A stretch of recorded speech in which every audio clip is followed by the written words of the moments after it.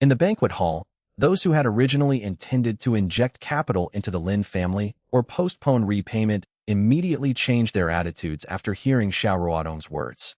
They immediately changed their story, saying that Lin's unilaterally terminated the new industrial park project and had already paid a large sum of money in breach of contract penalties. Upon hearing the words, breach of contract penalties, Lin Jiong's heart tightened, but he could only force a smile and pretend to be confident. He lowered his voice and said mysteriously that it was all a misunderstanding, just a minor operational problem that would be resolved quickly. He also emphasized that the Lin family was able to successfully secure the project entirely thanks to their strong connections in the city. As soon as these words were spoken, the investors and bank representatives exchanged glances, their expressions visibly softening. Seeing this, Lin Jiong became even more enthusiastic and continued to pat his chest to assure everyone that the relationship was still there and that it wouldn't be long before he could renegotiate the agreement with the Park Management Committee. He added that as long as the project is recovered, the previous investment will not be wasted. On the contrary, it will generate a large profit. The representatives were initially skeptical, but after some discussion, they finally relented and said they would wait and see what the formal agreement was like. They agreed that if the Lin family could truly regain control of the new industrial park project, the investment and loan arrangements could be discussed further. Lin Jiong nodded in agreement, saying it would take at most 3 days, but he had no confidence at all, and his back was already soaked with cold sweat.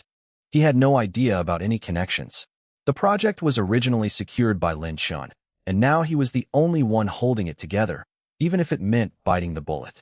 In his view, Lin Chun was only throwing a tantrum because he was kicked out of the company, and the matter could be settled as long as he was given a little benefit.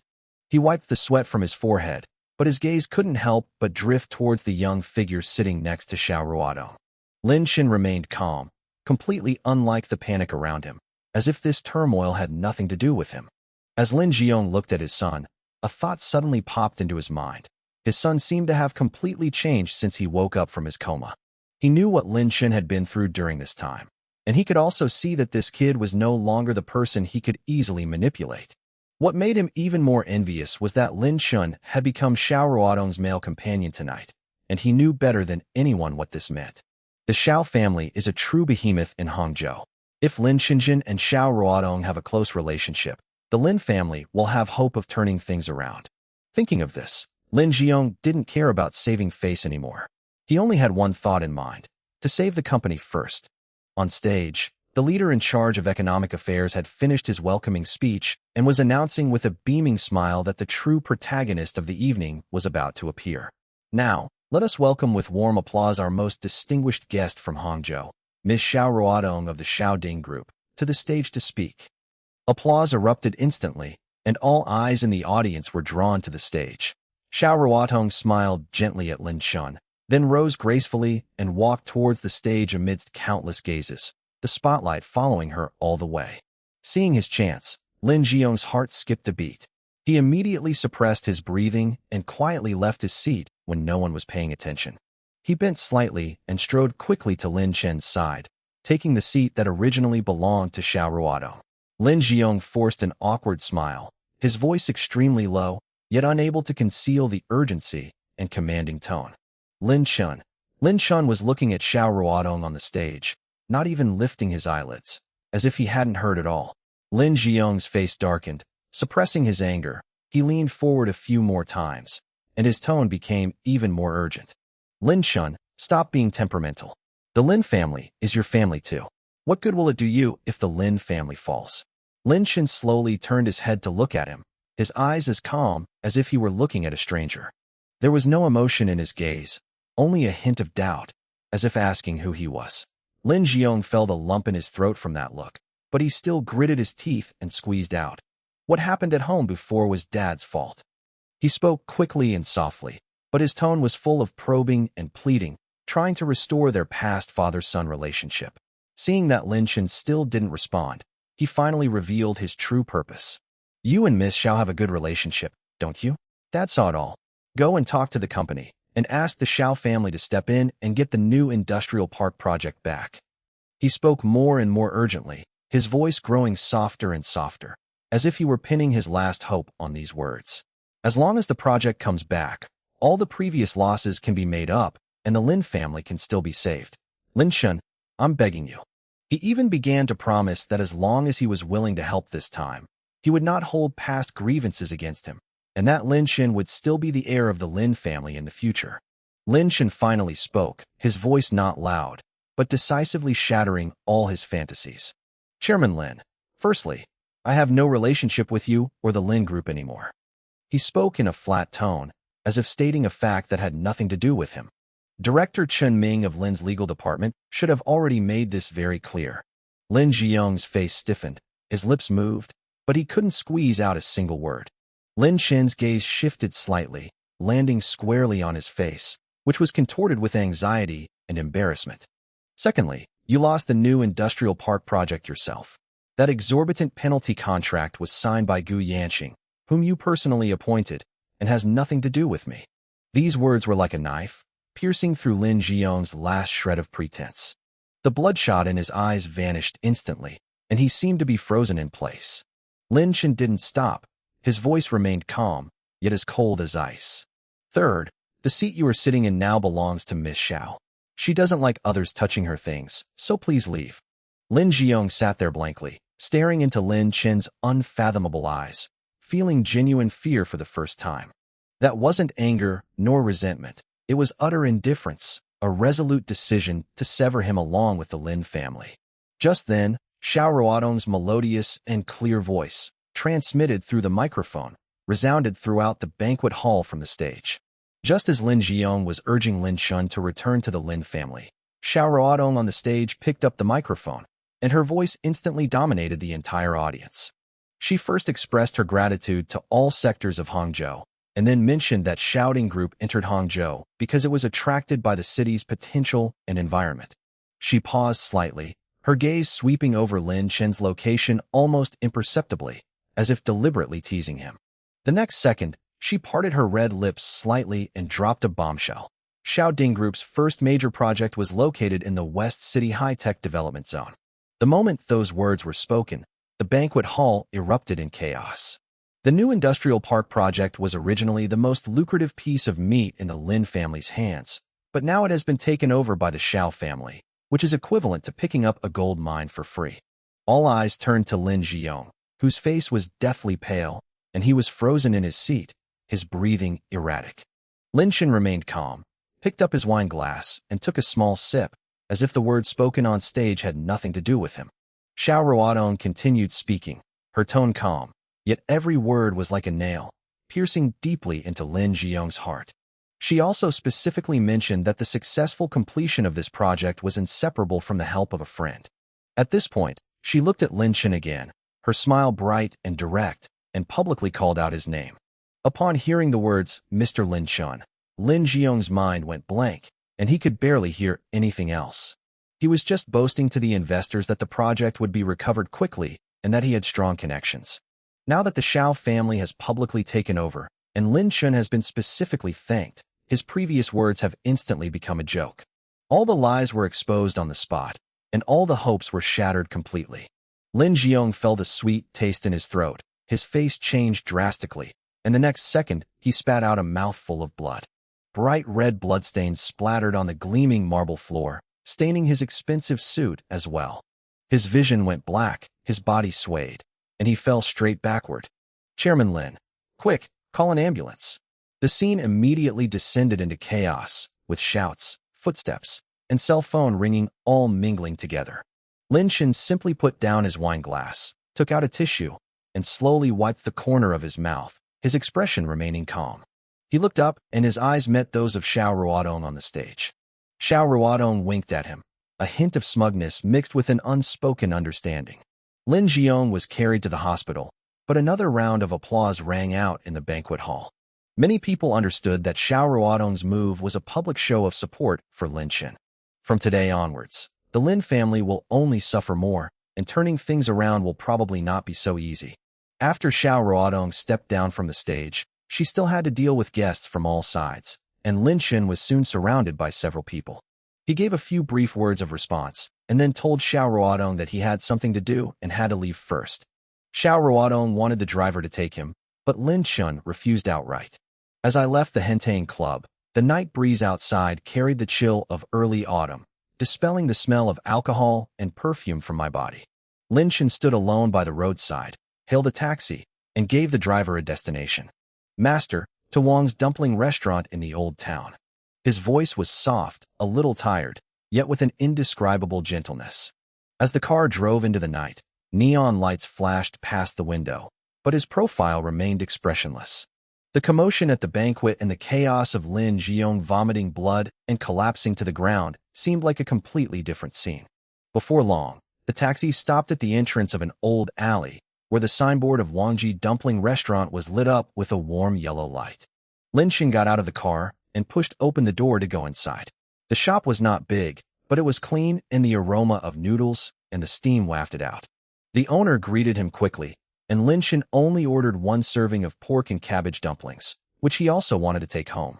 While waiting for the dumplings, he stood quietly to the side, watching the owner skillfully cook, scoop out, and pack them into boxes. After paying and receiving the still warm food container, Lin Chun hailed a taxi and went to another address. The car finally stopped in a quiet, upscale residential area, which was the temporary accommodation that Qin Wei had arranged for Gui Huan. After registering, Lin Chun carried the dumplings upstairs, walked to the door, and rang the doorbell. Footsteps soon came from inside the door, and Gui Huan's wary voice rang out. "Who is it?" "It's me, Lin Chun." The room was quiet for a moment. Then the door clicked softly and opened. Gui Huan was wearing home clothes, her hair loosely draped over her shoulders. Her face was not made up, and she looked tired. But when she saw Lin Chun, her eyes lit up for a moment, as if she hadn't expected him to come at this time. "Lin Chun, what brings you here?" She stepped aside to make way for him. "Come in quickly." Lin Chun entered the house and found it to be a two-bedroom apartment, simply and warmly furnished, with several books spread out on the coffee table. He handed the hot dumplings to Gui Huan casually, saying that he was just passing by, and picked up some late-night snacks.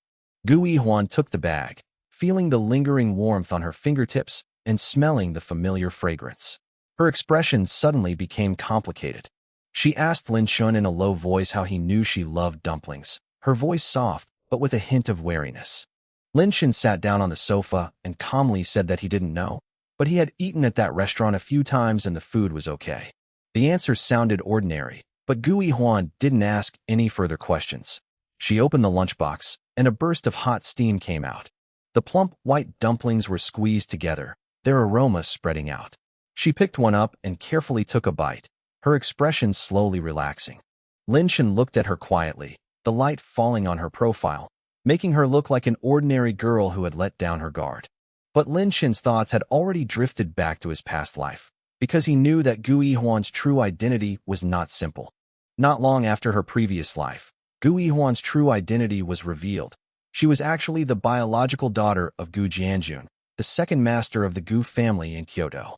At the time, the Gu family was in power under Gu Zhengwo.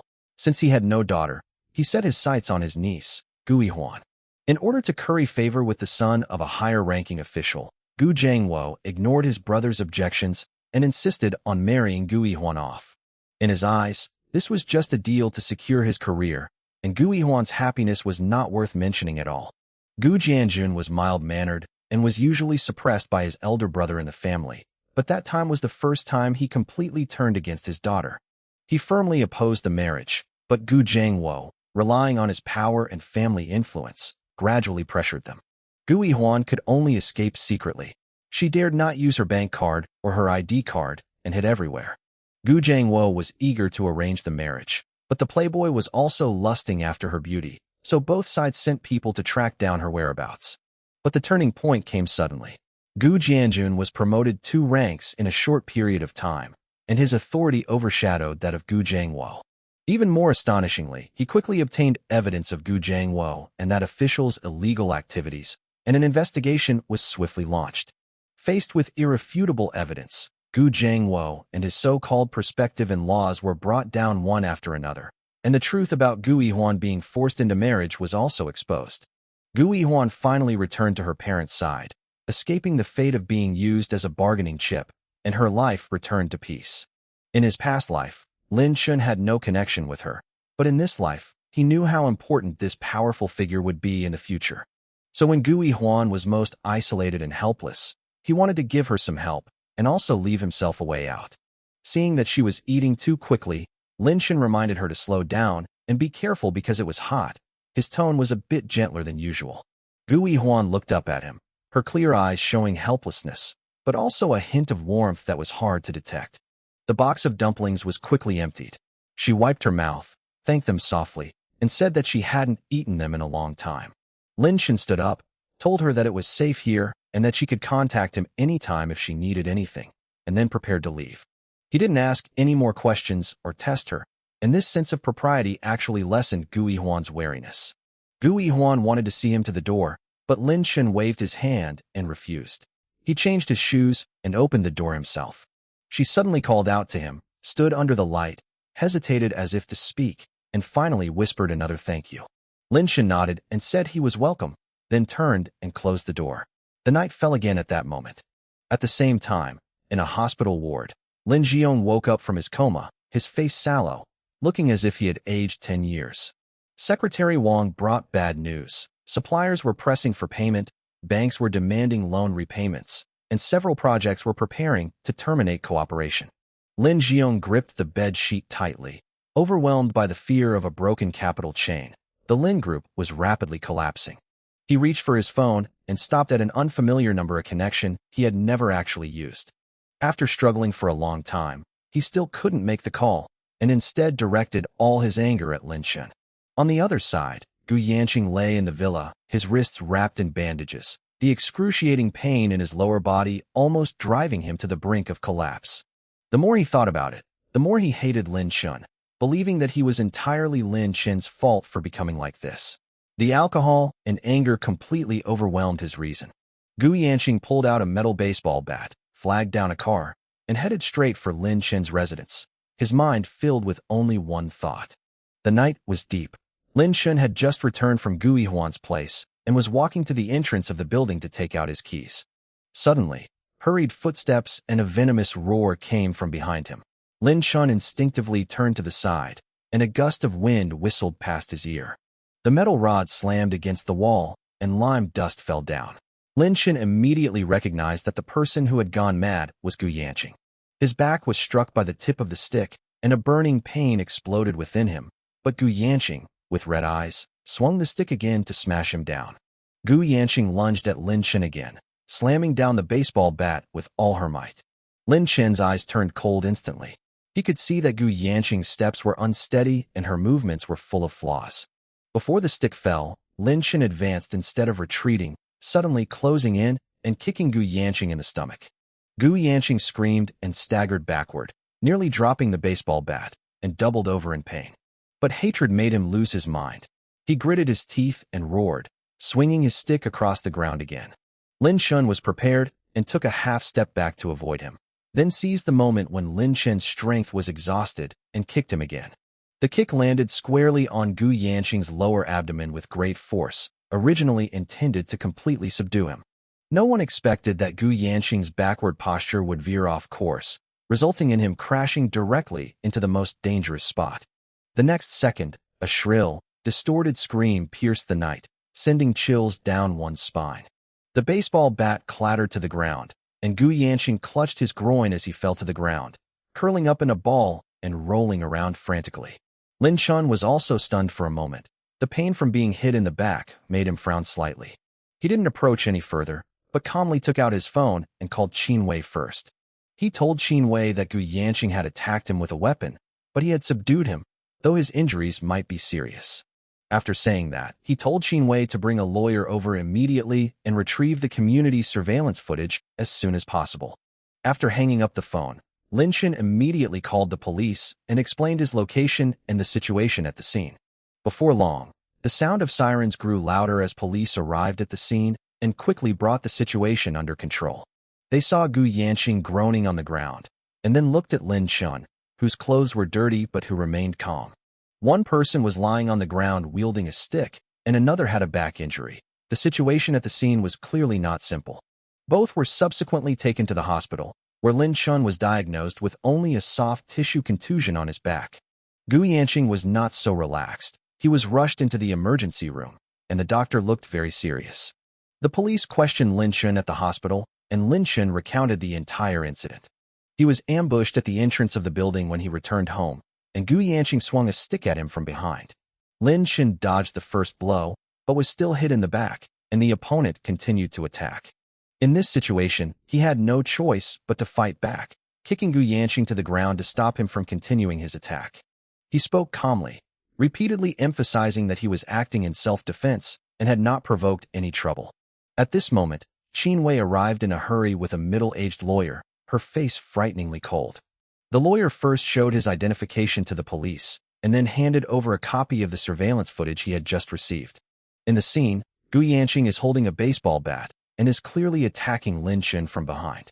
Lin Shun was hit even after dodging, and then he retaliated, kicking Gu Yanqing down. Although the angle of the last kick was unclear, the fact that Gu Yanqing committed the crime with a weapon first was irrefutable. The lawyer immediately began explaining that Lin Shun had been violently attacked without provocation on his way home. His life and health were threatened at the time, and his retaliation was merely to stop the ongoing illegal attack.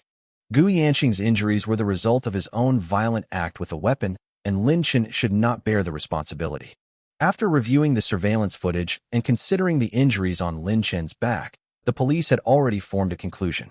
Based on the existing evidence, Lin Shun's actions do indeed meet the criteria for legitimate self-defense. However, Gu Yanqing's injuries were too severe, and further investigation and assessment of the injuries are needed. Lin Shun nodded, indicating that he would definitely cooperate, his attitude sincere and without the slightest resistance. Just then, the emergency room door opened, and the doctor took off his mask and came out. Everyone looked over at the same time, and the doctor asked first who was Gu Yanqing's family member or person in charge. Qin Wei glanced at Lin Shun, who shook his head slightly. The lawyer then stepped forward to inquire about the injured person's condition. After a moment of silence, the doctor said that Gu Yanqing had suffered a severe impact to her lower body, and the injury was very serious. After emergency treatment, his vital signs stabilized temporarily, but his reproductive function suffered devastating damage. The doctor added solemnly, he will likely lose his sexual function for life, and it will be irreversible. The scene fell silent instantly, and even the police officer's expressions became somewhat complicated. The consequences of this defense were indeed too severe, but the cause was that Gu Yanqing attacked first with a stick. A hint of pleasure flashed in Qin Wei's eyes, but she quickly suppressed it so that no one else could see it. When Lin Shun heard the words, lifelong impotence, he paused for a moment and almost couldn't help but laugh. Gu Yanqing ruined countless girls in his past life, and now he has ended up like this. It's simply retribution. But Lin Shun's face showed no joy. Instead, fear and helplessness immediately appeared. He took a half-step back, his face pale and his voice trembling, and looked at the police to explain that he did not do it on purpose. He said that Gu Yanqing was holding a stick and was about to beat him to death, and he just wanted to kick him away. He didn't expect it to have such consequences, let alone that Gu Yanqing would be injured to this extent. His terrified appearance, coupled with the scars on his back, made him seem exceptionally real. Anyone who saw this would think he was just a victim of panic and self-defense, not a ruthless person. Upon seeing this, the police officer's initial doubts about the injuries dissipated considerably, and they instead offered words of comfort. He told Lin Shun not to be too nervous, as this was self-defense when subjected to unlawful infringement. Although the other party was seriously injured, the cause of the attack was a weapon attack, and all that is needed is to cooperate with the investigation. Qin Wei helped Lin Shun up at the right moment and whispered that he was frightened and injured and needed to rest. The lawyer handed over his business card, took over the follow-up communication, and handled all the materials needed by the police. Lin Shun was helped to sit down by Qin Wei. He lowered his head, and his shoulders were still trembling slightly. No one saw the cold, mocking glint in his lowered eyes. Gu Yanqing, your life is completely ruined. Early the next morning, the morning light shone through the blinds of the VIP ward onto the cold floor. But this little bit of light couldn't quell the gloom and irritability in the room at all. Gu Yanqing roared like a madman, repeatedly calling out Lin Shun's name. He wanted to kill Lin Shun, to make Lin Shun die, and to make the person who ruined him pay the price. Water glasses, medicine bottles, fruit baskets, he swept them all to the ground, the sound of them shattering filling the air. Flowers were trampled, fruit was scattered everywhere, and the ward looked like it had been vandalized. He stood barefoot amidst the chaos, his eyes bloodshot, looking like a cornered beast driven to the brink of despair. The excruciating pain in his lower body, coupled with the doctor's cold pronouncement, tore at his nerves again and again. The words lifelong impotence felt like a curse, suffocating him. In his eyes, he had become a useless person, which was worse than death. The nurses and caregivers stood at the door, their faces pale, wanting to persuade him, but no one dared to approach. Just then, the sound of a wheelchair came from outside the door, and Zhao Feng was pushed in by the caregiver. She had almost collapsed on the spot when she heard about her son's accident last night, and rushed over as soon as it was light. Chapter 41 Su Qing's Inquiry. Just as Gu Yanqing called Guo Tiankai again, and once again no one answered, he felt helpless, angry, and desperate. Bite. My phone suddenly vibrated. I had received a new text message. Sender, Guo Tiankai. Gu Yanqing's heart skipped a beat, as if a drowning person had grabbed onto a piece of driftwood, and she couldn't wait to open the text message. The text message was simple, containing only one sentence, yet it sent a chill down Gu Yanqing's spine. Your parents are in the ICU at Hangzhou First People's Hospital, and their condition is very bad. You should go and see them first. There were no titles, no explanations, no words of comfort. Only this cold, impersonal sentence directed at the hospital. It was developed by Guo Tian. Gu Yanqing stood frozen on the bustling roadside, holding his phone. The afternoon sun shone on him, but he only felt a bone-chilling cold that spread from his heart to every part of his body. My parents are in the ICU. Their condition is very bad. Therefore, the news is true. So, Guo Tiankai didn't answer the phone because he knew everything, but chose to remain silent and distance himself from the situation. So, Lin Chun, that mysterious heir, a terrifying possibility, which he vehemently denied, yet which was continually being confirmed, loomed over him like the darkest shadow. He suddenly raised his head and looked at the towering Lin Group building. The cold glass curtain wall seemed to be silently mocking his stupidity and embarrassment. Then, as if finally realizing something, he suddenly turned around, rushed to the roadside like a madman, flagged down a taxi, and yelled at the driver in a hoarse voice. To the first municipal hospital.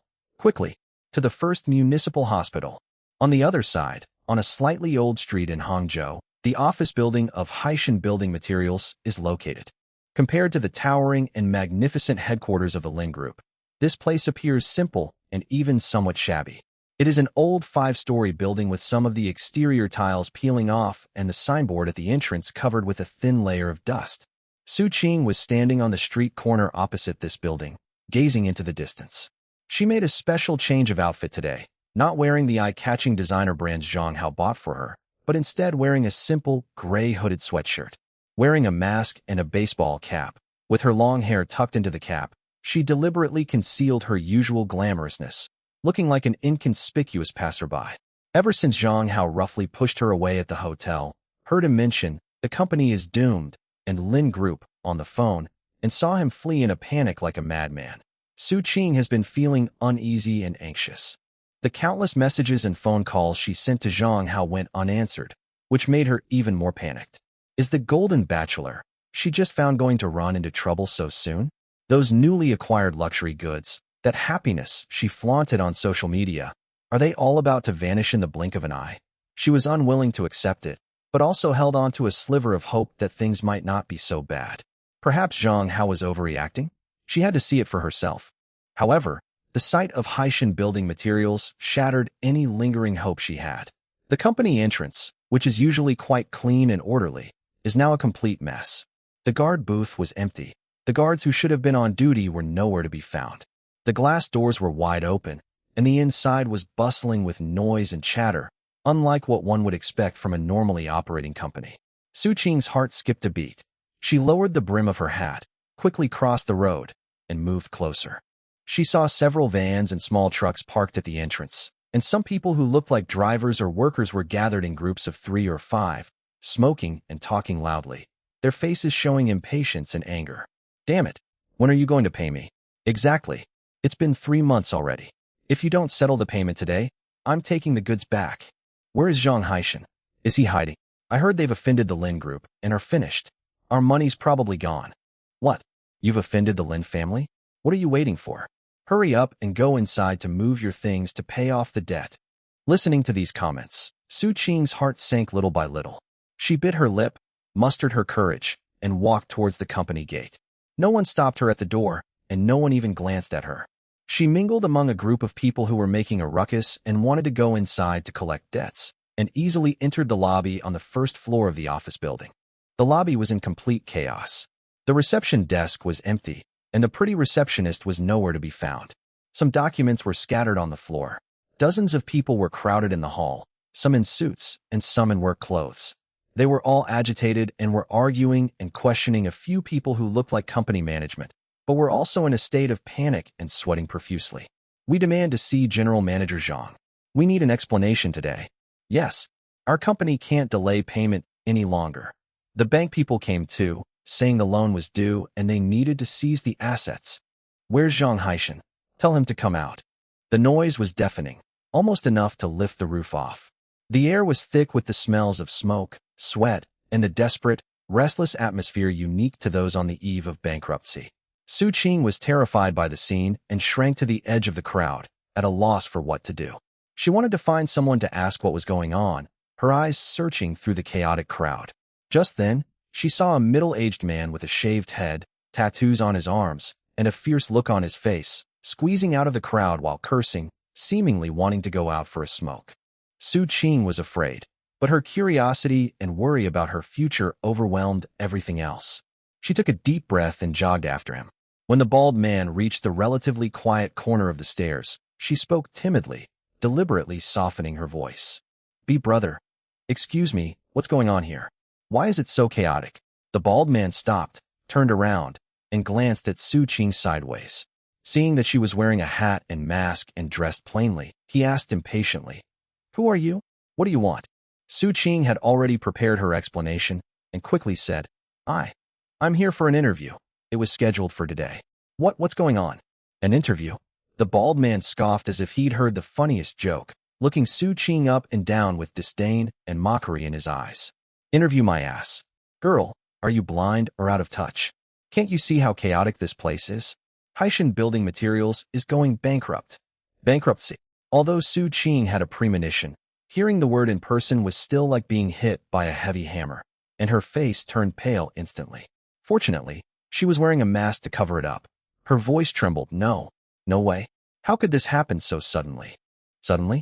The bald man lit a cigarette, took a deep drag, and gestured towards the chaotic hall with his lip. See those? They're all here to collect debts. Suppliers, contractors, and bank people. I heard they offended the Lin Group. One sentence from someone cut off all their livelihoods, and they even brought up old grievances to report them. Now banks are pressing for loans. Partners are cutting ties. Suppliers are demanding repayment. Their cash flow has long been cut off. They're just waiting to be declared bankrupt and liquidated. He blew a smoke ring, looking at Su Qing's stunned expression, his tone carrying a hint of schadenfreude and shared misery.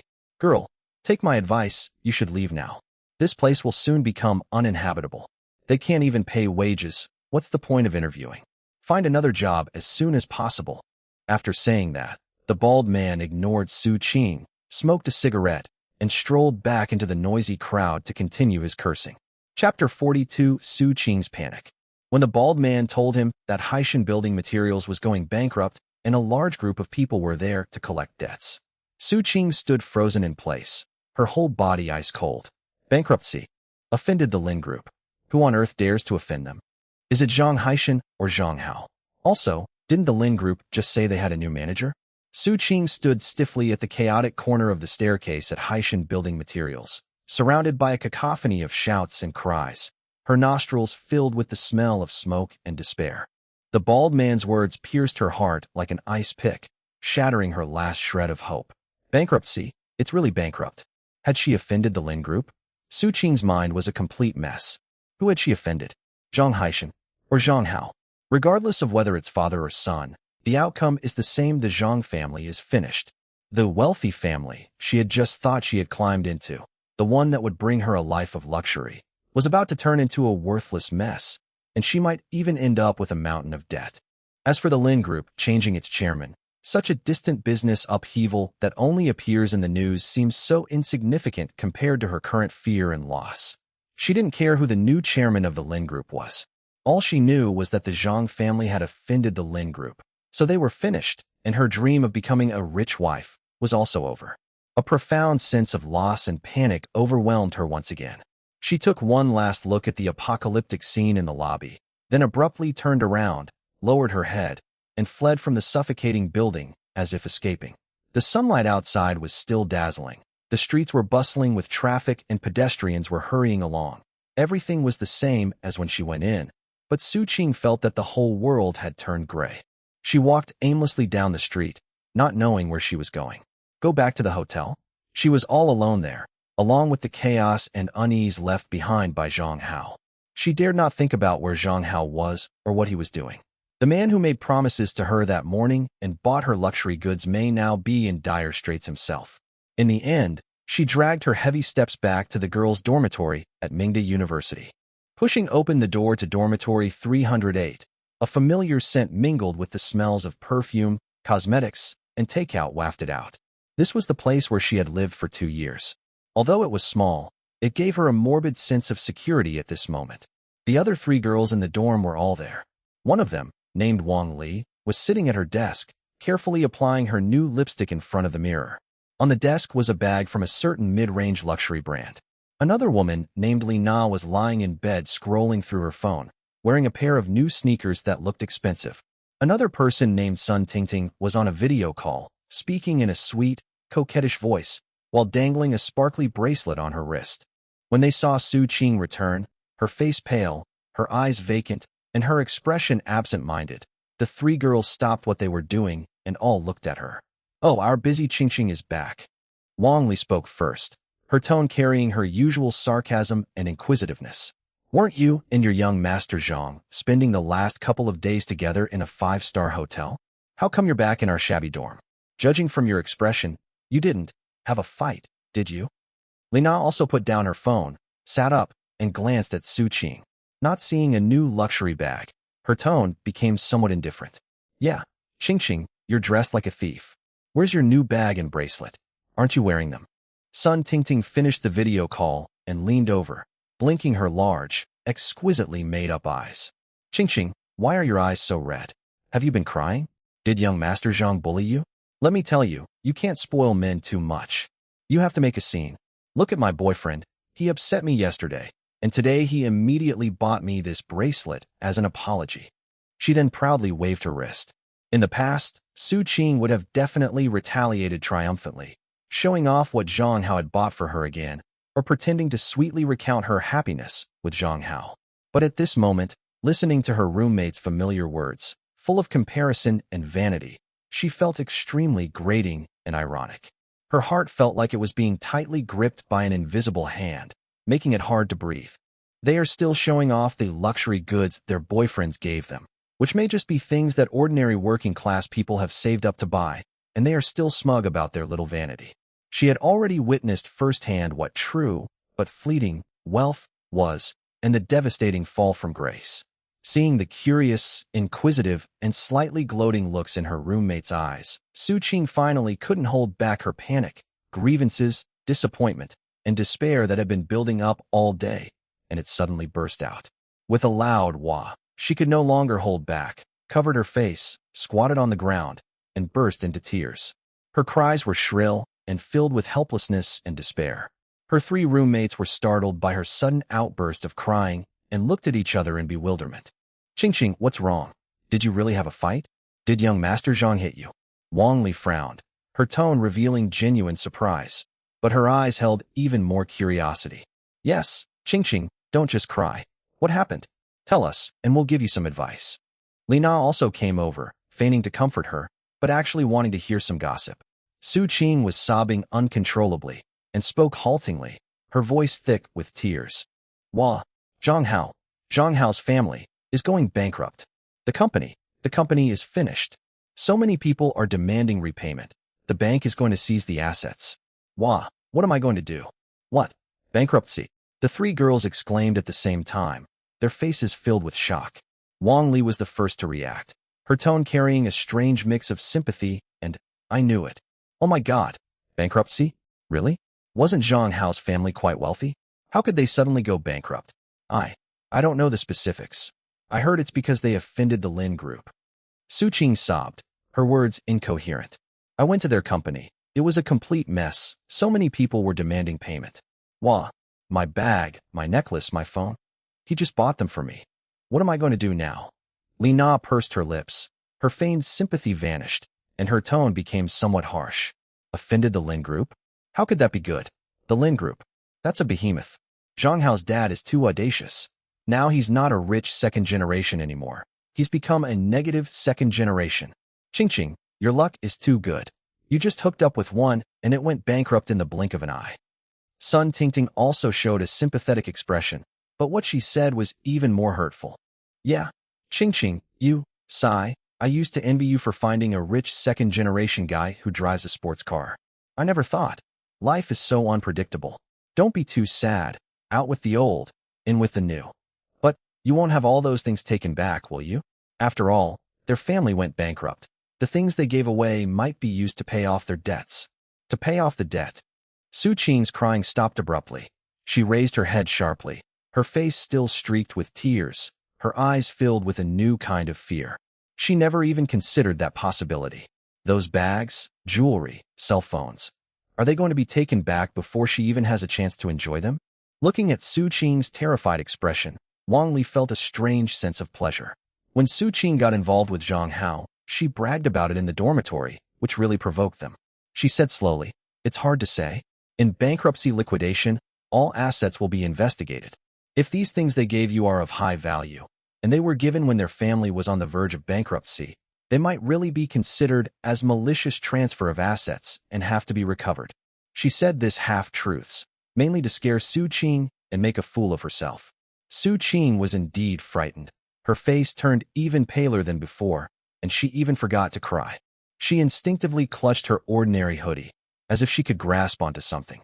The fleeting vanity and pleasure brought by those luxuries have now turned into a heavy burden and fear. Chapter 43. Even if Zhang Hao is gone, there will be another one. All right, stop scaring Qing. Li Na tried to smooth things over, but the amusement in her eyes was undeniable. Qing, don't worry too much. Maybe things aren't so bad. You have a good relationship with that big boss. Maybe he can help you. You're just too impatient. You rush at anyone who drives a sports car. When looking for a man, you still need to be discerning and make sure his family is financially stable.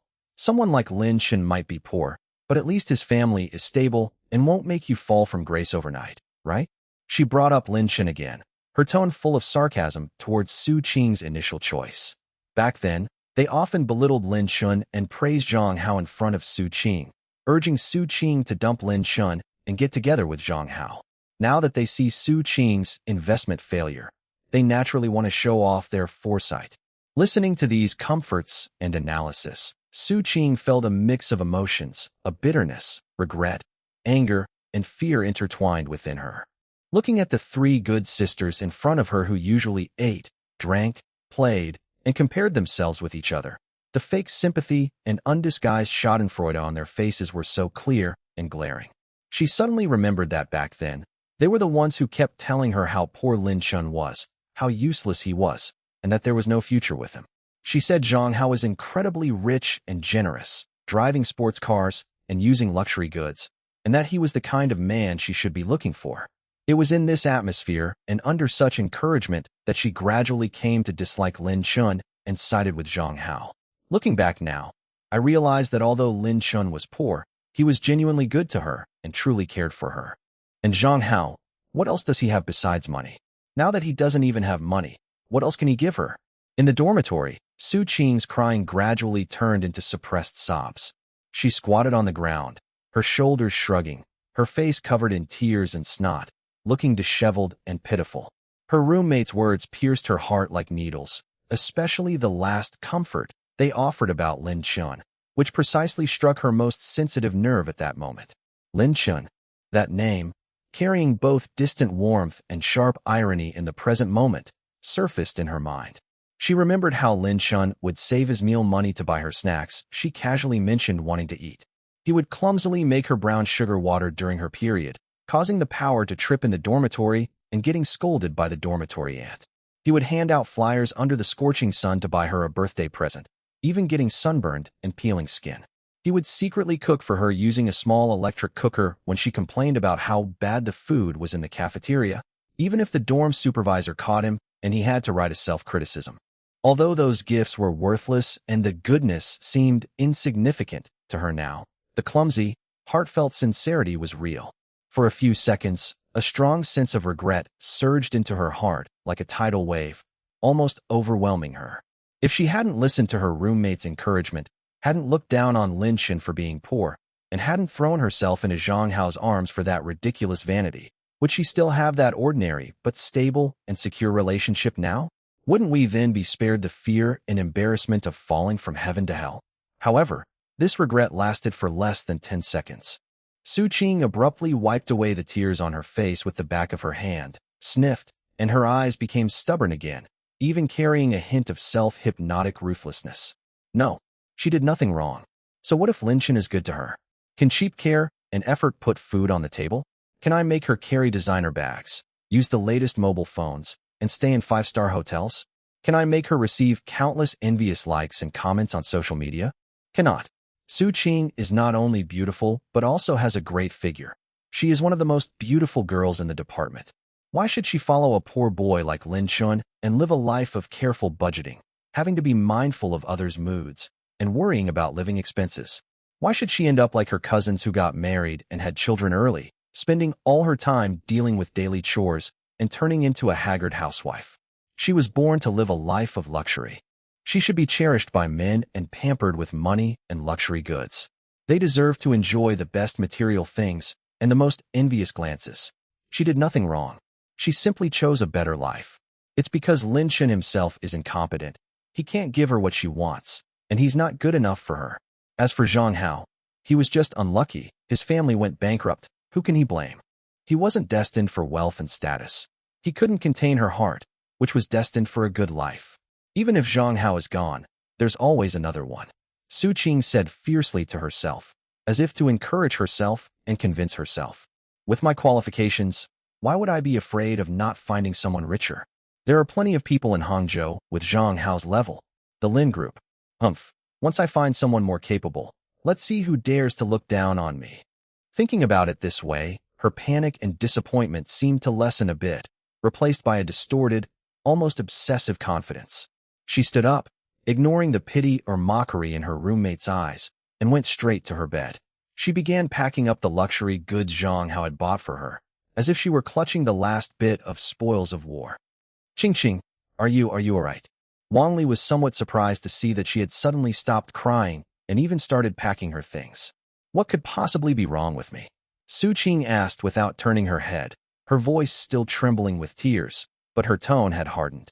So what if it goes bankrupt? It's not like the sky is falling. Zhang Hao and I were just playing around anyway. She spoke so casually, as if she weren't the one who was all lovey-dovey with Zhang Hao at the hotel that morning, posting and showing off on social media. The roommates exchanged a knowing glance, pursed their lips, and remained silent. They knew Su Qing. They knew she was vain and strong-willed, and that she was just putting on a brave face. But they were also happy to watch the show, to see which high branch this department beauty could climb to next. Chapter 44: Severing Ties.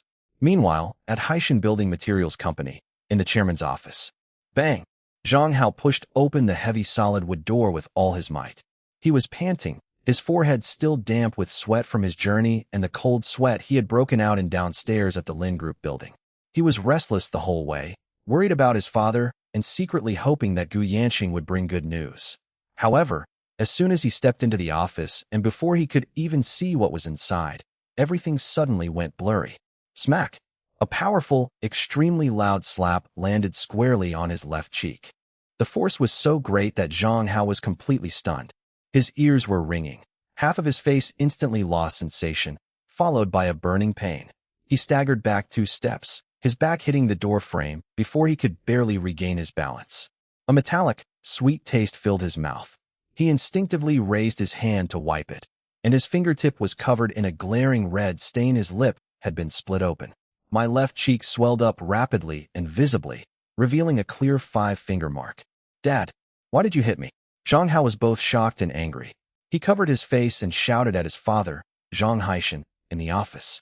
In all his years, although his father was usually strict, he had never hit him so hard. And it was all for no apparent reason. Zhang Haishan stood behind his large desk, his face ashen, his chest heaving violently, his eyes bloodshot, staring intently at Zhang Hao with a gaze filled with overwhelming rage, deep-seated hatred, and an almost insane despair. He pointed at Zhang Hao, his fingers trembling with extreme anger. Hit you? I'd love to beat you to death, you unfilial son. You beast. Zhang Haishan's roar echoed in the empty office, making Zhang Hao's eardrums ache. If it weren't for you, because of all the awful things you did, how could our family have ended up like this? The company is going bankrupt. The bank is going to seize our assets. The suppliers are blocking our door, demanding payment. And I'm going to jail. All of this is thanks to you. Zhang Hao was even more bewildered by his father's outburst, and ignoring the pain on his face, he hurriedly said, Dad, what nonsense are you talking about? What does the company's troubles have to do with me? I don't manage the company. What could I possibly do? It must be a business problem, or you've offended someone. Business problems? Offended someone?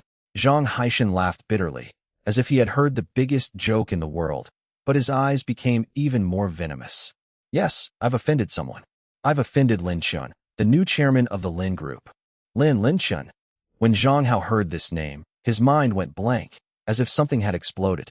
The speculation he had overheard in Gu Yanqing's car, which he had always refused to believe, was now being spoken by his father in such a certain and desperate tone that it felt as if the blood in his body had frozen instantly. What Gu Yanqing said on the way, was it true?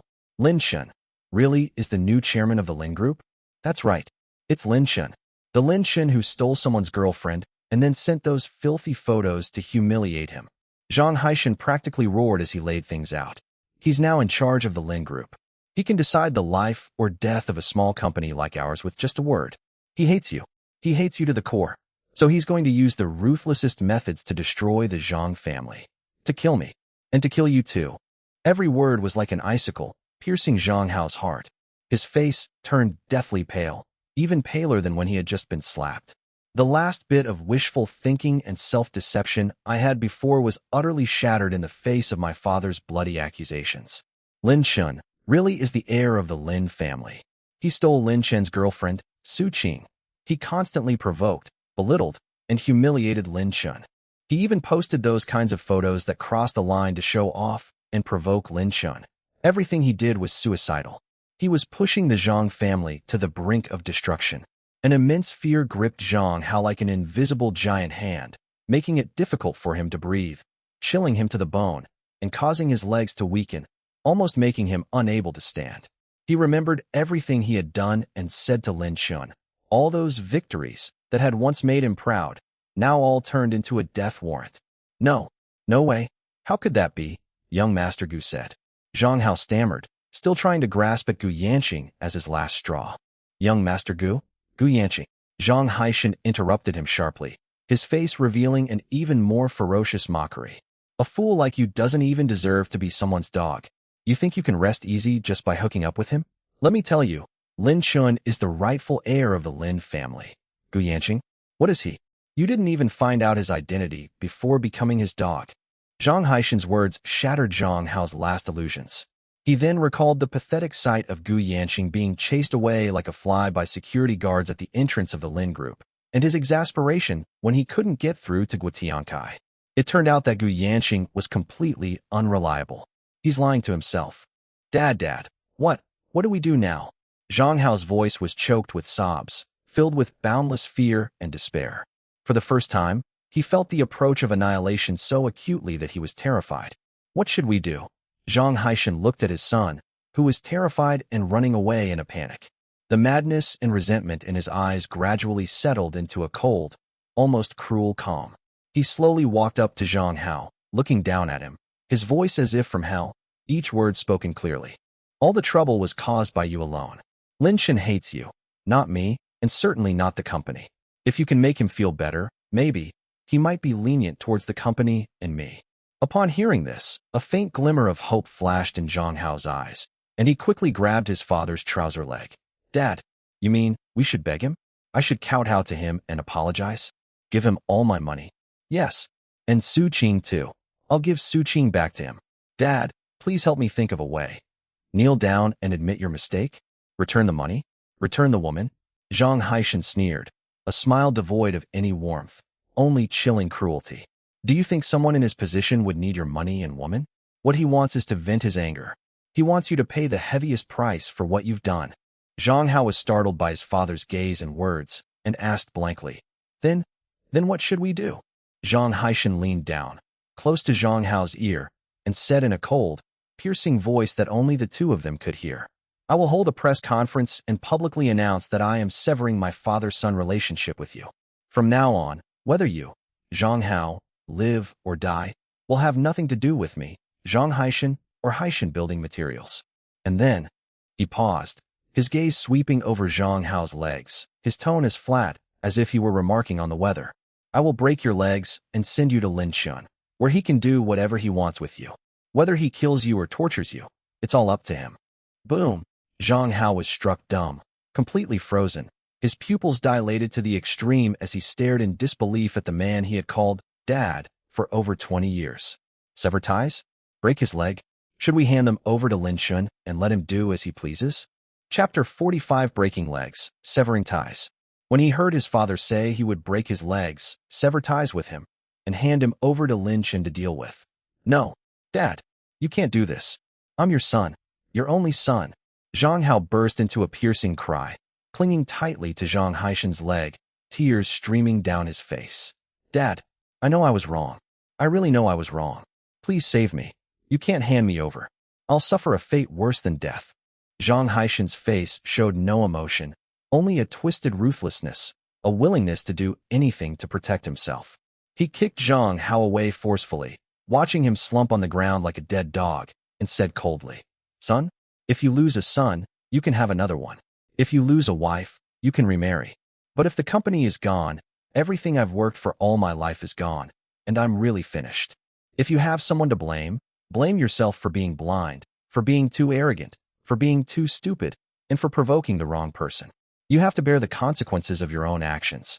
After saying that, Zhang Haishan didn't look at Zhang Hao, who was lying on the ground crying and trembling again.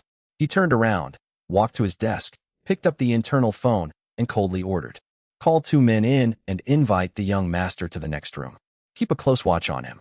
Without my order, he is not allowed to leave, nor is anyone allowed to touch him.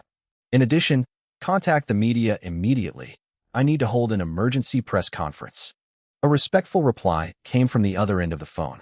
Hearing his father's cold and ruthless arrangement, Zhang Hao collapsed to the ground, his face ashen, his eyes vacant, only tears flowing silently. He knew his father was serious this time. To protect himself, his father would really sacrifice him. It's over. It's completely over. He has not only lost his status as the young master of the Zhang family and his wealth, but now he is about to lose even his most basic freedom and security. On the other side, in the intensive care unit of Hangzhou First People's Hospital, the taxi Gu Yanqing was stopped at the hospital entrance. He practically threw down a banknote, pushed open the car door, and rushed out, running wildly towards the inpatient building. Throughout the journey, Gu Tiankai's cold text message kept echoing in his mind, along with the words vegetative state and very bad from the news. A huge panic gripped him, making him temporarily forget the humiliation he suffered in front of the Lin Group building, leaving only his urgent concern for his parents' safety. He rushed into the inpatient building and incoherently asked at the information desk for Lin Jiong and Zhao Feng's wards. The nurse checked and told him that he was in the VIP intensive care unit on the top floor, but he needed to be accompanied by a family member or specific personnel to enter. Gu Yanqing didn't care about any of that. He rushed into the elevator like a gust of wind and headed straight for the top floor. As soon as the elevator doors opened, he saw 2 burly bodyguards in black suits standing at the entrance to the corridor leading to the intensive care unit. They looked serious and wary. Security has clearly been increased here. Halt. This is a special ward. No unauthorized personnel allowed. A bodyguard reached out to stop Gu Yanqing. Let me in. I've come to see my parents, Lin Jiong and Zhao Feng. I'm their son. Gu Yanqing shouted anxiously, trying to force his way in. The two bodyguards stood in front of him like two walls, unmoving, their eyes cold. Sorry, we haven't received any notification. Please show relevant proof or contact someone inside to come and meet you. Proof? What the hell do I need proof for? Let me see if my parents need any proof either. Gu Yanqing's face turned ashen with rage. The pent-up frustration he had suffered at the entrance of the Lin Group building finally erupted. Do you know who I am? I am Gu Yanqing. I am Lin Jiong's biological son, the future heir to the Lin Group. Do you dare to stop me? To the bodyguards, his remarks sounded exactly the same as what he had said at the entrance of the Lin Group, and even more like those of a mentally unstable madman. The two bodyguards exchanged a glance, but instead of stepping aside, they stepped forward, preparing to invite him away. Gu Yanqing panicked. Seeing that forcing his way in wouldn't work, he suddenly remembered something, frantically pulled out his phone, quickly unlocked it, and started searching through his photo album. Finally, he found a picture of the three of them at a high-end restaurant when his parents visited him in Longhai City last year on his birthday. In the photo, Lin Jiong and Zhao Feng sit on either side of him, while he stands in the middle with a pampered smile on his face, against a backdrop of dazzling night views. This is one of the few photos on his phone that proves his relationship with his parents. Look, look! Gu Yanqing shoved her phone screen in front of the bodyguard's eyes, her voice trembling with excitement. These are my parents, Lin Jiong, Zhao Feng, and this is me next to them. See me clearly? I'm their son. Let me in. The two bodyguards leaned closer to examine the photo. Although the couple in the photo have an extraordinary demeanor, their smiles are gentle, and they do indeed bear some resemblance to the furious young man in front of us. The authenticity of the background and people in the photo does not suggest it is fake. The two exchanged a glance, then looked at Gu Yanqing's anxious, panicked, and seemingly genuine expression. Finally, one of them turned to the side and whispered something into the earpiece, as if asking for instructions. After a moment, he nodded and said to Gu Yanqing in a deep voice, "You may go in, but please keep quiet and do not disturb the patients or other medical staff." After letting Gu Yanqing in, one of the bodyguards immediately picked up the phone and dialed Lin Chen's number. Gu Yanqing felt as if she had been granted a pardon. She didn't care about the wariness in the other party's tone. She pushed aside the bodyguard blocking her way and staggered into the quiet corridor. Guided by the nurse, he found the special VIP ward. Pushing open the heavy hospital room door, a cold, pungent smell of disinfectant mixed with the odor of medicine hit me. The room was large and softly lit, but eerily silent. The only sounds were the regular, low humming and beeping of the various life support equipment. Gu Yanqing's gaze instantly settled on the two side-by-side hospital beds in the center of the room. When he saw the two familiar yet utterly unfamiliar faces on the hospital bed, he felt as if all his strength had been drained away in an instant. His legs went weak, and he almost knelt down on the ground. Lin Jiong and Zhao Feng lay quietly on the clean white hospital bed, their bodies covered with various tubes. Breathing masks covered most of their faces, revealing only their closed eyes and ashen foreheads. Their chests rose and fell rhythmically but weakly with the operation of the ventilators, looking lifeless. The green lines jumping on the electrocardiogram monitor are their only remaining, fragile connection to this world. "Dad, Mom." Gu Yanqing's throat tightened, and her voice was so dry that she could barely speak. Chapter 46. A cry at the bedside. He moved step by step to the bedside, his legs feeling like they were made of lead. He reached out, his hand trembling as he tried to touch his mother Zhao Feng's hand, but stopped in mid-air, as if afraid that it would shatter if he touched it. The scene before my eyes was 1,000 times more cruel than any news report or any account from others. His parents, who were always so spirited and omnipotent in his eyes, now lay there like two soulless shells, completely at the mercy of others. No, how could this be? Gu Yanqing muttered to himself, his eyes instantly reddening. The enormous impact made him feel dizzy and almost unable to stand. Just then, the ward door was gently pushed open, and a middle-aged doctor in a white coat with a serious expression walked in, holding a ward-round record in his hand. He saw Gu Yanqing, paused for a moment, and then asked, "Are you a patient's family member?" "Yes, I'm their son." Gu Yanqing grabbed the doctor's arm tightly, as if grasping at a lifeline, and asked urgently, "Doctor, how are my parents? When will they wake up? Please tell me."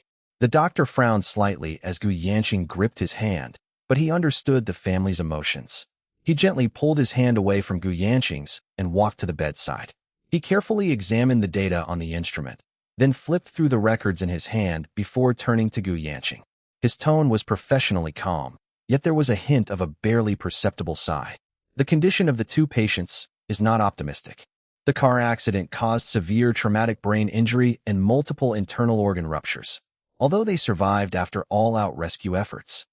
However, his brainstem function is severely damaged, and he is currently in a deep coma, showing virtually no response to external stimuli. Based on clinical indicators and brain scans, the likelihood of a persistent vegetative state is very high. In other words, he is commonly known as a vegetative state patient. Vegetative state. Gu Yanqing repeated the word, her face pale and her lips trembling. Then what are the chances of her waking up? What are they? The doctor paused for a moment, then slowly shook his head, very slim. Given their current level of injury and age, the possibility of them waking up on their own is extremely low. All we can do right now is maintain vital signs, prevent complications, and hope for a miracle.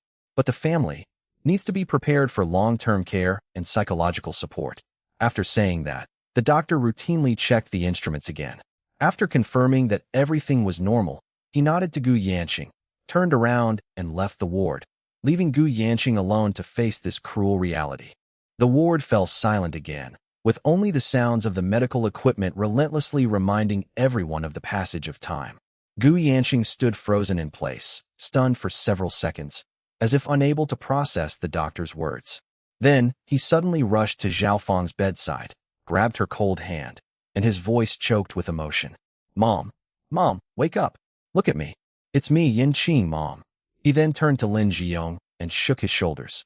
Dad, wake up. Say something, Dad. However, no matter how he called out or shook them, the two people on the hospital bed did not respond. They just lay there quietly, as if they were asleep in another world and could not hear his calls at all. Gu Yanqing's tears finally rolled down her cheeks uncontrollably. He cried for a while, then suddenly remembered something, and his emotions became even more agitated. He leaned close to Lin Jiong's ear, lowered his voice, and asked in a tearful and accusatory tone, Dad, wake up. You promised me. You said the Lin Group would be mine in the future. Did you make a will? Did you transfer the shares to me? Didn't you tell me that you had already made a will and left most of the shares to me? Huh. Say something. He stared intently at Lin Jiong's face, hoping to see even the slightest reaction, even just a glance or a trembling finger. But there was nothing, absolutely nothing. Lin Jiong's face was as calm as a sculpture. Gu Yanqing's heart sank deeper and deeper, and panic spread again. What should I do? Dad, I heard that the Lin Group has a new chairman. Is it Lin Chen? Is it that bastard? What right does he have? Did you give him the company? Speak up. How could you treat me like this? His voice gradually became filled with resentment and bitterness. From the moment I was born, you gave me to my uncle to be adopted and made me take the surname Gu. You made me grow up like an outsider. Now you don't even plan to leave me the company, the assets? How can you be so heartless? He cried and questioned, pouring out all the grievances he had accumulated over the years, his resentment towards his status, his jealousy of Lin Chun, and the immense fear he felt at the moment of facing his parents' incapacity and the possibility of losing his property. However, all that answered him was the beeping of the instruments and a deathly silence. After an unknown amount of time, Gu Yanqing cried until she was exhausted and her voice became hoarse. He slumped in a chair beside the hospital bed, his eyes vacant, tears still wet on his face. He knew he wouldn't get any response or answers from his parents. They really might never wake up again. And the Lin Group, that empire that should have belonged to him. A name became clear in his mind, Gua Tiankai. Yes, Uncle Gua. Uncle Gua is father's confidant. He must know about the will. He must know his father's plans. And only Uncle Gua can help him now. Uncle Gua didn't answer the phone before, probably because he was busy or had concerns. But since he sent me a text message with the hospital address, it shows that he still cares about our old friendship. Gu Yanqing seemed to have regained hope. She suddenly stood up, wiped her face, and took one last look at her lifeless parents on the hospital bed. Her eyes became resolute and sinister. He turned and quickly left the ward. He had to find Gua Tiankai immediately. Only Uncle Gua can tell him the truth and help him get back everything that belongs to him. Chapter 47 Zhang Haishan's Cutting. Almost at the same time, in the lobby on the first floor of Haishan Building Materials Company. It's even more chaotic here than when Su Qing arrived. Upon learning that Zhang Haishan had returned to the company, the creditors, suppliers, partners, and reporters from several local financial media outlets who had rushed over all swarmed around him, surrounding Zhang Haishan as he walked from the back door of the office to the front hall in an attempt to calm everyone down. "Mr. Zhang, when will we settle our payment?" "Zhang Haishan, don't even think about running away. We're not leaving until you pay us. The bank says they're going to apply for asset preservation. Mr. Zhang, please give us an explanation." "Mr. Zhang, I heard that your company offended the Lin Group, resulting in a complete blacklist. Is that true? Mr. Zhang, is Haishan Building Materials already insolvent? When will bankruptcy proceedings begin?" A barrage of questions, demands for repayment, and interviews overwhelmed Zhang Haishan like a tidal wave. The flashbulbs kept going off, capturing his disheveled state. The few remaining employees in the company kept their distance and dared not approach. Zhang Haishan managed to maintain a calm demeanor, but the weariness, anxiety, and a hint of ruthlessness in his eyes were hard to conceal. He took a deep breath, raised his hands, and gestured for everyone to be quiet. Everyone, please be quiet. Let me say a few words." He raised his voice, trying to make his tone sound calm and powerful. The crowd quieted down a little, but their eyes remained fixed on him. Zhang Haishan looked around and slowly spoke, his voice carrying a deliberately crafted sense of sorrow and helplessness. "First of all, on behalf of Haishan Building Materials, I would like to express my sincerest apologies for the trouble and losses caused to our partners and suppliers." He bowed deeply, adopting a very humble posture. "Recently, the company has encountered some difficulties, and there have been some problems with cash flow. This is true, but please believe me, Zhang Haishan has been in business for decades, and the foundation of my success is integrity. I will not shortchange you a single penny of the money I owe you." As for the rumors you've heard about the Lin Group, Zhang Haishan changed the subject, his expression becoming heavy and self-reproachful. "Indeed, Haishan Building Materials has recently had some misunderstandings with the Lin Group due to some private and extremely foolish reasons, which led to the Lin Group taking some measures against us." He didn't explicitly say he had offended anyone, but instead downplayed it with misunderstanding and personal reasons, but everyone understood. And the root of all this misunderstanding, Zhang Haishan's voice suddenly rose, filled with heartache and indignation. "It all stems from my good-for-nothing, unfilial son Zhang Hao." His words stunned everyone present. Was he shifting the blame to his son? "It's Zhang Hao. He's young and ignorant, acts recklessly, and causes trouble outside, seriously offending people he shouldn't have. That's why he's brought such a big problem and loss to the company and everyone here." Zhang Haishan spoke with righteous indignation, as if he himself were a victim, saying, "I failed to raise my son properly, and I bear an unshirkable responsibility." He paused, his gaze sweeping over the crowd and the reporters' cameras, a resolute expression of sacrificing family for the greater good appearing on his face. "Therefore, I hereby solemnly declare, from this day forward, I, Zhang Haishan, sever all ties with Zhang Hao as father and son. All his words and actions are unrelated to me and Haishan Building Materials. He shall bear all the consequences of his actions alone." These words caused an uproar among the crowd. Severing ties with his son? This is breaking news. Reporters immediately started taking photos and recording audio. As for Haishan Building Materials' debt problem, Zhang Haishan continued, his tone becoming firm. "Please rest assured, I, Zhang Haishan, hereby promise that even if it means going bankrupt and selling everything I own, I will do everything in my power to gradually repay the debts I owe you. I will hire a professional legal and accounting team to conduct the company's asset liquidation and debt settlement in an open and transparent manner.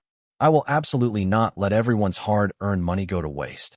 Please give me some time to resolve the misunderstanding with the Lin Group, strive to resolve the conflict, and get the company back on track." He spoke earnestly and adopted a very humble attitude, shifting the main responsibility to his son, severing ties to cut off risk, expressing his determination to repay the money, to appease the creditors, and hinting that he would resolve the issues with the Lin family, giving them a glimmer of hope. This series of measures, while not completely eliminating everyone's doubts and anger, at least temporarily stabilized the situation. Although the debt collectors were still indignant, they didn't press the issue too hard after seeing Zhang Haishan's statement that he was willing to repay the money and even put righteousness before family. The reporters, on the other hand, had obtained some juicy scoops and were busy editing their articles. Seeing that everyone's emotions had calmed down a bit, Zhang Haishan dared not linger any longer. He made a few more promises to everyone, and then, under the cover of his assistant and security guards, hurriedly left the chaotic hall and disappeared from everyone's sight once again. He had to hurry and deal with Zhang Hao, and then find a way to see Lin Chen again. His son's leg was his pledge of allegiance. In the hall, the crowd remained in a state of discussion, skeptical of Zhang Haishan's words and pessimistic about the future of Haishan building materials. The news that Zhang Haishan and Zhang Hao have severed their father-son relationship spread rapidly across the internet through on-site reporters, becoming another heavy blow to this bankruptcy saga. Room 308, Female Dormitory, Mingda University, Hangzhou. Su Qing was facing the mirror, carefully using concealer to cover her slightly swollen eyelids, trying to make herself look less disheveled. Although she kept saying, even if one Zhang Hao is gone, there will be another, and she tried to convince herself that she was right, the impact and potential risks of the Zhang family's bankruptcy still made her uneasy. Her roommate's scare tactics in the morning about the luxury goods possibly being reclaimed were particularly upsetting to her. Just then, Wang Li, who was lying in bed scrolling through her phone, suddenly sat up abruptly, her eyes wide open, and exclaimed in an exaggerated tone, "Oh my God! Qing, come quick! Come quick! Something terrible has happened. What's wrong? What gossip is it now?" Li Na and Sun Tingting also curiously came over. Wang Li turned her phone screen towards Su Qing, her voice quick and urgent. "Look, it's the top local news story in Hangzhou.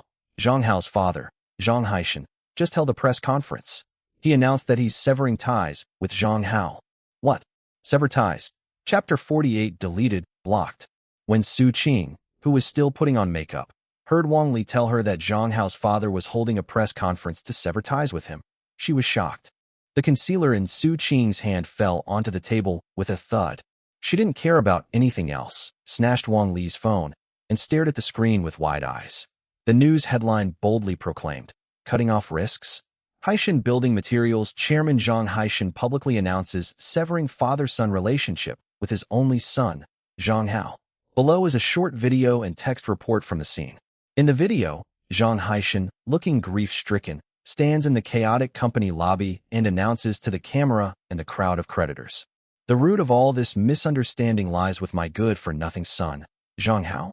His actions are outrageous, and he has seriously offended those he shouldn't have. From this day forward, I, Zhang Haishan, sever all ties with Zhang Hao. All his words and deeds are unrelated to me and Haishan Building Materials." The written report added more details, mentioning that Haishan Building Materials was in trouble and on the verge of bankruptcy because it offended the Lin Group. Zhang Haishan pushed all the responsibility onto his son and promised to do his best to repay the debt. Offended the chairman of the Lin Group. Su Qing murmured, repeating the keywords from the news.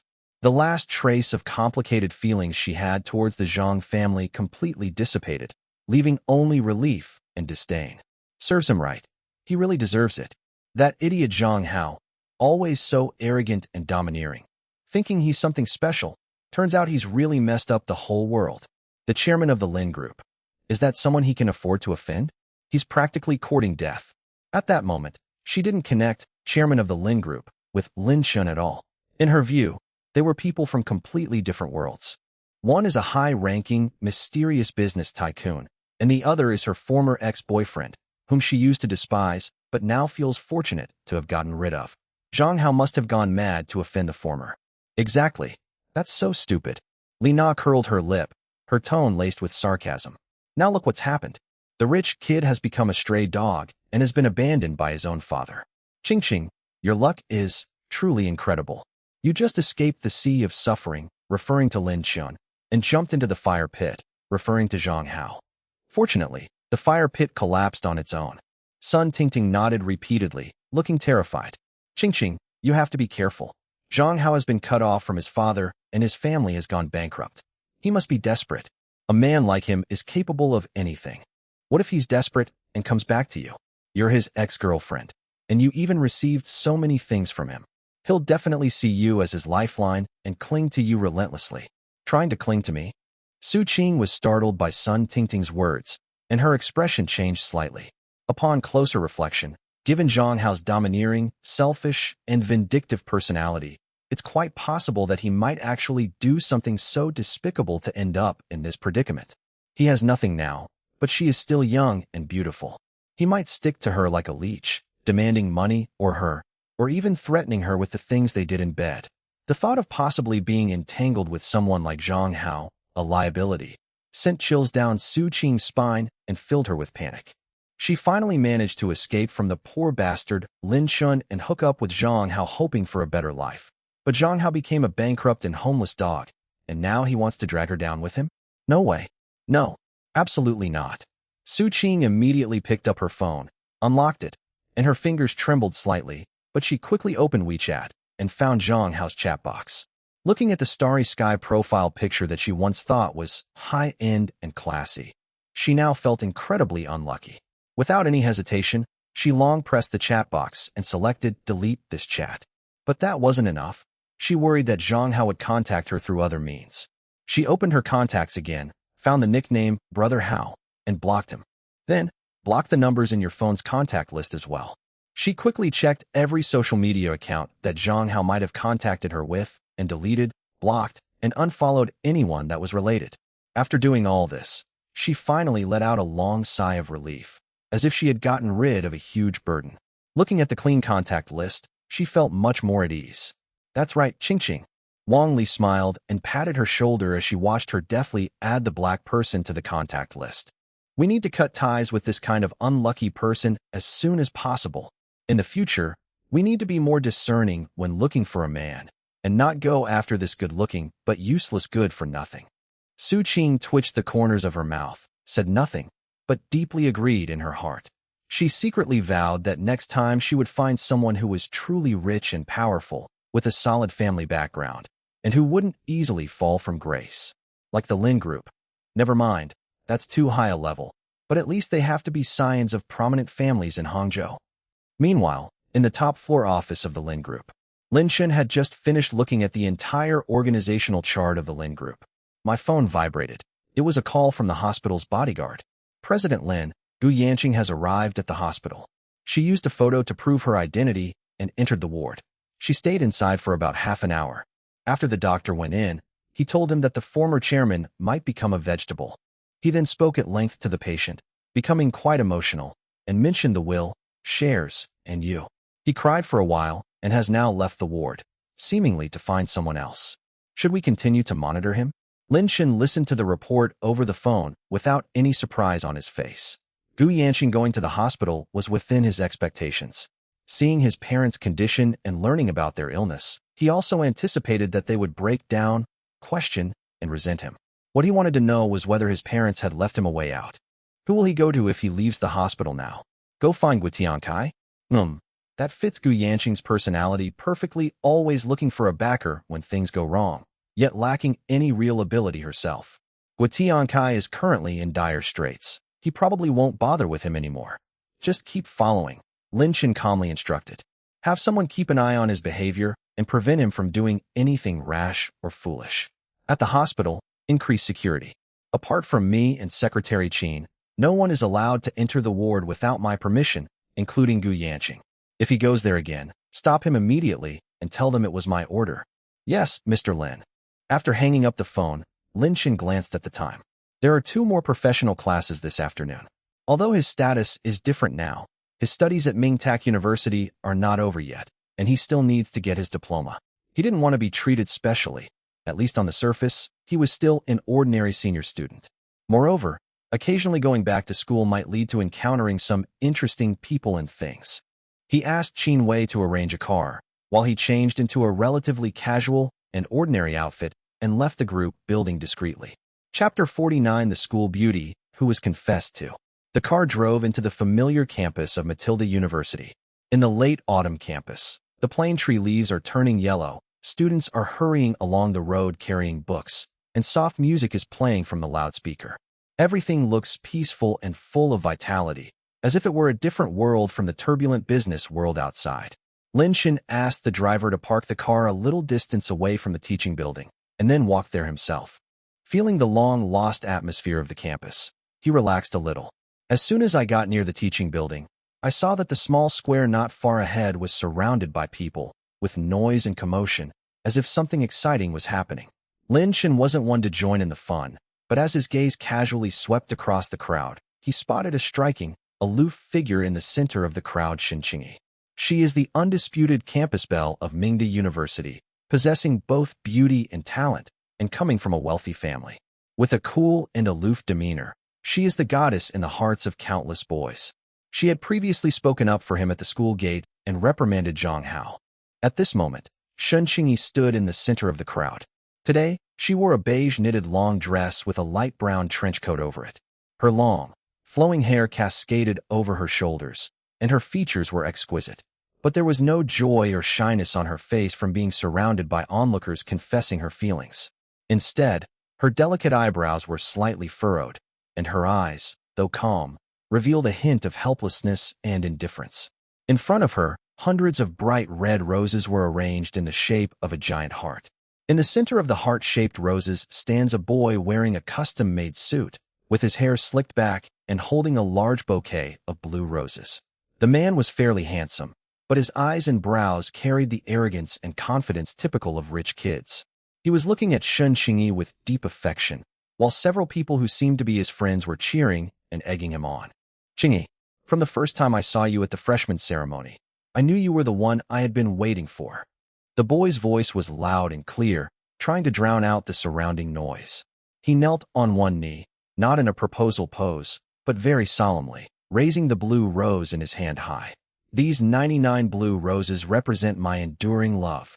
I know you prefer quiet, but my feelings for you make it impossible for me to remain silent. Be my girlfriend, Qingyi. I, Zhou Zihong, swear to heaven that I will treat you well. Let me take care of you and protect you. An even louder jeer and whistling erupted from the surrounding area. Say yes. Say yes. Young Master Zhou is awesome. School beauty, say yes already.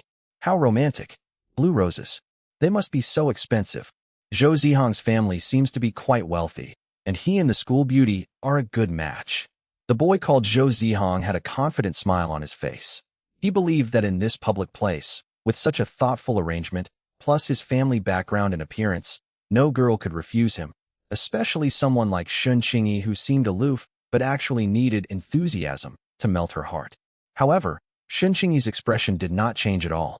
She didn't even glance at the expensive blue roses or the heart-shaped roses on the ground. Her gaze swept indifferently over Zhou Zihong's confident face. Then, her gaze swept over the crowd of onlookers, and finally, seemingly unintentionally, it met Lin Chen's, who was standing on the outskirts of the crowd, quietly watching them. Lin Chen clearly saw a faint hint of annoyance, like seeing trouble, flash in Shen Qingyi's clear eyes. But when she looked at him, she seemed to pause for a moment before returning to calm. She didn't answer Zhou Zihong immediately, nor did she accept the flowers. She just stood there quietly, as if all the noise around her had nothing to do with her. This silence, ironically, made the atmosphere at the scene somewhat subtle and awkward. Zhou Zihong's smile faltered, and he spoke again, his voice rising slightly. Qingyi, why aren't you saying anything? Isn't this too sudden? It's okay, I can wait. Just give me a chance. Shen Qingyi finally sighed softly, her voice clear and melodious, yet carrying a distinct air of detachment. Zhou, thank you for the flowers and for your kind thought. But I'm sorry, I just want to focus on my studies right now and have no plans to date. Please take the flowers back, and please don't do this again. It's not a good thing. Her words were polite yet firm, leaving Zhou Zihong no room for maneuver. Zhou Zihong's face instantly turned ugly. He clearly hadn't expected to be rejected so directly in public. His friends behind him also began to grumble.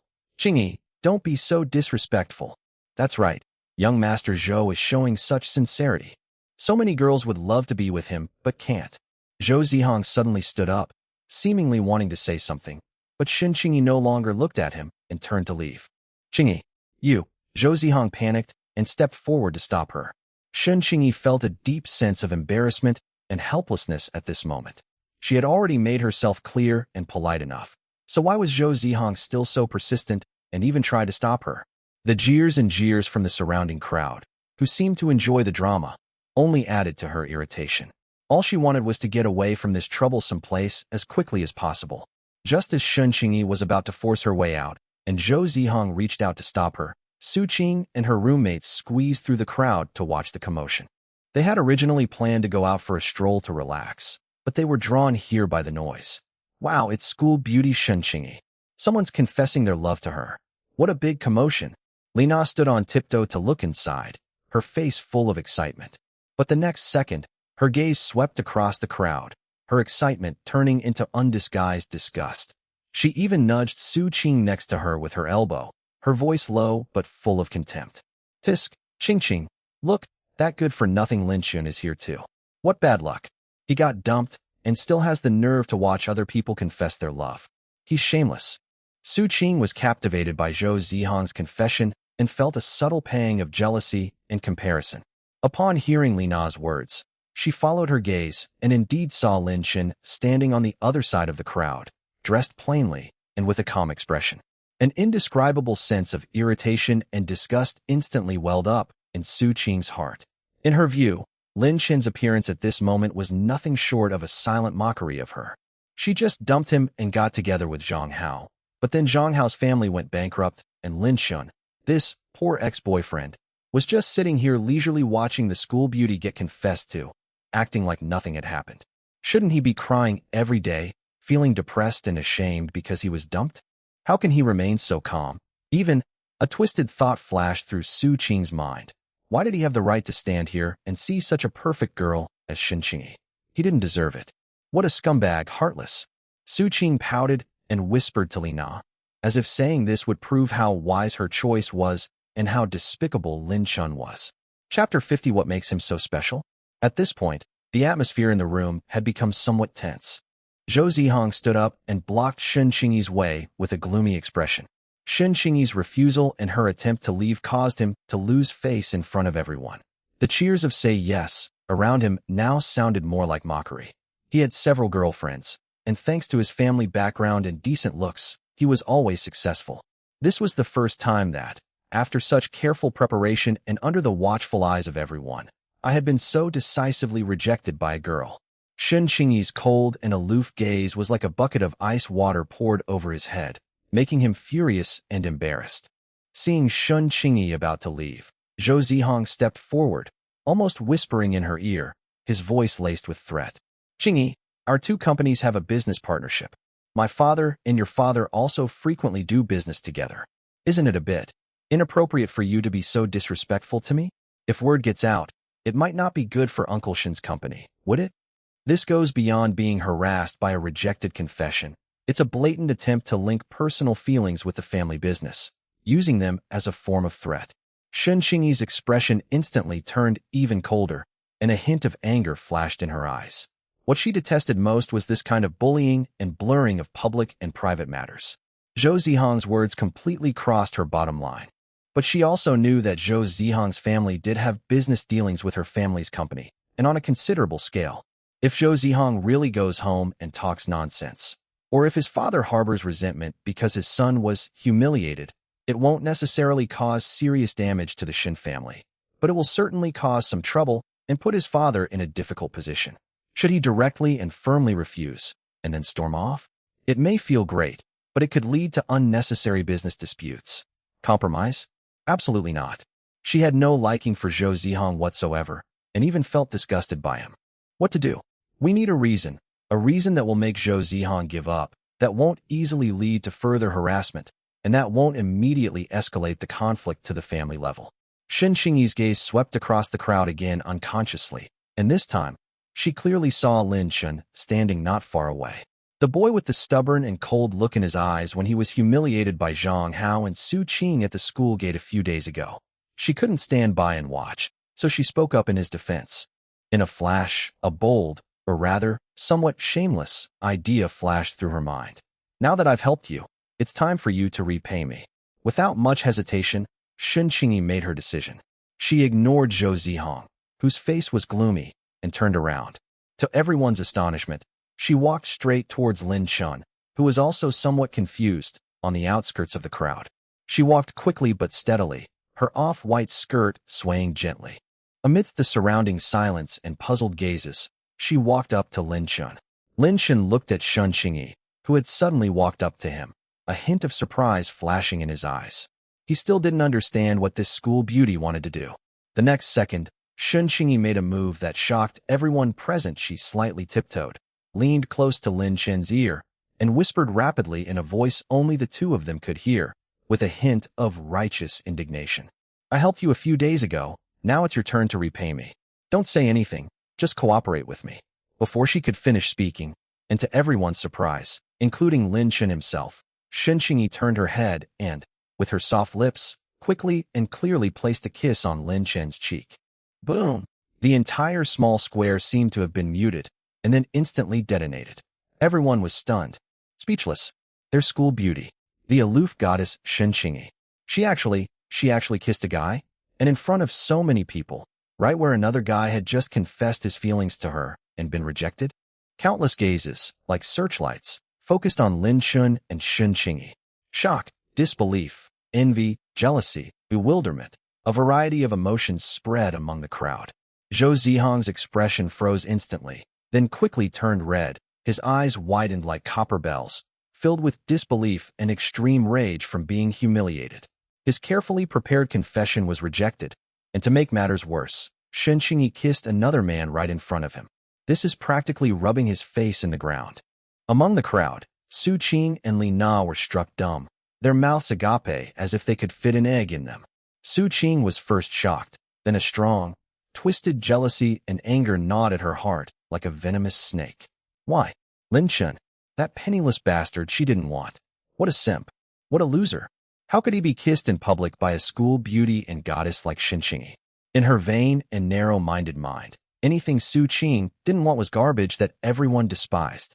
Lin Shun should be devastated because of her, should live in the shadow of being abandoned by her, and should become the object of ridicule. What makes him able to climb to Shun Qingyi's feet? What makes him so special that he could win Shun Qingyi's favor and even kiss her in public? This is unreasonable. It made her feel incredibly humiliated and resentful. It was as if Shun Qingyi's kiss wasn't on Lin Chen's face, but rather a slap across Su Qing's face, negating her wise decision to dump Lin Chun and choose Zhang Hao. That scumbag. I dumped him so recently, and he's already hooking up with the school beauty? He must have used some underhanded methods. Su Qing gritted her teeth, her nails digging deep into her palms. She completely ignored the fact that she was the one who betrayed and humiliated Lin Chen first, and selectively ignored the fact that it was Shun Qingyi who took the initiative to kiss Lin Chen. She only felt that Lin Chen was shameless and a toad trying to eat swan meat.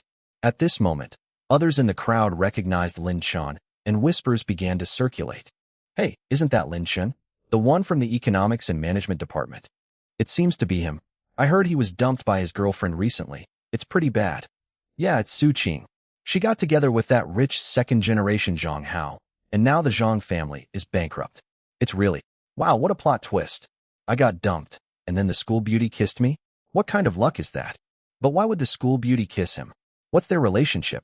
These comments made Su Qing feel ashamed, as if everyone was laughing at her. Chapter 51 inspires everyone's jealousy. At this moment, Lin Shun, the protagonist in the scene, was also stunned after being unexpectedly kissed by Shun Qingyi. The soft touch and faint fragrance on his face made his mind go blank for a moment. But then, he felt countless complex gazes around him, and he also saw a fleeting glint of cunning in Shun Qingyi's eyes, a hint of mission accomplished, and a trace of barely perceptible tension. He instantly understood Shun Qingyi's intention to use him as a shield to deal with Zhou Zihong's entanglement and threats. This woman, she certainly knows how to make the most of everything. Lin Chen was speechless, but not angry. Shun Qingyi did help him last time, even though he didn't need it himself. Moreover, seeing Zhou Zihong's expression as if he'd swallowed a fly, and Su Qing's face twisted with jealousy in the crowd. It seems pretty good. At this moment, Shun Qingyi had stood up again, her face regaining its usual coolness, but there was a suspicious faint blush at the base of her ears. She turned around, looked at Zhou Zihong, who was trembling with anger, and spoke calmly, even with a hint of helplessness. Zhou, do you understand now? I already have a boyfriend. It's him, Lin Chen. So please don't do these troubling things anymore. As she spoke, she very naturally reached out and took Lin Chen's arm, making an intimate gesture. Lin Chen could feel that Shun Qingyi's body was slightly stiff, clearly not used to such intimate contact. But he cooperated fully. Since he was being used, he decided to play his part to the fullest. As Shun Qingyi took his arm, he naturally raised his other hand and gently embraced her slender waist, pulling her a little closer to him. Yes, I'm her boyfriend. Lin Chen looked at Zhou Zihong and admitted it in a calm tone, as if he were saying something completely ordinary. Shun Qingyi trembled slightly at his sudden, controlling waist-hugging gesture, her ears turning even redder, but she still tried her best to remain calm. She even leaned closer to Lin Chen, as if they were a sweet couple. Zhou Zihong watched the scene of mutual affection before him, especially Lin Chen's arm around Shun Qingyi's waist and Shun Qingyi's. His petite, independent posture infuriated him to the point of wanting to explode. The goddess he had pursued for so long without even touching his hand was now being held in the arms of another man, who was even publicly acknowledging that they were boyfriend and girlfriend. Shun Qingyi, Yu. Zhou Zihong pointed at the two of them, his fingers trembling. His face turned from red to green, then from green to white, finally becoming a grim, grotesque expression. Good. Very good. You just wait. He glared at Lin Chen one last time with venomous hatred, as if trying to etch his image into his very bones, then abruptly turned and kicked over a corner of a heart-shaped arrangement of roses beside him. Amidst the swirling petals, he moved with a heart full of rage and humiliation. He pushed through the crowd and strode away without looking back. His friends quickly followed, looking rather embarrassed. With the protagonist gone, the confession farce came to a perfect end in an even more explosive way. The students watching looked at Lin Chen and Shun Qingyi embracing sweetly, then at Zhou Zihong's disheveled departure, and then at the earth-shattering kiss just now. They felt that today's gossip was really worth it. Discussions, photos, and posts on social media have resurfaced. Su Qing looked at Lin Chen, who was being intimately linked arm in arm with Shun Qingyi, and at the calm expression on his face. Then she looked at Shun Qingyi's stunning profile and felt a surge of anger rising to her head. Jealousy and resentment almost overwhelmed her. She stomped her foot angrily, grabbed the still shocked Li Na, turned around and squeezed out of the crowd, not wanting to stay a moment longer. Scumbag. Shameless. She cursed viciously in her heart, completely unaware of how ridiculous and ugly she looked at that moment. Meanwhile, as Shun Qingyi felt Zhou Zihong leave and the gazes of the surrounding crowd growing increasingly intense, she shifted slightly, feeling somewhat uneasy, as if trying to pull away from Lin Chen's embrace. Is the play over? Lin Chen released his arm around her waist at the right moment, looked down at her, and seemed to have a very faint smile on his lips. Shun Qingyi's cheeks flushed slightly. She took a half-step back, smoothed a stray hair behind her ear, and resumed her cool and aloof demeanor, but her eyes were somewhat unfocused. Thank you. You're welcome, Shun. Lin Chen nodded. It's just a mutually beneficial arrangement. However, next time you use me as a shield, you'd better give me a heads up. Shun Qingyi. Also, Lin Chen glanced in the direction Zhou Zihong had left and calmly reminded him. Zhou Zihong is a narrow-minded and vindictive person. What you did just now may have temporarily solved the problem, but it will probably make him resent you and me. Be careful that he doesn't come looking for trouble with you later, or with me. Shun Qingyi pursed her lips, her eyes resolute. I'm not afraid of him. As for you, I'm the one who dragged you into this. If you encounter any trouble, you can always come to me. Looking for me? Can you help me solve this? Lin Chen looked at her with interest. Shun Qingyi paused, as if she had thought of something, but didn't say it aloud. She only said, at least, I can tell my father. The Zhou family won't dare to go too far. Lin Chen smiled noncommittally. The Zhou family? In his eyes, they weren't even worth mentioning.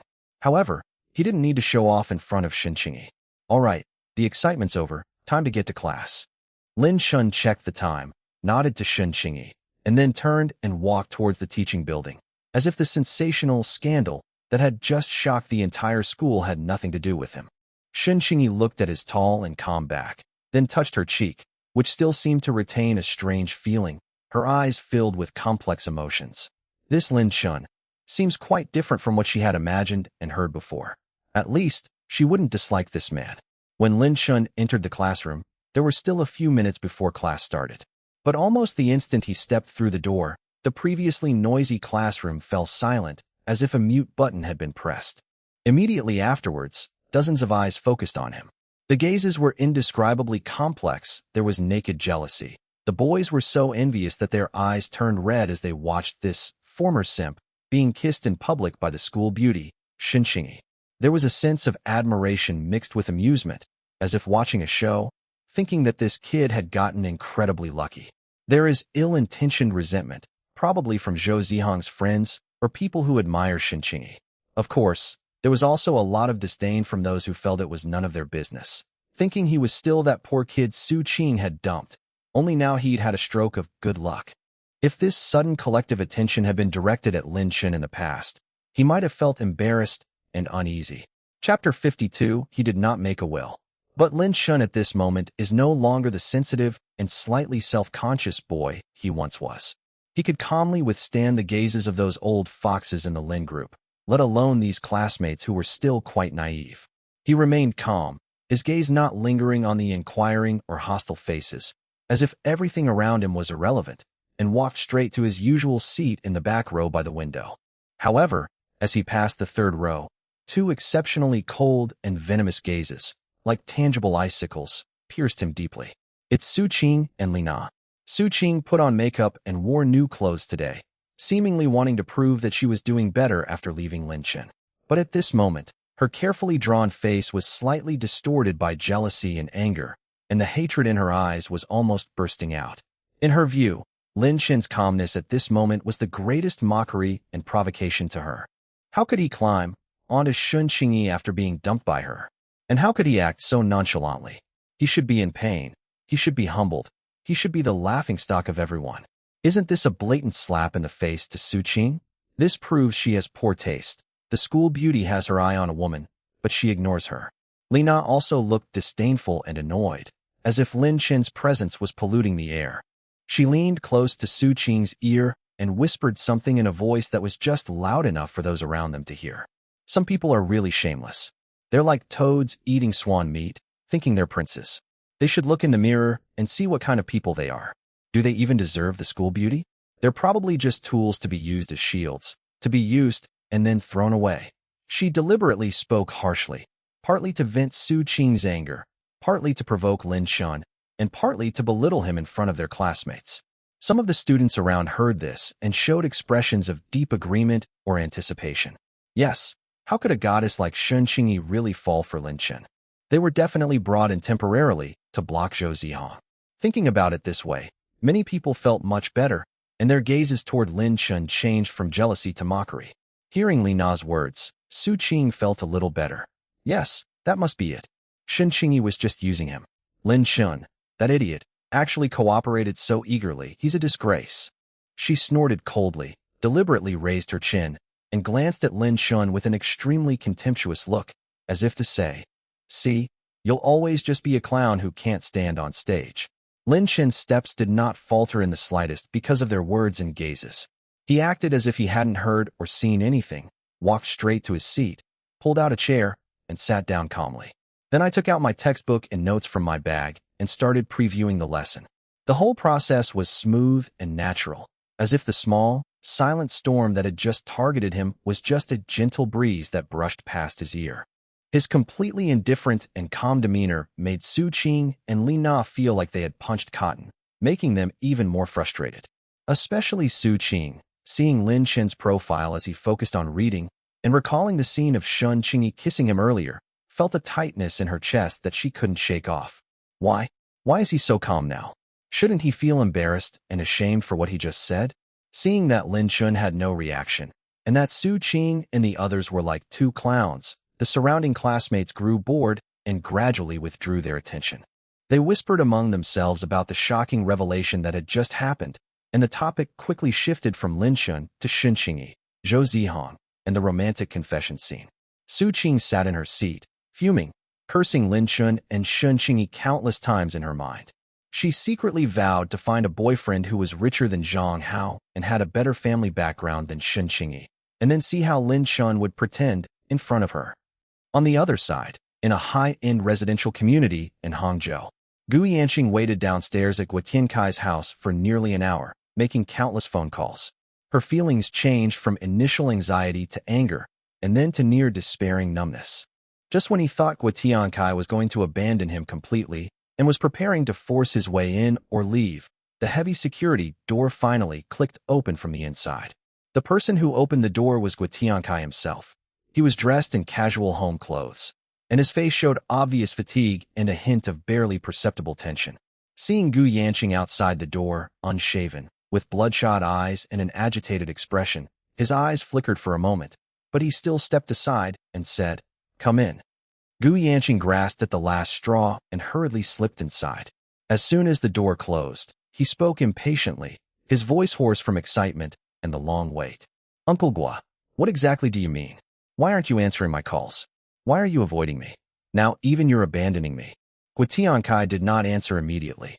He walked to the living room sofa and sat down, gesturing for Gu Yanqing to sit down as well. He picked up a cigarette from the coffee table, lit it, and took a deep drag. His face looked even more gloomy through the swirling smoke. "Young Master Gu." Guitiankai finally spoke, his voice low and heavy, filled with deep helplessness and a hint of fear. "It's not that I don't care about you. It's just that the situation is beyond my control now." "Situation? What situation?" Gu Yanqing suddenly stood up, waving his arms excitedly. "My parents are in trouble. The Lin Group has been taken over. Now that bastard Lin Chun has taken over as chairman. Uncle Gua, you are the person my dad trusts the most. You have to help me. My dad said he would hand the company over to me. You know that." Guitiankai frowned as he looked at Gu Yanqing, who was almost out of control.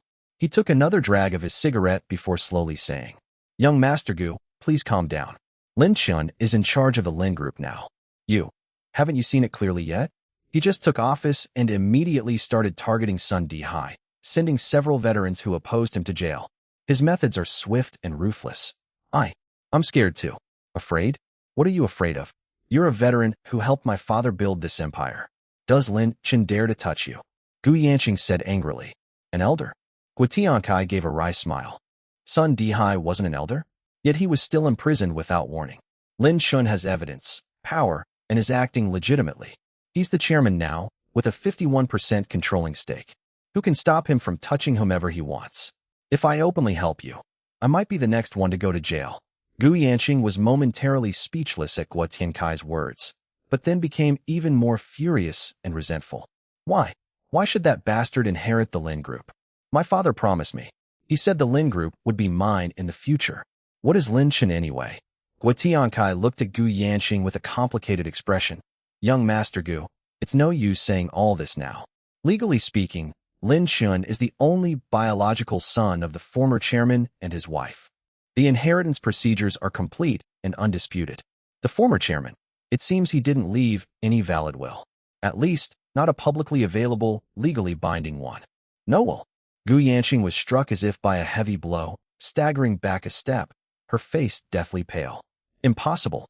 My dad clearly told me that he had already made a will, leaving most of the shares to me. He also told me to change my surname to Lin, but he said he would wait for the right time." Chapter 53 Wake Them Up. When the topic of changing her surname came up, resentment flashed in Gu Yanqing's eyes. He had mentioned wanting to change his surname back to Lin and become the eldest son of the Lin family with dignity. But his parents always made excuses such as the time is not right, and he was adopted by someone else. Looking back now, did they never really intend to give him everything? However, compared to the care and pampering that Lin Jiong and his wife have shown him over the years, and their attitude towards Lin Chun, he was quite certain that his parents genuinely loved him and wanted to give him the company. Guitiankai sighed. "Even if he told you privately, without a written agreement or notarization by a lawyer, it is legally invalid. Furthermore, Mr. Gu, your surname is Gu, and on your household registration, you have no relation to the Lin family whatsoever. Even if you were to stand up now and claim to be the former chairman's biological son, who would believe you? What proof would you have? Your words alone cannot change the fact that Lin Chun is the legitimate heir. Unless what?" Gu Yanqing asked eagerly. "Unless the chairman wakes up and personally acknowledges your identity or produces the chairman's will." Guitiankai looked at Gu Yanqing and said, "But the doctor said that there is a very high chance that they will become vegetative, and the hope of waking up is slim." Gu Yanqing felt a pang of pain and despair again when she recalled seeing her parents lifeless in the hospital. He went there today, shouted, cursed, and cried, but they didn't react at all. Could I just accept this? Watch Lin Chun take everything that belongs to me. Gu Yanqing clenched her fists, her nails digging deep into her flesh, her face full of resentment. Gua Tiankai was silent for a moment, then suddenly seemed to remember something and lowered his voice to say, "However, when I went to the hospital to see the chairman yesterday, I think I saw his eyes open for a moment. They closed again after he was stimulated, but I feel like, is he still conscious? Can he hear the sounds from the outside world?" "Really?" Gu Yanqing suddenly raised her head, a spark of hope rekindling in her eyes. "My dad, he opened his eyes? Didn't the doctor say?" "You can't completely trust what doctors say," Gua Tiankai said meaningfully. "Perhaps, if we use the right method, say the right thing, or give him a little stimulation, the chairman might actually wake up. He loves you so much. Maybe subconsciously he's still worried about you and wants to make arrangements for your future." Gu Yanqing's heart pounded. Could her father be waking up? If father wakes up, there's still a chance. The will, the shares, the company, we can still get them back. Yes, I'm going to try. I'll talk to my dad. I'll try to provoke him. Gu Yanqing was overjoyed, as if she had grasped a lifeline. Gua Tiankai nodded and added, "Furthermore, young Master Gu, think about it. Would a shrewd person like the chairman really leave no room for maneuver and hand over such a huge family business entirely to a son he doesn't completely trust," referring to Lin Shen. "Besides his wife and me, who else could he trust most? Has he arranged for someone else to help you in a crucial moment? Or has he entrusted someone with something important for safekeeping?" Guided by Gua Tiankai's words, Gu Yanqing fell into deep thought. Who was the person her father trusted most, besides Uncle Gua? Chen Ming? That Minister of Justice, he's already sided with Lin Shen. The other elders? They all seemed to have their own thoughts. His mind was a mess, with no clear clues. I'll go to the hospital and see. I have to wake my dad up." Gu Yanqing made up her mind. "Okay." Gua Tiankai stood up, patted Gu Yanqing on the shoulder, and spoke with the concern of an elder. "Don't rush. Lin Shun has definitely arranged for people to keep an eye on things at the hospital. If you go there rashly, he will definitely be on guard. I have an apartment near the first municipal hospital, which is usually empty. You can stay there for now. It'll be convenient for you to go to the hospital anytime. When the time is right, I'll find a way to get you in, or tell you how to avoid being watched." Gu Yanqing was in a state of turmoil and desperately needed a safe haven and the support of an ally. Hearing that Gua Tiankai was still willing to help him, and even provide him with accommodation, he felt a surge of gratitude and dependence. "Thank you, Uncle Gua. You're so kind to me." Gu Yanqing quickly thanked him. "Don't mention it. I've known your dad for decades and watched you grow up." Gua Tiankai waved his hand, a tired smile appearing on his face. "Here's the key, and I'll send the address to your phone. Remember, keep a low profile lately, and don't confront Lin Shen. If anything happens, contact me by phone. Try not to come directly to me. It's not safe." "I understand, Uncle Gua." Gu Yanqing took the keys and nodded heavily. He felt that Gua Tiankai was still on his side and was the only person he could rely on now. As long as my father can wake up, there is still hope. The afternoon classes ended in a slightly eerie atmosphere. Many students secretly checked their phones during class, and the campus forum and social media were flooded with posts about school beauty Shun Qingyi kissing a mysterious boy in public. Campus heartthrob Zhou Zihang's confession was rejected. The goddess has another boyfriend. Topics such as, "That boy is suspected to be Lin Shun from the Economics and Management Department," are trending online. Photos and short videos from all angles are flying around, and Lin Shen's calm, or bewildered in other people's eyes, face and Shun Qingyi's fleeting kiss have become the biggest topic of conversation at Mingda University today. As soon as the bell rang, the students packed up their things more slowly than usual, their eyes occasionally glancing at the figure calmly packing up her books in the back row of the classroom. Lin Shen seemed completely oblivious to all of this. He put the books into his ordinary backpack, stood up, and prepared to leave. He still had to go back to the company to handle some matters in the afternoon. He didn't care what his classmates thought of him or what they said about him behind his back. Chapter 54 Campus Forum. Meanwhile, Zhou Zihang, who had failed to confess his feelings and lost face, spent the entire afternoon with a gloomy face and couldn't concentrate on his classes. He and a few of his usual friends, or lackeys, hid in a secluded spot on campus, smoking one cigarette after another. "Young Master Zhou, calm down. It's not worth it for a woman like that." A sycophant with dyed yellow hair offered him a lighter. "Exactly. Shen Qingyi is clearly using that guy as a shield. Who doesn't know who that guy is? Lin Chen. the famous poor guy in the Department of Economics and Management. He used to be Su Qing's lapdog every day, saving up to buy her things. But in the end, Su Qing cheated on him, and he went with Zhang Hao. Now that Zhang Hao's family is bankrupt, this good-for-nothing must have gotten incredibly lucky to be pulled in by Shen Qingyi to take the fall. Another tall, thin man quickly added, pouring out all the details he had learned about Lin Chen.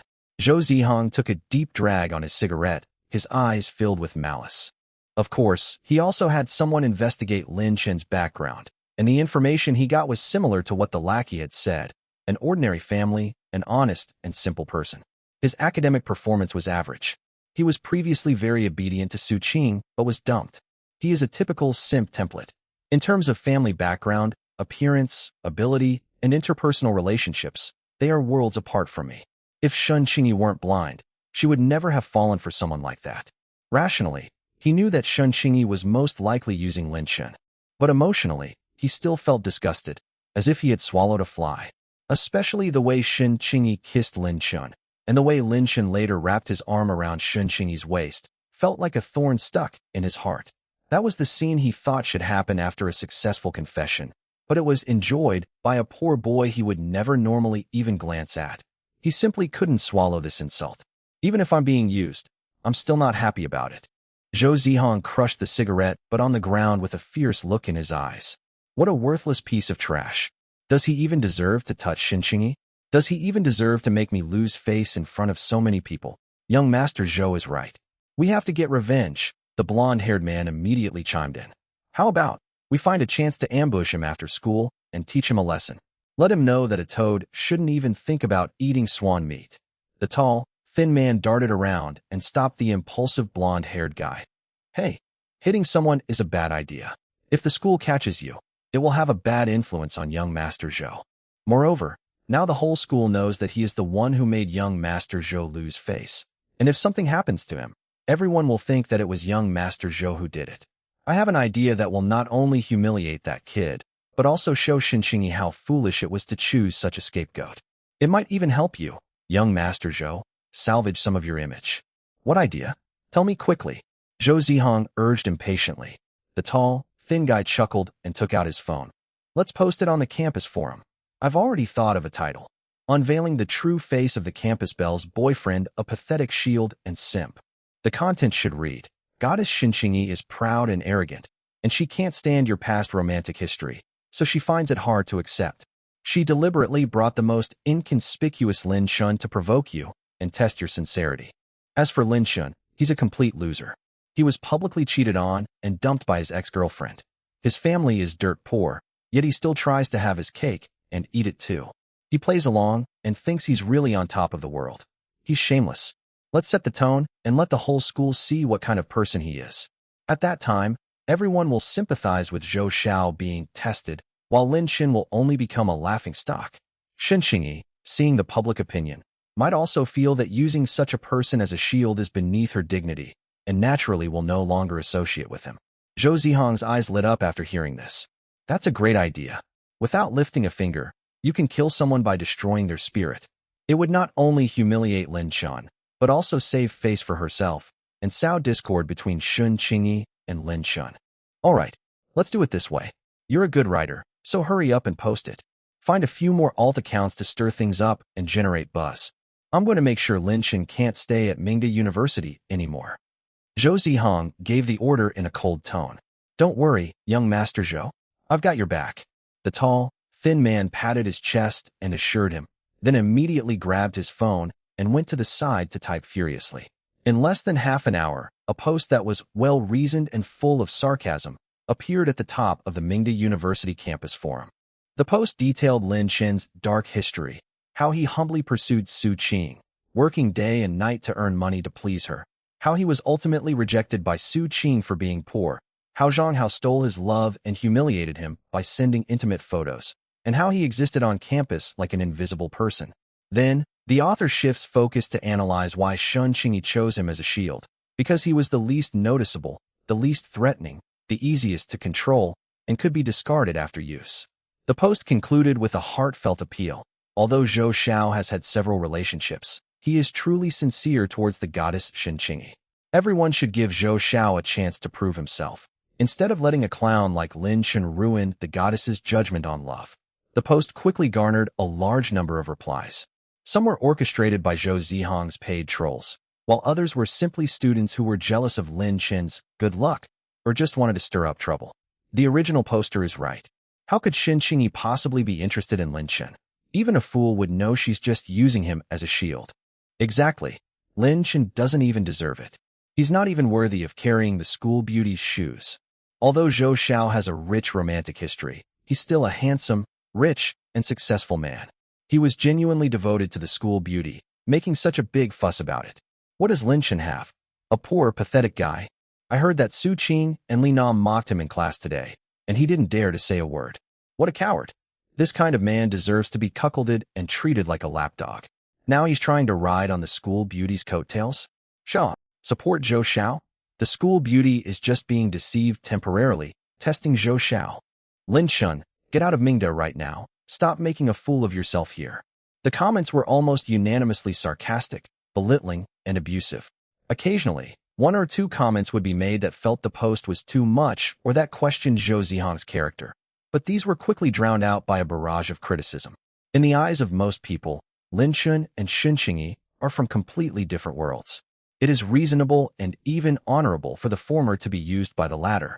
If the former has any improper thoughts because of this, then he is ignorant of his own limitations and a toad trying to eat swan meat.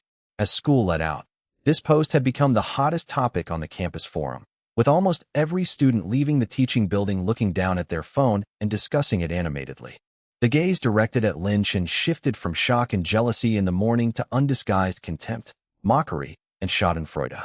Look, it's that Lin Chen, the simp in the post.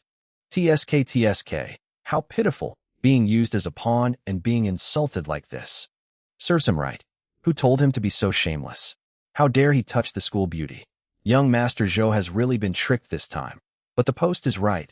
The school beauty might be testing him. Whispers buzzed through the air like countless flies. Chapter 55 Xin Qingyi's Guilt. Lin Chun carried his bag and walked directly towards the school gate. He naturally noticed the discussions and strange looks he received along the way. He doesn't even need to look at his phone to guess what the forum is like right now.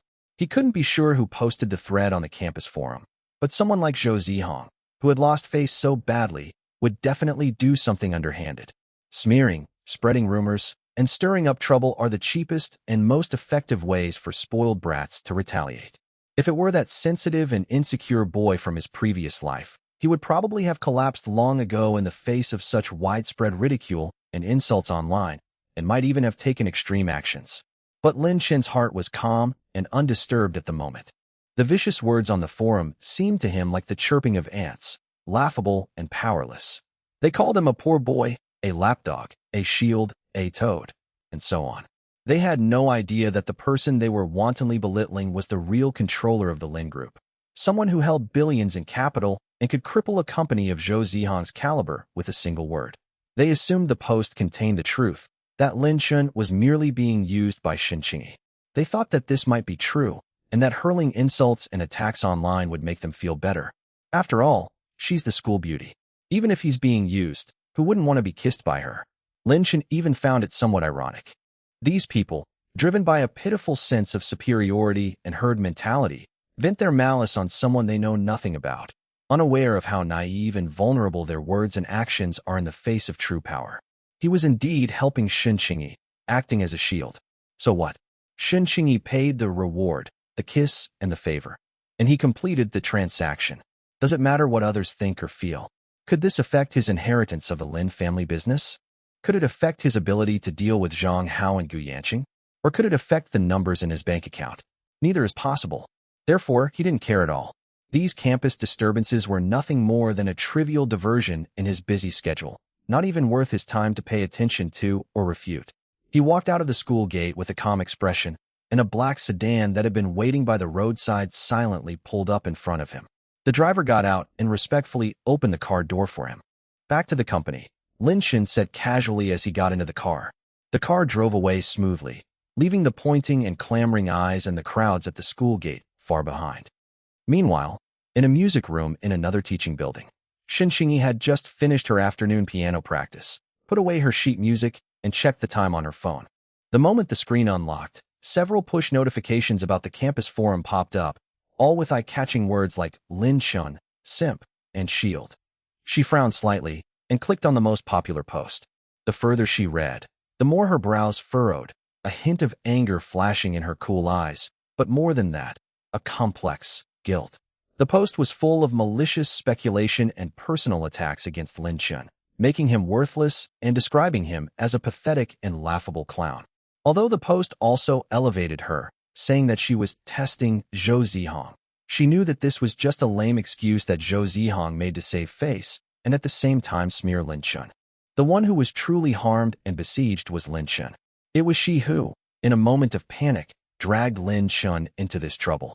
At the time, I was only thinking about getting rid of Zhou Zihong's entanglement and threats as soon as possible, without considering the consequences. She thought that given Lin Chun's introverted and even somewhat timid nature, if she used him, at most he would be gossiped about, and there wouldn't be any major problems.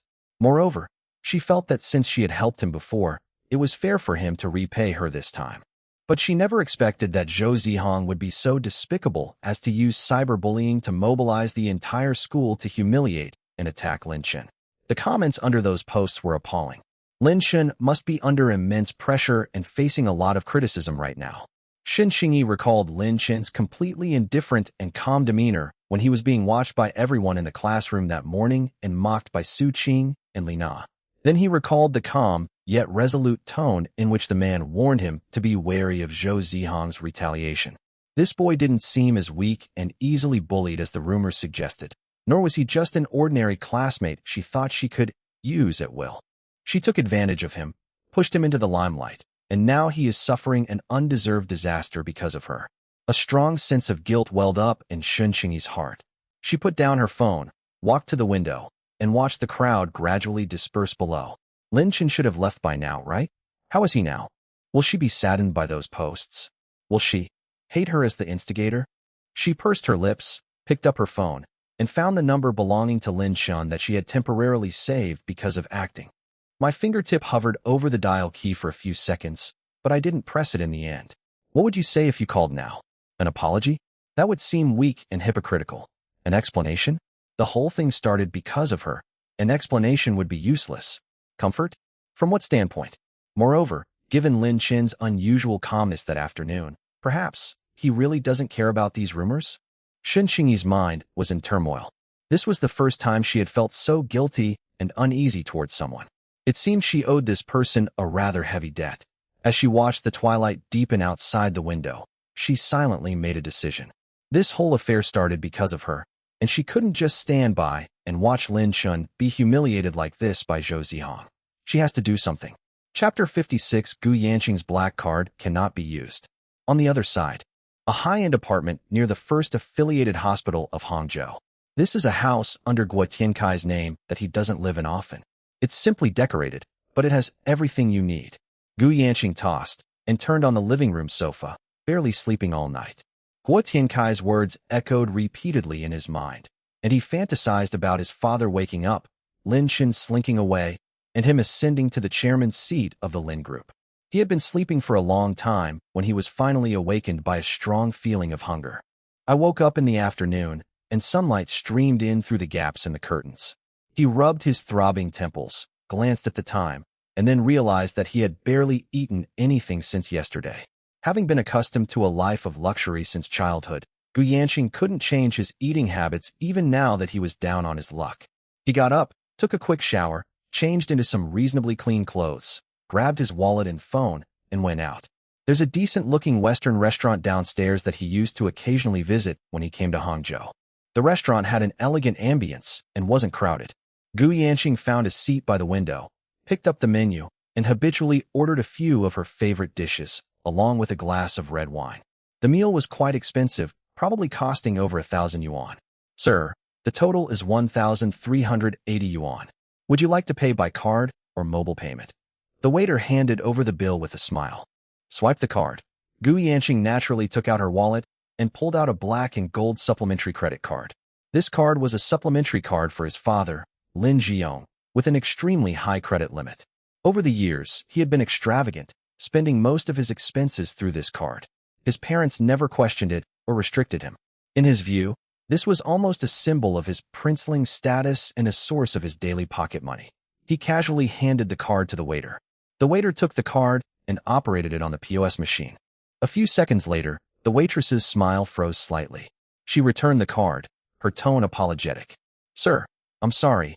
This card is frozen and cannot be used. Do you have any other payment methods?" Freeze.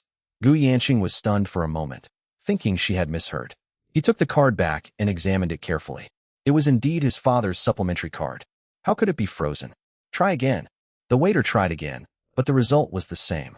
"I'm sorry, sir. It has indeed been frozen." An ominous premonition welled up in Gu Yanqing's heart. His expression changed, but he forced himself to remain calm and pulled out another credit card from his wallet. It was a card the dealership salesperson had helped him apply for when he bought the car. He didn't know the credit limit because he had never used it. "Try this one." This time, the card swipe was successful. After paying, Gu Yanqing took the receipt and card and walked out of the restaurant, her face so gloomy it could drip water. The afternoon sun was a bit too bright, but he felt a chill all over his body. "My father's supplementary credit card has been frozen. Who did it?" The answer is obvious: Lin Chen. He's now in charge of the Lin Group, so he naturally has the authority to handle bank accounts and credit cards. Anger, like a poisonous fire, instantly engulfed Gu Yanqing's entire body. "Lin Chen, that bastard. He stole his company, and now he's even freezing his credit card for daily expenses. Is this driving him to the brink of despair?" But after the anger subsided, a deeper sense of doubt and chill crept in. How did Lin Chen know about the existence of this card? How could they freeze it so quickly? Could it be that Lin Chen knew of his existence? The thought made his heart clench. But then, he shook his head in self-doubt. Impossible. If Lin Chen had known he had such an older brother before, given his poor appearance and cowardly personality, he would have made a scene long ago, or at least acted strangely. For so many years before that, Lin Chen lived in Hangzhou like an ordinary poor student, without making any unusual moves. The parents also kept it a secret very well. How did Lin Chen find out? Did they cancel all of their parents' cards after taking over the company? He assumed all the property was his, so his parents' assets were directly transferred to his name. Damn it, that must be it. Gu Yanqing cursed bitterly, his hatred for Lin Chen deepening. This bastard not only stole his things, but also cut off his source of income. He touched the credit card with a limited limit in his pocket and felt a pang of unease. He had almost no savings and used to spend money like water, never imagining that he would need to save money one day. He didn't know how much money was on the credit card or how long it would last. Although Guo Tiankai took him in, it seems he won't support him indefinitely. An unprecedented sense of economic hardship and fear of the future enveloped him for the first time so vividly.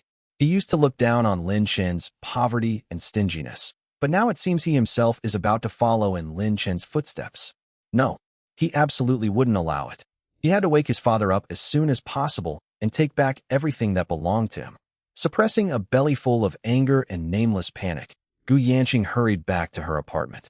The first thing he did after closing the door was to turn on his phone and frantically search online for information such as awakening a person in a vegetative state, stimulation therapy for vegetative state patients, and cases of awakening patients by calling out to them by family members. He was dazzled by the variety of methods and memorized some of the ones that sounded effective, such as playing familiar music, recounting important past events, and performing physical massage and stimulation. "Yes, I'm going to the hospital. Every day, I'll talk to my dad. I'll tell him what he promised me. I'll tell him how that bastard Lin Chen bullied me. He loves me so much, he'll wake up when he hears I've been wronged." Gu Yanqing seemed possessed, trying to bolster his spirits. He pinned all his hopes on the slim possibility of awakening his father. The next day, Mingda University was in an uproar once again. In the morning, Lin Chen arrived at school on time for class as usual. He wore a simple gray sweater with a black jacket over it today, still looking like a clean and refreshing student. Little did he know that, after a night of fermentation, his fame and infamy on campus had reached a new level. As soon as he entered the campus, he felt even more intense and almost ubiquitous strange looks than yesterday. Those gazes were no longer simply filled with jealousy or curiosity, but with undisguised contempt, mockery, and schadenfreude. Some even pointed directly at him and sneered. "Look, it's him, Lin Chen, the one in the post. You're really shameless. You've been scolded like that, and you still dare to come to school. He was the school beauty's boyfriend. Even if it was fake, he still had his moment of glory. What glory? It's just embarrassing. Zhou Xiao's post exposed him completely. If I were him, I would have hidden at home and been too ashamed to face anyone. The gossip was even more unrestrained than yesterday, as if they had decided that he was someone they could mock at will. The power of that post on the campus forum was amplified to the extreme by the encouragement of Zhou Zihang's lackeys and the students' herd mentality. In many people's eyes, Lin Shun has become a synonym for a pathetic and laughable clown who overestimates his abilities. Lin Shun remained calm, seemingly oblivious to everything around him.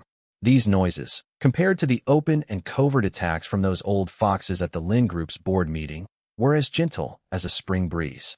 He walked steadily toward the teaching building where he had his classes.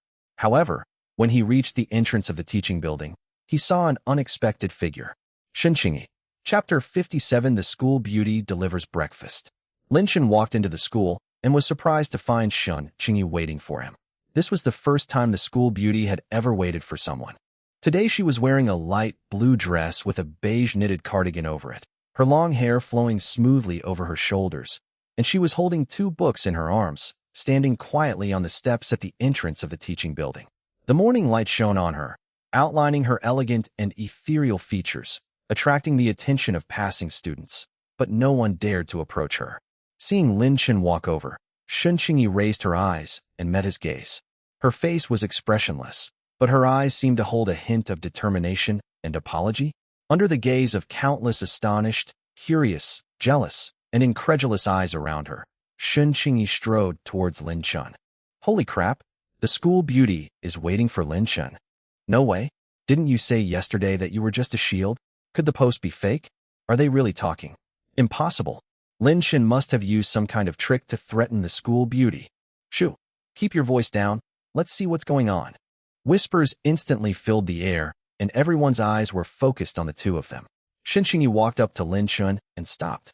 She seemed to take a light breath, then raised her hand and handed a delicate paper bag that she had been holding to Lin Shun. The paper bag was printed with the logo of a well-known breakfast shop near the school. I brought you breakfast.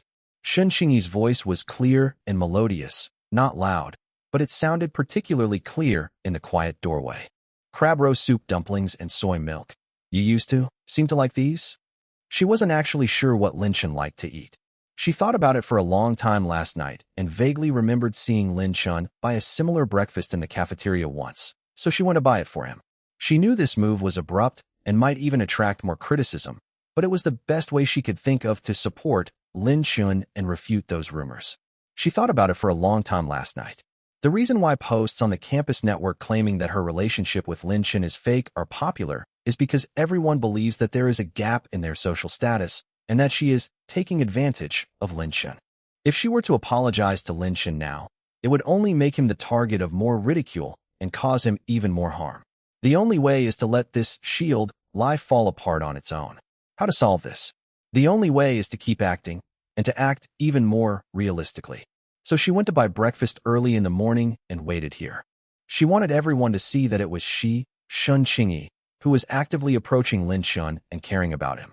She wants to reverse public opinion, even if only superficially. The surroundings fell silent instantly, so quiet you could hear a pin drop, before erupting into an even louder buzz of discussion. Everyone's eyes widened. School beauty Shun Qingyi takes the initiative to bring breakfast to Lin Shun? Do you even know what he likes to eat? This doesn't look like a simple exploitation relationship at all. What girl would be so considerate of her use and discard shield? Su Qing and Li Na happened to walk nearby and saw this scene. Su Qing's face instantly turned red and then ashen.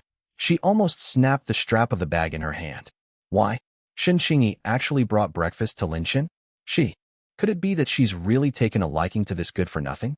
Impossible. Absolutely impossible. It must be that scumbag Lin Shun who used some despicable means to coerce Shun Qingyi. Yes, that must be it. Zhou Zihang and his lackeys happened to be nearby when they saw this scene. The muscles on Zhou Zihang's face twitched violently, and his eyes turned frighteningly gloomy. His carefully planned smear campaign hadn't even died down when Shun Qingyi pulled this stunt. Isn't this a blatant slap in the face to that post? Lin Shun looked at the breakfast handed to him, and then at the apology and determination hidden in Shun Qingyi's clear eyes, and instantly understood her intention. This woman is quite responsible and quite intelligent. Using this method to compensate and clarify may attract more attention, but it is indeed the most direct and effective approach. At least, it can temporarily shut some people up and stop them from gossiping about him behind his back. He didn't originally need to use this method, and he couldn't be bothered to pay attention to those rumors. But he appreciated Shun Qingyi's kindness. Thank you.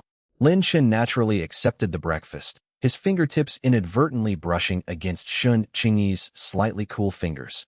He could feel Shun Qingyi's body stiffen almost imperceptibly. Then, under everyone's astonished gaze, Lin Shun made an even bolder move. He reached out his other hand and very naturally and gently grasped Shun Qingyi's hand, which had just handed her breakfast and hadn't yet fully retracted. Shun Qingyi's hands were slender and soft, with a slight coolness to them. When Lin Shen's warm hand grasped hers, her body visibly trembled, and her ears quickly flushed red. However, she did not break free. Instead, she raised her eyes and looked at Lin Shen with some surprise. Lin Shen smiled slightly at her, a smile that was calm and gentle, carrying a reassuring power. He held Shun Qingyi's hand without letting go and naturally took her hand. He turned to face the teaching building and said in a clear and calm voice, "Let's go. It's still early. Let's eat together in the classroom." After saying that, he took Shun Qingyi's hand and, under the watchful eyes of countless people who were practically spitting fire, strode up the steps of the teaching building. His movements were unhurried, as if holding the school beauty's hand and going to the classroom for breakfast was an ordinary thing. Shun Qingyi was led by him, following closely behind, her heart beating a little fast, and her cheeks slightly flushed. She could feel the almost tangible gazes around her, jealous, angry, incredulous, envious. But she didn't back down. Instead, she straightened her back and tried to appear more natural. This scene was like a bombshell, completely exploding at the entrance of the teaching building in the early morning. Holy crap! They're holding hands. They're holding hands. The school beauty didn't refuse. She even went with him. This really is a relationship, right? Is the post fake? Is Zhou Zihong spreading rumors? Not necessarily. Maybe the school beauty is kind-hearted and deliberately played along with him because she saw Lin Shen being scolded so badly. Does acting require you to hold hands upstairs and have breakfast together? Are you really that dedicated to your role? Damn it! What kind of incredible luck did Lin Shen have? The discussion was deafening. Some people were so jealous they were red-eyed. Some began to doubt the authenticity of Zhou Zihong's post, and others thought that Shun Qingyi might be too immersed in the role or having a sudden burst of saintly compassion. Regardless, the credibility of Lin Shen and Shun Qingyi's romantic relationship has greatly increased in the minds of the public. At least on the surface, they don't seem to be just shields at all. Chapter 58: Anger, Jealousy, and Those Around Us. Zhou Zihong stood there, watching the two walk away hand in hand, his fists clenched so tightly they cracked, his face as black as the bottom of a pot. His meticulously planned public opinion attack seemed to have been easily neutralized by Shun Qingyi's simple act of delivering breakfast and Lin Shen's casual hand-holding. This felt like he had punched a steel plate. Not only did it not hurt the other party, it also made his hand hurt from the impact. Lin Shen, Shun Qingyi, you just wait. Zhou Zihong spat out these words through gritted teeth, his eyes filled with venom. He would never let this go so easily. As Su Qing watched Lin Shen holding Shun Qingyi's hand in their natural and intimate backs, she felt a surge of heat rush to her head, and her vision went black. The man who once doted on her and cherished her is now holding the hand of another girl who is infinitely more outstanding than her, receiving the attention of the entire school. This stark contrast and disparity almost suffocated her. Jealousy, anger, resentment, and a trace of regret that she herself was unwilling to admit gnawed at her heart like venomous snakes. Scumbag. Bitch. You'll both get what's coming to you. She could only curse viciously in her heart, but she couldn't change the ironclad fact before her eyes. Lin Shen seemed to no longer belong to her, and might even have found a next home 1,000 times better than her. Inside the teaching building, Lin Shen led Shun Qingyi to a relatively quiet corner of the stairs before letting go of her hand. I'm sorry for being so abrupt, Lin Shen said calmly, as if he hadn't just been holding hands with someone else. The blush on Shun Qingyi's cheeks hadn't completely faded. She withdrew her hand, gently shook her head, and said in a low voice, "No, it's okay. I should apologize for dragging you into this. Also, thank you for your cooperation. You helped me before, so I'll just return the favor." Lin Chen smiled and shook the breakfast bag in his hand. "But breakfast is fine, thanks. Want some together?" Looking at his calm and gentle smile, Shen Xingyi felt her tension and guilt dissipate somewhat, and she nodded gently. The two didn't speak again and walked side by side toward the classroom. Although they didn't continue holding hands, after what happened that morning, everyone felt that their relationship had undergone a subtle change. At least, no one would be so certain that Lin Shun was just a shield that Shen Xingyi picked up casually and discarded after use. A class in the Department of Economics and Management, also Zhou Zihong. Zhou Zihong walked into his classroom with a heavy atmosphere, his face terribly gloomy. Several lackeys who had originally wanted to come up and ask about the gossip from the morning saw his murderous look and wisely shut their mouths and shrank to the side. Bang! With a muffled thud, Zhou Zihong slammed his fist hard on the desk, startling the surrounding students. He stared at the table with a sinister look in his eyes, as if the table were the faces of Shen Xingyi and Lin Chun. Shen Xingyi. He squeezed out the name through gritted teeth, his voice filled with anger and resentment at being humiliated. "Fine, very well. Since you insist on going against me and slapping me in the face in that way, then don't blame me for being impolite." He thought about how Shen Xingyi had brought Lin Chun breakfast that morning and how naturally Lin Chun had held her hand. He felt like a huge rock was lodged in his chest, making him feel suffocated. This was completely different from what he had expected. He assumed that Shen Xingyi had seen the post online and pointed out that her relationship with Lin Chun was an act, something she had just used as an excuse to reject him yesterday when she was at a loss for words. Now that she's been exposed, she should have stopped having contact with Lin Chun. But instead, she went even further and staged a sweet breakfast scene. This is simply humiliating Zhou Zihong and the Zhou family. You think that just because the Shun family is backing you up, I can't do anything to you? Zhou Zihong's eyes flickered as he thought about how his family and the Shun family did indeed have some business cooperation, and on a considerable scale. The Shen family still needed to rely on the Zhou family in some aspects. Shen Xingyi, your family business still depends on the Zhou family's approval. I wonder if your father will protect his willful and unruly daughter or the company's interests when the time comes. He was already planning to go home today and complain to his father, exaggerating how Shen Xingyi had humiliated him. Given his father's protective nature and his control over the Shun family's business, he might step in to put pressure on the Shen family. Then we'll see if Shen Xingyi still dares to ignore me like this, and if she still dares to refuse my request. Thinking of this, Zhou Zihong felt a little better, but when he thought of Lin Chen's calm face and the way he held Shen Xingyi's hand, his anger flared up again. Lin Chen, that damned pauper must pay the price. Relying solely on online criticism to condemn him is useless. He's a sycophant with a thick skin. We need to come up with a more practical approach. On the other side, Lin Chen's class. The atmosphere in the classroom was equally subtle. Lin Chun and Shen Xingyi walked into the classroom together. Although they didn't hold hands again, Shen Xingyi sat in the empty seat next to Lin Chun. The two opened their breakfast bags and quietly shared the still warm soup, dumplings, and soy milk. The scene looked somewhat harmonious. But this harmonious scene is particularly jarring to some people. Shen Xingyi wasn't in their class. She only came along to have breakfast with Lin Chun. Su Qing sat in her seat, pen in hand, her eyes fixed on the backs of Lin Chun and Shen Xingyi in the row in front of her. Seeing Shen Xingyi gently push the soup dumplings in front of Lin Chun, and seeing Lin Chun naturally take them and even whisper something, Shen Xingyi seemed to smile slightly. This scene pierced Su Qing's heart like a needle.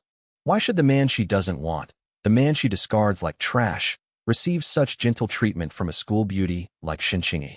Why is he able to enjoy all of this with such a calm expression? Shouldn't he be devastated and ashamed because he was dumped? How did he manage to find a next partner so quickly, especially Shen Xingyi? Resentment, jealousy, anger, and a sense of absurd betrayal churned within her. She felt that her wise choice to dump Lin Chun and throw herself into Zhang Hao's arms had become a huge joke in the face of Lin Chun and Shen Xingyi's affection. What will others think of her? Will they think she's blind to talent and missed out on a potential gem? No, Lin Chun can't possibly be a promising talent. He's just a penniless wretch and a good-for-nothing. Shen Xingyi must be using him, or she has some ulterior motive. Su Qing frantically denied it in her mind, trying to convince herself. Sitting next to her, Lina was equally furious, her face turning pale. She always looked down on Lin Shun, thinking he was just Su Qing's lapdog, someone they could mock at will. But now, this simp has actually climbed up to the school beauty and is even showing affection in the classroom. This is simply a provocation and an insult to these sisters. Chapter 59. Lin Jion woke up, seeing Su Qing trembling with anger but not daring to retaliate. Lina's sense of justice and desire to perform arose. She stood up abruptly and, amidst the surprised gazes of her classmates, stormed towards Lin Shun and Xin Qingyi in the front row. Lin Shun. Lina walked up to Lin Shen's desk, put her hands on her hips, and spoke in a shrill voice, filled with undisguised sarcasm.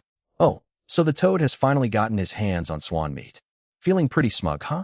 All lovey-dovey here first thing in the morning. Who are you trying to disgust?" Her voice was loud, and the entire classroom fell silent instantly. Everyone looked in her direction with different expressions. Some were gloating, some were curious, and some were annoyed that Lina was meddling in other people's business. Xin Qingyi frowned and looked at Lina with a cold gaze. She wanted to speak, but Lin Shen gently patted the back of her hand, indicating that she didn't need to pay attention. Lin Shen slowly swallowed the soup dumpling in his mouth, wiped his mouth with a tissue, and then looked up at the aggressive Lina. His eyes were calm and still, even carrying a hint of amusement. "What?" Lin Shen spoke, his voice low but clear enough to reach everyone's ears. "Are you jealous?" "Jealous?" Lina laughed as if she'd heard the funniest joke, raising her voice even higher as she pointed at Lin Shen's nose. "I'm jealous of you? Lin Shen, you've really gotten too big for your britches. Don't you know your place? Xin Qingyi is the school beauty, and she comes from a good family. What are you to her? A penniless simp who got dumped by Qingqing. Do you think she'd actually like you? She was just playing with you, using you as a shield, and then throwing you away. You really think you're something special?" Her words were harsh and vicious, almost a direct repetition of what she had said on the forum, and she even added Su Qing's name, trying to provoke Lin Shun by using Su Qing. The surrounding classmates began to whisper among themselves, their eyes scanning back and forth between Lin Shun, Xin Qingyi, Lina, and Su Qing. When Su Qing heard Lina mention her, her face burned with a mixture of relief and embarrassment. She lowered her head, pretending to tidy up her books, but her ears were perked up. Lin Shen listened to Lina's insults without changing his expression. He even curled the corners of his mouth into a faint, almost mocking smile. "It's my honor to be able to hang out with the school beauty." Lin Shen spoke slowly, his tone eerily calm, yet his gaze swept sharply over Lina, then glanced almost imperceptibly at Su Qing, who was sitting with her head down in the back row. "Even if it's just for one day, it's much happier than some people who scheme and plot, but end up with nothing. Don't you think so?" His words were pointed, both responding to Lina's, just for fun, comment, and subtly mocking Su Qing's predicament of climbing the social ladder by clinging to Zhang Hao only to go bankrupt in the blink of an eye. "You." Lina was speechless, her face flushed red, especially the last sentence, which was like a direct hit to Su Qing's lungs. She was so angry that she was trembling all over. She pointed at Lin Shun and kept saying, "You," for a long time, but she couldn't think of any more vicious words to refute him. The Lin Shen in front of her was completely different from the polite, even somewhat timid and honest boy she remembered. Where does he get the audacity to speak like that? Shameless and scrupulous. Lina could only manage to utter these few feeble words in the end.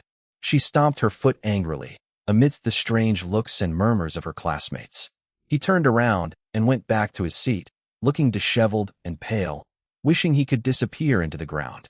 Su Qing lowered her head even further, her nails digging deep into her palms. Lin Shen's last words were like a cold knife, piercing her heart. It was all for nothing. Was he talking about her? This realization filled her with shame and anger, yet she was powerless to refute it. It's a fact that Zhang Hao's family went bankrupt, and she has indeed lost everything. Looking at Lin Shen's calm profile, and then at Lina who was fleeing in panic and Su Qing who was bowing her head in silence, Xin Qingyi's understanding of Lin Shen deepened. This man is far more profound and sharp than he appears. He doesn't care about rumors, but when he retaliates, it's precise and deadly. The commotion in the classroom has temporarily subsided, but undercurrents are still surging. After this incident, no one dared to easily provoke Lin Shen anymore.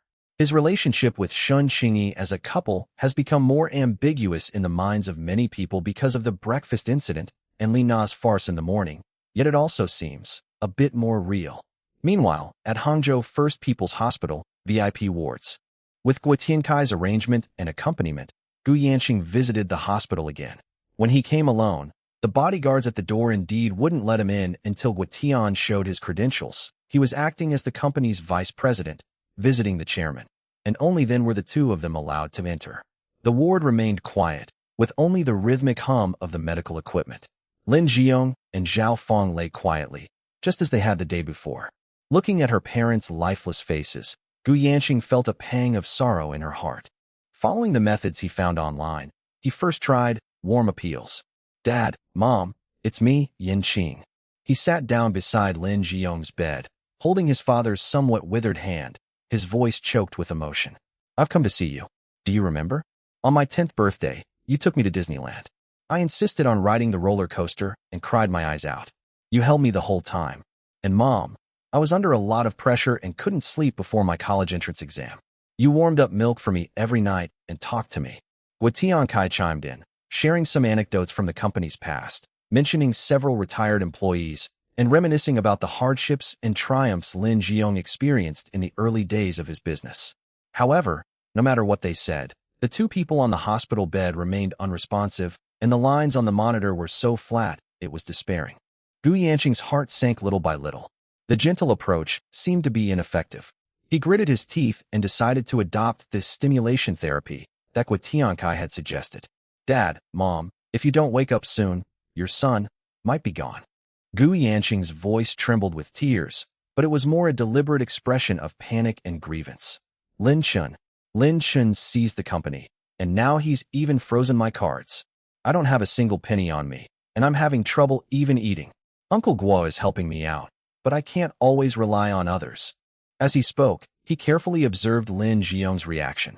Just then, Guo Tiankai seemingly casually added, "Alas, after President Lin," referring to Lin Chun, "took over, he made some big moves." Several of the chairman's old subordinates who had followed him for many years were dismissed on various pretexts, and the company is in a state of panic. Furthermore, I heard that Mr. Kobayashi has been rarely going to the school lately, and seems to be frequenting upscale clubs and nightclubs, spending a lot of money. Almost as soon as Guo Tiankai finished speaking, both Gu Yanqing and Guo Tiankai clearly saw that the tip of Lin Jiong's index finger trembled very slightly on his hand placed at his side. Although the fluctuations were small and the situation quickly returned to calm, both of them were certain that they had seen it. It works. The stimulation really works. Chapter 60: The Fate of the Zhang Family. Gu Yanqing and Guo Tiankai screamed when they saw Lin Jiong's finger move. Gu Yanqing was overjoyed and quickly pressed his advantage. He leaned close to Lin Jiong's ear and said in an even more terrified, tearful voice, "Dad, Lin Chen already knows I exist. He's afraid I'll fight him for the family fortune. He said he's going to have someone run me over. Dad, wake up. Save me. Otherwise you'll never see your son again." This statement is like a boulder thrown into stagnant water. On the hospital bed, Lin Jiong's originally calm face suddenly furrowed, forming a painful Chan character. His tightly closed eyelids trembled violently, and his eyeballs rolled rapidly beneath them. Then, under the watchful eyes of Gu Yanqing and Guo Tiankai, who held their breath, Lin Jiong's eyes, which had been closed for many days, suddenly opened. Although his eyes were vacant, unfocused, bloodshot, and filled with pain and extreme anxiety, he had indeed opened them. His lips trembled, as if he wanted to say something, and he made a difficult hoarse sound in his throat, but he couldn't utter a single word. Only his chest heaved violently with excitement, and the alarm on the monitor began to sound rapidly. Dad, you're awake. Can you hear me? Dad." Gu Yanqing was so excited that she was incoherent, and she tightly grasped Lin Jiong's hand. Guo Tiankai was also overjoyed and quickly pressed the call button. Doctor, come quick. The patient is responding." Hurried footsteps approached, and doctors and nurses rushed into the ward to begin examining and treating Lin Jiong. The ward was a scene of chaos. After examining the patient, the doctor said to Gu Yanqing and Guo Tiankai with a serious expression, "The patient just experienced a strong stimulus, and his brain activity is abnormally high. This is indeed one of the signs of awakening. However, this stimulation must be done with extreme care. Excessive stimulation can cause irreversible brain damage and even endanger life. The patient is currently agitated and needs immediate medication to stabilize him. Please refrain from speaking to him for now and allow him to calm down. Subsequent awakening treatments must be conducted gradually and under professional guidance. Gu Yanqing and Guo Tiankai nodded repeatedly, their faces filled with barely suppressed excitement. After leaving the ward, Gu Yanqing excitedly grasped Guo Tiankai's hand. "Uncle Guo, did you see that? My dad opened his eyes. He can really hear. The stimulation really worked." Guo Tiankai also looked relieved. "Yes, young Master Gu, this is fantastic news. It shows that the chairman is most concerned about you. However, the doctor also said that we can't rush things. We need to make a plan. We'll come every day, using suitable topics to gradually provoke him, but without going too far. I believe it won't be long before the chairman regains consciousness and personally seeks justice for you." Yes, I'll come every day. Uncle Guo, we're counting on you." Gu Yanqing was filled with gratitude and dependence on Guo Tiankai at this moment. He felt that the hope of reclaiming his family property was just around the corner. Father has opened his eyes. How far is he from waking up? He failed to notice the fleeting, complex, and enigmatic glint in Guo Tiankai's eyes as he turned away. The stimulus worked, but the direction seemed a little off from his initial expectations. However, as long as there is a possibility that the chairman may wake up, it adds another variable for everyone. As for Guo Tiankai, he only needs to observe the situation and make the choice that is most beneficial to himself at the right time. Filled with excitement and calculation, the two left the hospital and began planning their next visit. They all believed that Lin Jiong would wake up completely soon, and then the Lin Group would belong to Lin Chen. In the afternoon, at the Lin Group, in the chairman's office, the afternoon sun streamed through the huge floor-to-ceiling windows, casting its light on the gleaming, mirror-like solid wood desk. Lin Chen had just finished processing a few documents and picked up the coffee his secretary had brought him when there was a gentle knock on the office door. "Enter." Qin Wei pushed open the door and entered, holding a tablet in her hand, her steps brisk. She walked to the desk and placed the tablet in front of Lin Chen, which displayed some information and photos. "President Lin, there are a few things I need to report to you." Qin Wei's voice was clear and professional. "Explain." "First, regarding Zhang Haishan from Haishan Building Materials. He's here again, waiting at the front desk all morning, insisting on seeing you. The front desk and security have already stopped him as you instructed," he said. Qin Wei paused, her tone carrying a barely perceptible hint of sarcasm. "He has publicly severed his father-son relationship with Zhang Hao and hopes that we can be lenient and let Haishan Building Materials off the hook. He said he is willing to make amends in any way, and even hand Zhang Hao over to us for disposal." Lin Chen took a sip of coffee, his eyes calm and unwavering, as if listening to a trivial matter that had nothing to do with him. "What about Zhang Hao? What's his situation now?" Lin Chen hadn't seen or heard from this person for several days. He used to be so arrogant in front of him, and now that he suddenly had no feelings for him, he felt a little unaccustomed to it. Qin Wei nodded, swiping her finger across the tablet to bring up another report. "This is the second thing I want to report. Our people have been keeping an eye on Zhang Hao's movements. He was missing for a few days, and yesterday afternoon, someone saw him at the orthopedic clinic of the First Municipal Hospital. He was in a wheelchair with his left leg in a cast, and his injury was quite serious. The person who escorted him was one of Zhang Haishan's trusted subordinates. Considering the timing and Zhang Haishan's previous behavior, there's reason to infer that the leg was very likely broken by Zhang Haishan himself as a pledge of loyalty." Lin Chen's lips curled into an extremely cold smile. Even tigers don't eat their cubs, yet Zhang Haishan was so ruthless and selfish that he would even kill his own son to protect himself. However, this was within his expectations. When people are driven to the brink and believe they have grasped at a straw, they are capable of doing anything crazy. And all these troubles were caused by that son. So if we don't deal with him, who should we deal with? Did he think that breaking his son's leg would wipe the slate clean of the feud between me and Zhang Hao? That it would let his company's violations go unpunished? That it would protect his company and his fortune? Lin Chen's voice was soft, yet it carried an undeniable chill. Obviously, that's what he thinks.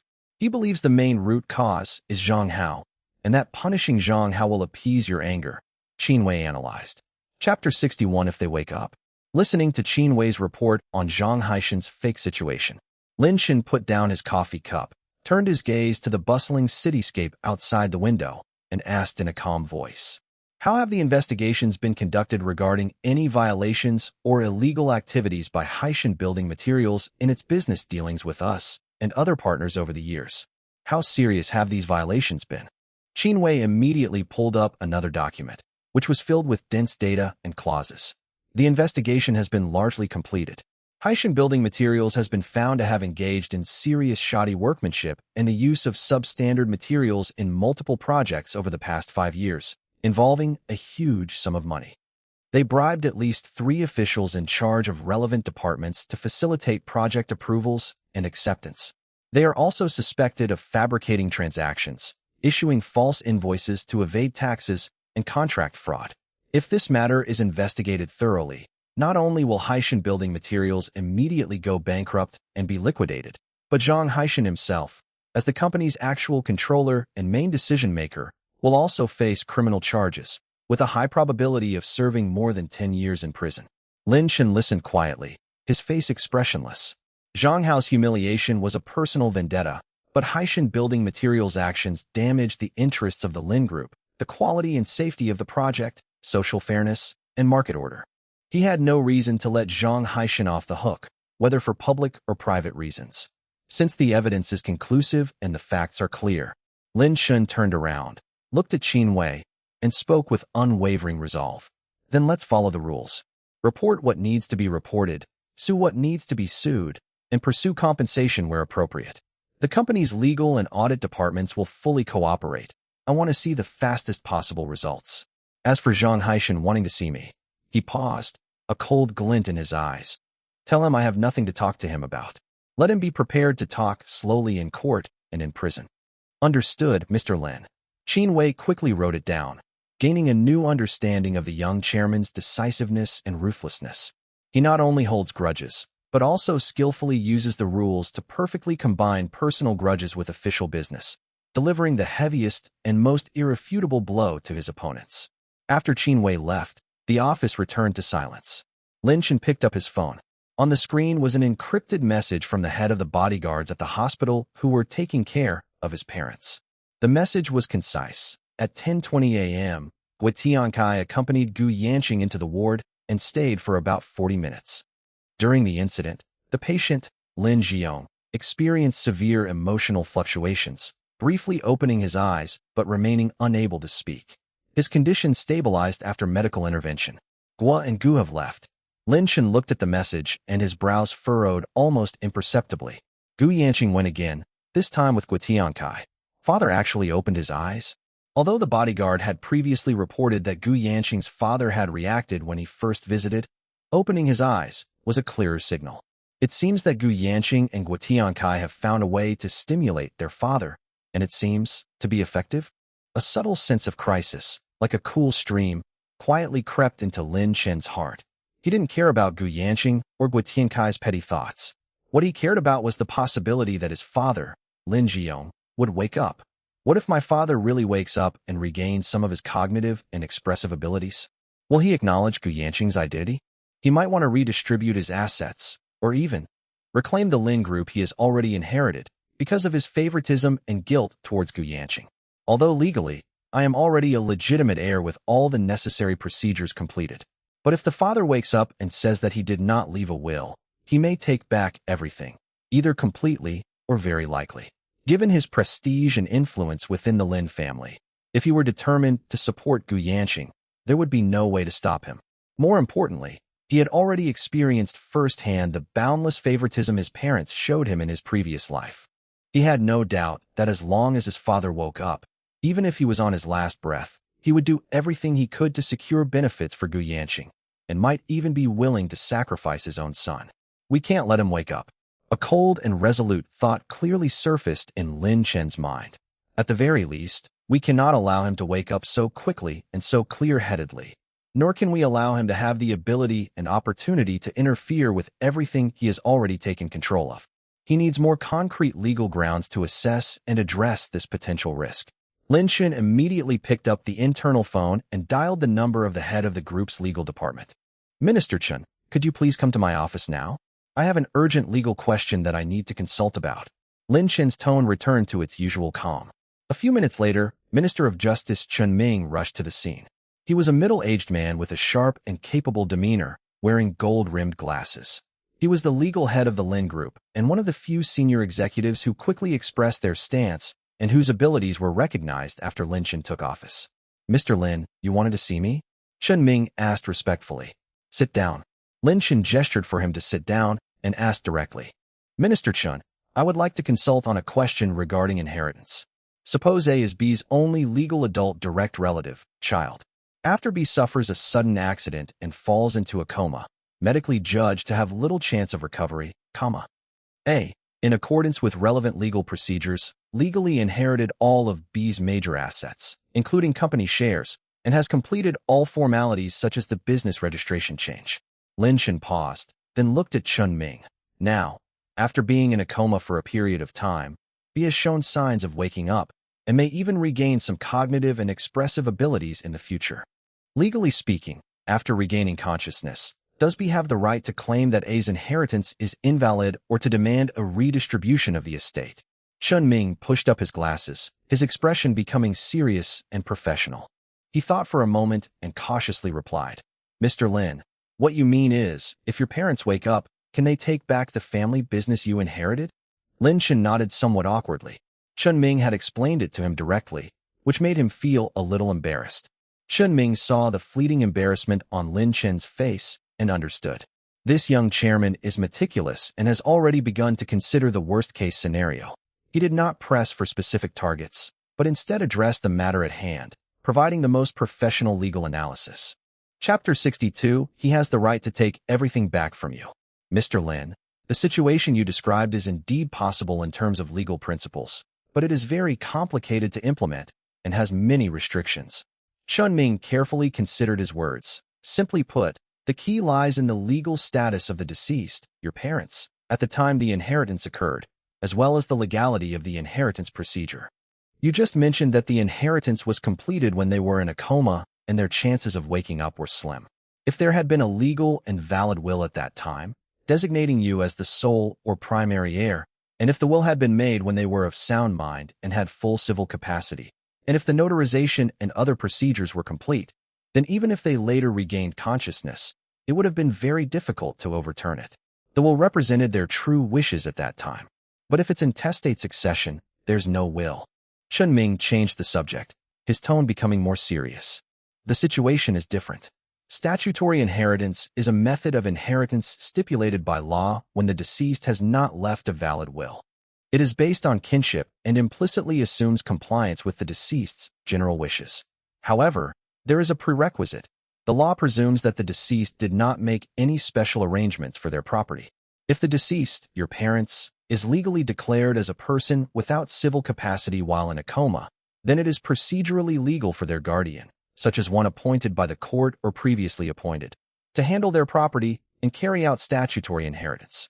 However, the declaration procedure must be rigorous. Now, here comes the crucial point.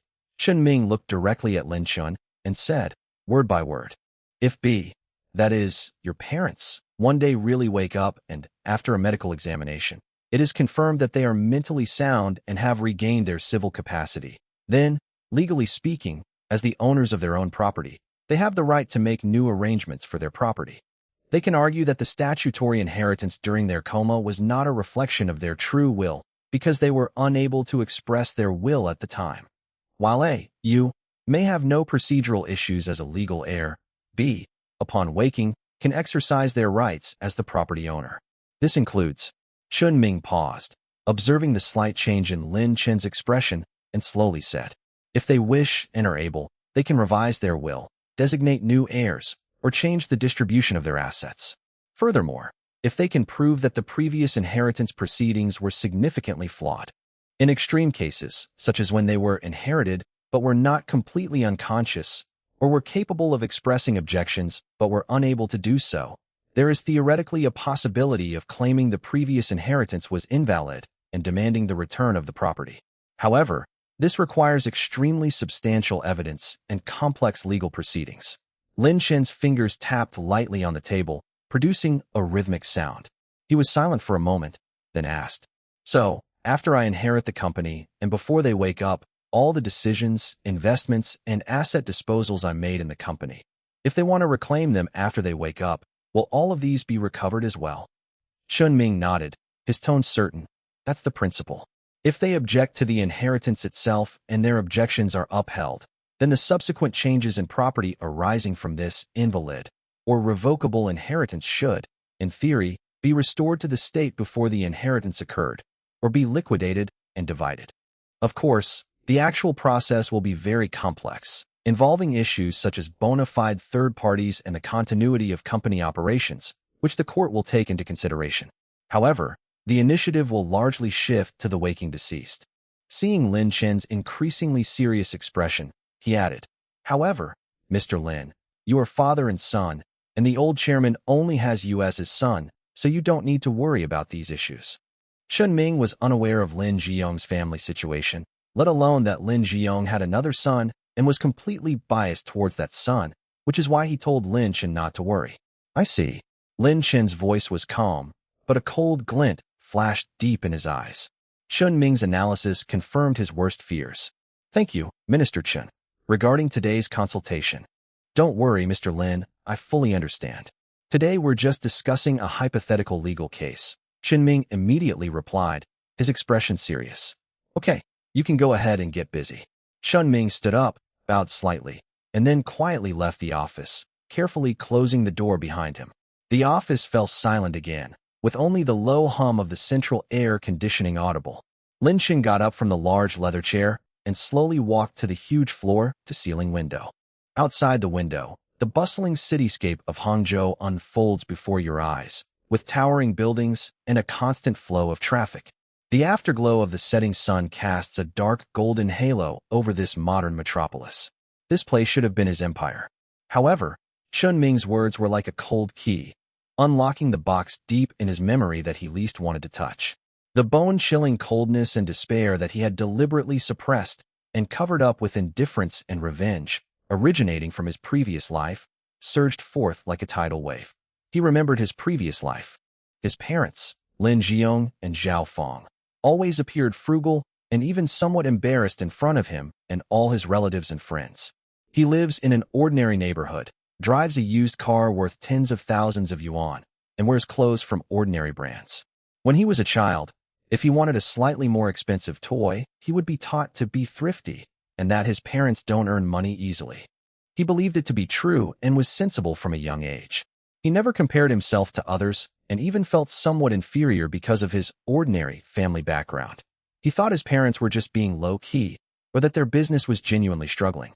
He studied hard, got into a good university, and thought that after he got a job, he would take good care of his parents and improve his family's life. Until his previous life, he graduated and looked for a job everywhere, while Gu Yanqing inherited the Lin Group. By sheer coincidence, he suddenly encountered Gu Yanqing and her parents chatting and laughing at the Lin Group, all dressed in high-end clothing. He only realized everything when Gu Yanqing called him Mom and Dad.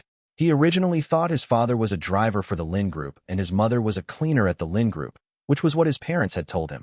He never doubted it. He learned from the employees of the Lin Group that his parents were the chairman of the Lin Group, and that day was also the auspicious day for Gu Yanqing to inherit the family business. At that moment, he felt like his whole world had collapsed.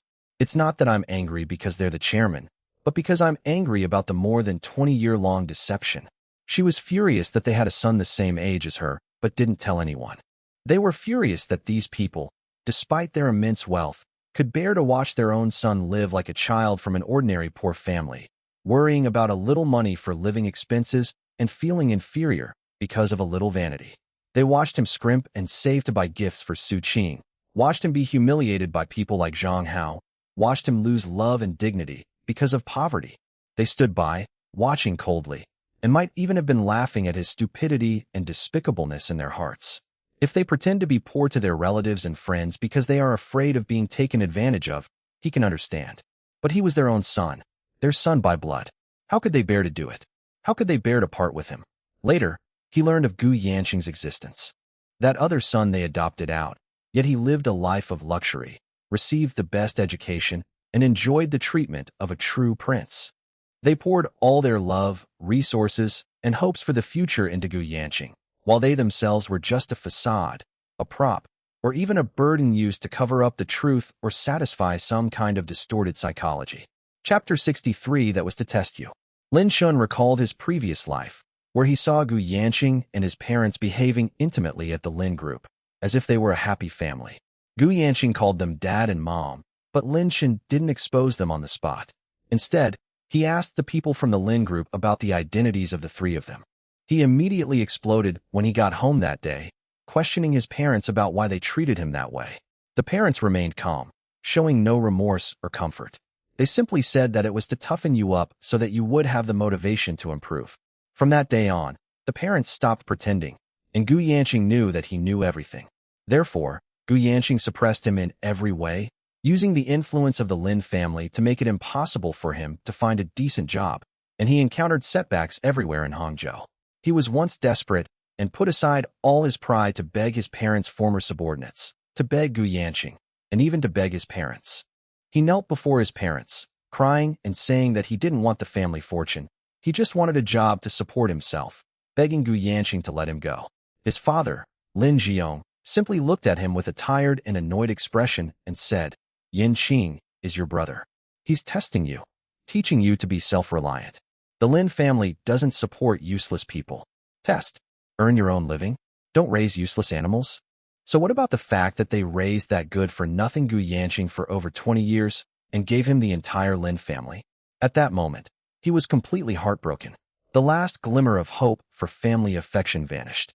He was driven out of Hangzhou like a stray dog and finally died in a mistaken car accident on a rainy night. Looking back now, was it really an accident? A chilling hatred, like a poisonous vine, spread from his heart to every limb and bone. His cold and resolute eyes were reflected in the window pane. In this life, he took the initiative and reclaimed the Lin family business. He believed he could control his own destiny and take revenge on those who had hurt him. However, the father showed signs of waking up. Gu Yanqing and Gua Tiankai, like sharks smelling blood, surrounded him. If his father were to wake up, given his unprincipled favoritism towards Gu Yanqing and his indifference and scheming towards him, Lin Shun had no doubt that his father would do everything in his power to take the Lin family business from him and hand it over to Gu Yanqing, just like in the previous life. Perhaps even more ruthless methods will be used to deal with this disobedient son. A test? Screw tests. He will never give anyone another chance to test him. I will never again allow myself to fall into the same predicament as in my previous life, where I was at the mercy of others. So what he needs to do now is to prevent his assets from being taken back in the future. Lin Shin stared at his reflection in the glass, muttering to himself in a voice as cold as iron. Company assets must be transferred. Before they wake up, before they are able to act, transfer as much of the Lin family's core value as possible, quietly, to places they cannot reach. But how to transfer it? And to whom? This requires an absolutely trustworthy person to operate a complex and covert asset transfer plan, which may require setting up an offshore company, a complex equity structure, related party transactions, etc. It requires a white glove, or rather, a shadow, that he can completely control and that will not betray him. Whom does he trust? Qingwei. She is capable enough, but she is a professional manager, and her loyalty is more based on interests and career prospects. She might not do something like this, which involves hollowing out the company and bordering on illegality, and she might not be reliable. Chen Ming, a legal expert, but also too specialized, and this kind of thing is too risky. Su Qing, that woman who could easily betray him for money? Just thinking of that name made Lin Shin feel nauseous and ironic. Even his girlfriend, who once swore eternal love to him, betrayed him for money and vanity. Who can he trust in this world? The betrayal he suffered in his previous life, and Su Qing's betrayal in this one, are like two cold thorns, reminding him of the unpredictability of human nature. It seems he truly has no one he can completely entrust with his trust. A profound sense of loneliness and urgency enveloped him. He owns a multi-billion-dollar empire, yet he can't find a partner with whom he can share secrets and entrust his life and fortune. This may be the price of rebirth and the inevitable curse that comes with wielding immense wealth. He needs to find a solution as soon as possible. During this period when his father might wake up and Gu Yanqing and Guitiankai are intensifying their efforts, he must fight on two fronts. On the one hand, they need to handle things at the hospital to delay or even prevent their father from regaining consciousness. On the other hand, he needed to secretly plan the transfer of assets to secure his escape route and ensure that he would never lose everything again, no matter what. Meanwhile, at the First People's Hospital of Hangzhou, in the orthopedic ward, this is an ordinary three-person hospital room, filled with the smell of disinfectant. Zhang Hao lay on the hospital bed by the window, his left leg in a thick cast, suspended in midair. His face was pale and haggard, his eyes were sunken, and his beard was unshaven. In just a few days, the arrogant and domineering rich second generation seemed to have become a different person, leaving only an empty shell tormented by fear and pain. The ward door was pushed open roughly, and Zhang Haishan walked in with a gloomy face. He looked much older, with puffy eye bags, and his eyes were filled with anxiety and a kind of desperate ferocity. When the other two patients and their families in the same ward saw Zhang Haishan like this, they instinctively shrank back and dared not look at him for too long. Zhang Haishan walked straight to Zhang Hao's bedside, looking down at him with no pity in his eyes, only impatience and deep resentment. "Dad?" Zhang Hao shrank back when he saw his father, his voice weak.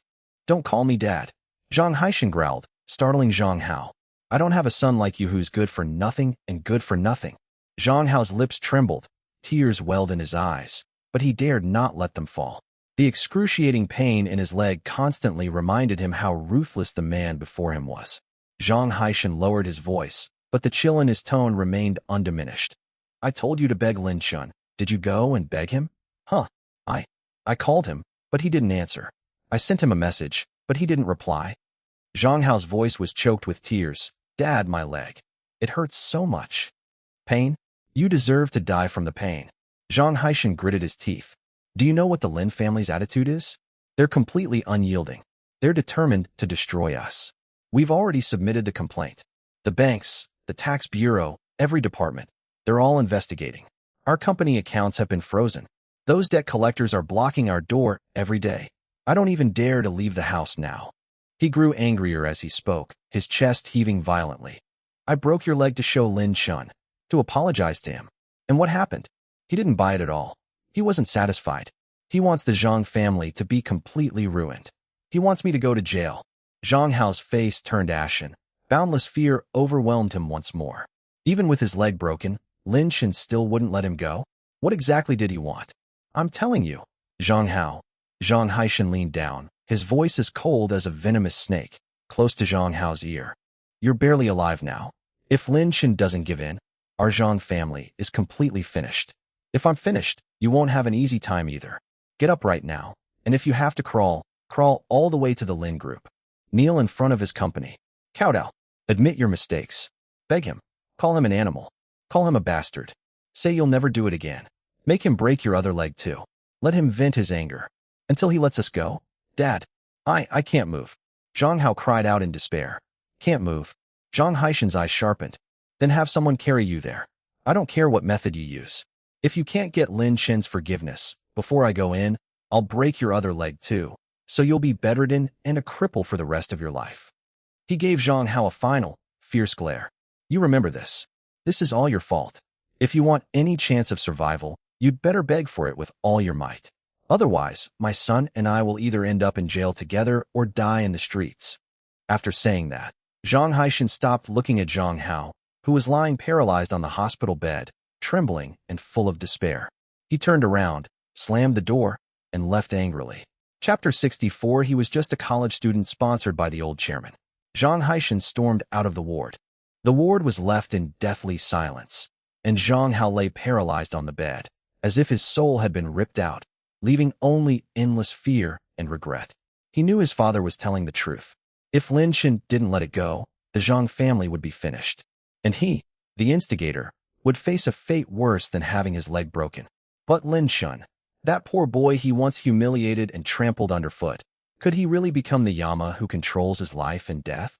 He had to beg him like a dog. The immense humiliation and even deeper fear intertwined, causing Zhang Hao's vision to blur. He could almost picture himself being carried like a dead dog to the entrance of the Lin group, groveling before the person he once despised most, in full view of everyone. No, he can't go. He can't bear the shame. But if he doesn't go, he'll die. He'll suffer a fate worse than death. Despair, like the heaviest shackles, locked him firmly to this hospital bed, with nowhere to escape. Evening, Lin's group, chairman's office. The setting sun bathed the office in a dark golden light. Lin Chen finished processing the last document and glanced at the time. He pressed the intercom button. Have Vice President Guo come to my office. The secretary gave a respectful reply from the other end of the phone.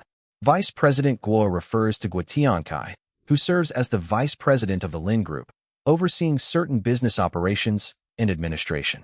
He holds a high position of power. Not long after, there was a knock on the office door. Enter. Guo Tiankai pushed open the door and walked in, his face bearing his usual, slightly slick smile. But upon closer inspection, one could detect a subtle tension hidden deep in his eyes. He walked to the desk and bowed slightly. Mr. Lin, you wanted to see me? Lin Chen didn't speak immediately. He leaned back in his wide chair, crossed his hands over his stomach, and calmly looked at Guo Tiankai. The gaze wasn't sharp, but it carried a quiet sense of oppression, as if it could pierce through one's heart. Guo Tiankai felt a little uneasy under her gaze. His smile became stiff, and fine beads of sweat even appeared on his forehead. He couldn't figure out why the young chairman had suddenly contacted him, especially after he had taken Gu Yanqing to the hospital that morning. Vice President Guo. Lin Chen finally spoke, his voice flat, revealing neither joy nor anger. Did you visit my parents at the hospital this morning? Guo Tian's heart tightened. They're here. He nodded quickly, his tone carrying just the right amount of heaviness and concern. Yes, Mr. Lin. I went to visit the chairman and his wife. Their condition, sigh. It's still the same, it's worrying. But the doctor said their vital signs are stable, which is a blessing in disguise. Thank you for your thoughtfulness, Lin Chen said casually, then changed the subject, his tone seemingly tinged with curiosity. I heard you didn't go alone. You brought a young person with you. Guo Tiankai's heart skipped a beat, and he almost broke out in a cold sweat. He forced himself to remain calm, his face showing an expression of sudden realization and gratitude. Oh, you mean Xiaogu? Yes, that's right. I brought a young man with me. His name is Gu Yanqing. He is a college student whom the chairman and his wife sponsored before their passing. He is studying in Longhai City. This boy has a conscience. When he heard that the chairman had an accident, he made a special trip from Longhai to see him in person and express his gratitude for the chairman's kindness. He begged me, and my heart softened, so his palms were sweaty, but he still had to maintain that calm expression on his face. He quickly calculated in his mind.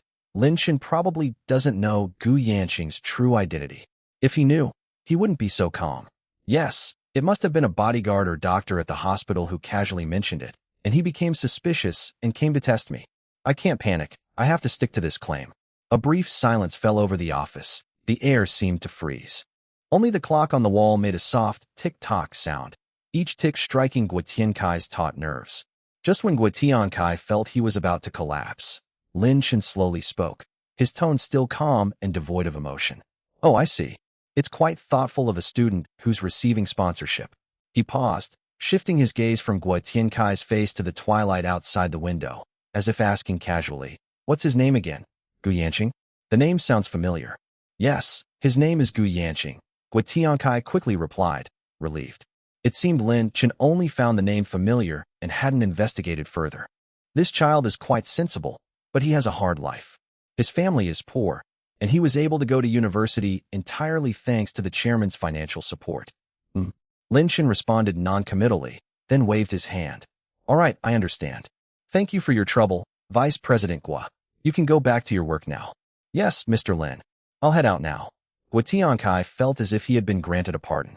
He quickly bowed, carefully withdrew from the office, and gently closed the door behind him. Only after walking out of the office and reaching the deserted corner of the corridor did Guo Tiankai let out a long, silent sigh of relief. A small patch of his shirt was already soaked with cold sweat. He wiped the sweat from his forehead, still shaken. That was close. This kid's aura is getting stronger and stronger. Being stared at by him is more uncomfortable than being stared at by the old chairman. Guo Tiankai muttered to himself, then patted his chest in relief. But it seems he really doesn't know Gu Yanqing's identity. Luckily, I reacted quickly and made up a reason to sponsor a college student. That's a good reason. I'll use that from now on. As long as he doesn't know, Gu Yanqing still has a chance. The chairman still has hope of waking up, and I'll have another way out. He composed himself, straightened his suit, put on his usual calm and collected vice president demeanor, and walked toward his office. She had made up her mind to be more careful lately and try to spend less time with Gu Yanqing, at least in front of Lin Chun. She had to distance herself from him. Chapter 65. Zhang Hao kneels and begs for forgiveness. In the office, Lin Chun looked in the direction Guo Tiankai had left, a cold, almost mocking smile curving his lips. A college student sponsored? Gu Yanqing. He repeated the two words in a low voice, his eyes as deep and cold as a pool. Guo Tiankai is lying. And he's not lying very well. Based on his understanding of his parents, they might do charity work, but they would never be so concerned about a sponsored college student, let alone have a high-ranking executive like Guo Tiankai personally take him to visit his comatose benefactor. They would not allow that college student to show the kind of near-collapse emotions that only close relatives would have. The more Guo Tiankai tried to cover it up, the more it proved that Gu Yanqing's identity was not simple, and it also proved that there was a close, unknown connection between him and Gu Yanqing. However, Lin Chun did not intend to expose him now. Making Guo Tiankai think he knew nothing actually made it easier for him to observe their movements, see what they were planning, and who would help Gu Yanqing. Play the game slowly. Lin Chun withdrew his gaze, turned off the computer, and prepared to leave work. He had more important things to plan. The next day, at the entrance of Mingda University, the morning sun was still quite warm, and the school gate was bustling with students rushing to class. As usual, Lin Chun parked his car a little further away and walked over. He wore a simple white t-shirt and jeans today, looking fresh and clean. However, the composure and restraint in his eyes that were beyond his years gave him a unique aura even in a crowd. He had just reached the school gate and hadn't even stepped onto the steps when the crowd in front of him suddenly stirred and automatically parted to make way for him. A boy in a wheelchair was being pushed by someone who looked like a caregiver or his subordinate, blocking the middle of the school gate and obstructing most people's way. The person in the wheelchair, with a thick cast on his left leg, a pale and haggard face, and disheveled hair, was Zhang Hao. When Zhang Hao's gaze met Lin Chun's as he approached, he trembled violently, as if he had seen something extremely terrifying. His face instantly lost all color, his lips trembled, and his eyes were filled with boundless fear and pleading. The person pushing the wheelchair seemed to receive some instruction and stopped moving. The next moment, under the astonished gazes of all the surrounding students, Zhang Hao did something that left everyone speechless. He suddenly grabbed the armrests of his wheelchair with both hands.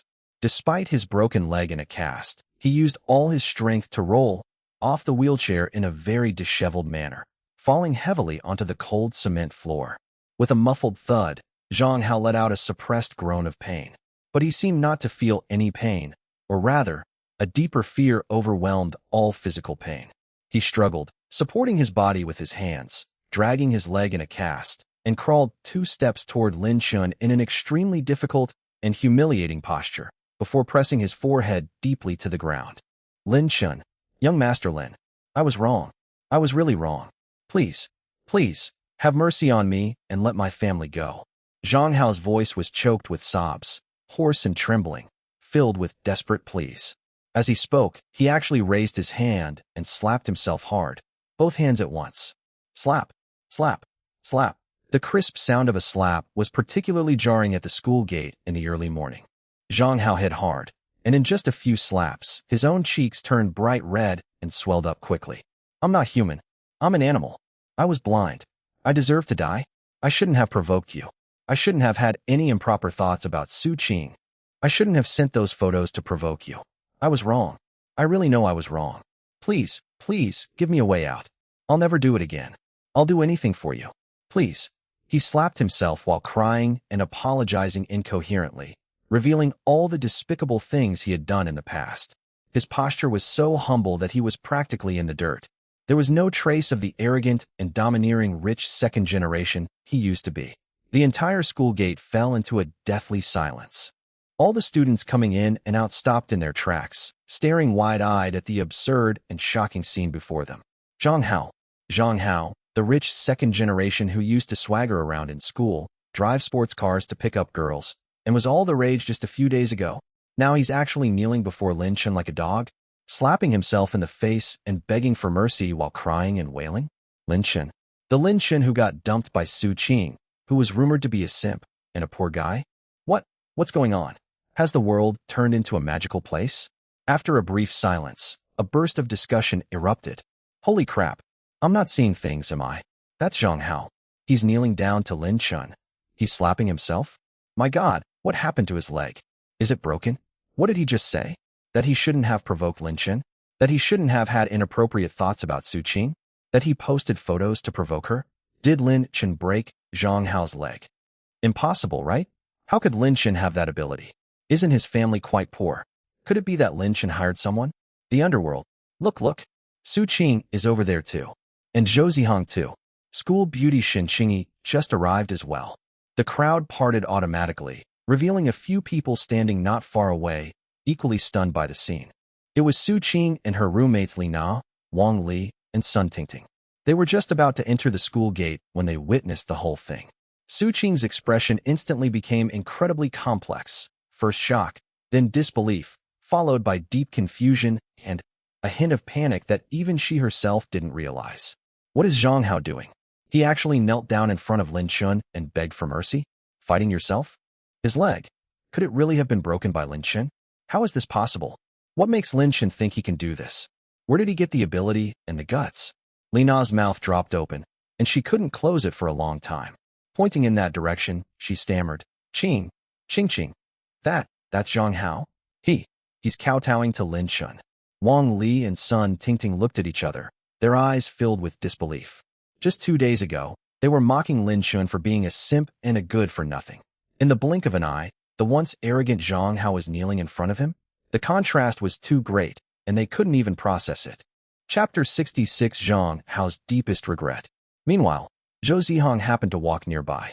He arrived early today, hoping to see if Shen Qingyi would be waiting for Lin Chun again.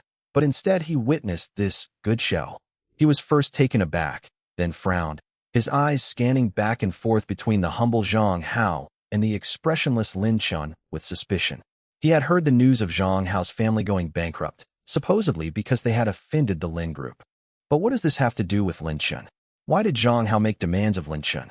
And why did he say things like, I shouldn't have provoked you, and sent photos to provoke you? Could it be that Lin Chun has some connection with the Lin group? No, impossible. He had checked Lin Chun's information. He came from an ordinary family and had no connections whatsoever. But how do you explain this scene? Has Zhang Hao gone mad? Or did Lin Chun seize on some fatal weakness? Zhou Zihong was filled with doubts, and for the first time, he felt a sense of apprehension and unease towards this poor boy, whom he had previously looked down upon.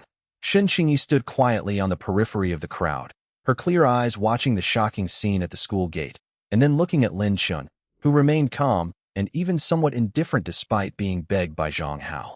Her heart skipped a beat. The mystery surrounding this man seems to be growing ever larger. Zhang Hao's fear didn't seem feigned. It was a deep-seated, bone-deep dread of absolute power. Who exactly is Lin Chun? Or rather, what is it about him that makes Zhang Hao so afraid? Facing Zhang Hao kneeling at his feet, slapping himself in the face, and surrounded by countless shocked, puzzled, and inquisitive gazes, Lin Chun's face remained expressionless. He showed neither pride nor anger, not even the slightest ripple of emotion. It was as if the person kneeling before him was not the enemy who had humiliated him, but merely an eyesore of air. He didn't even stop walking. He just glanced at Zhang Hao on the ground with an extremely indifferent look, his eyes so cold they were devoid of any warmth, as if he were looking at a lifeless piece of trash. Then, under everyone's gaze, Lin Chun acted as if he hadn't seen Zhang Hao at all, and with a normal expression, he started walking around Zhang Hao, preparing to continue walking into the school. His indifference filled Zhang Hao with more fear and despair than any insults or retaliation. Young Master Lin, please don't go. Please, listen to me. I really know I was wrong. I'll do anything you want. I'll even break my other leg. I just beg you to spare my family's life. Please. When Zhang Hao saw Lin Chun about to leave, he panicked completely and forgot all about saving face. He lunged forward, trying to grab Lin Chun's leg, but Lin Chun easily dodged him. Zhang Hao missed his target and collapsed to the ground in a sorry state. tears streaming down his face, desperately screaming, "Young Master Lin, my father is going to jail. The company is finished. Please, have mercy. I'll kowtow to you."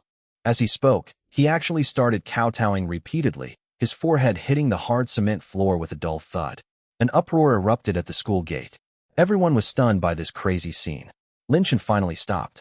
He turned slightly to the side, looked down at Zhang Hao, who was prostrate on the ground, kowtowing repeatedly, his eyes eerily calm. "Zhang Hao."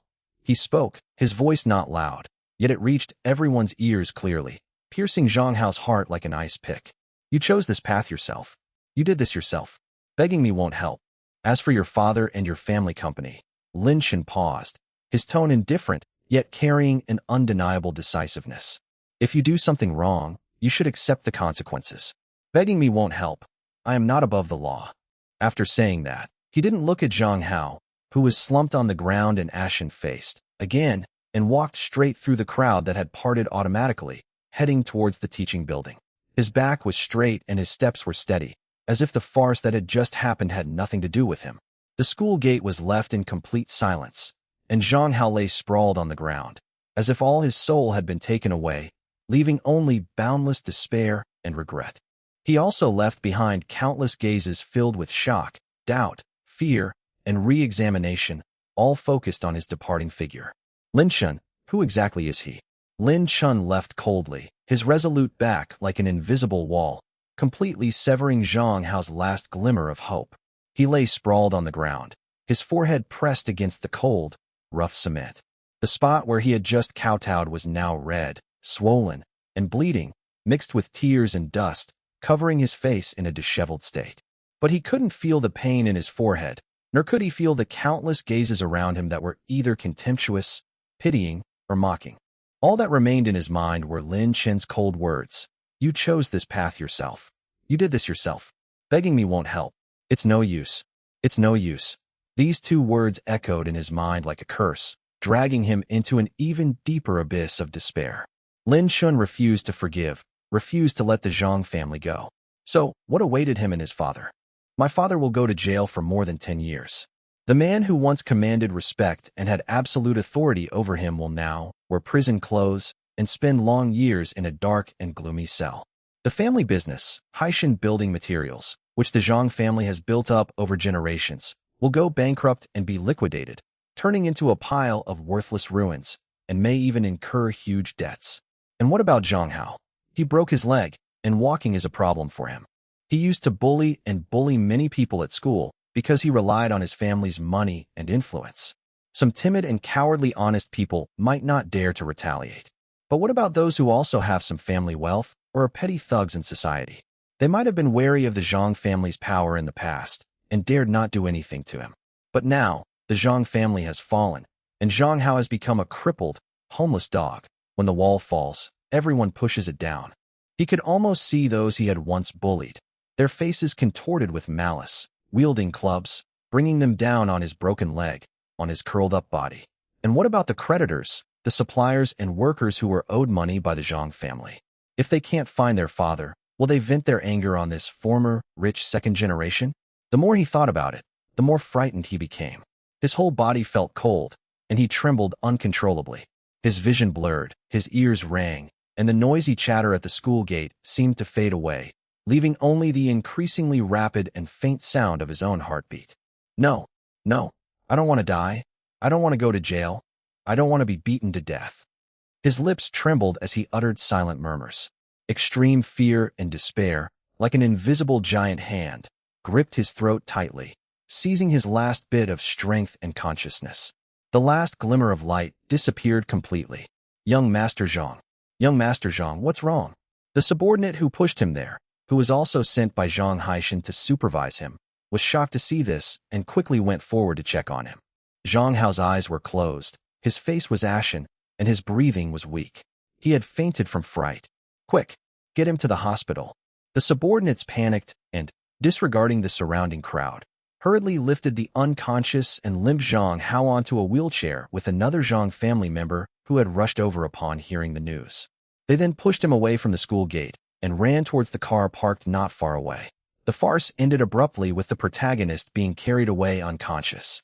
But the uproar caused by this farce has not subsided at all. Instead, it has caused an uproar on the campus of Mingda University, just like boiling oil being poured into cold water. Chapter 67, Did he join the underworld?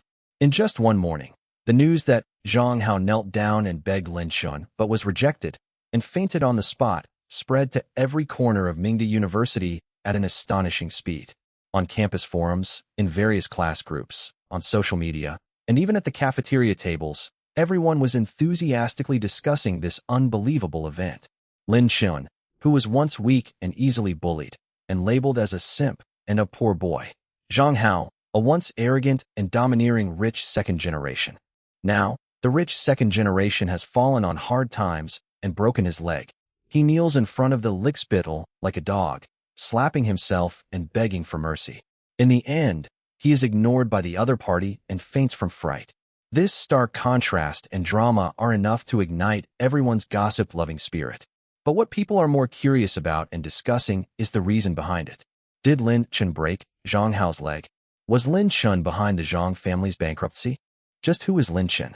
What makes Zhang Hao so afraid of him? Immediately, all sorts of speculations and analyses spread like wildfire on campus. Speculation 1.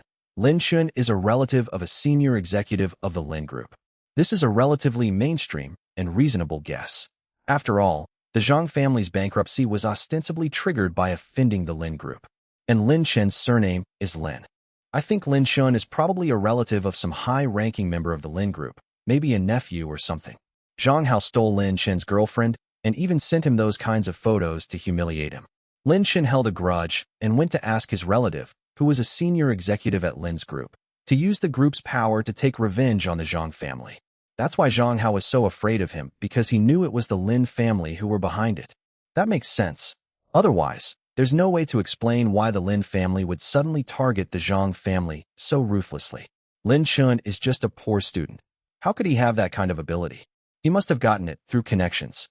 Speculation 2. Lin Shun harbored resentment out of love and collected dirt on the Zhang family to report them. This speculation has a touch of the rags to riches trope. I don't think it necessarily depends on relatives. Think about it. Lin Shun was cheated on and humiliated like that. He must hate Zhang Hao to death.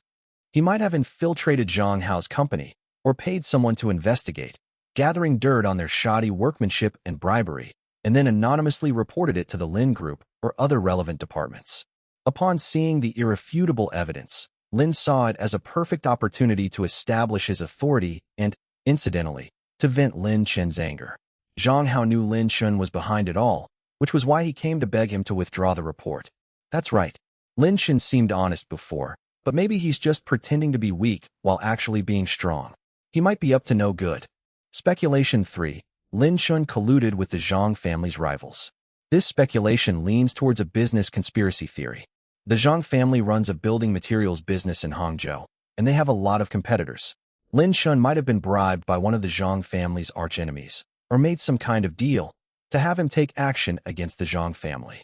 After all, Lin Shun was Zhang Hao's love rival, so he had a motive and wouldn't easily arouse suspicion. After the deed was done, Lin Shun would take the money, and the other party would bring down their rival. Zhang Hao knew the inside story, which is why he came to Lin Shun to ask for leniency. Speculation 4. Lin Shun joined the underworld. This speculation is the most chilling and best fits some people's imagination of violent retaliation, especially when combined with Zhang Hao's broken leg. Have you all forgotten how Zhang Hao's leg was broken? He must have been beaten. How could Lin Shun, a student, possibly break Zhang Hao's leg?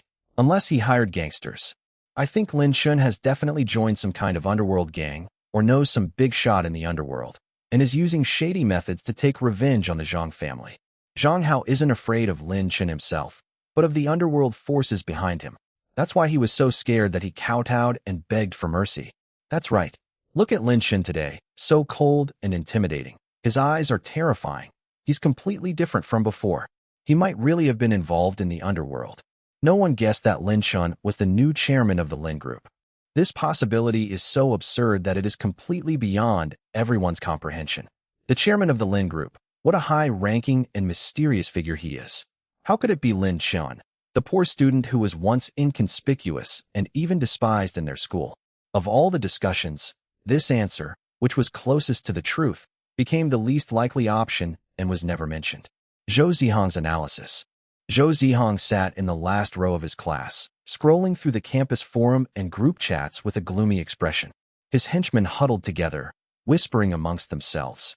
"Young Master Zhou, what do you think of this? That kid Lin Xian is really a bit strange."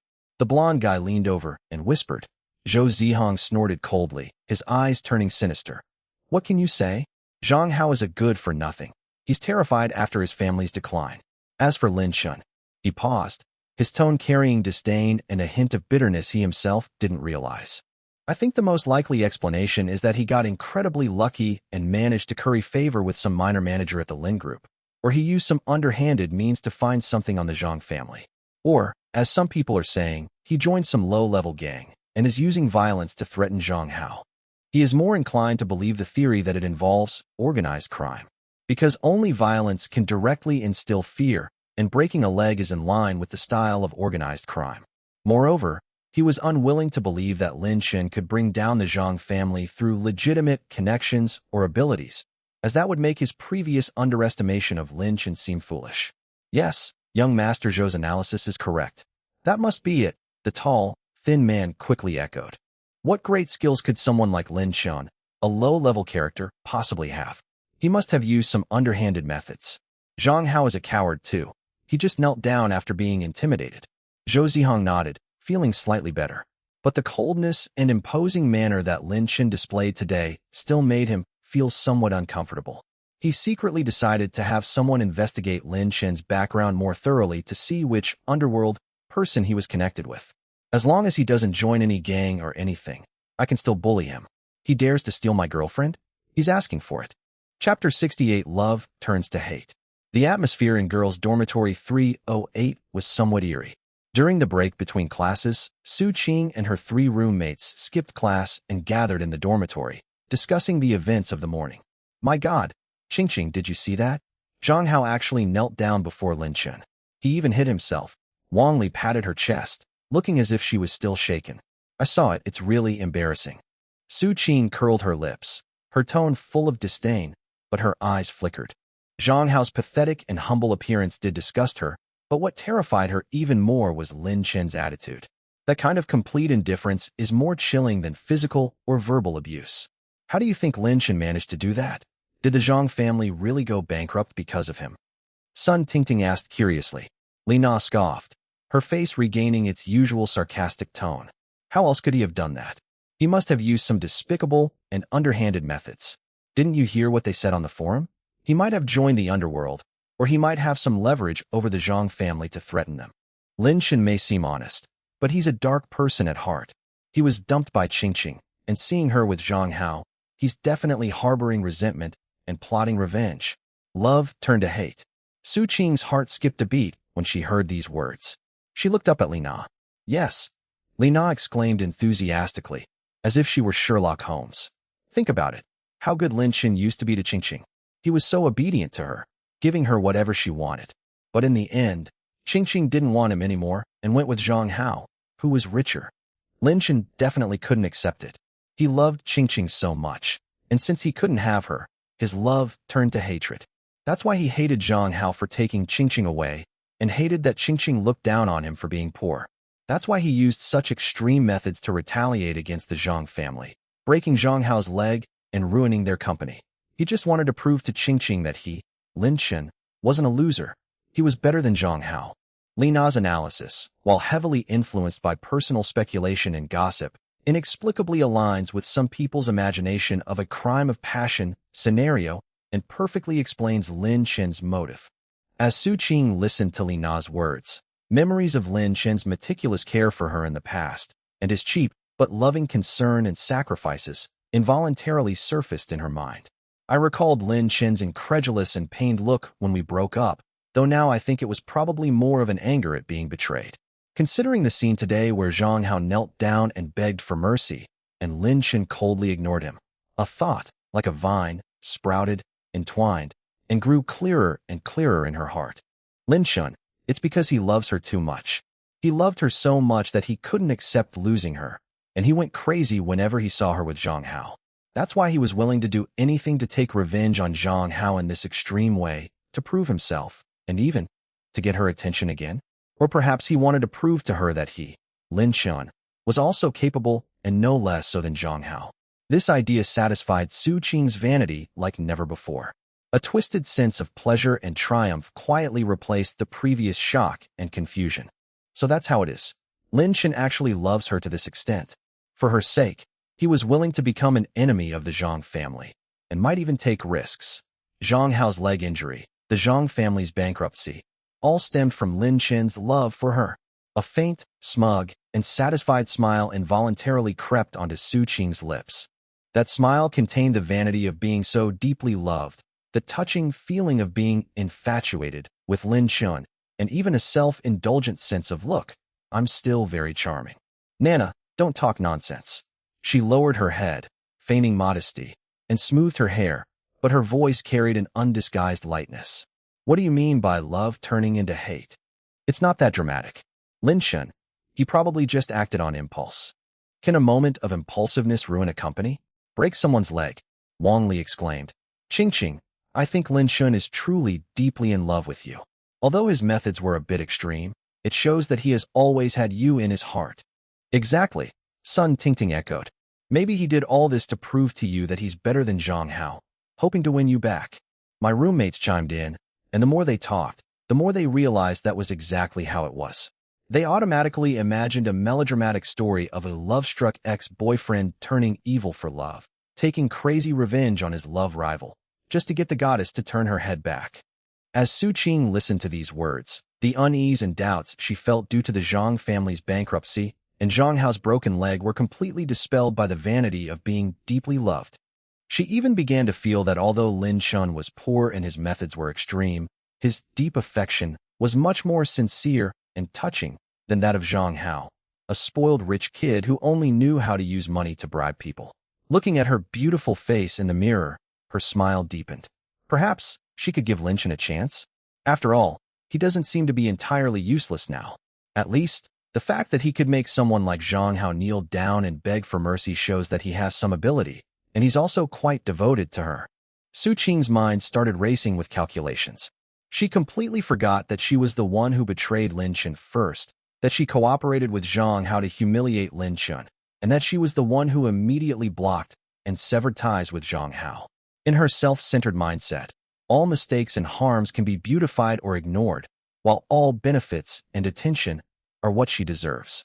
Meanwhile, Shun Qingyi returned to her department's classroom. She sat in her seat, looking out the window, but her mind kept replaying the shocking scene of Zhang Hao kneeling and begging for mercy at the school gate that morning. Zhang Hao's fear, which came from the depths of his soul, and Lin Chun's calm, almost cold indifference. These two formed a stark contrast. She was certain that Zhang Hao wasn't acting. He was genuinely afraid of Lin Chun to the core. Lin Chun's reaction was not a forced composure, but a complete indifference to everything in front of him, or rather, a condescending look down from above. This is somewhat different from her previous impression of Lin Chun, although most of it came from rumors, and her feelings after spending the last 2 days with him. He doesn't seem to be as weak and incompetent as the rumors suggest. In fact, he's somewhat unfathomable and mysterious. After hesitating for a moment, she took out her phone and found Lin Chun's number. She hovered her fingertip over the screen for a moment, then typed a message and sent it. I saw Zhang Hao this morning. His leg, did you break it? After sending it, she felt a little uneasy. This question is somewhat overstepping its bounds and carries a degree of skepticism. But her curiosity and growing desire to investigate Lin Chun as a person still prompted her to ask. She wanted to know how much Lin Chun had to do with this. Deep down, she didn't really want to believe that Lin Chun was the one who did it, but she also felt that there seemed to be no other explanation that could make Zhang Hao so scared. The phone vibrated quickly. It was Lin Chun's reply, brief and direct. No, it has nothing to do with me. Upon seeing these words, Shun Qingyi inexplicably breathed a sigh of relief. For some reason, she was willing to believe Lin Chun's words. If he did it, given his personality today, he would probably admit it directly or not bother to answer, rather than deny it. She wanted to ask again, then why is he so afraid of you? But her fingers paused on the keyboard, and she ultimately deleted it. She realized that she seemed to have asked too many questions. Ultimately, her relationship with Lin Chun is still just that of mutually helpful business partners, or rather, She has been taking advantage of him more than she has. They are not close enough for her to pry into each other's privacy at will. Moreover, Lin Shen clearly has a secret. Inquiring about it rashly might provoke his displeasure.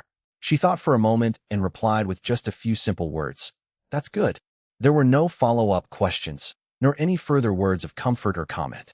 She felt that this balance was perhaps just right. The phone went silent. Shen Qingyi put her phone aside, but her curiosity about Lin Shen didn't diminish. Instead, it increased. This man seemed shrouded in mystery, making him impossible to understand, yet irresistibly drawing one closer. Chapter 69. Give him a chance. Meanwhile, in girls' dormitory 308, the discussion about Lin Shen was still going strong.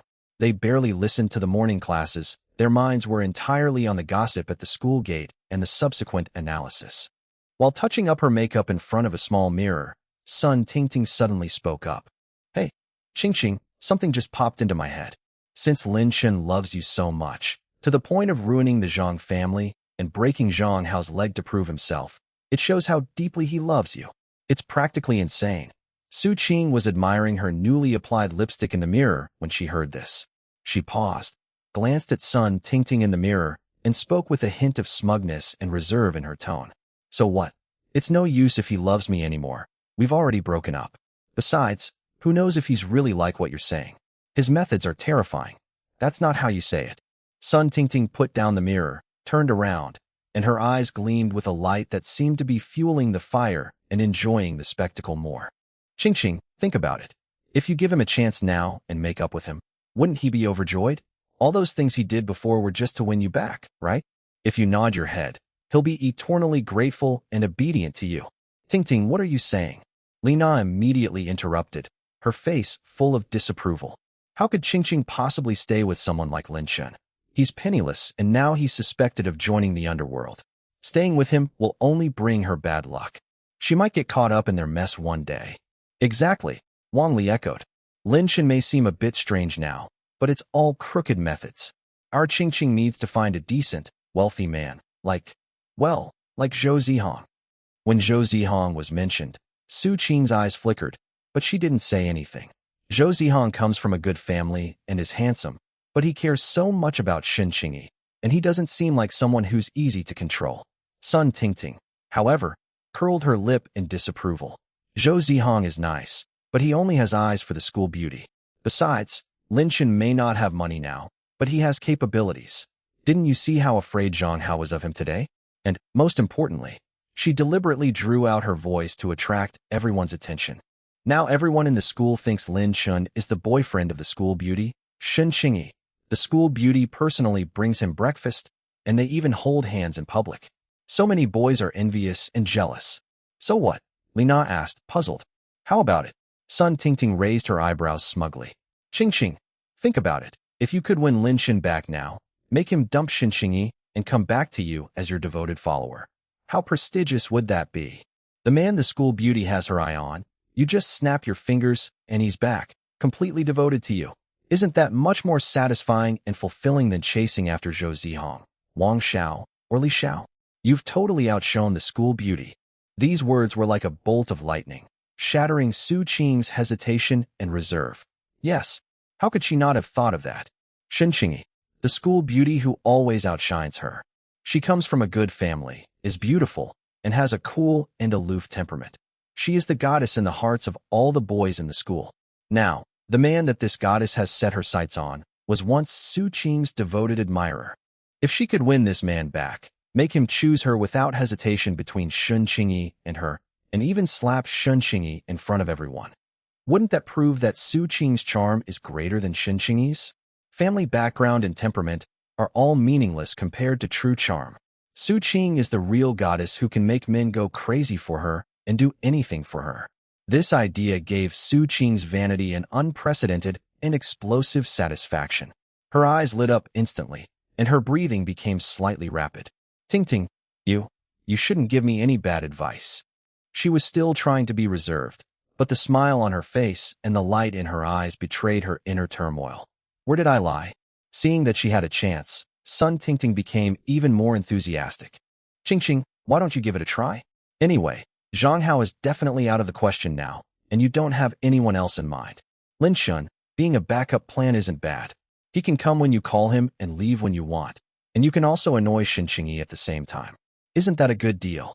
Li Na and Wang Li exchanged a glance. Although they thought Sun Tingting's idea was a bit outrageous, seeing Su Qing's obvious interest, they didn't object anymore. They were also quite eager to see Shin Qingyi get her comeuppance. Then what should I do? Su Qing finally asked, half-heartedly, having started planning in her mind. Easy, Sun Tingting said, adopting the air of a strategist. After class this afternoon, go directly to Lin Shun. Tell him you're moved by him and willing to give him another chance. However, to prove his sincerity and to clear up the misunderstanding between you and Shin Qingyi, he was forced to call Shin Qingyi over in front of the whole class and tell her personally that the person he loved was Su Qing, and that his previous relationship with Shin Qingyi was just a misunderstanding, and that it was all Shin Qingyi's wishful thinking. Yes, that's it, Li Na exclaimed excitedly. This way, we'll not only prove Qingqing's charm, but also give Shin Qingyi a good slap in the face. Let's see how she pretends to be high and mighty now. The more Su Qing listened, the more reasonable it seemed. She could almost see Shin Qingyi's shame and indignation after being publicly humiliated, and she could also see Lin Shun falling at her feet again and obeying her every command. Okay, let's do it this way. Su Qing slammed her hand on the table, making her decision. She wanted everyone, especially Shin Qingyi, to know who the real winner was. In the afternoon general education class, Lin Shun and Su Qing's classes were in the same large classroom. Lin Shun remained seated in the back, looking down at a business book unrelated to the course, exuding an aura that seemed to keep strangers at bay. After what happened this morning, although there were still many curious and inquisitive glances, few people dared to approach and chat or discuss the matter. Su Qing and her 3 roommates entered the classroom, immediately attracting the attention of some people. Su Qing had dressed up carefully today, wearing a figure-hugging dress and exquisite makeup. She stood tall and proud, like a peacock. Her gaze swept across the classroom, finally settling on Lin Shun, a confident smile playing on her lips. Encouragingly, Su Qing took a deep breath and instead of walking directly toward Lin Shun, she gave Li Na a wink. Li Na understood, straightened her chest, and walked straight towards Lin Shun in the back row with an expression that seemed to say condescend and inform. Lin Shun. Li Na's voice sounded particularly jarring in the relatively quiet classroom. Lin Shun looked up from his book, calmly looking at her, his brows furrowing almost imperceptibly. All the students in the class turned to look at them, sensing that there was going to be a good show. Li Na walked to Lin Shun's desk, looked down at him, and said in a tone as if announcing a gift. Chapter 70. Used shoes. Whoever's foolish can take them. Li Na walked up to Lin Shun, looking down at him, and said, Lin Shun, listen to me. Qingqing is taking pity on you because you're still quite devoted, and will give you another chance. She paused, waiting to see Lin Chen's ecstatic reaction. However, Lin Chen's face remained expressionless, his eyes fixed on what seemed like a clown performing a clumsy one-man show. Li Na was a little embarrassed, but she still forced herself to continue. However, if you want this opportunity, you have to prove your sincerity. Now, go and call Shin Qingyi over, and in front of the whole class, tell her in person that the person you love has always been Su Qing, and that the previous relationship with her was just a misunderstanding, and that she was the one who was clinging to you. As long as you do that, Qingqing will consider making up with you. After these words were spoken, the classroom instantly fell silent. Everyone looked at Li Na as if she were an idiot, or rather, a lunatic, and then at Su Qing, who stood not far away, chin slightly raised, with a look of bestowing on her face. Is this woman out of her mind? How could Lin Shun abandon school beauty Shin Qingyi and choose Su Qing instead? And he even dared to slap Shin Qingyi in public? What makes her so special? Because she has a big face? Because she is a slut? Lin Shun seemed to have heard an extremely absurd joke. He put down his book, leaned back slightly, and first looked at Li Na's face, which was full of you should be grateful expressions, before slowly moving to Su Qing not far away. His eyes held no anger, no surprise, only undisguised, pure contempt and the indifference of looking at trash. Is this also her idea? Lin Shun asked, his voice not loud, but clearly reaching everyone's ears. He was referring to Su Qing. Of course, Li Na said, head held high. Qingqing is kind-hearted and willing to give you this chance to turn back from your misguided ways. So why don't you hurry up and... That's enough. Lin Shun interrupted her, his tone calm, but carrying an invisible pressure. He looked at Su Qing, a sarcastic smile curving his lips. At this moment, Su Qing also felt that it was her turn to make her appearance. She walked with what she thought were elegant steps to Lin Chen's desk, slightly raised her chin, and said in a haughty tone that said, "I forgive you. Lin Chen, I know how deeply you love me. You didn't hesitate to ruin Zhang Hao for me, and you might even have done some extreme things. Although I don't approve of your methods, I'm still very touched by your intentions. Therefore, I'm willing to give you another chance. If you do as Nana says, I can consider accepting you back." After she finished speaking, she deliberately tossed her hair, revealing a section of her fair neck, as if to show off her charm. The whole class. Does this woman have an inflated sense of self-importance? Which I of hers saw that Lin Shun loved her deeply? Ruin Zhang Hao. That was clearly the Zhang family's own doing. Looking at Su Qing's self-righteous appearance, Lin Shun finally couldn't help but chuckle softly. The laughter was filled with undisguised mockery. Su Qing. He spoke slowly, each word like an ice bead hitting the ground. Have you lost your mind? Or did you get your head caught in a door before you left? Su Qing's expression changed. You want me to choose you and give up Shin Qingyi? Lin Shen's gaze swept over her, his eyes assessing her like a piece of trash awaiting disposal. In terms of looks, figure, family background, character, intelligence, in which aspect can you compare to Shin Qingyi? Anyone with eyes that aren't blind and a sound mind knows how to choose. He paused, and amidst Su Qing's face flushed with shame and indignation, he uttered those two extremely insulting words, each one clear and distinct. Loose woman. Boom. These two words exploded in the classroom like a thunderclap. Everyone was stunned. Although people might talk about it in private, Lin Shun is definitely the first person to say it so bluntly and insultingly to someone's face. Su Qing's face instantly went from flushed to deathly pale, and then turned purple from extreme anger and humiliation. She trembled violently, pointed at Lin Shun, her lips quivering, but she couldn't utter a single word. She had never been publicly insulted like this before, especially with such vile words. You're talking nonsense. Li Na jumped up and down in anger, screaming. Lin Shun, you can't have Qingqing, so you want to destroy her. You're despicable, shameless, vulgar. Su Qing's tears streamed down her face instantly, not from grievance, but from extreme anger and humiliation. She covered her mouth, looking as if she was about to cry and had suffered a great injustice, her shoulders trembling. In the past, this appearance might have evoked some people's sympathy, but now, in the eyes of most people, it only seems ridiculous and deserved. Exactly. Lin Shun, you've gone too far. How can you say that about a girl? Su Qing was just giving you a chance out of kindness. Wang Li and Sun Tingting also rushed forward to support them, but their tone was clearly lacking in confidence. The boys in the classroom looked at Su Qing with even more disdain and contempt. Slut. Although it sounds harsh, just think about how she dumped Lin Shun and went with Zhang Hao, and as soon as the Zhang family fell, she immediately cut ties with them. Now she's coming back to try and get Lin Shun to publicly humiliate the school beauty to win her back. This behavior doesn't seem much different from being a slut. At the very least, it's pretty shameless. Just then, a slight commotion came from the classroom doorway. A graceful figure appeared at the door. It was Shin Qingyi. She seemed to be looking for Lin Shun. As soon as she reached the door, she heard the argument inside. Lin Shen's final, cold slut. Su Qing's crying, and Li Na and the others cursing. She frowned slightly, her clear gaze sweeping over the few people facing off in the classroom before landing on Lin Shun with a hint of inquiry. When Lin Shun saw her, the coldness and mockery on his face instantly vanished, and he returned to his usual calm. He stood up, ignoring the still crying Su Qing and the shouting Li Na, and walked towards Shin Qingyi. What's wrong? Shin Qingyi asked softly. It's nothing, Lin Shun said calmly as he walked to her side, as if the farce that had just occurred was merely a trivial interlude. I just ran into someone who wasn't thinking straight and said a few truths. Let's go. Didn't we say we were going to get bubble tea? After saying that, he casually gestured for Shin Qingyi to leave together, and throughout the whole process, he didn't look at Su Qing and the others again. Shin Qingyi glanced at Su Qing, who looked disheveled, with tears streaming down her face and a venomous look in her eyes, and then at Lin Shun, who remained calm and composed.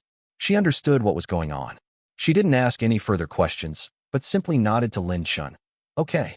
The two walked side by side, leaving the classroom under the watchful eyes of countless people. Su Qing was left standing there, unsure whether to cry or not. Her face burned as if she were being lashed by countless gazes. The undisguised contempt, mockery, and schadenfreude in the eyes of her classmates made her wish she could disappear into a crack in the ground. The immense humiliation and overwhelming hatred for Lin Shun consumed her like poisonous flames in an instant. Lin Shun, how dare he insult her like that? She even dared to embarrass Shen Qingyi in front of her, calling her a slut. She will never let him get away with this. She'll make him pay. Chapter 71. I report Lin Shun for participating in organized crime. Lin Shun and Shen Qingyi had just stepped out of the classroom when they were blocked by several people. The leader was Zhou Zihong, whose face was gloomy and whose eyes were unfriendly. He was accompanied by two middle-aged men, one of whom was wearing a dark suit and glasses and had a serious face. He was Director Liu from the Academic Affairs Office. The other person, slightly overweight and with a somewhat complicated expression, was Ms. Zhao, Lin Shun's homeroom teacher. The three people stood in the middle of the corridor, their aura clearly hostile. Students passing by instinctively avoided them, but couldn't help but slow down and peek out of curiosity. Lin Shun stopped, his gaze calmly sweeping over the three of them before finally settling on Zhou Zihong's face. His tone was indifferent. What is it? Zhou Zihong sneered, not answering Lin Shun directly, but turning to Director Liu beside him and speaking in a deliberately elevated, righteous tone. Director Liu, Teacher Zhao, this is the man, Lin Shun. I am formally reporting to the school that he is of bad character, colludes with undesirable individuals in society, and may even have been involved in a violent assault that resulted in our student Zhang Hao being seriously injured and hospitalized. This kind of person is morally corrupt and has severely tarnished the reputation of Mingda University. They are completely unworthy to continue studying at our school. As he spoke, he looked at Lin Shun with a provocative and smug gaze. The whole school knew about Zhang Hao's broken leg and his kneeling pleas for mercy at the school gate, which gave him a perfect excuse to deal with Lin Shun. Regardless of whether Lin Shun has actually joined the underworld, let's first pin this label on him, and then use family connections and school pressure to expel him from Mingda. Let's see how he dares to show off in front of me, and how he dares to be all lovey-dovey with Shen Qingyi. Director Liu adjusted his glasses, looked at Lin Shun, his expression serious and his tone official. Lin Shun and Zhou Zihong's reports have already reached our academic affairs office. Zhang Hao's behavior at the school gate this morning and the rumors about you have had a very negative impact on campus. As a university student, one should focus their energy on studies, not on associating with idle people in society, and certainly not on getting involved in violent incidents. The university is a place for teaching and nurturing students. It cannot tolerate such black sheep. Teacher Zhao stood to the side, looking somewhat embarrassed and awkward. As Lin Shun's homeroom teacher, his previous impression of Lin Shun was that he was an honest, introverted, and even somewhat timid student whose family background seemed to be poor. He had heard about Lin Shun's recent changes and the rumors surrounding him, and he was starting to have some doubts. However, Zhou Zihong's family has a strong background, and Director Liu is clearly on Zhou Zihong's side. Moreover, Zhou Zihong has made promises to the school, so naturally he would not offend Zhou Zihong for Lin Shun's sake. Director Liu, Teacher Zhao, Lin Shun said, his expression unchanged and his tone still calm. Zhou Zihong claims I joined a triad and that I caused Zhang Hao serious injury. Where's the evidence? Can he convict me based solely on his baseless accusations and some unfounded rumors? Doesn't the school need to investigate and verify information before dealing with students, instead of just listening to one side of the story? Zhou Zihong was taken aback by Lin Shun's calm questioning, then flew into a rage. What other evidence do you need? Is Zhang Hao's leg broken? Did he kneel down and beg for mercy in public? If you hadn't used some shady means to threaten him, would he have done that? Isn't that obvious enough? Obvious. Shen Qingyi couldn't help but step forward, her clear eyes looking directly at Director Liu and Teacher Zhao, her voice clear, yet carrying an undeniable force. Director Liu, Teacher Zhao, shouldn't reporting and handling students follow procedures and require evidence? How was Zhang Hao's leg injured? Is there a hospital diagnosis report? Does it prove that Lin Shun was responsible? Zhang Hao kneeling and begging for forgiveness was his own action. Who can prove that he was threatened with violence by Lin Shun? Is it merely based on some unverified rumors and Zhou Zihong's personal speculation? To label a student as a gangster or a violent element, and even expel him? Is this how Mingda University teaches and nurtures students? Is this the fair attitude that school leaders and teachers should have? Shin Xingyi is usually quiet and has a cool demeanor, but at this moment, she is arguing logically and clearly, and her aura is in no way inferior to that of the director of the Academic Affairs Office opposite her. She comes from a good family, is outstanding herself, and carries a lot of weight with school leaders and teachers. Director Liu and teacher Zhao blushed and paled in turns after hearing Shun Qingyi's words. Director Liu, in particular, knew that Zhou Zihang's accusation was baseless and purely motivated by personal grudges. However, Zhou Zihang's father has connections at the school, and this time he has promised to donate a new basketball court to the school, with the funds to be available after Lin Shen is dealt with.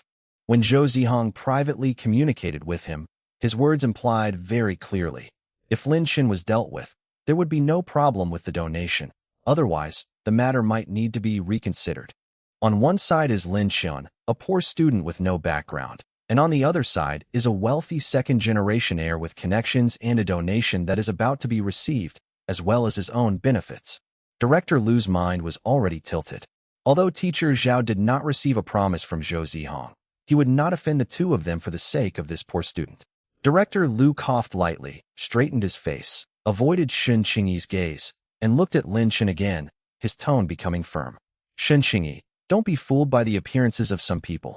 As teachers, we naturally have our own judgment and considerations. Lin Shen's recent behavior has been abnormal, with close contact with people outside the school, seriously damaging the school's reputation. This is an indisputable fact. In order to maintain the school's normal teaching order and good reputation, we have the right to take disciplinary action against students who have misbehaved. Teacher Zhao had no choice but to bite the bullet and speak up. Lin Shen, you've been acting a bit strange lately. The teachers are only trying to help you, and for the sake of the school's atmosphere. How about you go back and reflect on your behavior? Lin Shen looked at the two self-proclaimed teachers' faces and suddenly chuckled softly, a laugh filled with cold sarcasm. So, in the eyes of the two teachers, the so-called judgment and consideration means that whoever has money and power, their words are facts, and they can arbitrarily decide the fate of another student? So-called for the good of the school means that just to get donations, one can indiscriminately slander a student and even try to expel them? Is this the teaching ethics at Mingtak University? It's truly eye-opening. His words were like a sharp knife, cutting through the hypocritical facade of Director Liu and teacher Zhao. Chapter 72, Seeking Reason with the Principal. Director Liu's face flushed red instantly, and he pointed at Lin Shen, his fingers trembling with anger. You're so insolent. How dare you speak to a teacher like that? You have no respect for your elders and show no remorse. Your attitude alone is enough to get you expelled. Teacher Zhao also frowned, feeling that Lin Shen's words were too harsh and made him lose face. Upon seeing this, Zhou Zihang revealed a smug and arrogant smile. This is exactly the effect he wanted. By provoking Lin Shen and making him lose his composure in front of the teacher, it would be more legitimate to deal with the situation. Lin Shen, did you see that? Zhou Zihang walked up to Lin Shen, lowered his voice, and spoke in a tone full of mockery and smugness, in a volume only they could hear. That's the power of capital. What can a poor kid like you do to fight me? Try to steal my woman? I can kick you out of Mingda with a flick of my finger. If you know what's good for you, stay away from Shun Qingyi now and apply for withdrawal from school yourself. That way you can at least save face. Otherwise, once the school officially issues an expulsion notice, you'll lose face big time. He thought his words would completely break Lin Shen, making him fearful and submissive. However, Lin Shen merely glanced at him with the same indifference and disdain he showed a clown, which instantly froze Zhou Zihang's smug expression on his face. Shun Qingyi turned pale with anger. She never expected that the school's teachers would be so indiscriminate in their judgments and so driven by profit. She clenched her fists tightly, her clear eyes filled with anger and disappointment. Director Liu, teacher Zhao, what you've done is so unfair to Lin Shen. I'm going to the principal. I'm going to report this to the principal. Shun Qingyi's tone was firm. She believed the principal wouldn't be as confused as they were. Looking for the principal, Director Liu sneered, seemingly fearless. Shun Qingyi, I advise you not to waste your energy. The principal is extremely busy, and the Academic Affairs Office has the authority to handle such minor student disciplinary matters. Moreover, Our decision is based on facts and school rules and regulations. Zhou Zihong chimed in sarcastically. Exactly, Shun, the school beauty. Isn't it worth bothering the principal for someone with such a criminal record? The principal probably doesn't have time to deal with such a trivial matter. Their attitude clearly showed that they weren't afraid of Shun Qingyi going to the principal. Clearly, Zhou Zihong's family has already made arrangements, and at least at the school leadership level, someone will speak up for him or turn a blind eye to the matter. As Shen Qingyi watched their confident and colluding demeanor, her heart sank deeper and deeper. She hadn't expected that Zhou Zihong's family influence had penetrated to this extent within the school. Fine, what a fine excuse for having the authority to handle this. What a fine excuse for basing decisions on facts. Lin Shen suddenly clapped, the applause sounding particularly abrupt and ironic in the quiet corridor. His face showed no fear, but rather a half-smile. Director Liu, Teacher Zhao, and Zhou Zihong, you all gave me a vivid social studies lesson today. I've learned it. After saying that, he stopped looking at the three people with different expressions, turned to Shen Qingyi beside him, who was trembling slightly with anger and helplessness, and gently took her hand. Shen Qingyi's hands were a little cold, but when they were enveloped by his warm palm, she trembled slightly and looked up at him. Lin Shen gave her a reassuring, calm smile and said softly, "Don't be angry. It's not worth it for someone like that. Let's go." "Go? Where to?" Shen Qingyi asked subconsciously. "Go find the principal," Lin Shen said casually, as if he were just doing something extremely ordinary. "Didn't you say you were going to see the president? I'll go with you. By the way, I also want to hear what the president of Mingda University's attitude is towards this matter." He paused, his gaze sweeping over Director Liu and Zhou Zihong, whose expressions had subtly changed, a meaningful smile playing on his lips. "Look at the principal. Is he like some others, only seeing capital and not fairness?" Lin Shen's calmness and composure surprised everyone. Faced with the threat of expulsion and the joint suppression by the director of the Academic Affairs Office and Zhou Zihong, he did not panic, fear, or beg for mercy. Instead, he remained calm and even took the initiative to suggest going to the principal. Director Liu and Zhou Zihong both felt a chill run down their spines. Lin Shen's reaction is strange. Where does his confidence come from? Does he have something to rely on? No, impossible. What could a poor student like him possibly have to rely on? It's definitely a bluff. They're still being stubborn even when they're about to die. "Lin Shen, don't be so stubborn," Zhou Zihong shouted, his voice stern but his tone weak. "If you admit your mistake now and drop out of school, we can at least save you some face. Once the school officially expels you, your record will be permanently stained." "I don't need to trouble you with my file, Mr. Zhou," Lin Shen replied indifferently, then ignored him, took Shen Qingyi's hand, turned around, and walked straight towards the administration building where the principal's office was located. His steps were steady, his back straight, without the slightest hesitation or fear. As Shen Qingyi was led by him, feeling the warmth and strength from his palm, her anger and unease gradually subsided, replaced by a strange trust and determination. She stopped talking and simply followed him silently, walking side by side. Seeing Lin Shen and Shen Qingyi indeed heading towards the principal's office, Zhou Zihong and Director Liu of the Academic Affairs Office exchanged a glance. Instead of being worried, they both revealed confident and slightly sarcastic smiles. Let's go take a look." Director Liu adjusted his glasses and said to Teacher Zhao, "I should take this opportunity to report to the principal about this student's appalling attitude and our Academic Affairs Office's initial handling of the matter." Yes, the principal should be able to understand our difficulties and considerations. Teacher Zhao quickly nodded in agreement. Zhou Zihong was even more smug. He straightened his collar and followed after him with light steps. He had already learned through his father's secretary that his father had come to the school to discuss the donation of a basketball court with the principal. The newly built indoor basketball court had a budget of between 1.5 million and 2 million, which was no small sum for the school, and the principal attached great importance to it. With his father present and the principal receiving benefits, what kind of trouble could Lin Shen, this poor boy with no background, possibly cause?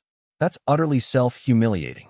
He could already imagine the look of despair and embarrassment that would appear on Lin Shen's calm face when the principal severely reprimanded him in the principal's office and even announced his punishment on the spot. And then there's Shen Qingyi. Let's see how she'll protect this useless person then. With their own thoughts, The group arrived at the principal's office on the top floor of the administration building. Shen Qingyi took a deep breath and raised her hand to knock on the door. "Please come in." A slightly authoritative middle-aged male voice came from inside. Chapter 73. Zhou Zihong's father, Zhou Yongfu, in the principal's office. Shen Qingyi pushed open the door and entered, followed closely by Lin Shun. Director Liu, Teacher Zhao, and Zhou Zihong also came in. The president's office was spacious and bright. Behind the mahogany desk sat an elderly man with gray hair, wearing gold-rimmed glasses and exuding a refined air. He was none other than President Chun of Mingda University. On the sofa opposite his desk sat a middle-aged man in an expensive suit, with a large belly and a face that resembled Zhou Zihong's. He was Zhou Zihong's father, Zhou Yongfu, the owner of Zhou's building materials. At this moment, Principal Chun, with a warm smile on his face, was chatting happily with Zhou Yongfu, and the atmosphere of their conversation was clearly very harmonious. Seeing so many people rush in all at once, especially Shen Qingyi and Lin Shun, Principal Chun showed a hint of surprise on his face, while Zhou Yongfu frowned slightly, his gaze falling on his son with a questioning look. "Principal Chun, Uncle Zhou," Shen Qingyi greeted them politely. Her family had business dealings with the Zhou family, so she naturally knew Zhou Yongfu. "Oh, it's Qingyi, and also Director Liu, Teacher Zhao, Zihong, and this student is." Principal Chun stood up, his gaze sweeping over the crowd before finally settling on the unfamiliar Lin Shun. "Principal Chun, hello. I am Lin Shun, a senior student in the Department of Economics and Management." Lin Shun introduced himself neither humbly nor arrogantly. Shen Qingyi glanced at Zhou Zihong, who had a smug smile on his face, and Director Liu, who looked completely at ease and understood most of what was going on. Zhou Zihong's father was indeed here, and it seemed he was having a good talk with the principal. No wonder Director Liu and Zhou Zihong were so confident. "Principal Chun, this is what happened." Suppressing her anger, Shen Qingyi tried to speak calmly and concisely recounted the events that had just transpired in the corridor, Zhou Zihong's baseless accusation, and how Director Liu and Teacher Zhao had been biased and fabricated charges. She concluded by emphasizing, "Principal, Zhou Zihong has no evidence whatsoever. He has only made personal speculations and rumors on campus to falsely accuse Lin Shun of joining the underworld and committing violence." Instead of conducting an investigation and verification, Director Liu and Teacher Zhao listened only to Zhou Zihong's side of the story and wanted to punish Lin Shun on trumped-up charges, even implying that he should be expelled. This completely violates the school's principle of handling matters fairly and is extremely unfair to Lin Shun. We urge the principal to investigate this matter thoroughly. After Shen Qingyi finished speaking, she looked directly at Principal Chun with her clear gaze. She hoped that the former principal, who was known for his fairness and open-mindedness, would uphold justice. However, after listening, Principal Chin's warm smile faded slightly, and his brows furrowed gently, but he did not immediately express his opinion. His gaze first swept over Director Liu and Teacher Zhao, whose faces were not looking too good, then over Zhou Zihong, who looked wronged and righteous, and finally landed on Zhou Yongfu, who was expressionless. Zhou Yongfu coughed lightly, put down his teacup, and began to speak slowly and deliberately. "Principal Chun, I shouldn't say much about what's going on between the children. However, after hearing what my niece Qingyi said, I think that although Director Liu and Teacher Zhao's handling of the matter may have been a little hasty, their starting point was to protect the school's reputation and the safety of the students." He paused, then looked at Lin Shun with a slightly scrutinizing gaze, his tone carrying a condescending judgment. "I've heard about Lin Shun on my way to school. There have been some bad rumors about him lately. His dispute with Zhang Hao has caused quite a stir, even involving people from outside the school, and has disrupted the normal order of the school. As school administrators, it's their responsibility to be cautious and manage potential risks." Zihong's report against him, while perhaps lacking sufficient evidence, stemmed from concern for his classmates and the school, a well-intentioned act. His words, seemingly objective, were actually completely biased towards Zhou Zihong and Director Liu, glorifying their slander and actions as caution and good intentions, while positioning Lin Shun as a source of risk. As Principal Chun listened to Zhou Yongfu's words, he glanced at the preliminary agreement on the basketball court donation on the table and pondered for a moment. "Mr. Zhou is right." Director Liu immediately chimed in, his tone even more certain. "Principal, This Lin Chun has indeed been behaving strangely lately. He has been associating with unidentified people outside the school and has even been involved in violent incidents, causing real damage to the school's reputation. Our Academic Affairs Office has received numerous complaints from students and parents expressing their concerns. In order to set an example and uphold school rules and regulations, we believe it is necessary to take serious action against him. Teacher Zhao nodded quickly. Yes, Principal, Lin Chen's attitude was extremely bad today when faced with the teacher's criticism and education. He showed no remorse and even talked back. The nature of his behavior is very serious. Zhou Zihong, standing to the side, could barely conceal his smug smile. With his father speaking up, how could the principal possibly refuse? Shen Qingyi felt a tightness in her chest. She hadn't expected that even the principal would begin to waver under the persuasion of Zhou Yongfu and Director Liu. She said urgently, "Principal, they're distorting the truth. Lin Chen didn't do any of those things. They can't produce any evidence. This is clearly Zhou Zihong colluding with Director Liu out of personal grudge, abusing his power to retaliate." Shen Qingyi, watch your words. Zhou Yongfu's face darkened as he reprimanded her. What collusion? What retaliation? Zihong was just reporting a problem normally. Director Liu and Teacher Zhao were handling it impartially. What is your relationship with this Lin Chen? Why are you always speaking up for him? If you don't know this person, don't make trouble. I'm being unreasonable. Shen Qingyi's eyes reddened with anger. She had never suffered such humiliation in her life. She pointed at Zhou Zihong, her voice trembling with excitement. Uncle Zhou, don't you know who Zhou Zihong is? He's a bully at school. When he couldn't win me over, he found out Lin Chun was my boyfriend. So he used such despicable means to get revenge on Lin Chun. Director Liu, what benefits did you receive from the Zhou family to slander an innocent student without even investigating the facts? Is this how teachers should behave? Do you deserve the title of teacher? Insolence. Zhou Yongfu slammed his hand on the sofa armrest, stood up, and his face turned ashen. Shen Qingyi's words struck at his sore spot and exposed his hypocrisy. He pointed at Shen Qingyi and said to Principal Chun, "Principal Chun, look at this. Is this the kind of student you've taught? A girl so disrespectful to her elders, spouting nonsense and slandering teachers. It seems I'll have to talk to your father." As he spoke, he took out his phone and dialed Shen Qingyi's father's number in front of everyone, then pressed the speakerphone button. Chapter 74, Unreasonable School Leaders. Zhou Yongfu was angered by Shen Qingyi's words and said directly that he would ask her father to discipline her. So he called Shen Qingyi's father in front of everyone. The call was quickly answered, and Shen's father's gentle voice came through. "Mr. Zhou, what brings you to call me?" Zhou Yongfu snorted coldly, his tone unfriendly. "President Shen, I'm currently in your daughter's university president's office. Your precious daughter, Shen Qingyi, is here openly arguing with the president and teachers for some shady male student, and even slandering my son for colluding with school leaders. Is this the good daughter you raised? It seems our previously discussed collaborative project needs to be put on hold. The Shen family's upbringing is truly appalling." This was a blatant threat. He wanted to use the termination of the cooperation to force the Shen family to discipline their daughter, and at the same time, he wanted to show Principal Chun the power and determination of the Zhou family. "Look, for my son, and to deal with Lin Chun who made my son lose face, I can even sacrifice business cooperation." The atmosphere in the office instantly plummeted to freezing point. Director Liu and Teacher Zhao lowered their heads, not daring to speak. Zhou Zihong, on the other hand, had a look of smug satisfaction on his face. Principal Chen frowned, observing the scene before him, weighing his options. Zhou Yongfu's tough stance and sacrifice undoubtedly added weight to the argument.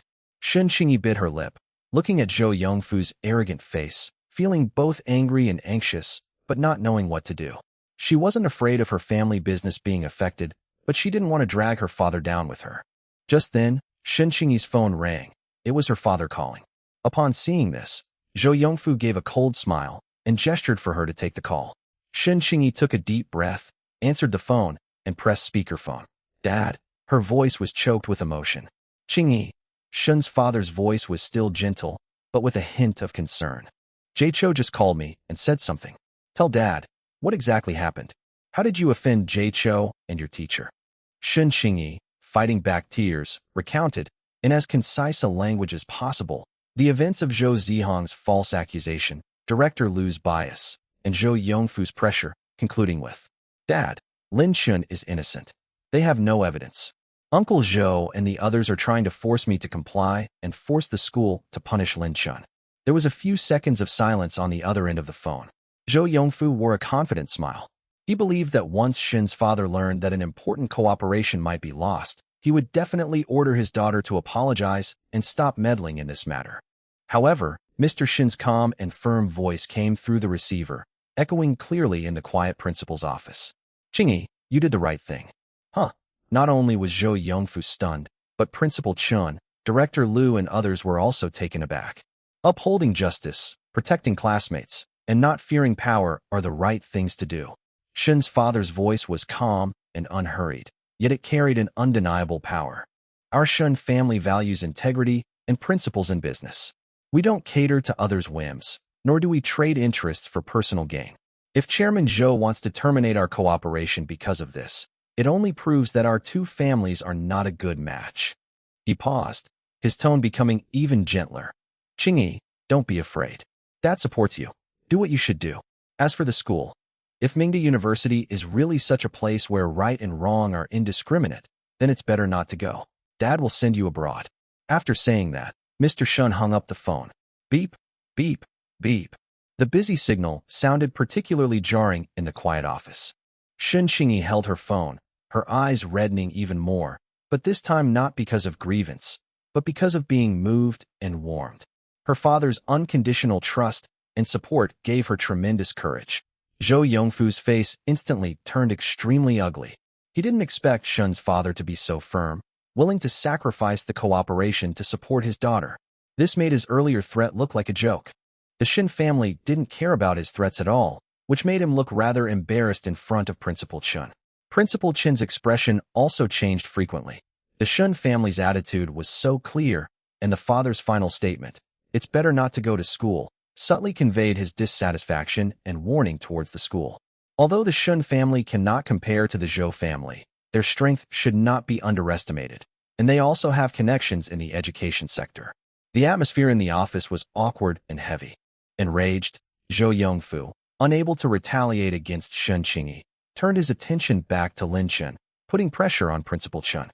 "Principal Chun, look at this. It's all because of Lin Shun. One rotten apple spoils the whole barrel. He's made the students behave like idiots, and the parents are, sigh. For the sake of the school's peace and to prevent such a terrible incident from happening again, I suggest the school take this matter seriously." To set the record straight, Zhou Yongfu knew very well that if he couldn't help his son get rid of Lin Shun after coming here in person today, how could he save face? Director Liu quickly chimed in. "Principal, it's understandable that Shun Qingyi, being young, naive, and kind, was misled. But Lin Shun is indeed the root of the problem. If we don't deal with him, it will be difficult to gain public support." Principal Chun looked at the stalemate before him, then at the letter of intent for donation on the table. Considering the benefits he could gain, and then at the fact that Lin Shun was just a poor boy, he quickly weighed the options in his mind. The benefits are real. The Shun family is rich and powerful, while Lin Shun is just an ordinary student with no background. He slowly sat back in his chair, took off his glasses, and rubbed his temples, as if he had made a difficult decision. Then, he put his glasses back on, looked at Lin Shun, and spoke in a serious and rigid tone. "Lin Shun, although Shun Qingyi defended you, the issues raised by Director Liu and Zhou Zihong, as well as the numerous rumors about you on campus recently, have indeed had a very negative impact on the school. As a university student, one should be careful with words and actions, focus on studies, and avoid getting involved in trouble or even entanglements with people outside the university. Given that your recent behavior was indeed inappropriate and caused a negative impact, in order to uphold school discipline, educate yourself, and warn others, it has been decided, after investigation, to give you a major demerit and order you to suspend your studies for 1 year and go home to reflect. During this period, reflect carefully on your mistakes and correct your attitude. A year later, based on your reflection, we will decide whether to allow you to return to school. A major demerit. Suspension from school for 1 year. This is almost the most severe punishment besides being expelled. A major demerit will be recorded in your personnel file and follow you for life. Taking a year off from school is tantamount to interrupting one's studies, and one's future is uncertain. Principal, Shen Qingyi was shocked and furious. She hadn't expected that the principal would ultimately succumb to the pressure from the Zhou family and make such an unfair decision. Lin Shen didn't say another word from beginning to end, except for his self-introduction. Chapter 75, Taking a Year Off from School. From the moment he entered the principal's office, Lin Shen didn't even think about arguing, because it was pointless. He simply stood there quietly, calmly listening to Principal Chen's verdict-like decision, watching Zhou Zihong's uncontrollable elation and smugness, watching Director Liu and Teacher Zhao's relieved expressions, watching Zhou Yongfu's feigned sorrow but actually satisfied eyes, and watching Shen Qingyi's angry, anxious, yet powerless expression for him. His face remained expressionless. There was no anger, no pleading, no despair. There was only a bottomless calm and a fleeting, chilling glint in the depths of his eyes. He memorized the faces of all the people in front of him. Principal Chen, Director Liu, Teacher Zhao, Zhou Yongfu, Zhou Zihong. All right, that's settled then. Director Liu, you can handle the rest of the formalities. Lin Shen, complete your departure procedures today, and you don't need to come back starting tomorrow. You may all leave now. Principal Chen waved his hand, dismissing the guests, seemingly unwilling to dwell on this troublesome matter any longer. Zhou Zihong walked up to Lin Shen and whispered smugly in a voice only the two of them could hear. You poor wretch, trying to mess with me? This is what you get for it. Get out of Mingda. Shen Qingyi will be mine sooner or later. Lin Shen glanced at him indifferently, his gaze calm and unwavering, yet it sent a chill down Zhou Zihong's spine for no apparent reason. Lin Shen did not argue, did not curse, and did not even look at Shen Qingyi's apologetic and angry eyes again. He turned around, said nothing, and walked steadily out of the principal's office. His back was still upright, but it seemed to be covered by an invisible, cold barrier.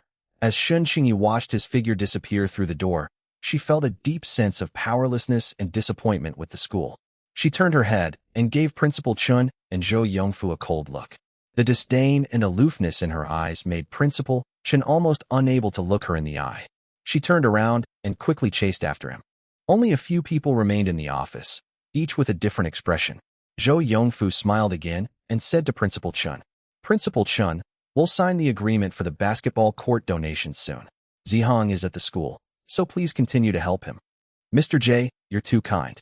Zihong is a good kid. Principal Chen forced a smile, but felt a little guilty inside. What he had done today was indeed less than honorable. But, for the sake of the school's development, sometimes sacrifices had to be made. He could only console himself with this thought. Zhou Zihong was overjoyed, feeling a surge of satisfaction and relief. Lin Shen was gone. Let's see how arrogant he can be now. Shen Qingyi. He'll make her submit sooner or later. Outside the principal's office, a chilling calculation mingled with a warm apology. Stepping out of the principal's office, the corridor was deserted.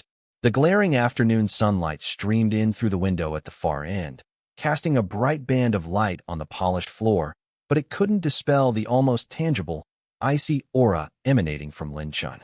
He didn't leave immediately, but stopped in the shadows at the corner of the corridor. He took his phone out of his pocket, unlocked it skillfully, and the screen displayed a save interface for an audio recording.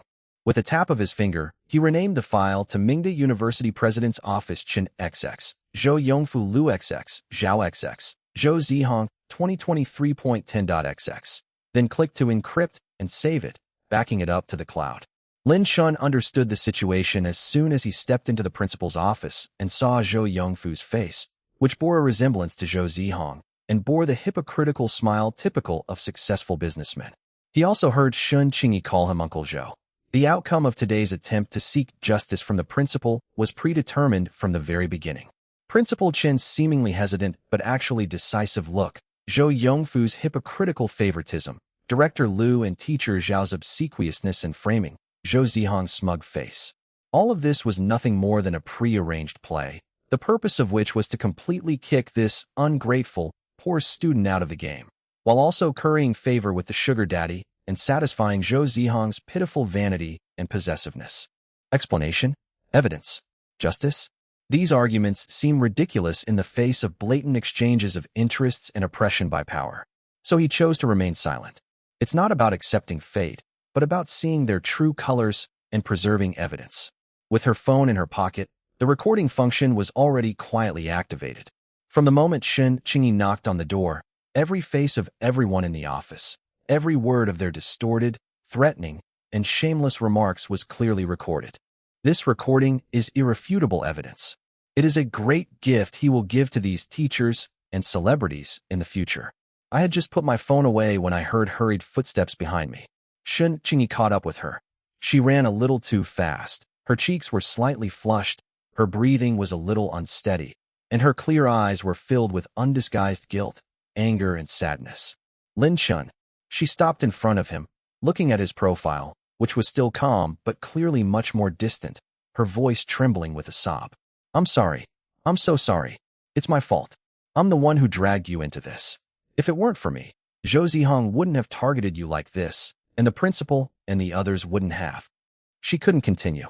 The thought of how Lin Chun had been slandered and framed by those people in the office just now because of her, and how he ended up with a major demerit and a year of suspension from school, made her heart ache as if it were being pricked by needles. He did nothing wrong, yet he had to endure such injustice. And the trigger for all of this was her. Lin Chun turned around, and his gaze fell on Shun Qingyi's face, which was filled with self-blame and sadness. Her eyes were very red. She had clearly been crying while chasing after him. This usually aloof and ethereal school beauty revealed such a vulnerable and emotional side because of his situation. It's none of your business, Lin Chun said, his voice calm and devoid of much emotion. Even without you, someone like Zhou Zihong, who doesn't like me, would find another excuse sooner or later. Today's outcome was something they had planned long ago, and your father's attitude won't change anything. All they care about is profit and obedience. He paused, looking at Shun Qingyi's still furrowed brows and worried eyes, his tone softening slightly. No need to apologize, and don't feel guilty. I heard your father's attitude just now. Thank you. And please thank him for me. Shun Qingyi's father's words did indeed surprise him. In this profit-driven circle, there aren't many fathers who would rather forego a business opportunity for their principals and their daughter's choice. This made him feel more favorably toward Shun Qingyi. But I'll get a major demerit, and I'll have to take a year off from school. Shun Qingyi bit her lip, her eyes filled with anxiety. This will have a huge impact on you. A stain on your record will affect your future postgraduate entrance exams and job hunting. I will definitely find a way. I will go to the education department to report it, or I will ask my father. No need. Lin Chun interrupted her, shaking his head, his gaze drifting to the bright, yet cold sky outside the window. I'll handle this myself. You, just focus on your own work. His tone was calm, yet it carried an undeniable decisiveness. Shun Qingyi saw an indescribable, cold certainty deep in his calm eyes. That look in his eyes gave her a strange feeling that he wasn't really being taken advantage of, but rather, he was brewing something. Lin Chun, you. Shun Qingyi wanted to say something more. I have something else to do. Lin Chun withdrew his gaze, nodded to her as a farewell, and said, Thank you for today. And thank you for speaking up for me like that too. After saying that, he didn't linger. He turned around and walked steadily down the sunlit corridor toward the stairwell. He didn't go back to the classroom, didn't go to the dormitory, and didn't even glance at the university where he had lived for several years. His silhouette stretched long in the light and shadow, exuding a sense of loneliness and alienation that seemed out of place for his age. Chapter 76 Gu Yanqing is broke. Shun Qingyi stood there, watching his figure disappear around the corner of the stairs. She felt empty inside, filled with a sense of powerlessness and an inexplicable worry. She took out her phone, intending to call her father, but her finger hovered over the dial button before stopping. Lin Chun said he would handle it himself. Moreover, his father had already made his stance clear, and pressing his father further might put him in a difficult position. She gripped her phone tightly, ultimately only managing to type one message. Dad, Lin Chun received a major demerit and has been suspended from school for a year. I feel the school handled it very unfairly. I'm heartbroken. Soon, her father replied. Qingyi, I understand how you feel, but some things are beyond our control. That Lin Chun. If he needs help, you can tell him that the Shun family is willing to offer some support, such as helping him contact other schools to resume his studies, or providing some legal aid. But the prerequisite is that he has to be worthy. Calm down first, and we'll talk about it when you get home tonight. Shun Qingyi looked at her father's message and knew that this was the limit of what her father could do. She put away her phone, feeling a mix of emotions. She had a feeling that Lin Chun wouldn't just let it go. But what could an ordinary student do? Meanwhile, in a high-end apartment in Hangzhou, Gu Yanqing's carefree lifestyle contrasts sharply with his predicament. In stark contrast to the cold and oppressive atmosphere on Lin Chen's side, Gu Yanqing had just woken up from a hangover in the apartment provided by Guo Tiankai, her head throbbing with pain.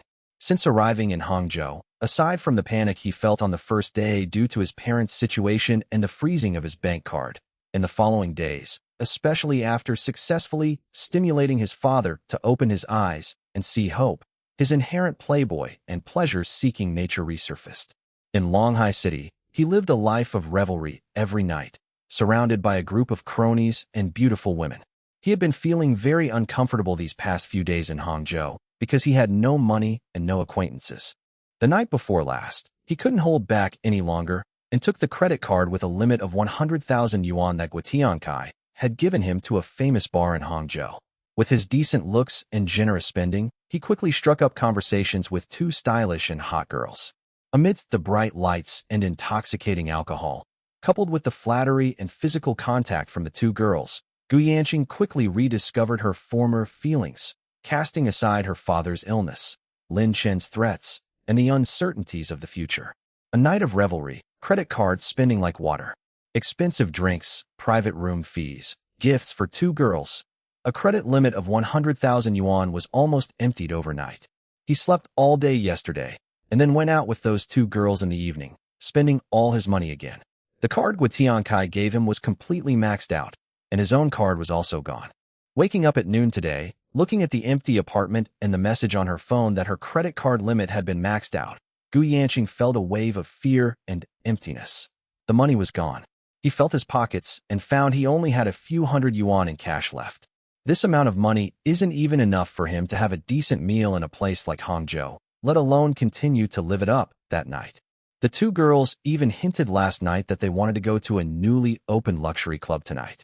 Gu Yanqing licked her dry lips, picked up her phone, and dialed Guo Tiankai's number. The phone rang for a long time before being answered.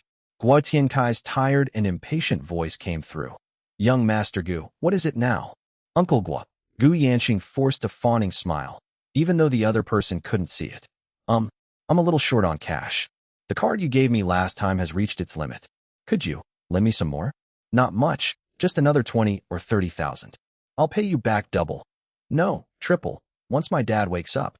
There was a few seconds of silence on the other end of the phone. Then Guo Tiankai let out a heavy sigh, his tone filled with helplessness and a hint of barely perceptible annoyance. "Young Master Gu, it's not that I don't want to help you. The 100,000 I gave you before was the limit of what I could give you.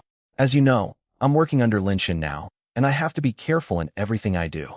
There can't be any problems with the accounts. Besides, my family's expenses have been high recently, and I really can't come up with any more. Uncle Guo, please help me. Just this once." Gu Yanqing grew anxious, her voice pleading. "I have an appointment tonight. I can't lose face. Don't worry, my dad will wake up soon. At that time, not only will it be 2 or 300,000, but 2 or 3 million won't be a problem. Young Master Gu, I really have no other choice." Guo Tiankai's voice turned cold. "Figure it out yourself. Remember, keep a low profile lately and don't cause trouble. I have another meeting. I'm hanging up now." "Uncle Guo." Gu Yanqing hadn't finished speaking when the phone went dead. Damn it. Gu Yanqing slammed his phone onto the sofa, his face dark and gloomy. Guo Tiankai, that old fox. He talked so nicely before, about decades of friendship and watching me grow up. But now he's gone after only borrowing 100,000? They keep making excuses and delaying. She must have thought her father was unlikely to wake up, so she gave up hope for herself. A surge of anger at being betrayed and humiliated welled up inside me. But even more so, I felt a panic about my current predicament. How can he survive in Hangzhou without money? How can he maintain his rich second-generation status? What about those two girls tonight? Should I tell them that I have no money and am penniless? No way. Absolutely not. He can't bear the shame. Just as he was scratching his head, at his wit's end, his phone chimed with a text message. The sender was an unknown number, and the message was simple and direct. "Need money? No collateral required. Fast loan disbursement. Up to 500,000. Click the link to apply or call 13x times x times x times x times x. Spam text." Gu Yanqing frowned, intending to delete it directly. But her finger paused on the delete key. "Need money. Quick loan disbursement. up to 5 million. These keywords, like the devil's whispers, tempted him. He knew that such text messages were most likely from loan sharks or unregulated online lenders with shockingly high interest rates. Back in Longhai, some of his cronies borrowed this kind of money and were eventually driven to ruin and death. But he urgently needs money. Moreover, he'll be rich soon. Once his father wakes up, the Lin Group will all be his. What's a few 100,000 or a few million in usurious loans? That's just a drop in the ocean. Let's get through this immediate crisis first and save face. Once this idea takes hold, it grows wildly like weeds. Yes, lend it. Lend me 100,000 or 200,000 to tide me over. I'll pay it back as soon as my father wakes up. Even if the interest is high, I can afford it. His mind, clouded by alcohol and vanity, automatically blocked out all warnings of risk. All he could think about now was spending the night at the club, surrounded by women, spending money like water, and enjoying the adoring gazes of those two girls. Without further hesitation, he picked up his phone and dialed the number in the text message. The call was quickly answered, and a man's slightly hoarse, businesslike voice came through. Hello, who is this? I saw a text message saying I could get a loan. Gu Yanqing tried to keep her voice calm. Yes, we offer short-term working capital loans. The daily interest rate is 1%. If you borrow 100,000, the daily interest would be 1,000. Is that acceptable? The other party got straight to the point, quoting an astonishingly high interest rate. 1% daily interest? Borrowing 100,000, and the interest is 1,000 a day? That's 30,000 a month. This is practically robbery. Gu Yanqing's heart trembled, but thinking of his father waking up soon and his date, that night, he gritted his teeth. Yes, I'd like to borrow 200,000. He gave a number. 200,000? Sure.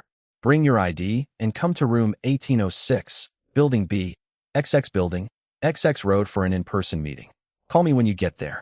The other party gave an address, their tone leaving no room for argument.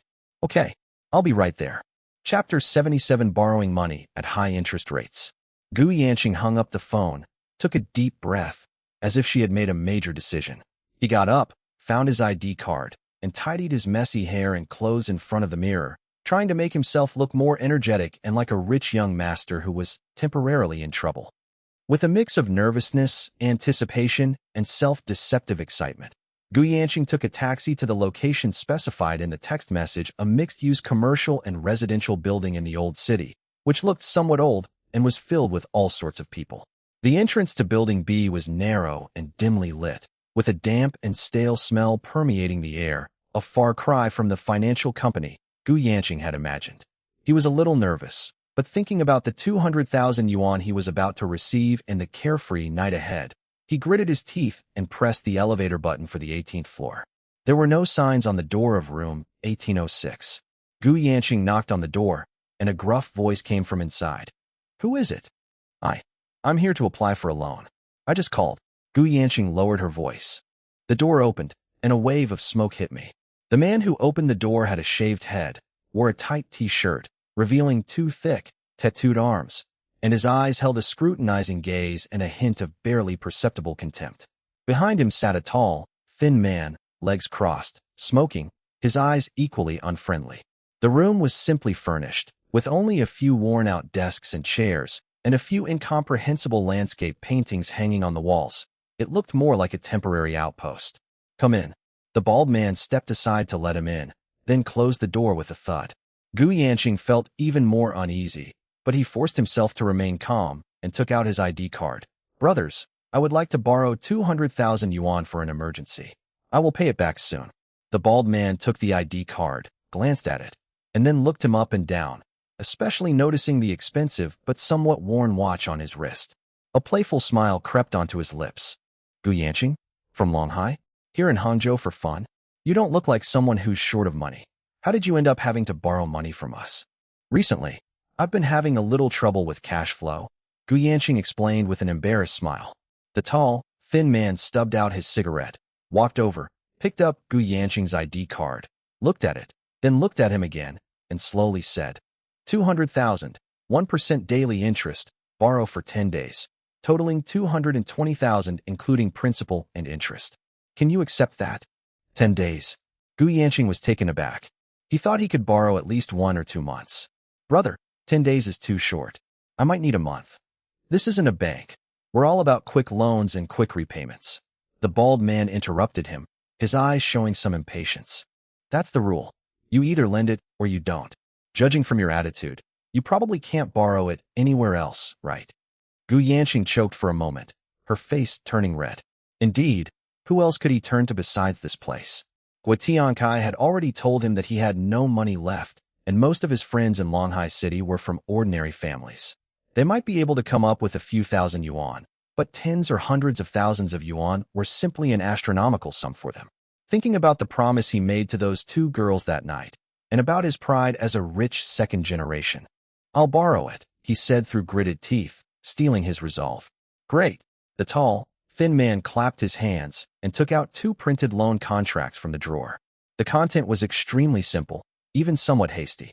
The core terms were the loan amount, high daily interest rate, and extremely short repayment period, as well as a bunch of harsh default clauses and guarantee clauses, guaranteed by ID card and all personal property. Wait, big brother, can I borrow a little more? Gu Yanqing said. He figured his parents wouldn't wake up so soon and would be staying here for a while, so their expenses would be huge. He figured he might as well borrow more money.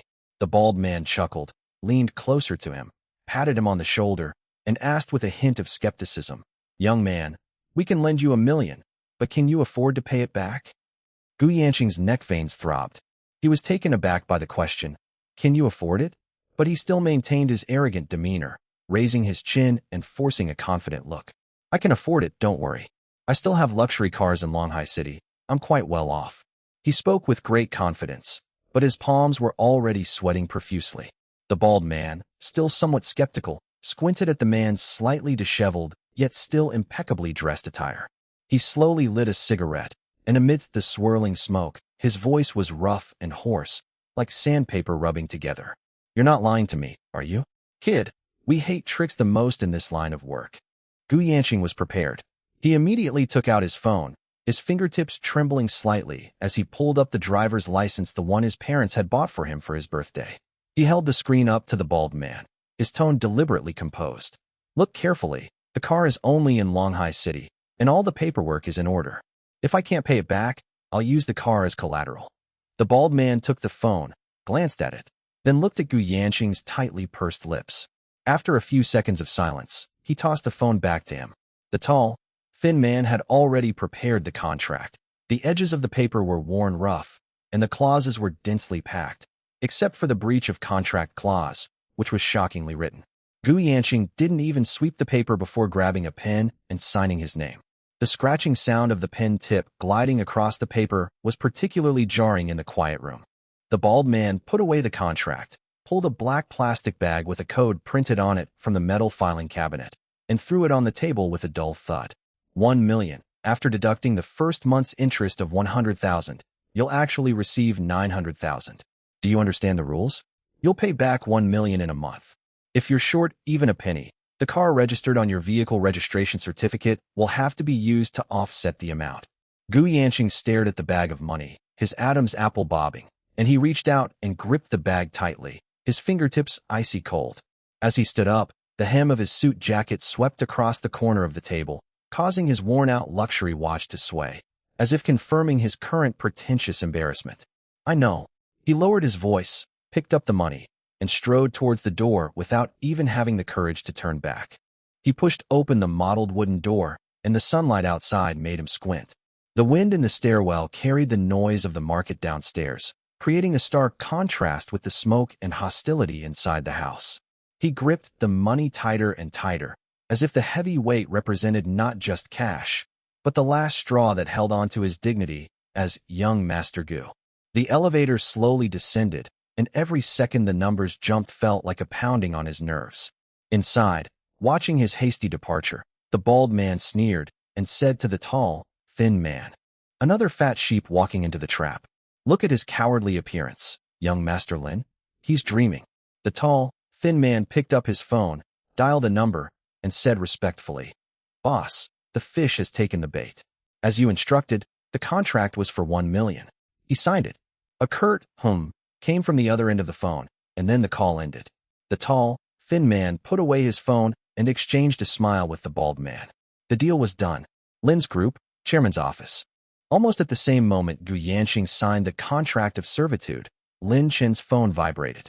He was looking at a document when he picked up his phone and glanced at it. It was a short message from an encrypted channel. The fish has taken the bait. Contract amount, 1 million. Monthly interest, 10%. 1 month. Lin Chen's eyes remained expressionless as he calmly replied with 4 words. Okay, how much you earn is up to you. The other party quickly replied, understood. Thank you, Mr. Lin. Chapter 78, Revealing My Identity? Lin Chen put down his phone, his gaze returning to the document, a cold smile curving his lips. Gu Yanqing couldn't stand the loneliness. He used to spend money lavishly and indulge in a life of luxury every day. It's no wonder he can't stand it now. Running out of money, he finally resorted to high-interest loans, borrowing 1 million at once. Let him sink deeper and deeper into this quagmire of debt. This way, he wouldn't have as much time to visit his parents, and as long as they didn't wake up too soon, he would have more time to transfer company assets. He originally planned to make great strides with his memories from his previous life and the resources he already had, but if his parents woke up, they could revoke their inheritance. If that's the case, wouldn't I be doing all the work for someone else for nothing? He temporarily put Gu Yanqing's matter aside and his thoughts returned to what had happened at school that day. A major demerit, a year of suspension from school. Principal Chun, Zhou Yongfu, Director Liu, Teacher Zhao, Zhou Zihong. The names and faces of these people are like brand marks, etched into his heart. Just then, there was a knock on the office door, and Qin Wei walked in, holding a folder in her hand, her expression somewhat serious. President Lin, the relevant information about the Zhou family that you requested, as well as the preliminary assessment of the cooperation between the Shun family company and the Zhou family, have been compiled. Qin Wei placed the folder in front of Lin Chen. Lin Chen opened the folder and quickly browsed through it. Zhou Yongfu, chairman of the Zhou Group, is mainly engaged in commercial real estate. He owns 8 large-scale integrated shopping malls in Hangzhou and surrounding cities. The company has a market value of about 1 billion yuan and is considered one of the local bigwigs in Hangzhou. Shen Qingyi's father's company mainly engages in food agency and sales, with several well-known regional brands under its umbrella and annual sales of several hundred million yuan, but its distribution channels largely depend on large local shopping malls like Zhou's. No wonder Zhou Yongfu dared to threaten Shen's father with terminating the cooperation. This truly put the Shun family's lifeline in his hands. In my previous life, I had absolutely no connection with Zhou Zihong and knew nothing about his family. Lin Chen closed the folder and muttered to himself. In his previous life, he lived like an invisible man, never having any contact with Zhou Zihong's circle, and naturally knew nothing about the Zhou family's background. Mr. Lin. Qin Wei looked at him, hesitated for a moment, and then spoke. Regarding the school, I think it might be appropriate to reveal your identity. Once your identity as the chairman of the Lin Group is revealed, Mingda University will definitely not dare to treat you like this again, and the Zhou family will probably have to think twice. Qin Wei is now not only Lin Chen's secretary, but also his confidant. She knew that Lin Chen's low profile at school was intentional, but seeing Lin Chen being treated so unfairly, she felt a surge of anger. Lin Chen leaned back in his chair, his fingers tapping lightly on the table. Should their identities be revealed? He did think about it. Reborn, he inherited the Lin family business. Although the outside world knew that the Lin family had a new young heir, because he deliberately kept a low profile, the media did not have a clear photo or personal information about him. Few people knew who he was, and those who did were all people in the company. Because he didn't show up on his own initiative, people in the company thought he was low-key and deliberately didn't talk about it outside. However, if he makes a high-profile appearance as the chairman of the Lin Group, he could indeed turn everything around instantly. Not to mention a major demerit and suspension from school. Even the principal personally coming to apologize wouldn't be too much. Zhou Yongfu would probably be so frightened that he would immediately bring his son to apologize. But that would be too boring. It also disrupted some of his plans. Revealing our identities is only a matter of time, Lin Chen said slowly, a glint of shrewdness flashing in his eyes. However, not now, and not in this passive way. Is our group's Lingyun UAV subsidiary preparing to hold a new product launch conference? Qin Wei nodded. Yes, President Lin. The Lingyun S2 series of drones is a major product this year. The launch event is scheduled for next month at the Hangzhou International Convention and Exhibition Center. We have invited many media outlets and partners. Okay. Lin Chen's lips curled into a slight smile. At that press conference, at a suitable moment, I will officially appear as the chairman of the Lin Group and announce the next strategic plan for Lingyunt. This way, we can both generate buzz for the new product and let everyone know who we are in the most sensational and formal way. We've got the hype, the buzz, and the impact. Qin Wei's eyes lit up, and she sincerely admired him. President Lin has thought this through. This approach is indeed much more effective than simply issuing a statement or giving an interview. Let's see how arrogant those people will be then. Okay. Lin Chen nodded, then picked up his phone, made a few quick movements, and sent a file to Qin Wei. This is the complete recording of what happened in the principal's office at school today. Principal Chun, Zhou Yongfu, Director Liu, Teacher Zhao, and Zhou Zihong, every single one of them said something clearly. The evidence is conclusive, and the content is quite fascinating. Qin Wei received the document, quickly listened to a section through her earphones, and her expression immediately turned serious and angry. These people are utterly unfit to be teachers. For money and connections, they've distorted the truth and framed their students. Mr. Lin, this evidence is enough to ruin their reputations. Who do you think is the most suitable to give this to? Someone who can get rid of these scumbags in the education sector? Lin Chen asked, his tone calm, but carrying a chilling, killing intent. Qin Wei pondered for a moment, a resolute glint in her eyes. The discipline inspection teams of the education authorities, the supervisory commissions of the provincial education department, and mainstream media, especially those media that focus on educational equity and social news. Once this recording is released, combined with your upcoming public revelation of your identity as the chairman of the Lin Group, the resulting contrast and public pressure will be enough to completely bring down Principal Chun, Director Liu, and Teacher Zhao. As for Zhou Yongfu, he will also be affected to some extent.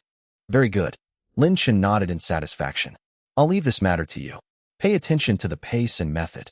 I want to see their expressions of despair when they are at their most triumphant and relaxed. Understood, Mr. Lin.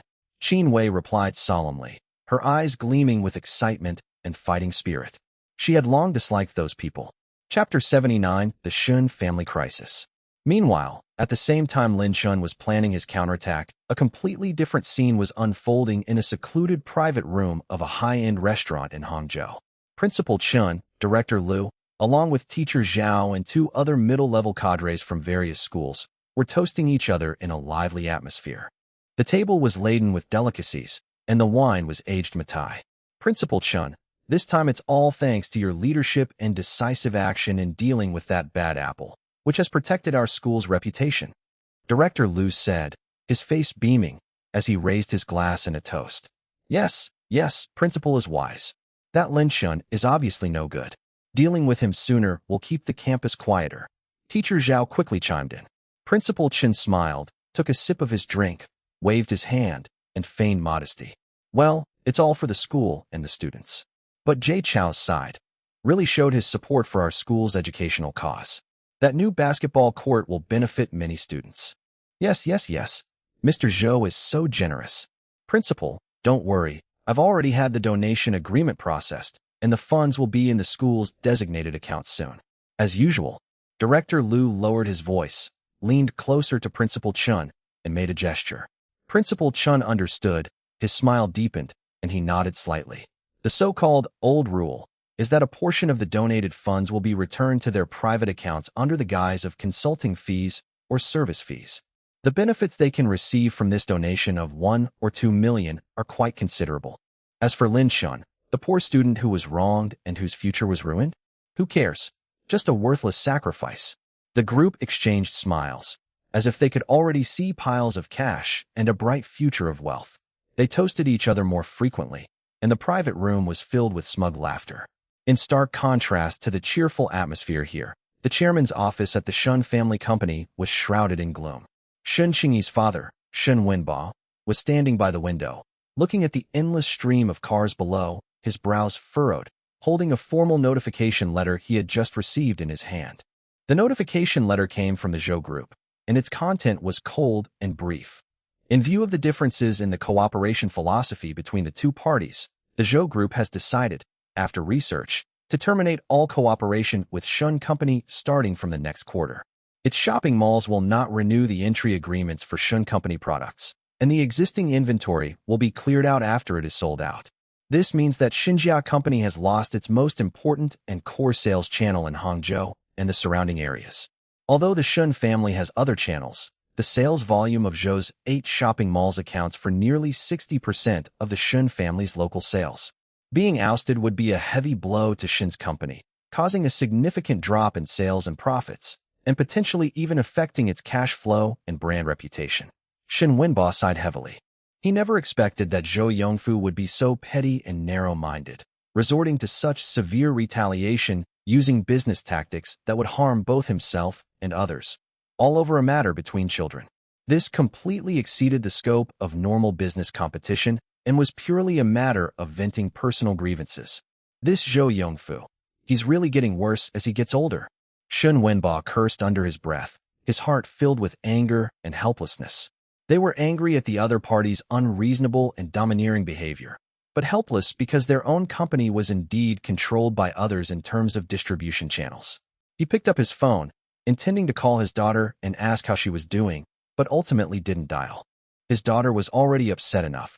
He couldn't add to her stress. Ultimately, this matter arose because he supported his daughter's principles, and he has to bear the consequences. But how can the company's predicament be resolved? Finding new channels takes time, and they might not even achieve the sales volume of Zhou's department store. Price cuts and promotions? That would damage the brand image and profits. Shen Wenba felt a headache coming on. He could almost see the glaring red numbers on the financial statements for the next quarter.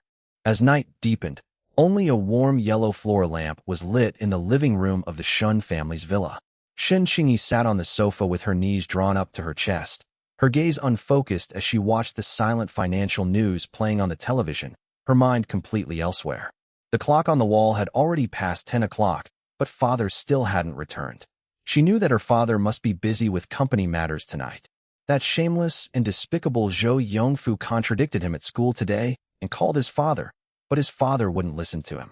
Given his personality, he will definitely take his anger out on his business. The sound of a key turning and slightly heavy footsteps came from the entrance hall. Shen Qingyi immediately looked up and saw her father, Shen Wenba, push open the door and walk in. He took off his suit jacket and casually draped it over the back of the sofa. His face showed undisguised fatigue, his brows were furrowed, and the shadows under his eyes were particularly noticeable under the light. "Dad, you're back." Shen Qingyi quickly stood up and took the briefcase from her father's hand. "Have you eaten? I asked Aunt Wu to heat up some soup for you." "I've already eaten. I just grabbed something quick outside."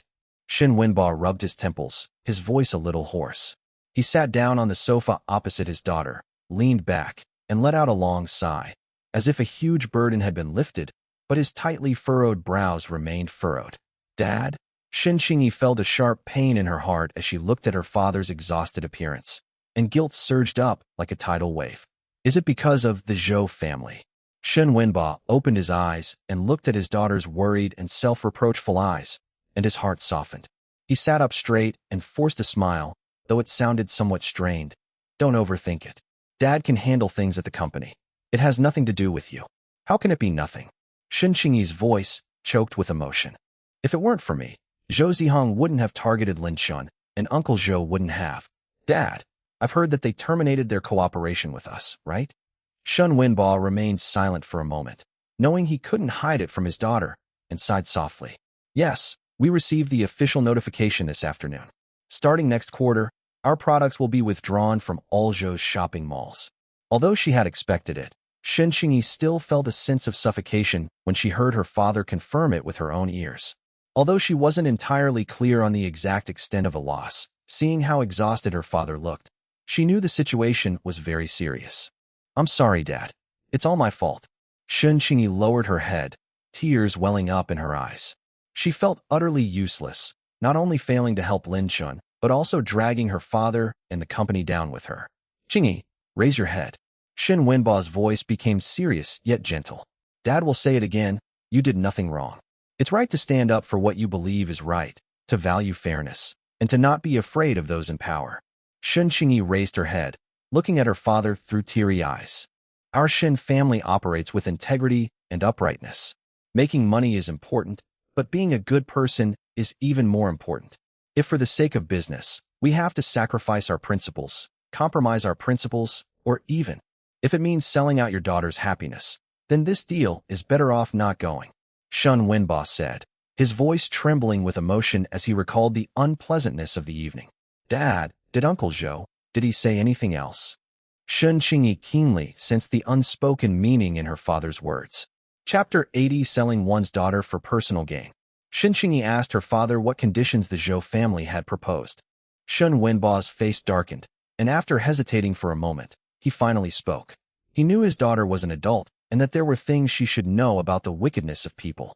That evening, I called Zhou Yongfu and hoped that he could separate public and private matters and not let the children's affairs affect normal business cooperation. What did he say? Shun Qingyi's heart jumped. Humph. Shun Wenba snorted coldly, a flash of anger in his eyes. He was quite smug on the other end of the phone. He said something like, President Shun, it's not that I'm being unreasonable. It's just that your daughter is so insensible. For some poor boy, she embarrassed my son and me in public. As for this cooperation, it's not that it can't continue. Shun Wenba mimicked Zhou Yongfu's greasy and arrogant tone, paused, looked at his daughter's face which had turned pale instantly, and said, word by word. He said, as long as my niece Qingyi is sensible and apologizes to Zihong, and spends more time with him in the future, young people can develop feelings for each other. Once they get along well, and she becomes my Zhou family's daughter-in-law, then we'll be family, and cooperation will be a piece of cake. Shameless. Shun Qingyi trembled with anger, her pretty face flushed red. She never expected Zhou Yongfu to be so despicable, threatening to terminate the cooperation and even blatantly demanding that she apologize, get along, and even become his daughter-in-law. This is simply treating her like a commodity to be traded. They're trampling on the dignity of the Shun family. I yelled back right then and there. Shun Wenba was also furious. Even if my company goes bankrupt, I, Shun Wenba, will never sell my daughter for personal gain. What is Zhou Yongfu anyway? How dare he even try to take advantage of my daughter? I hung up the phone right away. Seeing her father's eyes redden with anger, Shun Qingyi's guilt was replaced by an even stronger anger and chill. She originally felt only disgust and aversion towards Zhou Zihong, but now she feels contempt and hatred towards the entire Zhou family. In order to force her to submit and to get revenge on Lin Shun, they actually resorted to such despicable business tactics and even made such shameless demands. Dad, let's not cooperate with them anymore. We're better off without partners like that. Even if the company suffers losses, we'll definitely pull through. Shun Qingyi clenched her fists, her tone resolute. She would never bow down to the Zhou family, much less sacrifice her dignity and feelings for business. Good. This is my daughter, Shun Wenba's daughter. Looking into his daughter's resolute eyes, Shun Wenba felt both gratified and a little heartbroken. I am gratified by my daughter's backbone and sense of responsibility, but saddened by the difficulties the company is about to face. But he knew his daughter's choice was right. There are some bottom lines that must never be crossed. Qingyi, don't worry too much. There's always a way out. If we run out of channels, we'll find another one. The market is so big, there's always a way. Your father hasn't been working for nothing all these years. Shun Wenba patted his daughter's shoulder and comforted her. But what about you? How's Lin Shun? Have you gotten in touch with him? Mentioning Lin Shun, Shun Qingyi's eyes dimmed slightly, and she shook her head. I haven't heard from him since he left school. I sent him a message, but he didn't reply. Dad, he must be very sad and disappointed. Alas, that child, it was an innocent misfortune. Shun Wenba sighed. If he needs it, we'll help him if we can. But from what you said about his behavior in the principal's office, he didn't beg for mercy, argue, or compromise. He doesn't seem like someone who can be easily defeated. His composure is extraordinary. Shun Qingyi nodded, her worry for Lin Shun undiminished. She knew her father was right, that Lin Shun was special, but she still couldn't imagine how he, alone, would cope with the severe punishment of a major demerit and a year's suspension from school and the Zhou family's arrogant oppression. That night, both the Shun father and daughter tossed and turned, unable to sleep. One was worried about the company's future, while the other felt guilty for her innocent classmate who had been implicated, and was also furious at the Zhou family's shameless behavior. The next day, Lin Shun naturally did not appear at Mingda University again. His disappearance quickly became a new topic of conversation on campus, which was already filled with various rumors and gossip. Zhou Zihong and his cronies were undoubtedly the happiest and most active disseminators. Have you heard? That Lin Xin got a major demerit from the school and has to take a year off. Really? Just because of Zhang Hao. That's not all. I heard he also colluded with shady characters to threaten classmates, and Zhou Zihong filed a formal complaint against him. The Academic Affairs Office and the principal handled it personally. TSK, I never would have guessed. He always looks so honest and unassuming. But he's actually this kind of person. That's it. Now that there's a stain on my record, I'm finished. Serves him right. Who told him to offend young Master Zhou and then dare to have an ambiguous relationship with the school beauty? Similar discussions spread to every corner of classrooms, cafeterias, corridors, and campus forums. Zhou Zihong's henchmen, especially the blonde guy and the tall, thin guy, added fuel to the fire, portraying Lin Xin as a deeply hidden, wicked, and despicable social scum, while Zhou Zihong became a righteous messenger who dared to report and uphold school discipline. Many students who were unaware of the truth or were simply jealous of Lin Xin's good luck easily believed these claims. After all, it's a fact that Zhang Hao broke his leg and knelt down, and it's also a fact that Lin Xin was severely punished by the school. In addition, with Zhou Zihong's side deliberately guiding public opinion almost unanimously turned to criticize Lin Xin. Of course, a few clear-headed people remained silent or questioned the situation, but under the atmosphere deliberately created by Zhou Zihong's side, they dared not speak out easily. Zhou Zihong himself was riding high, walking with a swagger.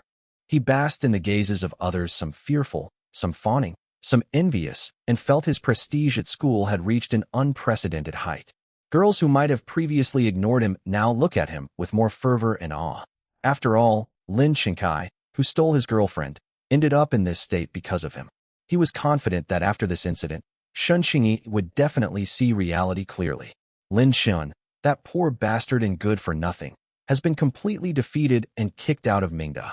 As a result of her willfulness, the Shen family is facing huge business losses. She must be filled with regret now, and is probably hiding in some corner, secretly crying and preparing to beg for her forgiveness. He had even planned out how he would magnanimously forgive Shen Qingyi when she couldn't bear it anymore and came to beg him, and how he would gently propose his own conditions. The thought of Shen Qingyi's aloof and stunningly beautiful face, and how she might appear pitiful and submissive in front of him, filled Zhou Zihong with a surge of heat and excitement. Shen Qingyi will be mine sooner or later. He looked at his reflection in the classroom window and gave a confident smile. He felt that after this establishment of authority, no one at Mingda University dared to oppose him anymore, and no one could stop him from getting everything he wanted. Chapter 81. Lin Xin is the chairman of the Lin Group. Just as Zhou Zihong was immersed in the joy of victory and the wonderful fantasy of the future, Su Qing and Li Na were also in a pretty good mood. Qing, are you satisfied now? That ungrateful Lin Xin actually dared to insult you. Now look what's happened. He got a major demerit, had to take a year off from school, and his record is stained. His life is ruined. Li Na linked arms with Su Qing as they walked towards the commercial street outside the school, her tone full of schadenfreude. Su Qing smiled smugly and gave a soft hum. Ever since Lin Xin publicly humiliated her in the classroom that day and called her a slut, she had hated Lin Xin to the core. This humiliation made her feel even more ashamed and angry than when she dumped Lin Xin and threw herself into Zhang Hao's arms, when Lin Xin's eyes were filled with pain and silence. Why should he, a sycophant she abandoned, turn around and humiliate her? Hearing that Lin Xin had been brought down by Zhou Zihong and suffered such a miserable end, she did feel a twisted sense of satisfaction. Although she didn't do it directly, it's always a happy thing to see her enemy suffer. As for whether Lin Xin really colluded with the underworld and violently assaulted people, she couldn't be bothered to investigate the truth.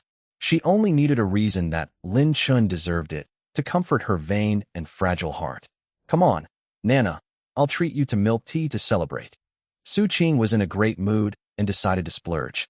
The two were chatting and laughing when, not far from the school gate, just as they were about to cross the street to the milk tea shop on the other side, a figure suddenly darted out from the shadows of the green belt next to them and blocked their way. Ah! Su Qing and Li Na screamed in fright at the same time, taking several steps back, their hearts pounding. The person blocking their way was a man, hunched over, leaning on a simple wooden cane, his left trouser leg hanging empty, clearly broken. His hair was long and messy, greasy, and stuck to his forehead. His face was covered in stubble, making it almost impossible to see his original appearance. Only his bloodshot eyes were fixed on Su Qing. He wore a wrinkled, stained old jacket and shoes with holes in them. He reeked of sourness and a disheveled air, standing out starkly from the bright and stylish students around him. Who are you? What do you want? Lina asked, mustering her courage, but her voice trembled slightly. The man ignored Lina, staring intently at Su Qing with his terrifying eyes, and uttered a hoarse, unpleasant sound. Su Qing. It's me. That voice sounds familiar? Still shaken, Su Qing forced herself to suppress her nausea and fear, and carefully examined the other person's dirty face by the light of the street lamp. When she saw the familiar, now filled with resentment and madness in those eyes, her eyes widened suddenly, and she cried out, Zhang Hao. Zhang Hao. Lina was also shocked, looking the beggar-like man in front of her up and down in disbelief. Is this Zhang Hao, the once arrogant rich second-generation heir who drove sports cars, wore designer clothes, and was always invincible? Yes, it's me. Zhang Hao forced a smile, but it looked worse than a grimace, and combined with his current appearance, it made him look even more ferocious. Su Qing, I've finally found you. After confirming that it was Zhang Hao, Su Qing's fear was replaced by a strong sense of disgust and aversion. She frowned, pinched her nose, took a step back, and spoke in a sharp tone. Zhang Hao, what happened to you? You look like a homeless person. It's terrifying. A flicker of humiliation and resentment flashed in Zhang Hao's eyes, but it was quickly masked by a deeper despair and madness. His voice was hoarse as he said, My family went bankrupt. The company was investigated, all assets were frozen, and my dad was arrested and might serve more than 10 years in prison. I'm penniless. I've lost my house and car, and my leg is broken. I can't even afford to go to the hospital. I was kicked out. He spoke haltingly, his voice trembling with tears, but Su Qing and Lina felt no sympathy, only contempt and disdain. Your family went bankrupt, your father went to jail. What does that have to do with me? Su Qing interrupted him impatiently, her tone cold. We broke up a long time ago. You have nothing to do with me now. Get out of the way, don't block my way. As she spoke, she tried to pull Lina away from Zhang Hao. How can it be nothing? Zhang Hao suddenly became excited, threw away his crutches, and with his last bit of strength, took a step forward and grabbed Su Qing's wrist. His hands were cold and dirty, but his strength was astonishing. Let go. You're filthy. Su Qing screamed, struggling desperately, but she couldn't break free. If it weren't for you. Zhang Hao's bloodshot eyes glared at Su Qing, his voice hoarse as he growled. If it weren't for you, why would Lin Chen have targeted me? Why would he have targeted my family? Why would my family have gone bankrupt? Why would my father have gone to jail? It's all because of you. You jinx. These words stunned both Su Qing and Lina. What nonsense are you spouting? Lina snapped, realizing what was happening. What does your family's bankruptcy have to do with Lin Chen? He's just a poor student. How could he possibly bring down your company? Zhang Hao, are you crazy? Or have you lost your mind because of the bankruptcy? Ha! Zhang Hao suddenly burst into maniacal laughter, the sound eerie and chilling on the night street. You still don't know? You actually don't know who Lin Chen is? Ha! How laughable. How pathetic. He stopped laughing, leaned closer to Su Qing, lowered his voice, and said in an almost curse-like tone, Lin Chen, he's not some poor student at all. He's the current chairman of the Lin Group. The Lin Group, one of the top Lin groups in Hangzhou. One word from him, and he could bankrupt my family, put my dad in jail, turn me into this grotesque mess. You two stupid women. How could you believe he was a penniless wretch? Ha ha. Chairman of the Lin Group? Lin Chen. The combination of these two words was like a thunderbolt, striking Su Qing and Lina's minds and leaving them frozen in shock, their minds blank. Chapter 82 Zhang Hao's Extortion. When Su Qing and Lina heard Zhang Hao say that Lin Chen was the chairman of the Lin Group, they were initially shocked. A few seconds later, Su Qing was the first to react, her face showing disbelief and absurdity. She abruptly shook off Zhang Hao's hand and shrieked, You're talking nonsense. Zhang Hao, you're really out of your mind. Lin Chen is the chairman of the Lin Group? Ha ha ha. That's the funniest joke I've heard all year. I've been with him for 2 years. Do you think I don't know what his parents do? One's a driver, the other's a cleaner at a company. They're dirt poor. Chairman, you must be dreaming. Su Qing had met Lin Chen's parents before. They were dressed plainly and did not have the air of wealthy people. In fact, they looked like poor people. Li Na also came to her senses, her face full of disdain. Exactly. Zhang Hao, even if your own family goes bankrupt, don't make baseless accusations and fabricate such absurd stories. If Lin Chen were the chairman of the Lin Group, I'd be the richest man in the world. I think you're either obsessed with money or driven mad by Lin Chen. They didn't believe it at all, not even a little bit. In their deeply ingrained perception, Lin Chen was a poor, timid, and subservient sycophant who fawned over her. Chairman of the Lin Group? What kind of high-ranking figure is that? They were from completely different worlds from Lin Chen, a low-class boy whom they could despise and ridicule at will. They had absolutely nothing in common. To them, Zhang Hao's words sounded like the ramblings of a mentally unstable person who had gone bankrupt. Get out of my way. You cripple. You madman. Su Qing completely lost her patience and forcefully pushed away Zhang Hao, who was blocking her way. Zhang Hao had a broken leg and was unsteady on his feet. She pushed him, causing him to stumble and almost fall. He awkwardly grabbed onto a nearby lamppost. Su Qing didn't even glance at him, and pulled Li Na to leave this place that she found disgusting and unlucky. Su Qing, you can't leave. Zhang Hao screamed hoarsely from behind, his voice filled with despair and madness. I'm desperate. I have no money, nowhere to live, and no food. You have to take me in. You're the one who made me like this. Take you in? Dream on. Su Qing said without turning her head, her voice filled with disgust. Look at yourself. You're filthy, smelly, and crippled. Even ghosts are afraid of you. Why should I take you in? Fine. Fine. Zhang Hao, leaning against the lamppost, panted heavily, his eyes turning sinister. You won't take me in, huh? Fine. Then give me back the money I spent on you. From the time we met until now, all the bags, cosmetics, clothes, and jewelry I bought you, the fancy restaurants I took you to, the hotel rooms. All that, it's at least 100,000, if not 200,000. Give me back the money, and I'll disappear right now. Give me back the money? Su Qing turned around abruptly, her expression contorted as if she had heard the funniest joke in the world. Zhang Hao, are you really crazy? You gave me those things willingly. You were the one who wanted to pursue me and please me, so you gave them to me. Why do you ask for things back after you've given them away? Why don't you just steal them? Besides, you even slept with me, and I didn't even ask you for compensation for emotional distress. Given it voluntarily? Zhang Hao sneered, a smile that looked particularly eerie in the dim light. Su Qing, have you forgotten that when we were together, I took a lot of interesting photos and videos, in the hotel, in the car. Those were all taken voluntarily by me. What if I posted these voluntary photos on the campus forum, online, so everyone could see how enthusiastic and proactive our former department beauty at Mingda University was in private? Su Qing's face turned deathly pale in an instant, and her body began to tremble uncontrollably. Of course she remembered. Zhang Hao had that perverted fetish of taking photos and videos during intimate moments. She'd thought of the designer handbag Zhang Hao had given her, and hadn't really given in, even finding it a little exciting.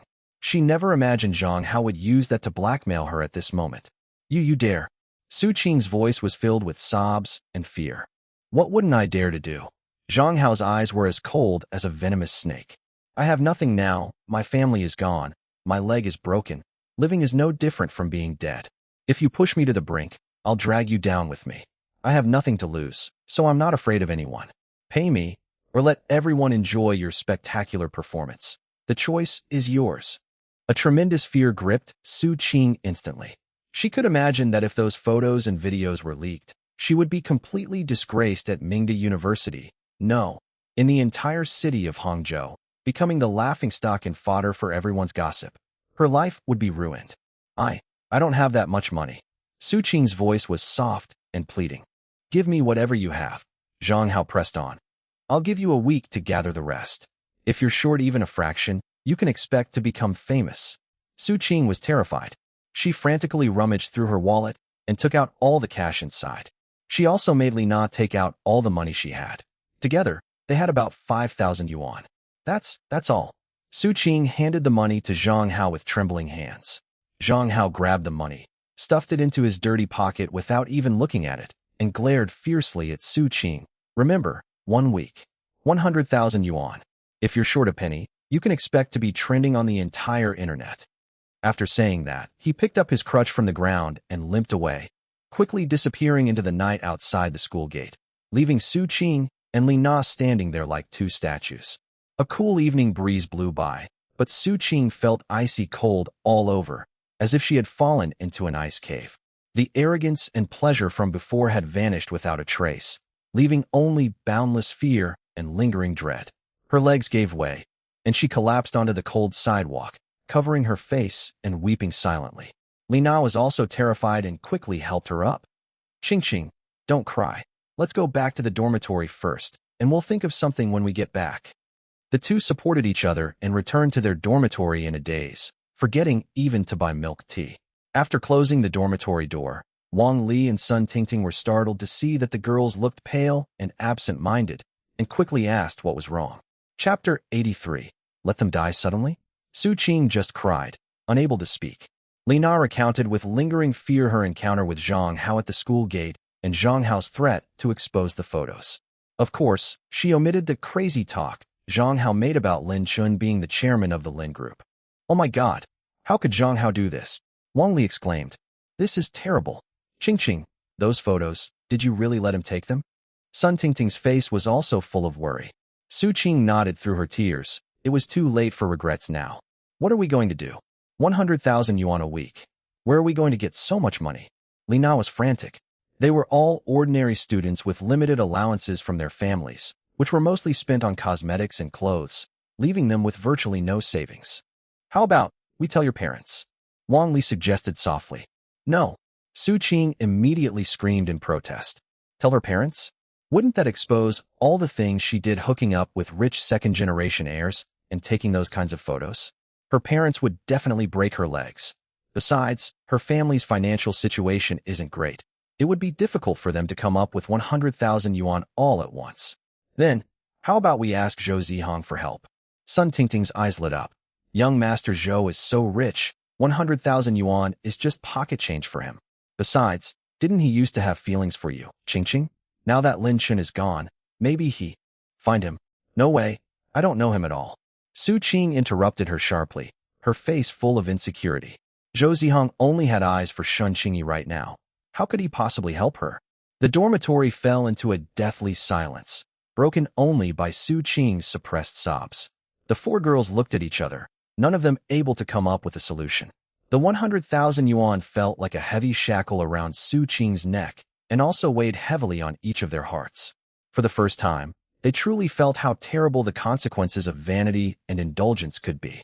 Zhang Hao, whom they considered a joke and a madman, has now become a Damocles sword hanging over their heads. Lin's group, chairman's office.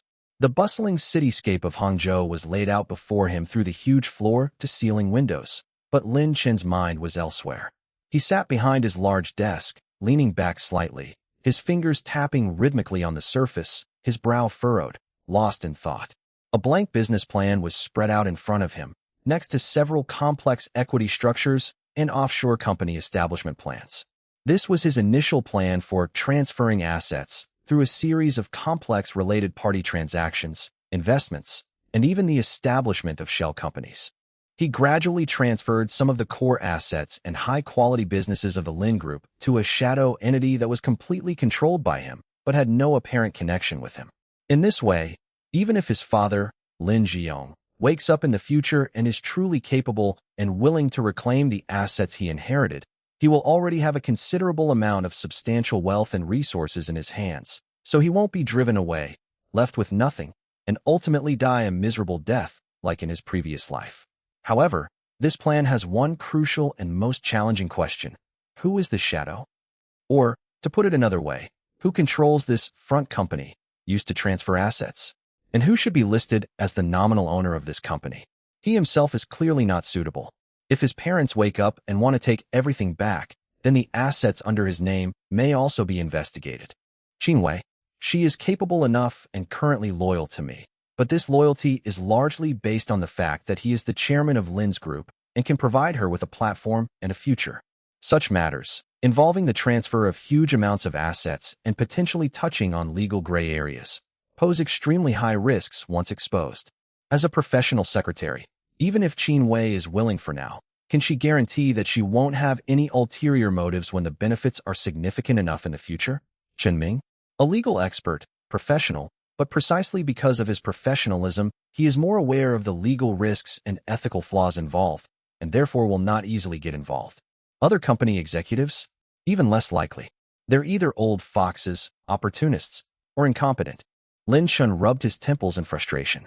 He discovered that he couldn't find a single person he could completely trust and who was capable of shouldering this heavy responsibility. In his previous life, the deception and betrayal of his parents and Su Qing's opportunism had already made him completely disillusioned with family and love. In this life, although he has gained wealth and power, the deep-seated sense of defensiveness and loneliness in his heart has not dissipated. On the contrary, he has become more vigilant because of his high position. Even my parents and girlfriend are lying to me. How can I feel safe with anyone else? Lin Shen muttered to himself, his tone tinged with self-mockery and coldness. He was reborn with the power of revenge, but he also lost the ability to easily trust others. Did he directly embezzle public funds into his own account? That was a foolish act of suicide. There are quite a few people in the company who are watching him, this young successor, for mistakes, and people like Tiankai are even more eyeing him covetously. He had to do it flawlessly, in a legal and legitimate way, so that even if his parents woke up and found out, they wouldn't be able to do anything to him. Set up a shell company, operate it for a while, and then go bankrupt. The idea is feasible, but the person who carries it out must be an absolute confidant. Moreover, if his parents hadn't woken up, he wouldn't have needed to take this risky step. He could have easily consolidated his power, gradually purged dissidents, and completely transformed the Lin family into his own impregnable empire. The problem is that the parents are showing signs of waking up. Gu Yanqing and Tiankai were like flies that smelled blood, trying every day to find ways to stimulate their father at the hospital. This is a huge, uncontrollable variable. If only they wouldn't wake up. A dark thought had flashed through Lin Chen's mind more than once. With his current resources and methods, it is not entirely impossible for him to make the condition of 2 comatose patients naturally worsen or accidentally die. He has people in the hospital, so it's difficult to do, but not impossible. But every time this thought arose, he would forcefully suppress it. He can't do it. It's not just because of legal and moral constraints. More importantly, those 2 people, no matter how indifferent, biased, or cruel they were to him, were still his biological parents. In his previous life, they deceived him, neglected him, gave their family business to Gu Yanqing, and watched him being driven to the brink of despair without doing anything. This hatred runs deep in his bones. But hatred is not the same as being able to kill one's own parents. Moreover, the parents are not ordinary people. Lin Jiong was the chairman of the Zhengming Lin Group in Hangzhou. Their sudden, unexpected death will inevitably attract attention and investigation from all sides. Those longtime subordinates who had followed his father for many years, such as several veteran directors, although they now outwardly obeyed him. However, he would occasionally visit the hospital under the guise of visiting the former chairman. If his parents die under abnormal circumstances, Lin Chun will be the first suspect. At that point, let alone transferring assets, it's hard to say whether he can even keep his position as chairman. Never mind. Lin Chun let out a long sigh, closed the plan in front of him, and pushed it aside. He rubbed his temples, feeling a wave of fatigue. Perhaps I was too impatient. One must proceed step by step. First, resolve the immediate troubles and consolidate power, then slowly plan for the future. As for my parents, I can only increase surveillance and deal with their moves as they come. Just then, there was a gentle knock on the office door, and Qin Wei walked in, holding a new report in her hand, her expression more serious than usual. Chapter 84. The principal was taken away. Qin Wei walked into the office and spoke to Lin Chen. President Lin, there's an update on the situation regarding the Shen family. Qin Wei placed the report in front of Lin Chen. Lin Chen perked up and quickly skimmed through the report. Ever since he overheard Zhou Yongfu threatening to terminate the cooperation with Shun Qingyi's father in the principal's office, he had Qin Wei keep a close eye on the Shun family's movements. On the one hand, I wanted to see what Zhou Yongfu could do, and on the other hand, I also felt a bit of goodwill towards Shun Qingyi and her father in that situation. It was rare to find a father who could uphold his principles, not be afraid of powerful figures, and would rather lose his own interests to support his daughter. The report shows that the Zhou Group has officially sent a letter terminating all cooperation with the Shin Company. The Shin family company has lost its sales channels in the Zhou family's 8 shopping malls. It is expected that sales will plummet by more than 50% next quarter, and profits will decline sharply, possibly even resulting in losses. Shin Wenba is actively seeking new channels, but it will be difficult to make up for such a huge gap in the short term, and the company is facing considerable financial pressure and operational difficulties. Zhou Yongfu really does what he says. He's ruthless. Lin Shin put down the report, a cold glint flashing in his eyes. To avenge his son, he was willing to sacrifice his own business interests. Terminating the cooperation would also result in a certain loss of customers for Zhou shopping mall, in order to suppress the Shin family. This vindictive and indiscriminate behavior is despicable. Looking at the predicament faced by the Shun family company in the report, and recalling Shun Qingyi's cool and firm gaze, as well as her father Shin Wenba's resounding words on the phone, Lin Shin suddenly felt a stirring in his heart. A vague idea gradually became clearer. The Shin family is currently facing a channel crisis and urgently needs a new way out. Shin Wenba is an upright and principled person with a good reputation in the local business community. Although he didn't have much contact with Shin Qingyi, he had a very good impression of her. She was intelligent, calm, and responsible. Most importantly, the Shin family and the Zhou family have become enemies, and to some extent, they have a common enemy with Lin Shin. Furthermore, the Shin family is in the food sales business, which falls under the fast-moving consumer goods industry. Their cash flow is relatively stable and not closely related to the Lin Group's current main businesses, real estate, high technology, investment, etc. A plan for cooperation, or rather, a plan that combines support and checks and balances, took shape in his mind. Perhaps the Shin family could become part of his plan? It may not be the most crucial shadow, but it can be a partner worth investing in and one that may play an important role in the future. Supporting the Shin family would not only curb the Zhou family's arrogance and repay the favor Shin Qingyi did for him in the principal's office, but also plant a seed in his own business empire in Hangzhou. Qinwei. Lin Shin raised his head, his gaze becoming sharp and clear. Contact Chairman Shin Wenba of Shin's company and tell him that we are interested in integrating fast-moving consumer goods channels and would like to meet with him to discuss the possibility of cooperation. He can decide the time and place, and the sooner the better. Qin Wei was slightly taken aback, but then she understood Lin Shin's intention, and a hint of admiration flashed in her eyes. President Lin is going to help the Shin family, but at the same time, he's also planning to deal with the Zhou family. She immediately replied, "Yes, President Lin, I'll arrange it right away." Meanwhile, at Middlebury University, a storm is brewing. Just as Lin Shun was planning to cooperate with the Shin family, beneath the surface of peace and tranquility at Mingda University, the undercurrents finally turned into turbulent waves. That afternoon, the sun was shining brightly. On campus, students either hurried to their classrooms or chatted in twos and threes on the lawn, basking in the sun. Zhou Zihong was surrounded by several lackeys, patrolling the main road of the campus, enjoying the fearful or envious gazes of the crowd, feeling smug and self-satisfied.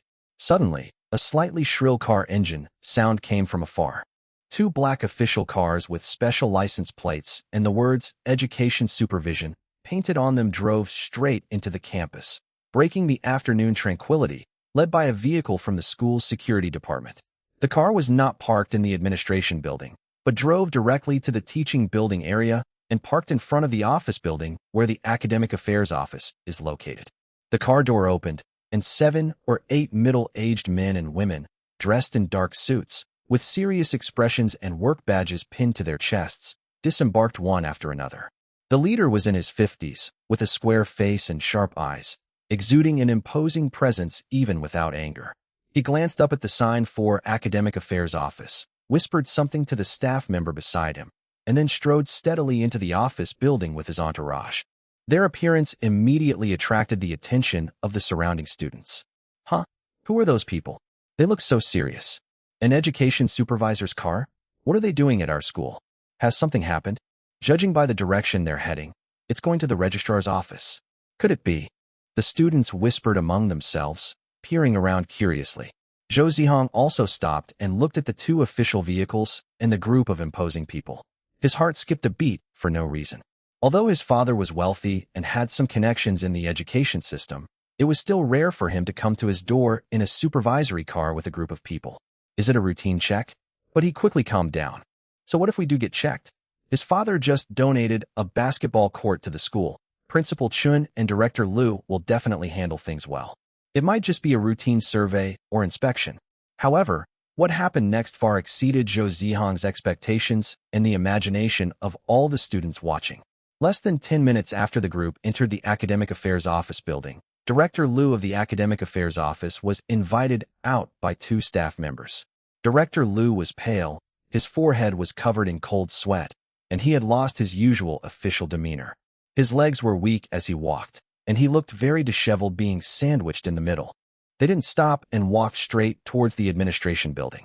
A few minutes later, Principal Chen's secretary rushed out of the administration building, looking panicked and almost tripped on the steps. He took out his phone and seemed to be anxiously making a call.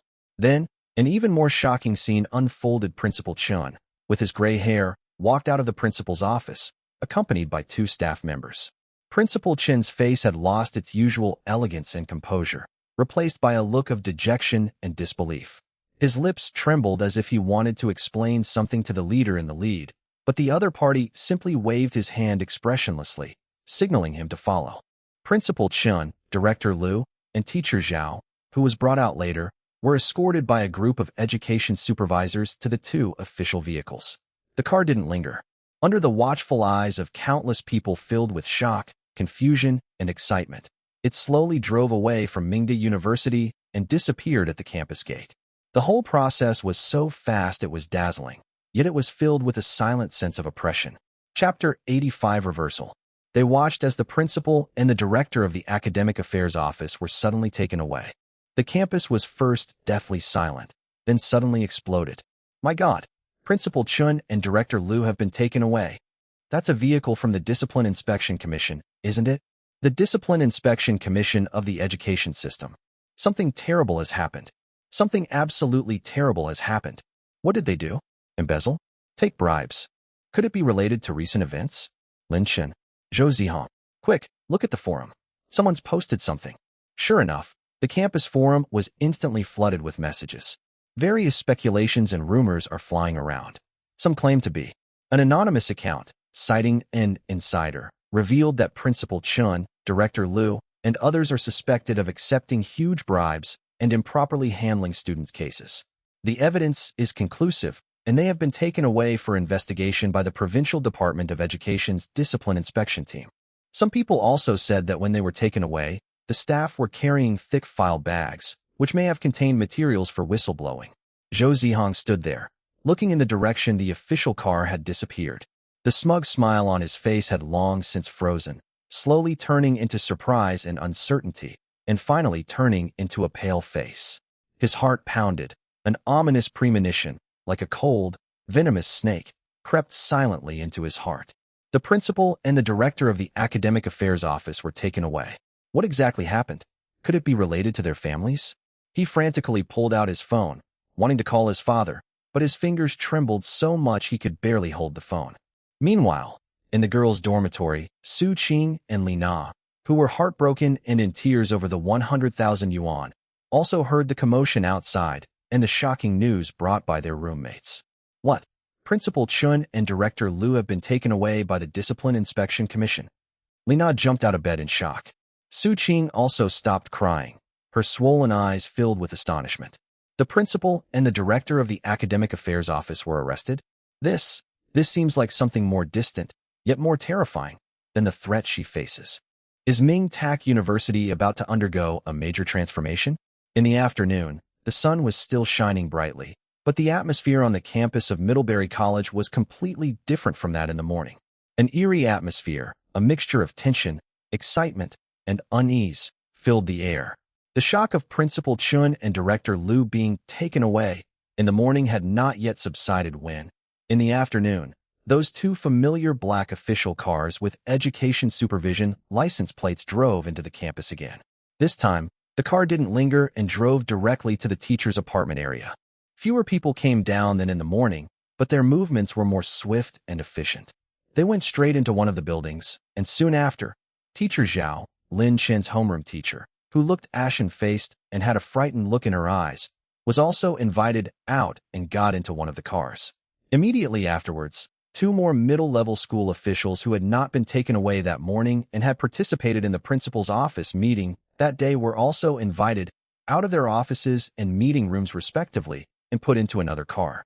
Within a few hours, the principal, the director of the academic affairs office, the homeroom teacher, and two other related personnel were taken away by disciplinary personnel from the education system.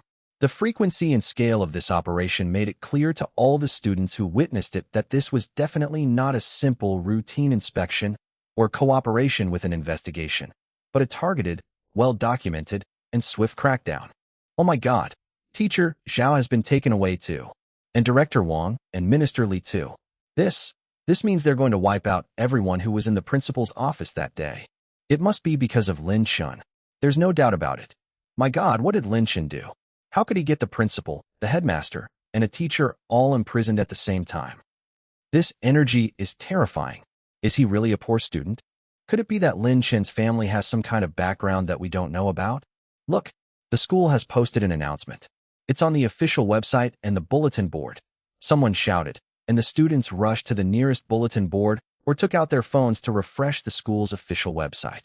Sure enough, less than half an hour after the afternoon's takeaway operation ended, Middlebury University's official website and bulletin boards throughout the campus simultaneously posted a formal announcement with serious wording and the university's official seal. Notification regarding the handling of disciplinary violations by Chun XX, Lu XX, Zhao XX, and others. The announcement was concise, yet carried immense weight. According to the investigation and verification by the disciplinary inspection team of the Higher Education Authority, several individuals, including our school's former principal Chen XX, former director of the Academic Affairs Office Lu XX, and teacher Zhao XX, disregarded the facts, listened to biased opinions, and abused their power in the recent handling of student Lin Chen's suspected disciplinary violations.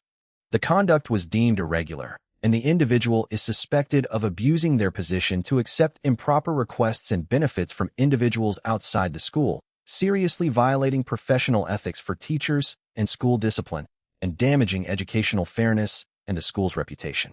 After investigation, the following decision has been made. 1. All positions held by Chun XX, Lu XX, Zhao XX, and others are hereby revoked, and their cases are transferred to judicial authorities for further processing.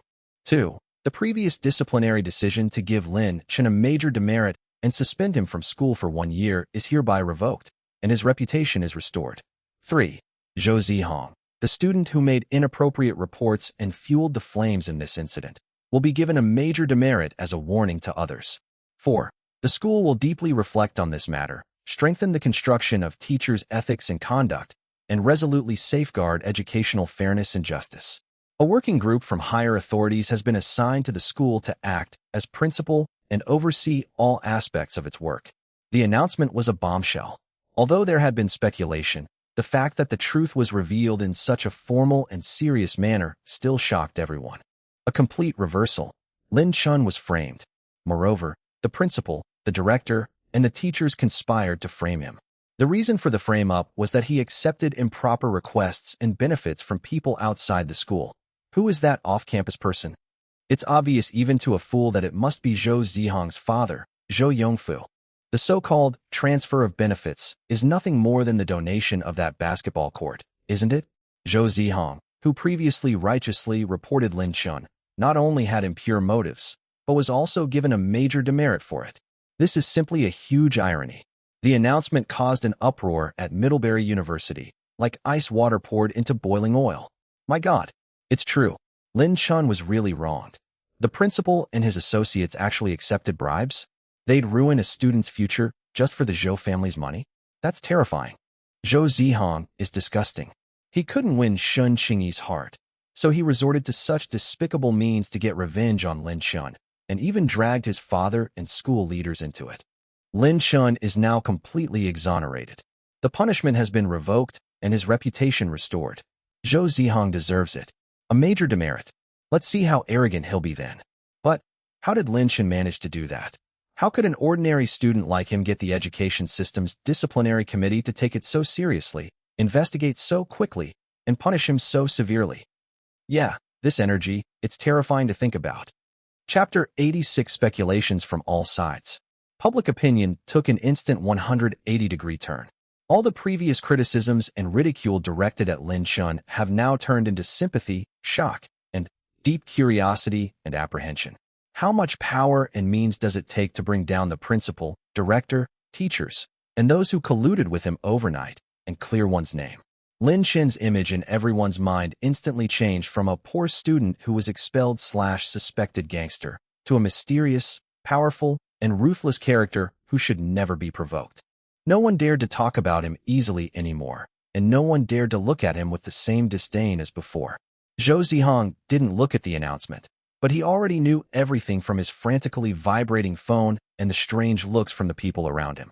His face was ashen, and he walked dejectedly to a corner of the playground, leaning against the cold wire mesh, his body trembling slightly, uncontrollably. It's over, it's all over. The principal and department head whom my father had bribed were all arrested. I even received a major demerit. It left a permanent stain on my record. More importantly, his meticulously planned and seemingly foolproof revenge not only failed completely, but also instantly reversed his and Lin Chen's situation. He has now become a shameless and despicable person. He was originally very excited because he had established his authority by expelling Lin Chen from the school, but in just one day, Lin Chen has become a symbol of being exonerated and unfathomable. The immense disparity and humiliation nearly drove him insane. He shakily took out his phone and dialed his father Zhou Yongfu's number. The phone rang for a long time before being answered, and Zhou Yongfu's deep voice, suppressing his anger, came through. Hello. Dad. Dad. What happened? How could Principal Chun and the others be arrested? How could I have received a major demerit? The school announcement said it was for bribery and improper solicitation. The basketball court incident. Zhou Zihong was incoherent, his voice trembling with tears. Shut up. Zhou Yongfu growled on the other end of the phone, his tone filled with frustration and lingering fear. You still have the nerve to ask. This is all your fault. That Lin Chun. He secretly recorded everything you said on his phone in the principal's office that day, including the rubbish from Principal Chun and Director Liu, and my words. He anonymously sent the recording to the Provincial Education Department's disciplinary committee. The evidence is irrefutable and irrefutable. Fatty Chun and his accomplices have no way to deny it. A recording? Zhou Zihong was struck dumb, frozen in place. He recalled that day in the principal's office, when Lin Chen remained unusually calm throughout, offering almost no explanation. So he was recording, gathering evidence. That despicable scoundrel. So cunning, he actually dared to record it, and even dared to hand it over to the disciplinary committee. Zhou Zihong realized what was happening, a surge of anger rising within him. He cursed wildly into his phone. Dad, we can't let this go. He dared to scheme against us. Calm down, you bastard. Zhou Yongfu interrupted him sharply, his voice carrying a hint of barely perceptible weariness and relief. We've really messed up this time. Fatty Chun and his gang have dirty hands. They deserve it. Luckily, your old man left some room for maneuver. The basketball court donation was made in the company's name, and the agreement and funds were processed through formal channels, without being directly given to their personal accounts. The disciplinary committee investigated and, although they felt the motives were impure, they couldn't find any major problems with the procedures. At most, they said our inappropriate intentions didn't qualify as bribery. So I'm fine, and the company's fine too. But you better not do anything stupid like that again. Stay away from that Lin Chun. That kid is really wicked. Zhou Yongfu knew so much because he did have an old classmate in the Education Bureau who had slightly leaked information during the disciplinary committee's investigation. But that was all. He dared not interfere any further. Upon learning that his father and the company were all right, Zhou Zihong breathed a slight sigh of relief, but the hatred and humiliation in his heart burned even more intensely. The father is fine, but he himself received a major demerit. This stain will stay with him for the rest of his life. Moreover, everyone believes that he falsely accused Lin Chun because of his father and bribery. How will he be able to hold his head up at school in the future? But Dad, my punishment. The punishment has already been decided, and it can't be changed. Zhou Yongfu said impatiently. You brought this on yourself, so you'll have to deal with it. Behave yourself for now, and don't cause any more trouble. Especially right now, Don't provoke Lin Shen. Do you hear me? After saying that, Zhou Yongfu hung up the phone, clearly in a very bad mood. As Zhou Zihong listened to the busy tone on his phone, he slowly lowered his arms, leaned against the barbed wire fence, and stared blankly at the sky, his face a mixture of anger, resentment, humiliation, and a deep fear. Lin Shen. He actually used such a simple, yet deadly move to completely turn the tables and crush him in the mud. He didn't notice that not far behind him, by the bushes, his classmate Wang Lily was pretending to tie her shoelaces and had overheard most of his excited phone call. Wang Lily's eyes darted around, and she quietly got up and quickly left the playground. The atmosphere in girls' dormitory 308 was equally turbulent. Su Qing, Li Na, Wang Li, and Sun Tingting sat together, their phone screens displaying the school's official website announcement. Each of them had a look of shock and disbelief on their faces. It really is like that. Lin Chun was framed. The principal and the others accepted bribes, and Zhou Zihong made a false accusation. Li Na murmured, feeling her worldview shaken. Lin Chen, how did he do that? Sun Tingting covered her mouth, her eyes wide with disbelief. Only one day. The principal, the director, and the teachers have all been arrested, and his punishment has been revoked. How? How powerful does he have to be? Su Qing stared intently at her phone screen, looking at the words, restore his reputation. Her heart felt like it was being squeezed by an invisible hand, a dull ache accompanied by an indescribable panic and regret. If Lin Shun truly possesses such immense power that he could provoke such swift action from the education system's disciplinary committee, then his previously stated identity as a poor boy. Could Zhang Hao's crazy talk from that day have been true? No, impossible. Absolutely impossible. But if it's not true, how do you explain all of this? How could an ordinary student possibly have such abilities? Qing. Li Na hesitated, looking at Su Qing's changing expression, and whispered, You mean? Lin Shun. Could he really be the chairman of the Lin Group, like Zhang Hao said? Only then could he have this kind of power, making the Discipline Inspection Commission act so quickly with just a phone call or a message. This conjecture no longer seemed so absurd in dormitory 308 at this moment. After all, facts speak louder than words. Su Qing's face paled even more. If Lin Shen really was the chairman of the Lin Group, then what kind of gold mine had she been sitting on for the past 2 years without realizing it? And she betrayed and humiliated Zhang Hao for a little bit of money? In the end, he even publicly called her a loose woman. A deep sense of regret instantly overwhelmed her. How could she have been so blind to Lin Shen's extraordinary abilities? No, it's just that Lin Shen hid them too well. And his parents, they actually cooperated in the act, pretending to be poor for over 20 years. This whole family is insane. If Lin Shen really is the chairman of the Lin Group. Seeing Su Qing's distraught state, Li Na couldn't help but sigh, her tone complex. Qing, you really are losing the watermelon and picking up a rotten sesame seed. No, you picked up dog poop and had to step on it yourself. She was referring to Zhang Hao's threat. Su Qing's lips trembled. She wanted to retort, but couldn't utter a single word. The immense psychological gap and the harsh reality nearly drove her to the brink of collapse. Just then, the dormitory door was pushed open, and Wang Lily rushed in, her face showing excitement and mystery, as if she knew a big secret. Chapter 87, He Has No Background. Just as they were discussing, the dormitory door was pushed open, and it was their roommate Wang Lily who returned. Lily, where have you been? Did you see the announcement? Something terrible has happened. Sun Tingting called out. I saw it. Wang Lily closed the door, lowered her voice, and said mysteriously, I was over at the playground just now, and I heard Zhou Zihong talking to his dad on the phone. What did you say? Li Na immediately perked up. Wang Lily recounted what she had heard, emphasizing the key information that Lin Shen secretly recorded the conversation, anonymously sent it to the Discipline Inspection Commission, and Zhou Yongfu was unharmed because the donations were accounted for through public funds and not directly given money. The dormitory was quiet for a few seconds. So that's how it is. Li Na let out a long, oh, her shock and speculation fading, replaced by a dismissive and knowing look of, I knew it. I knew it. If Lin Shen were really that capable, the chairman of the Lin Group, why would he have been working part-time jobs every day and scrimping and saving to buy Qing those cheap gifts? It turns out he just got lucky, happened to record the conversation, and happened to know where to report it.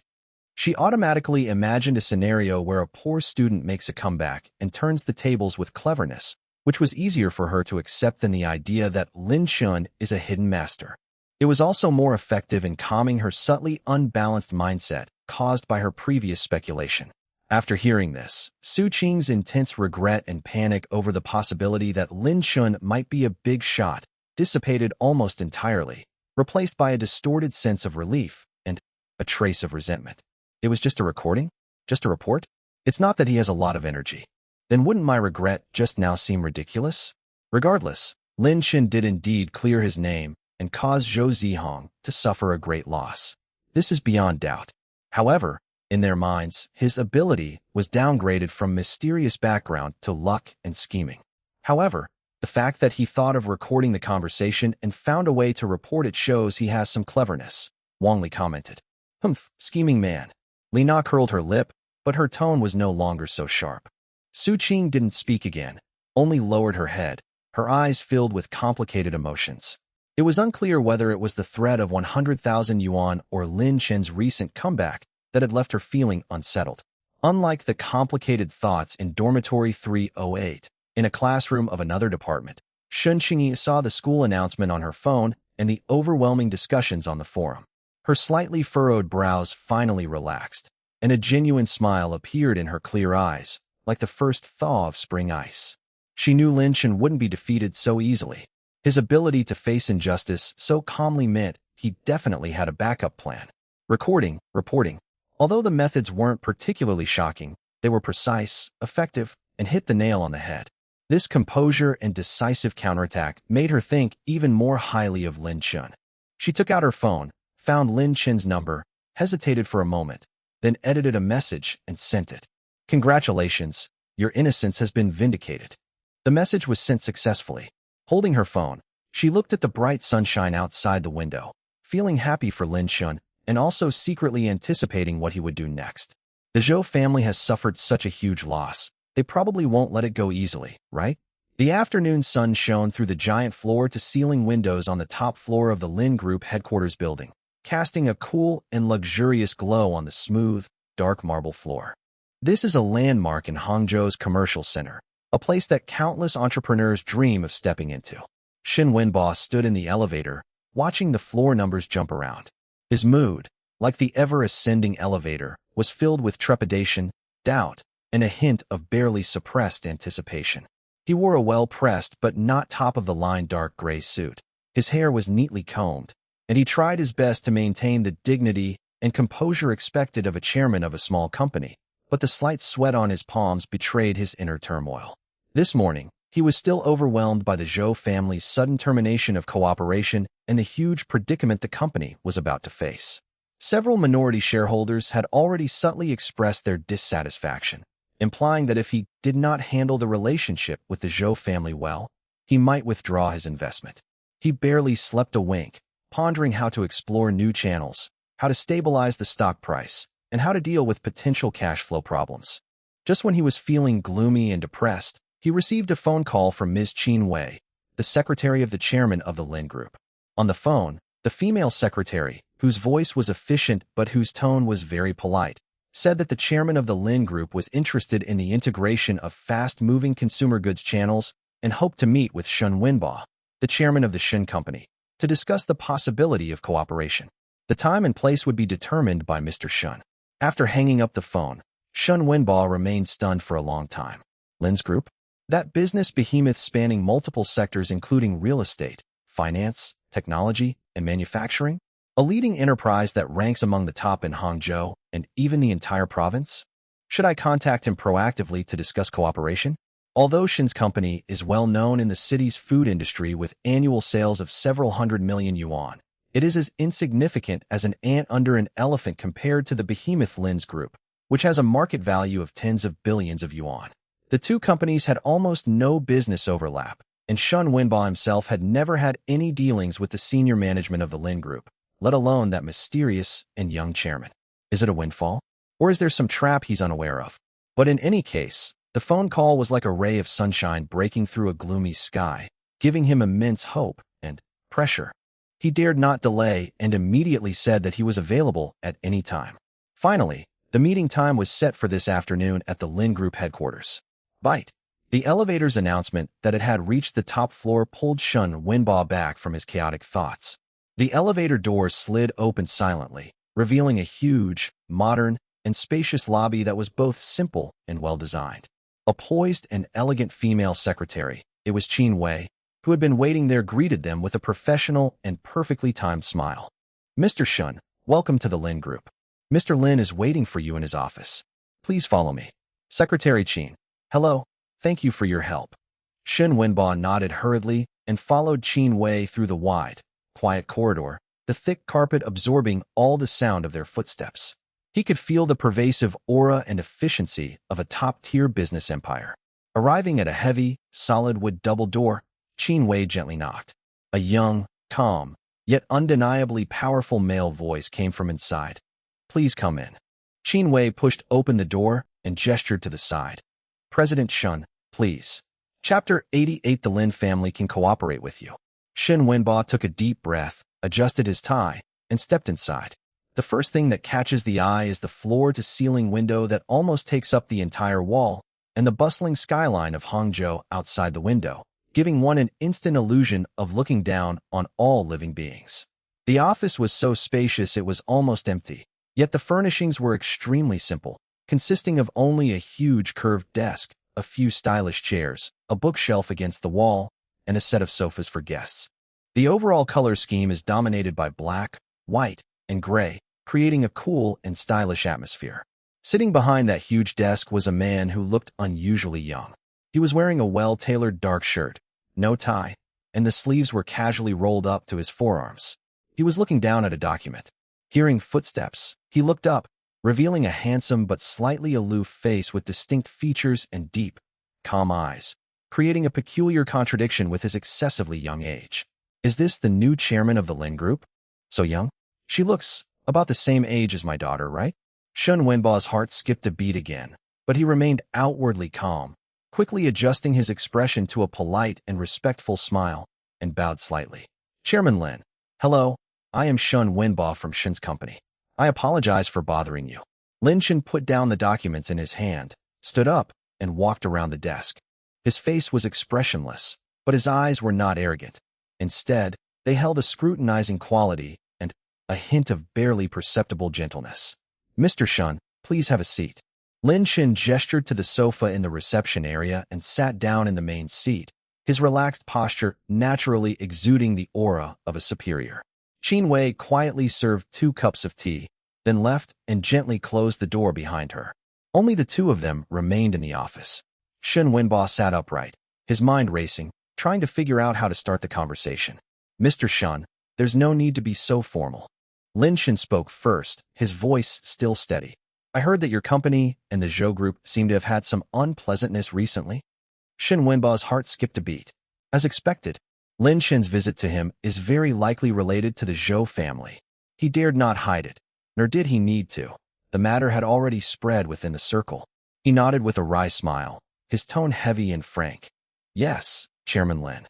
The Zhou Group has unilaterally terminated all cooperation with our company, and our products will be completely removed from their stores next quarter. This will have a significant impact on our company." "What's the reason?" Lin Shin picked up his teacup and gently blew on the floating leaves, as if he were just asking casually. Shun Wenba hesitated for a moment, but considering that the other party probably already knew the inside story since they were willing to ask, concealing it would only seem dishonest, so he briefly said, "The cause was some conflicts among the children at school.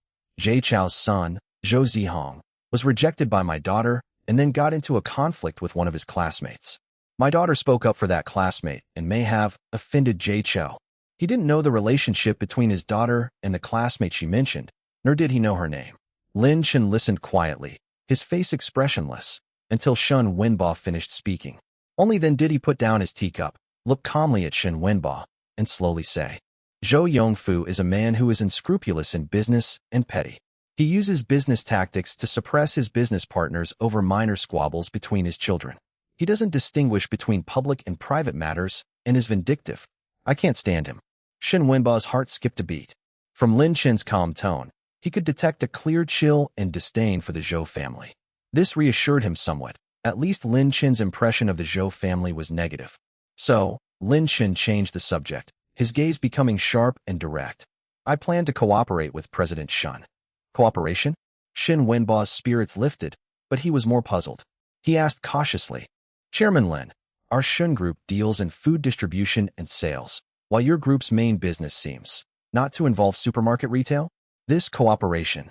Lin Chen shook his head slightly, interrupting Shun Wenba's doubts. The Lin family does not have a large-scale comprehensive shopping mall like the Zhou family. However, Mr. Shun, the Lin Group has branches, R&D centers, and production bases in more than 30 major cities across the country. Each location has anywhere from a few hundred to several thousand people. We have staff canteens, on-site convenience stores, and even some small supermarkets betrayal with the park. Although these channels may not seem large individually, when added together, the annual purchase volume of food, beverages, and daily consumer goods may not be less than your sales volume in Zhou's 8 shopping malls. Moreover, we use a centralized procurement system across the group, with standardized processes and timely settlements. There are no miscellaneous fees like entry fees or barcode fees. Mr. Shin should be aware of our profit margins. Shin Wenba's eyes lit up instantly. That's right. How could he not have thought of that? For a giant corporation like the Lin Group, internal consumption is an extremely stable and high-volume channel. The rice, flour, cooking oil, meat, eggs, vegetables, and condiments in the staff canteen, the snacks, beverages, convenience foods, and daily necessities in the internal convenience store and mini-supermarket. These are all within the scope of Shun's company's agency. Moreover, as Lin Chen said, this B2B channel does not have the high costs and complicated payment terms of retail terminals, resulting in more stable profits and better cash flow. If we can truly secure the Lin Group's nationwide internal supply contracts, it will absolutely make up for, or even surpass, the losses from losing the Zhou family's distribution channels. Moreover, having the Lin family as a powerful backer will be a huge boost to the Shun family's brand and reputation. This is not just a timely help, it's a lifeline in a desperate situation. The overwhelming surprise stunned Shin Wenba, but being a seasoned businessman, he quickly regained his composure. There's no such thing as a free lunch. Why would Lin Chen help him? And so wholeheartedly at that? He suppressed his excitement, looked at Lin Chen cautiously and sincerely, and asked, Chairman Lin, the cooperation terms you've offered are undoubtedly fantastic news for the Shin family.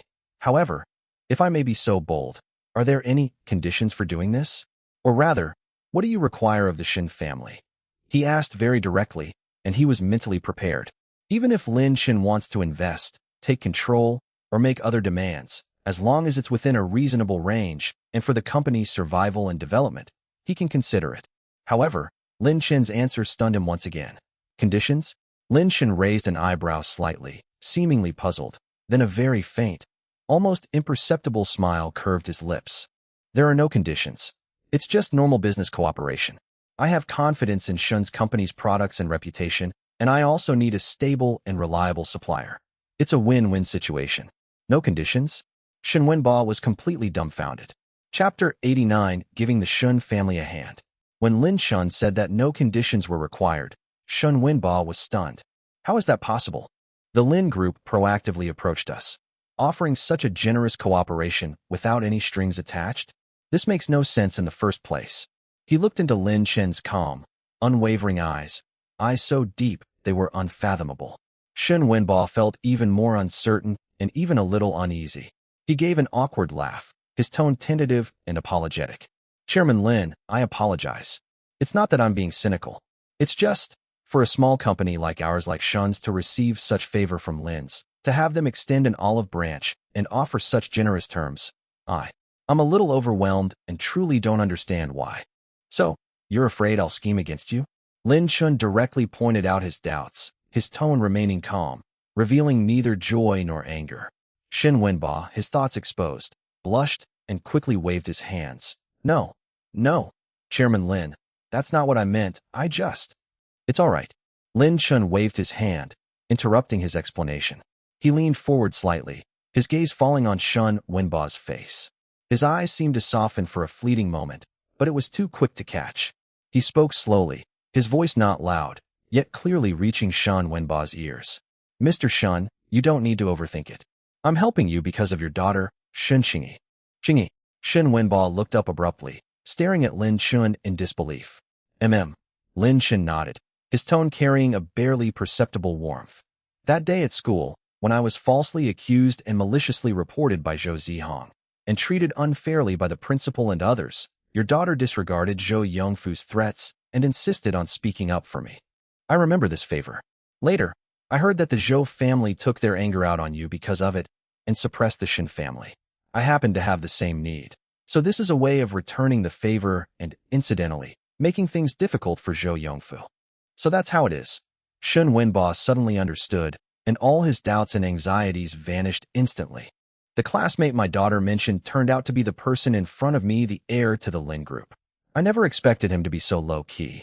A wave of shock, relief, pride, and emotion washed over Shen Wenbo. He never expected that his daughter's action would bring such a huge turning point to the family business at a critical moment. This made him happier and prouder than any other business deal he had ever closed. Chingy, she is truly his good daughter. Chairman Lin, so you are. At this moment, Shen Wenbo finally matched the young business tycoon in front of him with the Lin Chun, the classmate who was falsely accused by Zhou Zihong, who was very calm and had a lot of backbone, that his daughter had described. He was utterly shocked. Who would have thought that the good-for-nothing poor student Zhou Yongfu had described was actually the head of the Lin Group? The contrast in their identities is too great. No wonder he was able to turn the tables so easily and send the principal and the others to jail. I hope Mr. Shun will keep my identity a secret for the time being. Lin Chen seemed to see through his thoughts and said calmly, I don't want to reveal it while I'm at school. Understood. Don't worry, Chairman Lin. I will absolutely not reveal a single word to anyone. Shen Wenbo immediately gave a solemn guarantee. He certainly understood the implications. Lin Chen must have had his reasons for concealing his identity. The conversation went much more smoothly after that. The two had a preliminary discussion on the specific details of the cooperation. Lin Chen displayed a maturity and precision beyond his years, and the cooperation framework he proposed was extremely favorable to the Shin family, almost to the point of being supportive. Shen Wenbo became increasingly alarmed, yet also increasingly excited, as he spoke. He could almost see the scene where Shun's company, with the help of Lin's platform, would leap into becoming a regional food supply giant, leaving Zhou's company far behind. More than an hour later, a preliminary letter of intent for cooperation was placed on the table. With great excitement, Shen Wenbo solemnly signed his name on it. The legal department will draft the formal contract as soon as possible, and then we'll invite President Shun over to discuss it in detail. Lin Chen put away the documents, stood up, and extended his hand. Shen Wenbo quickly stood up, grasped Lin Chen's hands with both of his, and shook them vigorously, his tone filled with gratitude and excitement. Chairman Lin, we are deeply grateful. I, Shen Wenbo, and the Shen family will remember this kindness. Please don't hesitate to ask if we need anything in the future. Mr. Shun, you're too kind. Cooperation is mutually beneficial. Lin Chen released his hand, his expression remaining calm. Qin Wei appeared at the right moment and respectfully saw Shen Wenbo out of the office. Stepping out of the towering headquarters of the Lin Group, the afternoon sun felt warm and comforting on my skin.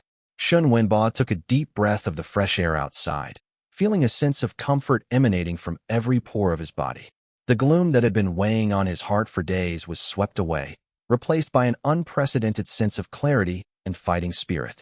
He glanced back at the glass curtain wall building that gleamed in the sunlight, and a big, hearty smile involuntarily spread across his face.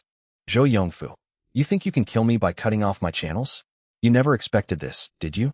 I, Shen Wenbo, have turned misfortune into blessing and have latched onto the Lin family, a leg that is many times stronger than yours. Are you trying to use business tactics to suppress me? Are you trying to force my daughter to submit? Dream. With the Lin family's support, let's see how long you can remain arrogant. We'll see. Shen Wenbo got into his car with a triumphant air and instructed the driver. Back to the company. He was eager to convene a board meeting to announce this fantastic news and had already begun preparations for connecting with the Lin family. As night deepens, the neon lights of Hangzhou's bustling city begin to twinkle. Lin Shun went to a high-end private club alone and asked for the quietest private room. He leaned back on the soft leather sofa, poured himself a glass of red wine, the deep red liquid gleaming faintly in the dim light. He didn't rush to drink, but gently swirled the wine in his glass, his gaze fixed on the dazzling city night view outside the floor-to-ceiling windows, his eyes somewhat unfocused.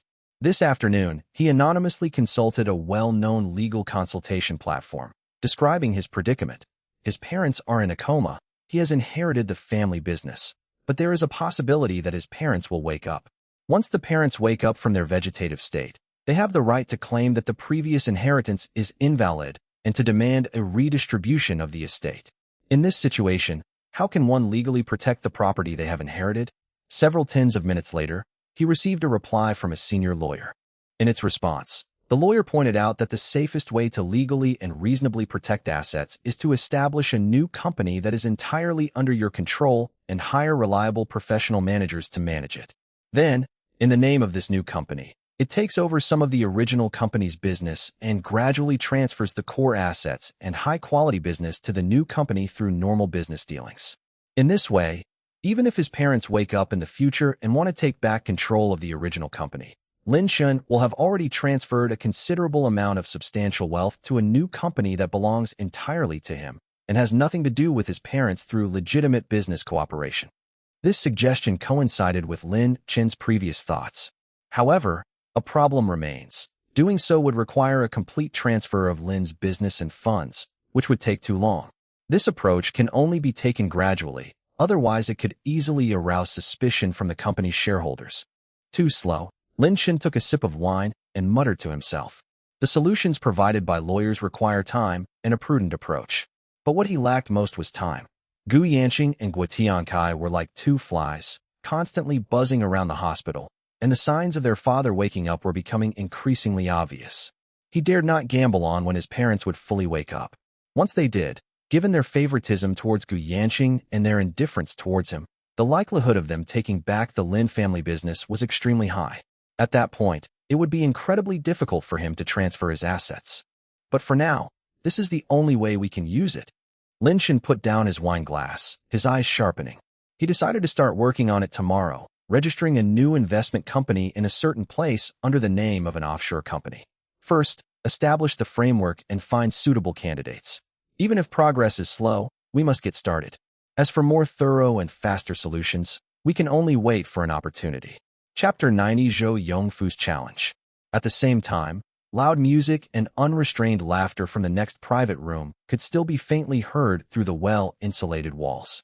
He had already been informed that the room next door belonged to Gu Yanqing, along with 2 girls and 2 friends he had invited from Longhai, making a total of 3 men and 4 women. This afternoon, he used a sports car and luxury watch that he had brought from Longhai Shipping as collateral to borrow 2 million. Lin Chen's lips curled into a cold smile. Sure enough, Gu Yanqing, this fish, had taken the bait completely and was sinking deeper and deeper into the quagmire he had carefully laid out. In just a few days, from the 100,000 yuan given by Guo Tiankai, to maxing out his credit cards, to 1 million yuan in high-interest loans, and now to 2 million yuan. This spoiled brat has become completely immersed in a life of extravagance and debauchery, forgetting all about his parents' illness and the future crisis. We spoiled him, let him accumulate debts, become addicted to pleasure, and he no longer has the mind or ability to stimulate his father at the hospital, and no one dares to help him anymore. Lin Chen's plan is being realized step by step. If Gu Yanqing continues his extravagant spending and takes out huge high-interest loans, when his father finally wakes up, he will be faced with a debt-ridden, infamous, and useless son. Will his father still entrust everything to Gu Yanqing without hesitation, just like in his previous life? Lin Chen had serious doubts. More importantly, Gu Yanqing is now living a life of debauchery and has no interest in going to the hospital. This greatly reduced the risk of the father being stimulated awake, buying Lin Chen valuable time to transfer assets. The noise from next door grew louder and louder, mixed with the clinking of wine glasses and Gu Yanqing's boasting about his family background. Lin Chen listened quietly, his eyes deep and unfathomable. He wasn't worried about what trouble Gu Yanqing could cause. A good-for-nothing controlled by alcohol, women, and loan sharks was no threat. What he needs to be wary of now is that old fox Guo Tiankai, as well as other variables that may arise in the hospital. Guo Tiankai. Lin Chen recalled his subordinate's report a few days ago that Guo Tiankai had secretly gone to the hospital again and stayed for quite a while. It seems this loyal old subordinate hasn't completely given up on Gu Yanqing. He needs to find an opportunity to teach this traitor a lesson. Lin Shin finished the rest of his drink in one gulp, then got up and left the private room. He didn't disturb Gu Yanqing next door, just as a hunter wouldn't disturb his prey still lingering near the trap. The atmosphere in the conference room of Shun's Food Company Limited was somewhat heavy the next morning. Sitting around the long conference table were Shun Wenba and 7 or 8 of the company's senior executives and shareholders. Shun Wenba sat in the main seat. Although he tried his best to hide it, the lingering fatigue and pressure in his eyes were still noticed by some of the old foxes present. Everyone. Shun Wenba cleared his throat, trying to make his voice sound steady and powerful. The main reasons for this meeting today are twofold. First, to assess the impact of the Zhou Group's unilateral termination of cooperation on our sales next quarter and to develop corresponding solutions. Second, to announce a major positive development, new opportunities for our company's future development. He paused, his gaze sweeping over the crowd. Several minority shareholders exchanged glances. One of them, a balding middle-aged man, the company's vice president and shareholder, Mr. Liu, adjusted his glasses and spoke first, his tone tinged with dissatisfaction. Chairman Shin, you need to give us an explanation regarding the Zhou family matter. How could a perfectly good cooperation be terminated so suddenly? And why has it become so strained? This is having a huge impact on our company's reputation and performance. I heard it's because my niece Qingyi had a conflict with Mr. Zhou's son at school. Isn't this bringing personal emotions into the company? Another shareholder echoed. Yes, Chairman Shen. It's normal for young people to have some conflicts, but affecting tens of millions of dollars of business for the company is too much of a price to pay. Shouldn't you go and smooth things over with Chairman Zhou?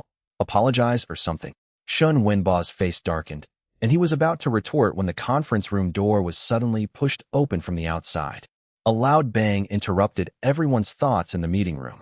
Everyone looked up in astonishment and saw a slightly overweight middle-aged man with an expensive suit, slicked back hair, and a face full of menacing features, swaggering in with 2 burly men who looked like bodyguards. With a haughty, condescending expression on his face, he was none other than Zhou Yongfu, the chairman of the Zhou Group. Following behind him, looking embarrassed and with shifty eyes, was none other than Director Wang, the sales director of Shin's company. Chairman Zhou. Shun Wenba abruptly stood up, his face instantly turning ashen. His gaze, sharp as a knife, shot towards Director Wang, who was cowering behind Zhou Yongfu. Director Wang, what's going on here? Who gave you permission to bring people in? Director Wang shrank back, stammering and not daring to speak. Zhou Yongfu laughed and walked to the conference table on his own. He pulled out an empty chair without any ceremony, sat down, crossed his legs, and his gaze swept mockingly over everyone present before finally settling on Shun Wenba's angry face.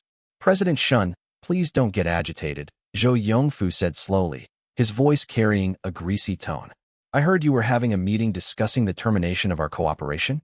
Perfect timing. I was just passing by, so I came up to listen.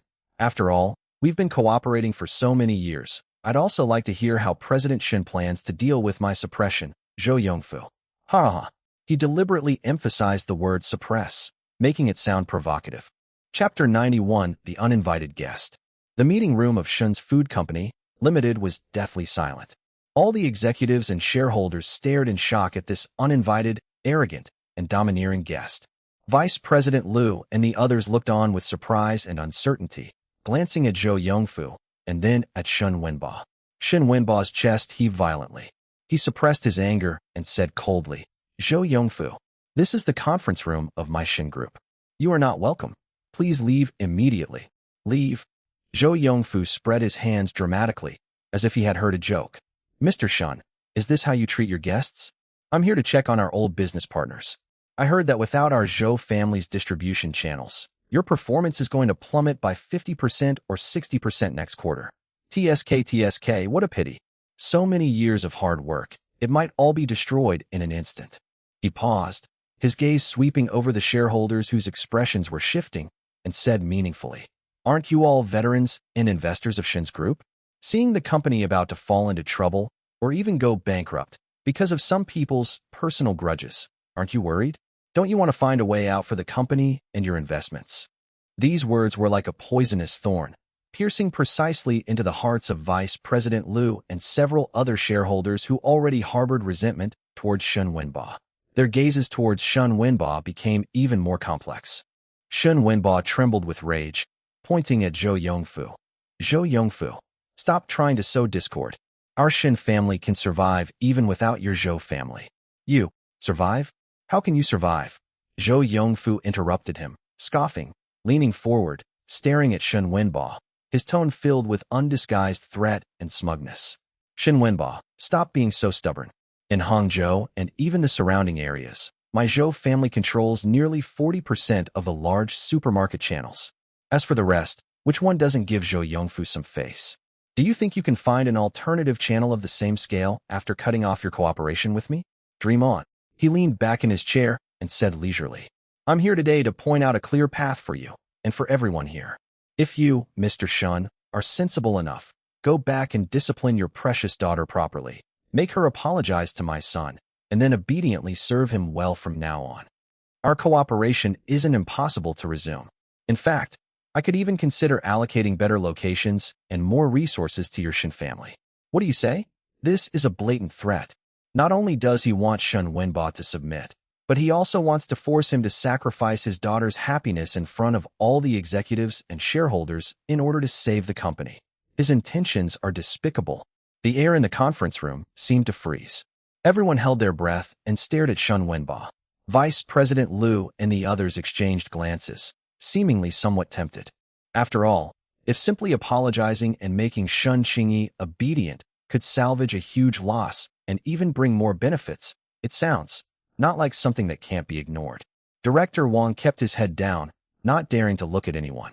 Looking at Zhou Yongfu's disgusting, self-satisfied face and the wavering eyes of his shareholders, Shen Wenba felt a surge of adrenaline rush to his head.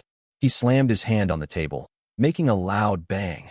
Zhou Yongfu, Shen Wenba roared, his voice trembling slightly with extreme anger, yet echoing in the conference room with unwavering clarity and determination. Listen to me. Even if my company goes bankrupt today and I have to beg for food, I, Shen Wenba, will never sell my daughter for personal gain or bow down to someone like you. My daughter was right to reject your son. Your family is not good enough for my daughter. He pointed at the conference room door and roared with all his might. Get out of here now. The Shen family doesn't welcome you. Our cooperation ends here, and it will never happen again. Zhou Yongfu's smug smile froze instantly, slowly turning into embarrassment and anger at being publicly humiliated. He never expected Shen Wenba to be so tough, willing to offend all the shareholders and plunge the company into dire straits just to protect his damned dignity and his daughter. Good, good, good. Zhou Yongfu said good 3 times in a row, his face so gloomy it could drip water. He slowly stood up, his eyes fixed on Shen Wenba with a sinister gaze. Shen Wenba, you've got guts. Since you're so shameless, don't blame me, Zhou Yongfu, for being ruthless. I want to see how long your Shen family can survive without my Zhou family's connections. Don't come crying to me then. Zhou Yongfu was publicly reprimanded by Shen Wenba. His face turned pale and then red. In his anger and embarrassment, he sat back down in his chair and showed no intention of leaving. Shen Wenba, I'm not leaving today. Zhou Yongfu sneered and looked at Director Wang next to him. Director Wang, give me a seat. I'll listen to what you, President Shen, are planning today.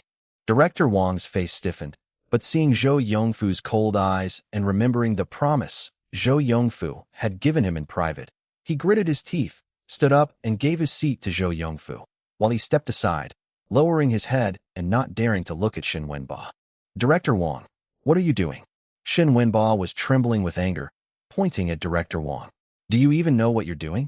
President Shen. Director Wang looked up, his expression somewhat distorted, but his voice was unusually clear. I think Mr. Zhou is right. Given the company's current situation, without the Zhou family's connections, we really wouldn't be able to hold on for long. You can't sacrifice the interests of the entire company and all shareholders just because of your personal feelings. Shen Wenba laughed angrily. Fine, fine. Director Wang, so you're planning to stand with Zhou Yongfu? Mr. Shen, that's not what I meant. Wang. The director avoided Shen Wenba's gaze and looked at the shareholders present. I just feel that we should think about the company and everyone's investment. His words immediately resonated with the other shareholders. Vice President Liu adjusted his glasses and said in a deep voice, Chairman Shun, Director Wang is right. Chairman Zhou is willing to give us a way out, so we have no reason to walk down a path of self-destruction. Let Qingyi apologize to young Master Zhou, and let our two families continue to cooperate in the future. Isn't that a good thing? Another shareholder chimed in. That's right, Chairman Shun. It's normal for young people to have some misunderstandings. They'll be fine once it's talked out. In business, harmony brings wealth. Chairman Shun, I think you should reconsider this matter. Yes, so many people have jobs in the company. We can't act impulsively. Soon, more than 2/3 of the shareholders and executives in the meeting room expressed similar sentiments. Whether they were intimidated by Zhou Yongfu's imposing manner, genuinely worried about the company's future, or persuaded by Director Wang, they almost unanimously leaned towards compromising with Zhou Yongfu. Zhou Yongfu leaned back in his chair, crossed his legs, and wore a smug smile, as if victory was assured. That's exactly the effect he wanted to make Shun Wenba deserted by everyone in front of all, leaving him no choice but to submit. Chapter 92. What are you doing here, causing trouble? Shun Wenba's heart sank to the bottom as he looked at the scene before him. He never expected that his longtime partner and comrade in arms would so easily betray him at this crucial moment. A sense of sorrow and anger welled up inside him. Good, good, good. Shin Wenba said good 3 times in a row, his voice low and cold.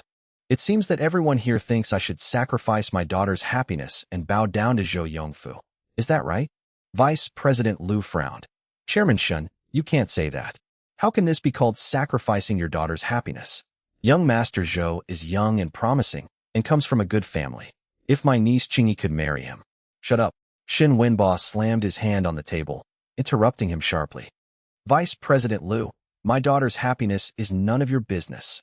He surveyed his surroundings, his gaze sharp as a knife. I'm making this clear today. I, Shin Wenba, will never trade my daughter's happiness for some worthless cooperation. If you insist on making me do this, then I'm sorry, I can't do it. So what does President Shin plan to do? One of the shareholders asked sarcastically. Without the Zhou family's channels, the company's performance will drop by at least half next quarter. If the stock price plummets then, who will bear our investment losses? Exactly. If Chairman Shin insists on his own opinion, then we will have no choice but to withdraw our investment, another shareholder threatened. Yes, withdraw the investment.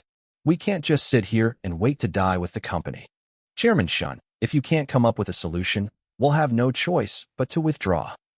The meeting room was in an uproar, with more than 2/3 of the shareholders expressing their intention to withdraw their investment. The remaining few, either old friends of Shun Wenba or those with smaller stakes, all looked troubled and remained silent. Shin Wenba's face turned extremely grim. According to the company's articles of association, if these shareholders collectively withdrew their investment, he would be obligated to repurchase their shares. But the shares held by these people are worth hundreds of millions. Although Shin's company is doing reasonably well, it is simply impossible for them to come up with so much cash all at once. If they cannot come up with the money, the company will face liquidation or even bankruptcy. Do you really have to go this far? Shin Wenba looked at his old friends with whom he usually had a fairly good relationship, his voice trembling slightly. The group exchanged glances, and one of them sighed and said, Old Shun, it's not that we're heartless. It's just, this concerns everyone's vital interests. If you can come up with a solution, we'll definitely support you. But right now, sigh, just listen to everyone's advice and let Qingyi and young Master Zhou. Enough, Shin Wenba roared, his eyes bloodshot. Let me tell you, no one is allowed to interfere in my daughter's affairs. You want to withdraw your investment? Fine. I, Shin Wenba, will buy your shares at market price. The meeting room fell silent instantly upon hearing this. Everyone stared at Shin Wenba in astonishment, as if they were looking at a madman. Chairman Shin, do you have that much money? Vice President Liu couldn't help but ask. Yes, Mr. Shun, this is no joke. The combined shares of all of us are worth at least 300 or 400 million, another shareholder said. Shin Wenba, stop bluffing. Zhou Yongfu sneered. With the meager resources of your Shin family, let alone 300 or 400 million, you might not even be able to come up with 30 or 40 million in cash right now. What are you going to use to acquire their shares? Sell your houses? Sell your factories? Ha ha ha. Zhou Yongfu's laughter was grating and triumphant. This was exactly the effect he wanted to force Shin Wenba into a corner and force him to submit. Shun Wenbo looked coldly at Zhou Yongfu. Zhou Yongfu, this is an internal matter of the Shin family, and it's none of your business to interfere. All right, I won't interrupt. Zhou Yongfu shrugged, looking like he was watching a good show. Then I'll sit here and watch how President Shun performs his get-something-for-nothing act. Shun Wenbo ignored him and turned to the shareholders who wanted to withdraw their investment, asking them word by word. I'll ask you one last time. Are you really going to withdraw your investment? The shareholders exchanged glances, and finally, Vice President Liu gritted his teeth and said, Mr. Shun, if you cannot guarantee the normal operation of the company and cannot give us a reasonable explanation, then we will have no choice but to withdraw our investment. All right. Shin Wenbo took a deep breath, his gaze becoming exceptionally firm. I'll take your shares. At today's market price, not a penny less. Sign the agreement now, and the money will be here in a second. What? Mr. Shun, you're not joking, are you? Do you really have that much money? The shareholders were all stunned, staring at Shun Wenbo in disbelief. He knew Shun Wenbo's background. It was absolutely impossible for Shun's company to come up with so much cash in such a short time. But Shun Wenbo's confident expression didn't seem like he was bluffing. Could it be that he has some other trick up his sleeve? Shun Wenbo, stop playing tricks. Zhou Yongfu sneered. I'd like to see how you're going to come up with these hundreds of millions in cash. Shun Wenbo ignored him and instead said to his secretary, Xiaozhong, go and prepare the equity transfer agreement. As I just said, all the shares of shareholders who want to withdraw their investment will be bought back at the market price. Yes, Chairman Shun, the secretary replied, turning to prepare. Wait. Vice President Liu suddenly shouted. President Shun, words are no proof. You said you would take our shares, but where is the money? How do we know you're not just stalling for time? Yes, let's take out the money and see it first. Don't release the hawk until you see the rabbit. Other shareholders who wanted to withdraw their investment also joined in the commotion. Shun Wenbo looked at them calmly. The agreement is signed, and the money will naturally be deposited into my account. In all my years in the business world, when have I, Shun Wenbo, ever gone back on my word? That's not necessarily true, Zhou Yongfu said ominously. Things are different now. Mr. Shun, if you can't come up with the money, signing these agreements is pointless and will only lead to lawsuits, which is too much trouble. Why don't you show us your sincerity now? Just as Shun Wenbo was about to speak, the conference room door was suddenly pushed open gently from the outside. All eyes turned to the doorway. A handsome young man in a dark casual suit walked in unhurriedly, accompanied by a capable and beautiful female secretary. The man's expression was calm, his eyes deep. Despite his young age, he possessed an air of composure, as if the tense scene before him was nothing more than a trivial matter. It was Lin Chun and Qin Wei. Chairman Lin. Shun Wenbo's eyes flashed with surprise when he saw Lin Chun, which quickly turned into deep gratitude. The reason he was so assertive just now was because his secretary had whispered in his ear that Chairman Lin of the Lin Group had arrived and was waiting outside. He didn't expect Lin Chun to appear at this crucial moment. President Shun. Lin Chun nodded slightly to Shun Wenbo as a greeting. His gaze swept around the conference room, finally landing on Zhou Yongfu, who was sitting next to the head of the table with his legs crossed, his eyes slightly cold. How come it's you?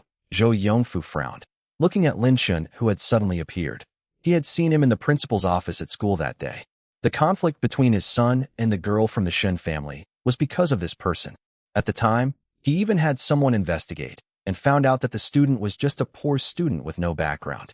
Lin Chun didn't answer him, but looked at Shun Wenbo and asked calmly, Mr. Shun, I heard that some shareholders of your company want to withdraw their investment? Yes, Chairman Lin. Shun Wenbo nodded quickly. Several shareholders feel that the company's future is uncertain and want to withdraw their investment. Oh, Lin Chun raised an eyebrow, turning his gaze to Vice President Liu and the others. I wonder how many shares these shareholders hold, and at what price do they plan to transfer them? Vice President Liu and the others looked at each other, intimidated by Lin Chun's aura, and for a moment no one dared to speak first. Seeing this, Zhou Yongfu snorted coldly and spoke up for them. Kid, who do you think you are? You have no right to speak here. Shin's affairs are none of the business of outsiders. The people from Shin's company were also puzzled by the man in front of them. Why was Shun Wenbo being so respectful to them? Who exactly is this young man? Jay Cho actually knows him. Everyone was speculating about Lin Chen's identity. Lin Shan then turned his gaze to Zhou Yongfu, his eyes calm and unwavering, but his tone carried an undeniable chill. Zhou Yongfu. We meet again, kid. Zhou Yongfu puffed out his chest, his eyes full of disdain. What are you doing here causing trouble? Chapter 93, He is Chairman Lin. The atmosphere in the meeting room was strange, with everyone's eyes darting back and forth between Lin Shun, Zhou Yongfu, and Shun Wenba. Zhou Yongfu's words, we meet again, kid. And what are you doing here causing trouble? Were filled with contempt and impatience, as if he were shooing away a fly that had wandered into the meeting. Zhou Yongfu. Shun Wenba's face darkened, and he was about to reprimand him when Lin Shan gently raised his hand to stop him. Lin Shan remained calm, his gaze fixed on Zhou Yongfu's arrogant face, and asked indifferently, Chairman Zhou seems to have some issues with me? Opinions? You dare to offer them? Zhou Yongfu scoffed, leaning back in his chair, legs crossed, and scanning Lin Shan up and down with the same look he would give a beggar. Kid, I don't know how you got in here, or what your relationship is with Shun Wenba. But this is a board meeting of Shun's company, not a place for a poor student like you. If you know what's good for you, get out of here and stop embarrassing yourself. A poor student? Lin Shan raised an eyebrow slightly. What? Did I say something wrong? Zhou Yongfu sneered. A few days ago at the school principal's office, didn't you get reported by my son for colluding with gangsters and committing violent assault, and were dealt with by the principal and others? What? You got a major demerit and were suspended from school, and now you have nowhere to go but to come to Shun's company to swindle and cheat. His words immediately sparked a murmur of discussion in the conference room. Colluding with organized crime? Violent assault? Expelled from Mingda University? No wonder Jay Cho knows him. How could President Shin know someone like that? Could it be a scam? The way Vice President Liu and the others looked at Lin Shan instantly changed from fear to disdain and suspicion. What kind of background could an expelled college student have? Why is Shun Wenba so respectful to this kind of person? Has he been fooled by a conman? Shin Wenba's face turned extremely ugly. He never expected Zhou Yongfu to be so despicable, revealing Lin Shan's background in front of so many people and distorting the facts, portraying Lin Shan as a criminal and an expelled student. Zhou Yongfu, what nonsense are you spouting? Shin Wenba roared. Chairman Lin, Chairman Lin. Zhou Yongfu burst into laughter as if he had heard the funniest joke in the world, his laughter filled with sarcasm. Shun Wenba, are you senile? This kid doesn't even deserve to be called Dong. Where did you find this actor from to scare us? Ha ha ha, that's hilarious. He laughed as he pointed at Lin Shan and addressed the shareholders present. Gentlemen, do you know who this kid is? His name is Lin Shan, a poor student at Mingda University. His parents are both laborers, dirt poor. A couple of days ago at school, he was caught colluding with thugs and even injured a classmate. My son filed a formal complaint against him, and he received a major demerit and was suspended from school for a year. Shin Wenba actually calls this kind of person Chairman Lin? Isn't that ridiculous? I see. I knew it. How could someone so young be a chairman of the board? Mr. Shun is grasping at straws in his desperation. Do you think we're fools to hire a conman to act? The shareholders were buzzing with discussion, their eyes filled with disappointment and anger as they looked at Shun Wenba. They had initially thought Shin Wenba had some real tricks up his sleeve, but they never expected him to hire a poor, expelled student to act in this charade. Wasn't he just making a fool of them? President Shun, this is not a fair thing to do, Vice President Liu said with a stern face. We are all here discussing important company matters, and you send a swindler to fool us. What does this mean? Exactly. Mr. Shun, you really don't take us seriously at all. Is this kind of trick interesting? I think President Shin really had no other choice but to come up with this foolish move. Director Wang stood behind Zhou Yongfu, a gloating smile playing on his lips.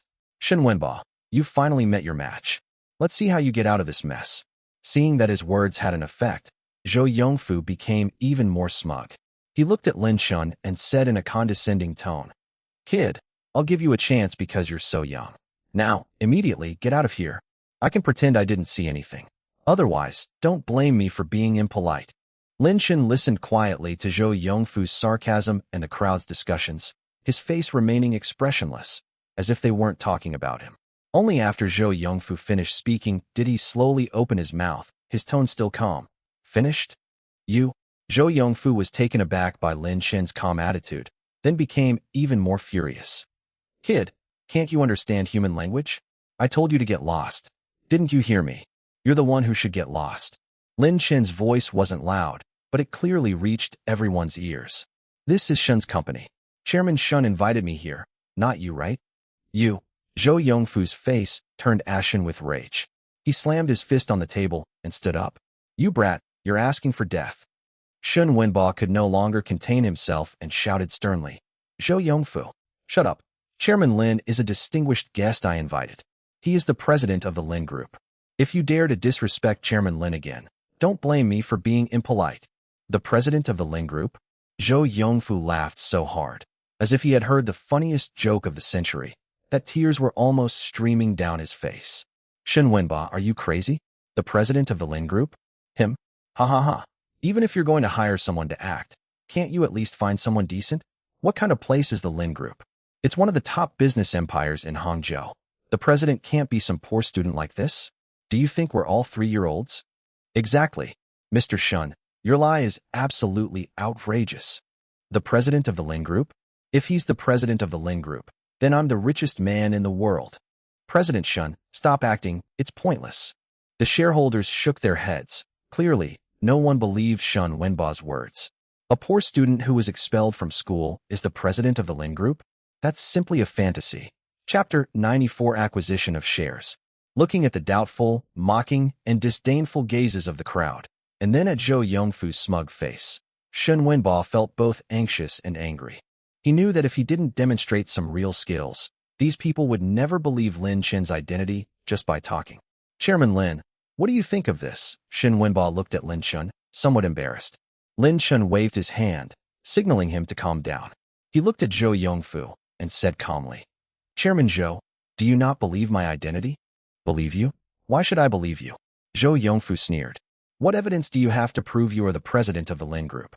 Show me your student ID, or your proof of poverty. Ha! A burst of laughter erupted in the conference room. Everyone looked at Lin Chen as if he were a clown.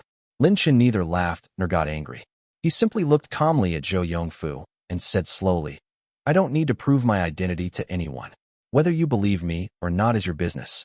I'm here today on behalf of the Lin Group to discuss cooperation with President Shun. If any shareholders wish to withdraw their investment, I can repurchase your shares at market price. If you do not wish to withdraw, please remain seated quietly and do not interrupt our business discussion. Acquire their shares? Zhou Yongfu scoffed. Kid, what are you going to use to acquire it? Your meager living expenses? Or your parents' pittances? Do you know how much our shares are worth? 300 or 400 million. Can you come up with that? Exactly. Kid, there's a limit to bragging. 300 or 400 million. Have you ever seen that much money before? Mr. Shun, where did you find such a clown? He's absolutely hilarious. The shareholders started jeering, and no one took Lin Chen's words seriously.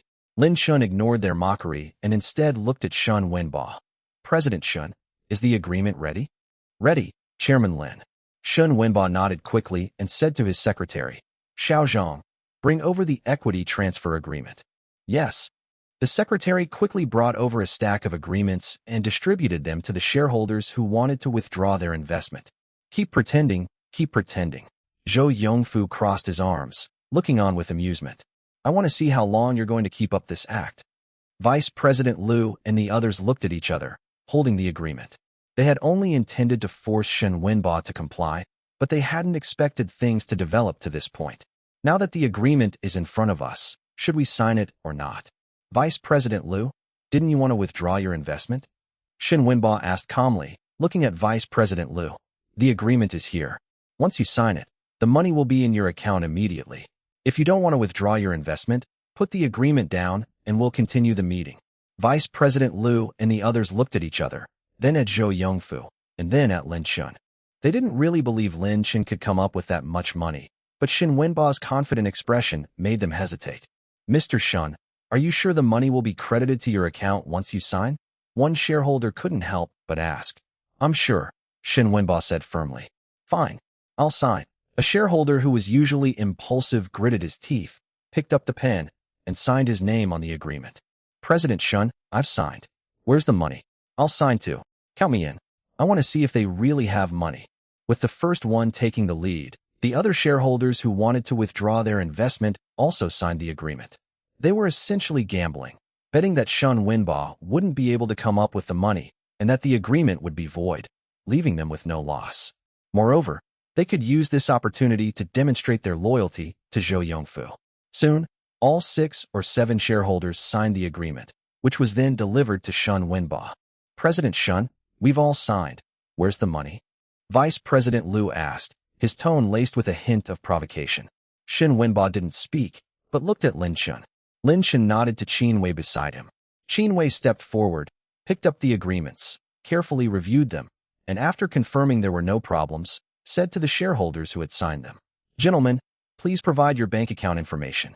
The acquisition payment will be directly deposited into your accounts." Bank account. Vice President Liu and the others were taken aback.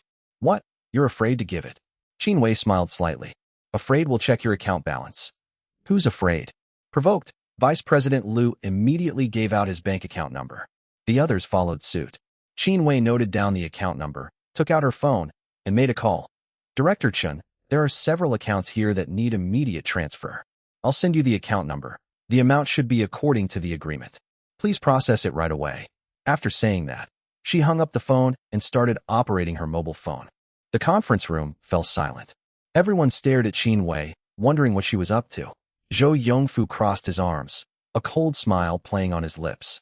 He simply didn't believe that Qin Wei could actually transfer the money successfully. Even the Lin Group couldn't just transfer 3 or 400 million yuan in cash so easily. Besides, this Chairman Lin is a complete imposter. 1 minute, 2 minutes, 3 minutes. As time ticked by, the atmosphere in the conference room grew increasingly strange. Keep pretending, keep pretending. Zhou Yongfu finally couldn't help but sneer. Are you going to say that the bank system malfunctioned and the transfer failed? Or that the account was frozen? I've seen this kind of trick many times. As soon as he finished speaking, Vice President Liu's phone suddenly dinged and received a text message. Vice President Liu took out his phone and glanced at it casually. The next second, his eyes widened suddenly. His face turned deathly pale, and his phone fell to the ground with a thud. Vice President Liu, what's wrong? The person next to him was startled and asked quickly. Vice President Liu did not answer. He just stared blankly at the phone on the ground, as if he had seen something extremely terrifying. Immediately afterwards, the phones of the other shareholders who had signed the agreement also started ringing with text message notifications. Bite, bite, bite. Each notification tone was like a heavy hammer blow, striking everyone's hearts. The shareholders all took out their phones, and after just one glance, their expressions changed.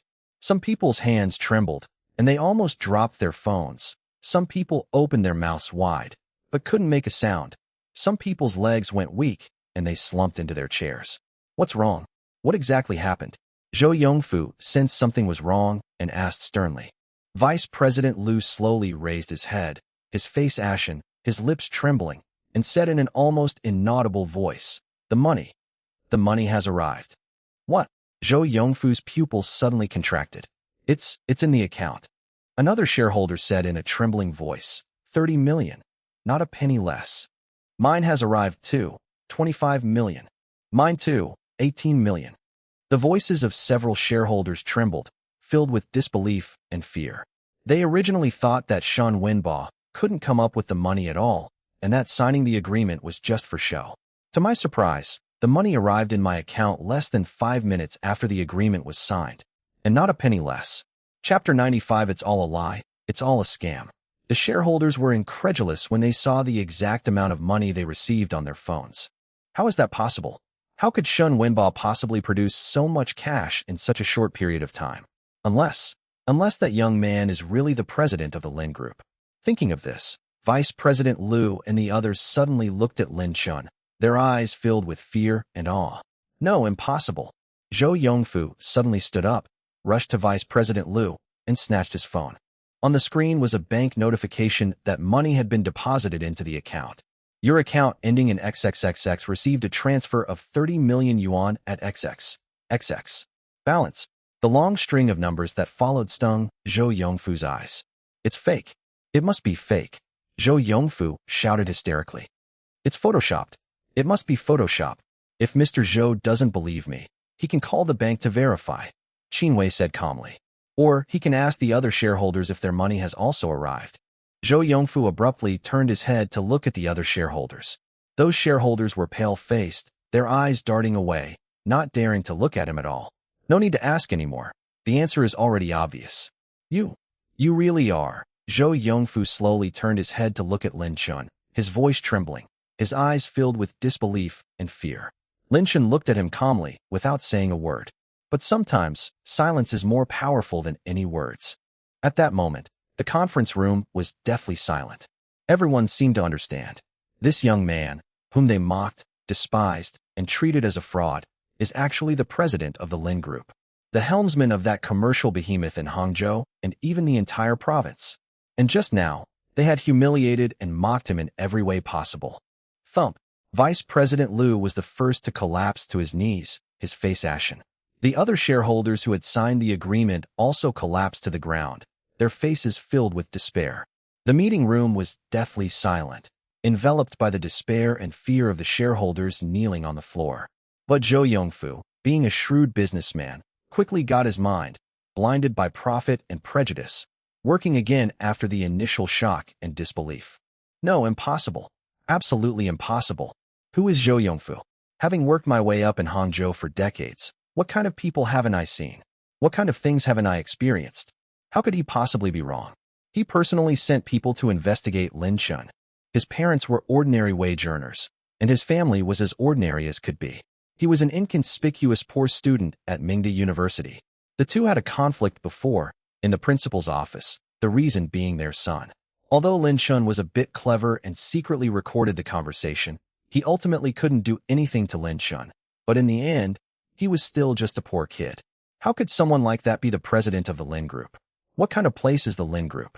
That's the very pinnacle of Hangzhou's business world. Could a CEO really be that kind of person? It's all fake. It's all a lie. It must be that old fox Shen Wenba's doing. Zhou Yongfu quickly sketched out a truth in his mind. Shen Wenba was desperate and, in order to stabilize the shareholders and save the company, took a risk and joined forces with this poor student named Lin Shen to stage a grand drama of President Lin of the group parachuting in to save the day. Those transfers, that money, were probably raised by Shen Wenba by selling off assets or even borrowing money at high interest rates. The purpose was to intimidate the other shareholders and make them believe that the Shun family had truly aligned themselves with the Lin family, so that they would stop trying to withdraw their investment and might even increase their investment. As for why Lin Chun was willing to cooperate in the act, it's very simple. Shin Xingyi is dating him, so they will definitely help each other out, and Lin Shin will also reap a lot of benefits in the future. Yes, that must be it. The more Zhou Yongfu thought about it, the more he felt that his reasoning was flawless. The slight wavering in his heart caused by the huge transfer disappeared instantly, replaced by anger at being fooled and excitement at uncovering the conspiracy. He must not panic or lose his composure. He needs to stay calm and expose this ridiculous scam. Once exposed, Shin Wenbao will be completely finished. Those shareholders who signed the agreement and received the money will also turn against you. At that time, the Shin family will be his for the taking. That little bitch Shen Qingyi will have to kneel down and beg him. Thinking of this, Zhou Yongfu took a deep breath, forcibly suppressing his surprise and doubt, and his condescending sneer reappeared on his face. He slowly straightened up, patted off non-existent dust from his body, and with a look that seemed to say, "I have seen through everything," swept over Vice President Liu and the others who were kneeling on the ground, finally fixing his gaze on Shen Wenbao and Lin Chun. Brilliant, truly brilliant. Zhou Yongfu clapped his hands, his tone full of sarcasm. Shen Wenbao, you really went all out to put on this show. How much of your family property did you sell? How much high-interest loan did you take out? How much money did you scrape together to give them this money? He pointed at Vice President Liu and the others who were kneeling on the ground and cursed them without any politeness. A bunch of idiots. You've been played. Open your dog eyes and see clearly. These tens of millions might be Shen Wenbao's last remaining assets. He used this money to buy the shares in your hands, and then used the guise of cooperation with the Lin Group to make you believe that the Shun Group is really cooperating with the Lin Group, so that you can continue to invest. Zhou Yongfu's words were like cold water poured into a boiling oil pan, causing Vice President Liu and others, who had resigned themselves to their fate and fallen into despair, to suddenly raise their heads. Yes, Jay Cho is right. How could Shun Wenba possibly know the president of the Lin Group? How could they possibly come up with hundreds of millions in cash in such a short period of time? Unless all of this was a scheme orchestrated by Shun Wenba. He used his last savings to borrow money at exorbitant interest rates and staged this whole charade to trick them into investing more. Shun Wenba, you shameless person. Vice President Liu was the first to react, pointing at Shun Wenba, trembling with anger. You actually used such despicable means to deceive us. President Shun, how could you do this? We've been friends for so many years, and you actually schemed against us. Just wait until it goes bankrupt. Don't even think about tricking us into investing more. The other shareholders who had signed the agreement also got up, their faces filled with anger and fear at being deceived. They almost actually believed that the Shun family and the Lin family had cooperated, and they were very regretful. They never expected it to be like this. They're not that stupid. They won't be fooled and will continue to invest. It's good that they withdrew their investment now. Anyway, they had a falling out with Zhou Yongfu, and they would have lost a lot of money if they hadn't withdrawn their investment. The remaining shareholders who had not signed the agreement looked at each other with suspicion and uncertainty in their eyes. They had begun to believe Lin Chen's identity, but Zhou Yongfu's words made them waver again. Could this really be an elaborate scam? Shen Wenba was furious at the dramatic scene before him. He never expected that Zhou Yongfu would be so shameless, still struggling and distorting the truth even at this point. Chapter 96. Once you've received the money, get out of here. Zhou Yongfu, don't spout nonsense here and sow discord. Shen Wenba roared. How dare you question Chairman Lin's identity? That money is all real cash, from the Lin Group. The Lin Group? Ha ha ha. Zhou Yongfu interrupted him with wild laughter. Shen Wenba, stop acting. Lin's Group? Ask everyone here, who believes this poor kid is the president of Lin's Group? Do you think we're all 3-year-olds? He turned to the shareholders and urged them.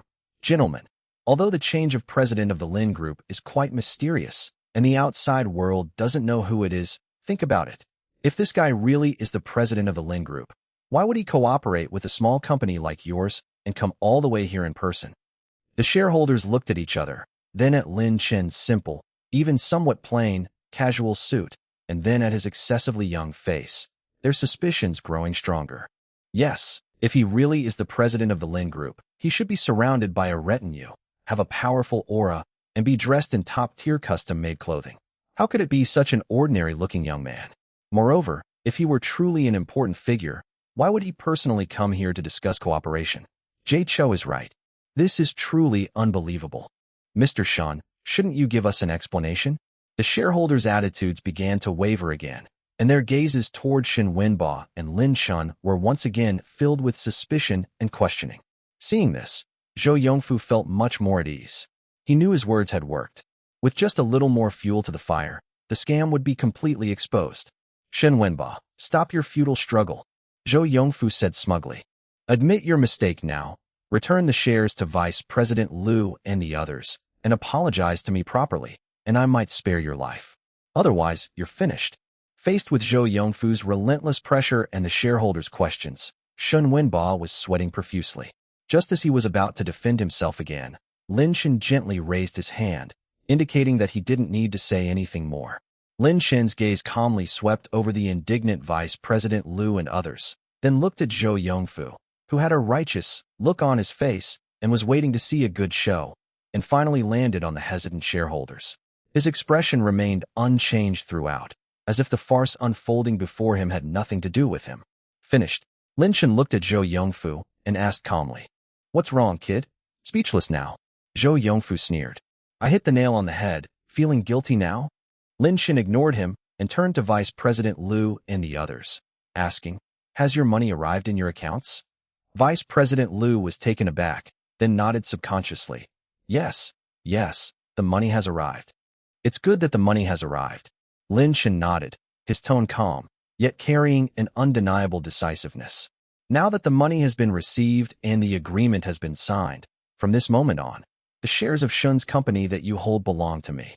You have no further relationship with Shun's company."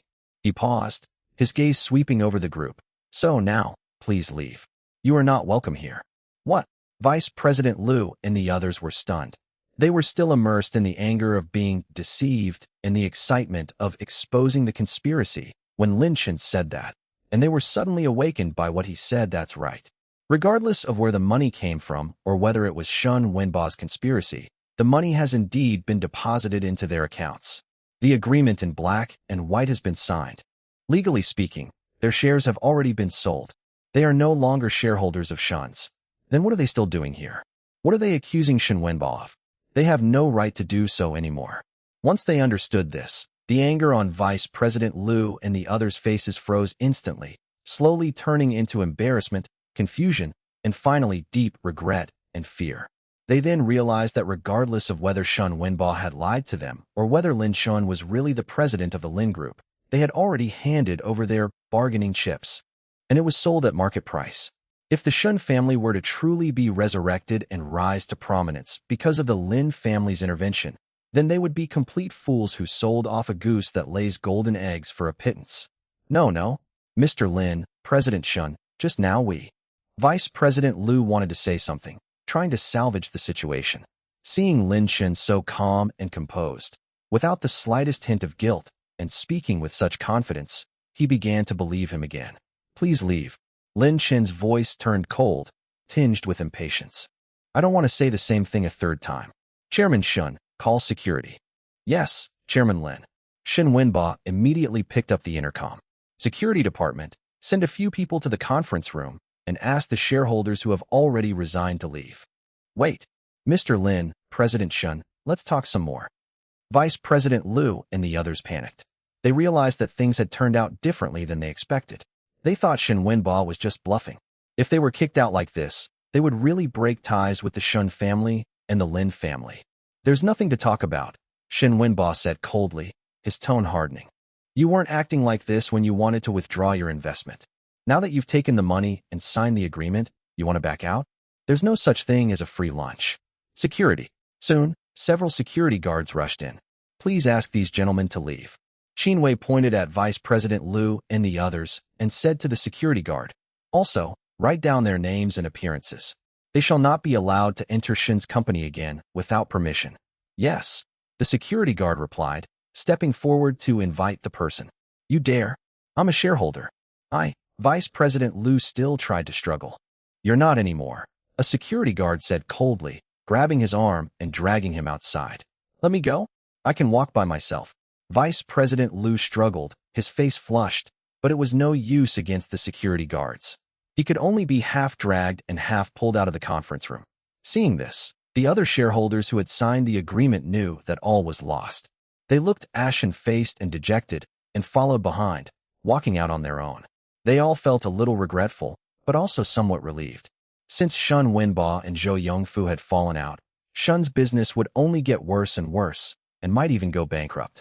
This way, they can be considered to have cut their losses and withdrawn early. As Zhou Yongfu watched this scene, the smug smile on his face gradually disappeared.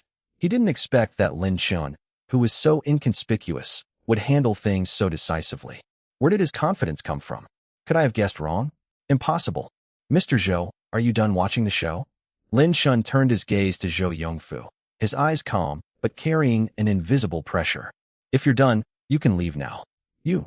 Zhou Yongfu's face turned pale and then red. He originally thought that after exposing the scam, he would see Shun Wenba and Lin Shun panic and beg for mercy on their knees. He did not expect that the other party would be so calm and even clear his people out. Kid, don't get cocky, Zhou Yongfu said through gritted teeth. This isn't over yet. I'll show you what happens when you offend Zhou Yongfu in Hangzhou. Shun Wenba, and you too. We'll see. After making his harsh remarks, Zhou Yongfu knew that staying any longer would only lead to further humiliation.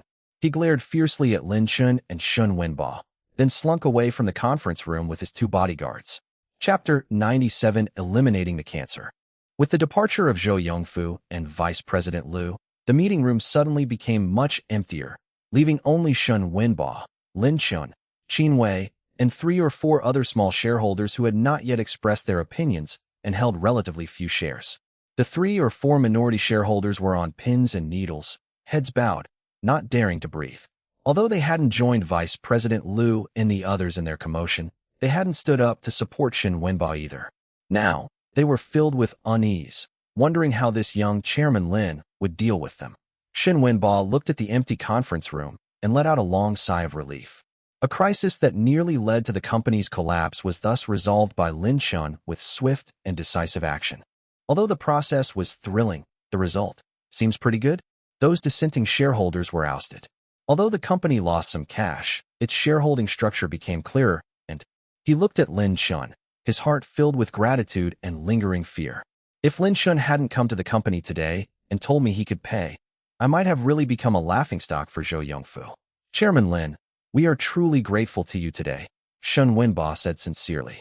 I am deeply grateful, and thank you so much. The Shun family was able to overcome the difficulties entirely because of you. Mr. Shun, you flatter me. Lin Chen waved his hand. Let's get down to business.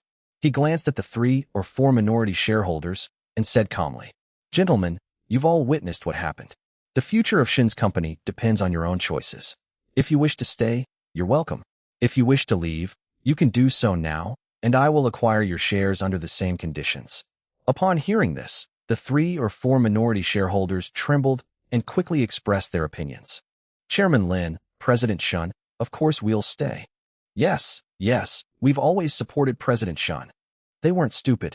Although they were momentarily swayed by Zhou Yongfu's words, seeing Lin Chen's extravagant transfer of hundreds of millions and his decisive and forceful handling of Vice President Liu and others, they knew that this young man was no ordinary person.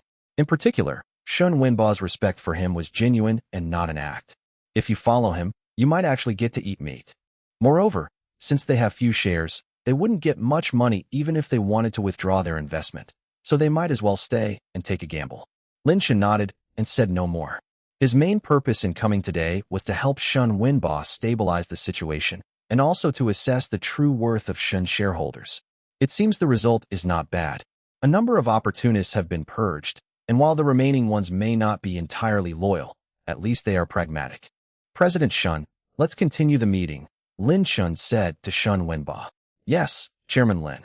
Shun Wenba perked up, sat back in the main seat, glanced at the remaining shareholders, and said loudly, Ladies and gentlemen, I am now officially announcing some news. Our Shin's company has reached a strategic cooperation agreement with the Lin's Group. Despite having already guessed, the minority shareholders still couldn't help but gasp when they heard Shin Wenba announce it in person. The Lin Group? Is it really that Lin Group? My God, we've really partnered with the Lin family. Mr. Shun, is this true? Shin Wenba nodded affirmatively. Absolutely true. Chairman Lin came here in person today to represent the Lin Group and discuss the details of our cooperation. The initial intention is that the Lin Group will designate us as a core food supplier for all its branches nationwide, as well as for its canteens, convenience stores, and supermarkets. They will also consider making a strategic investment in Shun's Group to help us expand our production scale and develop the national market. Very good. The Shun family is saved. No, they're about to take off. Congratulations, Mr. Shun. Congratulations, Mr. Shun. Several minority shareholders were flushed with excitement. Although they held fewer shares, they believed that if the company did well, they would also benefit. Moreover, with the Lin family as their backer, who in Hangzhou would dare to underestimate the Shin family? The Zhou family? Compared to the Lin family, the Zhou family is nothing. Thinking of Zhou Yongfu's arrogant demeanor just now, and considering that the Shun family now has the Lin family as their backer, the shareholders felt triumphant and extremely pleased. That old bastard Zhou Yongfu was so arrogant just now. Now he's probably crying his eyes out. Exactly. He still wants to use our supply channels to cut us off. Now we have Lin's internal supply channels, which are much better than his lousy department stores. Let's see if they dare to act arrogantly when they see members of the Zhou family again. Seeing the shareholders' excitement, Shun Wenba was also filled with pride. He knew that from today onwards, the Shun family would usher in a brand new beginning. With the support of the Lin family, the Zhou family's suppression will no longer be a threat, and the Shun family's future is bright. All of this stemmed from the friendships her daughter had with her classmates at school, and from the excessively young yet unfathomable Chairman Lin before her. Shun Wenba looked at Lin Shun, his eyes filled with admiration and gratitude. Lin Shun remained seated calmly, as if all the noise and changes had nothing to do with him. But his very existence was like a towering mountain, shielding the Shun family from all storms and bringing them boundless hope. The top-level meeting of Shun's company finally ended. Although the process was tortuous and thrilling, The result far exceeded Shun Wenba's initial expectations. Not only did they stabilize the crisis and eliminate internal instability, they also climbed up the towering tree of the Lin Group. After listening to Shun Wenba's preliminary report on the company's situation and future cooperation directions, Lin Chen did not linger. He simply instructed, Secretary Qin will handle the specific coordination matters, and then left with Qin Wei, respectfully watched by Shun Wenba and several minority shareholders. After seeing Lin Chen off, the atmosphere in the conference room became noticeably more relaxed, but it still carried a sense of relief and excitement for the future.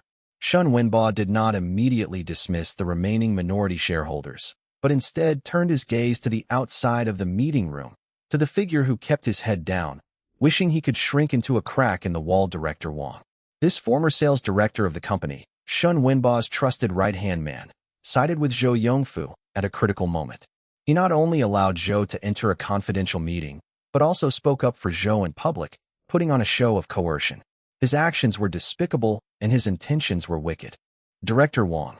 Shun Wenba's voice was not loud, but it was unusually cold, echoing in the empty corridor. Director Wang trembled, his face turning deathly pale. He knew what was coming was inevitable. He forced a smile more painful than a grimace, and slowly turned around. President Shun. You don't need to call me President Shun anymore. Shun Wenba interrupted him, his tone devoid of any warmth. From the moment you gave up your seat to Zhou Yongfu and spoke up for him, you were no longer one of my people, Shun Wenba, nor one of Shun's company. President Shun. Director Wang wanted to explain and beg for mercy, but under Shun Wenba's cold and disappointed gaze, all the words stuck in his throat. He recalled his actions just now, and his dream that he could achieve great success by associating with Zhou Yongfu. At that moment, he felt only utter irony and stupidity. The HR department will process your resignation immediately. All outstanding wages and commissions will be settled with you according to regulations. Shun Wenba stated matter-of-factly, leaving no room for negotiation. However, based on your actions, the company reserves the right to pursue legal action against you for leaking trade secrets and harming the company's interests. In addition, your non-compete agreement is effective immediately, and you are prohibited from working for companies in the same industry in Hangzhou and the surrounding areas for the next 3 years. You should think carefully about this. These words were like a final verdict. Not only was he fired, but his path to switching to a competitor in the short term was also blocked, and he may even face legal action. Director Wang felt his legs go weak and his vision go black. He almost couldn't stand up. President Shun, considering how much I've done for the company over the years, even if I haven't made any great contributions, I've certainly put in a lot of hard work. Could you? Director Wang's voice trembled, still clinging to a sliver of hope. Merit, Shun Wenba sneered. Your greatest merit is that you almost handed the company over to Zhou Yongfu today, and took it away. The last 2 words were spoken to the security guards beside him. 2 security guards immediately stepped forward, one on each side, and invited the distraught Director Wang away from the office area. Director Wang didn't struggle anymore. He was simply dragged away like a walking corpse. He knew that his future in Hangzhou's business world was completely ruined by this foolish choice he made today. Chapter 98, Zhou Yongfu's Comfort. Watching Director Wang being taken away, Shun Wenba felt little joy, only a chill and a sense of alarm. The business world is like a battlefield. When faced with interests, people's hearts are hard to fathom. If it weren't for Lin Chen, he himself would probably be the one eliminated today. Gentlemen, Shun Wenba turned around and addressed the few remaining minority shareholders who were both shaken and excited. The company has just gone through a period of turmoil and needs to reorganize. The next period will be very busy. I hope everyone can work together to overcome the difficulties and usher in a new era of glory for Shuns. Don't worry, Mr. Shun. We will do our best. That's right. With President Shen and the Lin family, we're sure to achieve great things. Several shareholders expressed their support, their morale high. They knew they had chosen the right side and aligned themselves with the right people. The future of the Shen family was already promising. Meanwhile, the atmosphere in the parking lot outside the Shen's company building was completely different. With a gloomy face, Zhou Yongfu, accompanied by 2 bodyguards, strode quickly toward his car. He came with high hopes, but left disappointed. Not only did he fail to force Shun Wenba to submit and take over the Shun family business, but he also witnessed a farce and was publicly ordered to leave, losing all face. Especially that kid named Lin Chun, whose calm yet disdainful gaze made him feel like he had a fishbone stuck in his throat, and his anger was burning. Jay Cho, wait for us.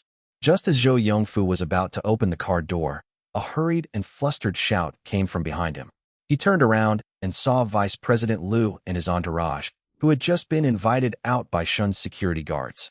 These people looked disheveled and terrified, completely unlike their earlier arrogance in the meeting room when they were shouting about withdrawing their investment and criticizing Shen Wenba. Zhou Yongfu frowned, his frustration growing. These incompetent fools were more likely to cause trouble than accomplish anything. Mr. Zhou, you have to stand up for us. Vice President Liu came running over, panting, his face full of lingering fear and bewilderment. We only broke with Shen Wenba and withdrew our investment because we listened to you. Now look what's happened. We've lost our shares and been kicked out. That bastard Shen Wenba and that kid who popped up out of nowhere. They're just too much. Chairman Zhou, what do you think we should do now?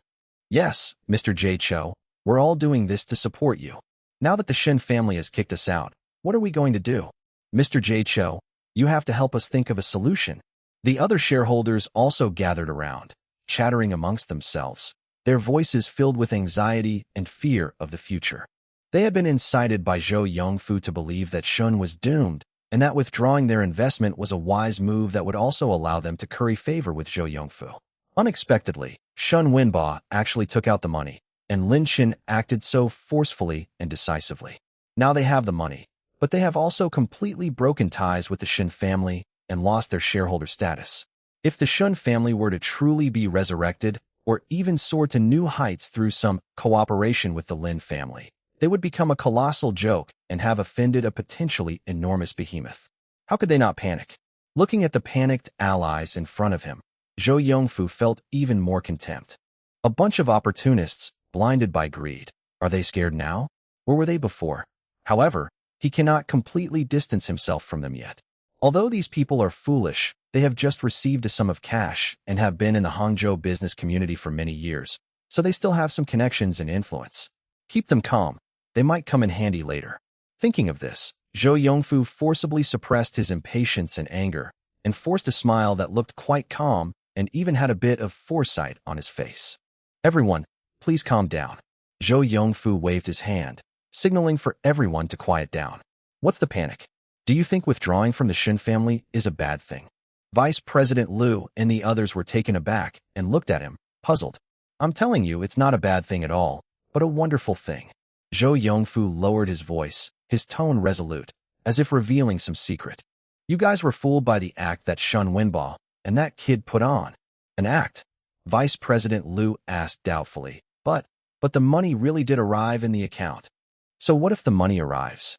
Zhou Yongfu scoffed. Tens of millions, hundreds of millions, for Shun Wenba. Even if he sells everything he owns and borrows some high-interest loans, he might not be unable to raise the money.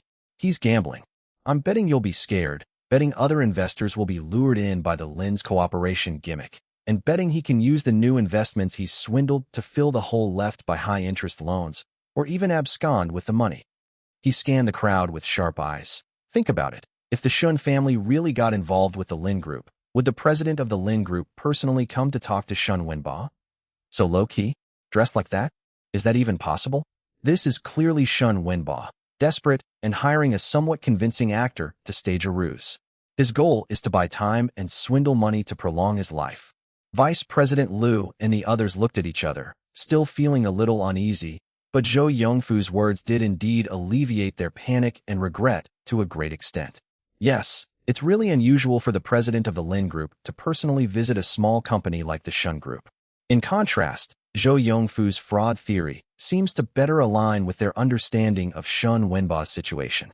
Chairman Zhou, do you mean Shin's group is actually still struggling to survive? That Lin Qin is a fake. The cooperation is also fake, a shareholder asked hesitantly. Most likely, Zhou Yongfu said decisively. I've investigated that kid. He has absolutely no background, and he's definitely not the president of the Lin Group. He's just here today to support Shen Wenba. He paused, then spoke with even greater sincerity. So, everyone, it's a wise move for you to withdraw your real money now. Without the Zhou family's channels, the Shen family was doomed anyway. Now, burdened with massive debts, they're still putting on a show of wealth beyond their means. How long can this last? A month? 2 months? When the cash flow dries up and loan sharks come knocking, what other option does Shen Wenba have but bankruptcy and fleeing? If you don't back down now, are you waiting to be buried with the Shen family, losing everything? These words were like a shot in the arm for Vice President Liu and others, and also gave them a perfect reason to comfort themselves. Yes, they cut their losses in time. It was a wise choice. The Shen family was doomed, and their safe escape with their money was absolutely brilliant. As for Lin Shun and the so-called cooperation, it's definitely a scam. It's Shun Wenba's last-ditch effort. With this in mind, the fear and regret on their faces gradually faded, replaced by a sense of relief at surviving a disaster, and even a feeling of gratitude towards Zhou Yongfu. Chairman Zhou is right. We were foolish and almost got tricked by that old fox Shun Wenba. Thanks for reminding us, Jay Cho. Otherwise, we would still be in the dark. Yes, timely withdrawal minimizes losses. Mr. Jay Chow's insight is brilliant. Seeing the change in their attitude, Zhou Yongfu sneered inwardly, but on the surface, he still maintained a for-your-own-good demeanor. I'm glad you all understand. From now on, if you need any help in Hangzhou, just come to me, Zhou Yongfu. You won't be treated badly if you follow me. As for Shun Wenba and that arrogant brat, humph, we'll see how long they can keep up this act. Yes. We'll have to rely on Jay Cho from now on. Mr. J, we'll head back now. Thank you so much for today. Goodbye, Jay Cho. The gloom in the hearts of Vice President Liu and others was largely dispelled by Zhou Yongfu's words. After expressing their gratitude, they left with mixed feelings. Some people may still have a sliver of doubt deep down, but most have chosen to believe the truth fabricated by Zhou Yongfu, because it makes them feel better and makes them feel that their choice is correct. Chapter 99. Was he being kept by a sugar daddy? After dealing with the Shun family's affairs, it was nearly noon. Lin Chen glanced at his watch and said to Qin Wei beside him, "Let's find a place to eat. Keep it simple. We have things to do this afternoon." "Okay, Mr. Lin."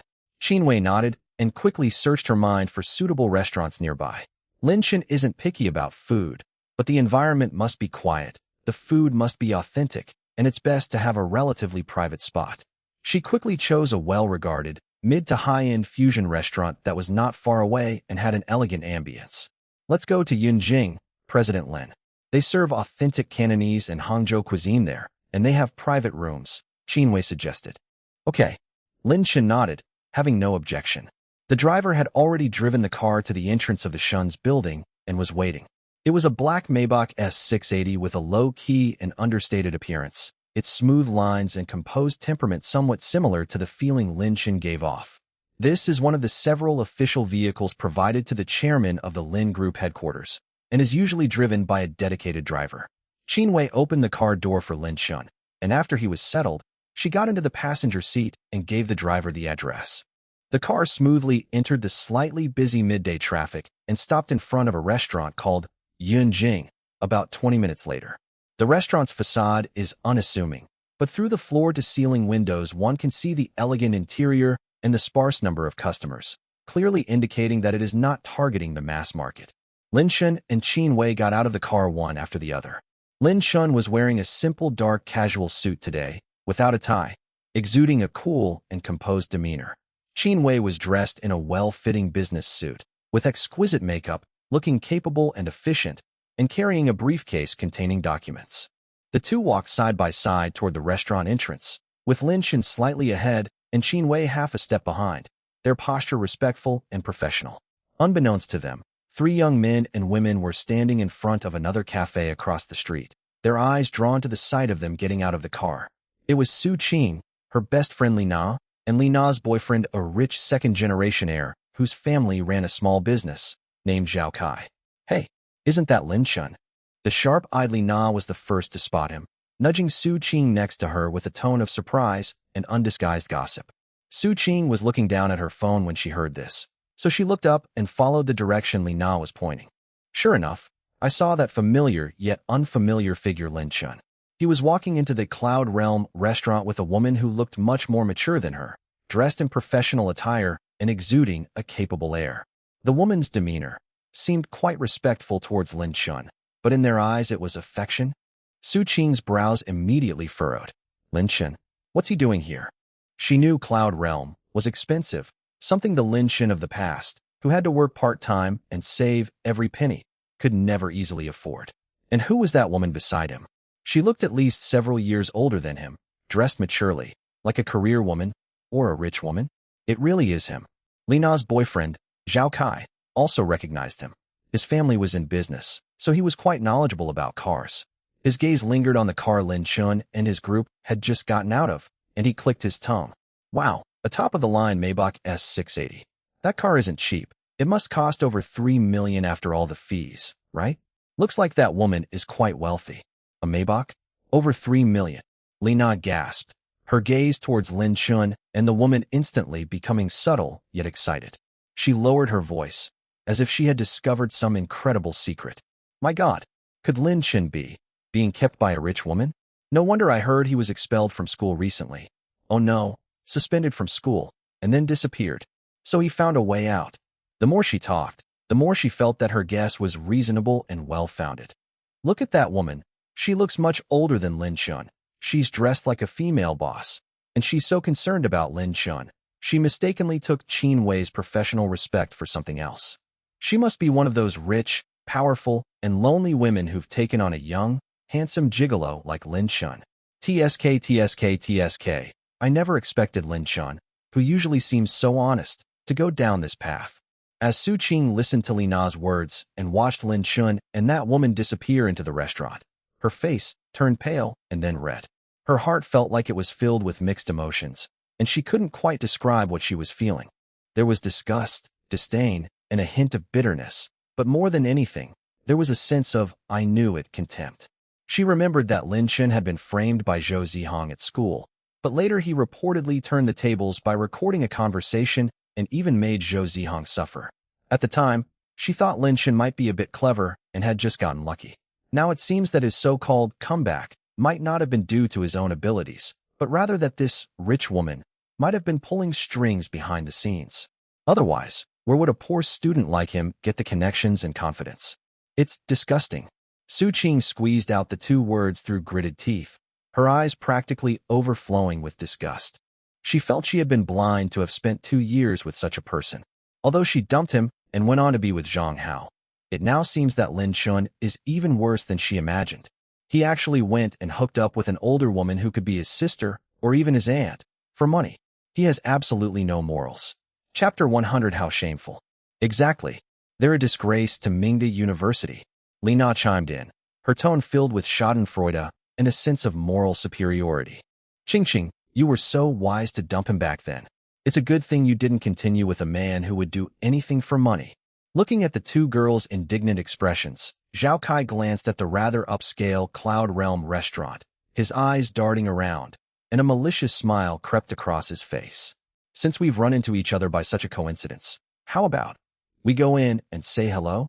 Let's see what kind of fairy life our young master Lin is living after hooking up with a rich woman. We can also do justice to him and mock this gigolo. What do you say? He comes from a family with some money, and he likes to seek validation from people who are less well off than him. Lin Shen used to be Su Qing's poor ex-boyfriend, and now he's a gigolo, making him the perfect target for his mockery.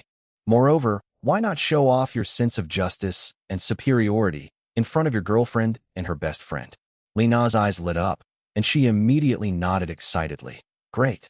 Kai's right. Let's go take a look and expose his true colors. Let him be so ashamed. Su Qing hesitated for a moment. She didn't really want to face Lin Chen again, especially not in this awkward situation. But seeing Li Na and Zhao Kai's enthusiastic expressions, and thinking that Lin Chen might be flirting with that rich woman in the private room, a strange anger and the urge to expose him and see him make a fool of himself surged up. All right. Su Qing nodded, her tone carrying a hint of condescending pity and disgust. Although I dumped him, he shouldn't let that lead him astray. As his classmates, we saw it, and it was our duty to remind him and help him see the error of his ways. She gave herself a high-sounding reason for her actions, as if she were really doing a good deed. Yes. We're doing this for his own good, Li Na said with a smile, linking her arm with Su Qing's. Let's go. I can't wait to see his expression. Zhao Kai straightened his expensive designer jacket stood tall and proud, looking ready to carry out justice. The three crossed the road and headed towards the Cloud Realm restaurant. Inside the Cloud Realm restaurant, the environment was indeed as Qin Wei had described, elegant and tranquil. There weren't many customers at this time, and the soothing piano music flowed like water. The waiter led Lin Shun and Qin Wei to a secluded booth by the window, where they could enjoy a good view and avoid being disturbed. Lin Shun took off his suit jacket and casually draped it over the back of the chair. He took the menu from the waiter, quickly glanced at it, ordered a few light Cantonese dim sum dishes and a steamed fish, and then handed the menu to Qin Wei. Qin Wei took the menu, quickly ordered a few dishes, and then handed it back to the waiter, adding, "Please bring the food quickly. We're in a hurry." "Yes, ma'am. Please wait a moment." The waiter respectfully withdrew. Only Lin Shun and Qin Wei remained in the private room for the time being. Qin Wei sat up straight, took out a tablet computer from her briefcase, and prepared to report on the afternoon schedule. This is her professional habit. Even during meal breaks, she is always ready to switch into work mode. Lin Shun picked up the lemonade on the table, took a sip, glanced at Qin Wei, and said, "It's lunchtime now. Relax, don't be so tense." Upon hearing this, Qin Wei paused slightly with her fingers gripping the tablet. She looked up and saw Lin Shun's calm gaze, and her tense shoulders relaxed imperceptibly a little. She put the tablet aside, her professional serious expression softened, and the corners of her mouth even curved slightly upward, revealing a genuine smile that was almost imperceptible. "Yes, Mr. Lin," she replied softly, picking up her water glass and taking a sip. The afternoon sunlight streamed through the clean glass window, bathing her in a gentle glow that belied her age, making her appear less sharp and less like a typical career woman. Lin Shun turned his gaze to the window, watching the traffic flowing by on the street, seemingly lost in thought. The atmosphere was unusually peaceful, even carrying a hint of leisure during a work break. However, this period of leisure did not last long. A series of slightly noisy footsteps and deliberately amplified laughter broke the tranquility of this corner as they approached. Lin Shun and Qin Wei both frowned slightly and looked towards the source of the sound. They saw Su Qing, Li Na, and Zhao Kai walking towards them, led by a waiter with a slightly embarrassed expression.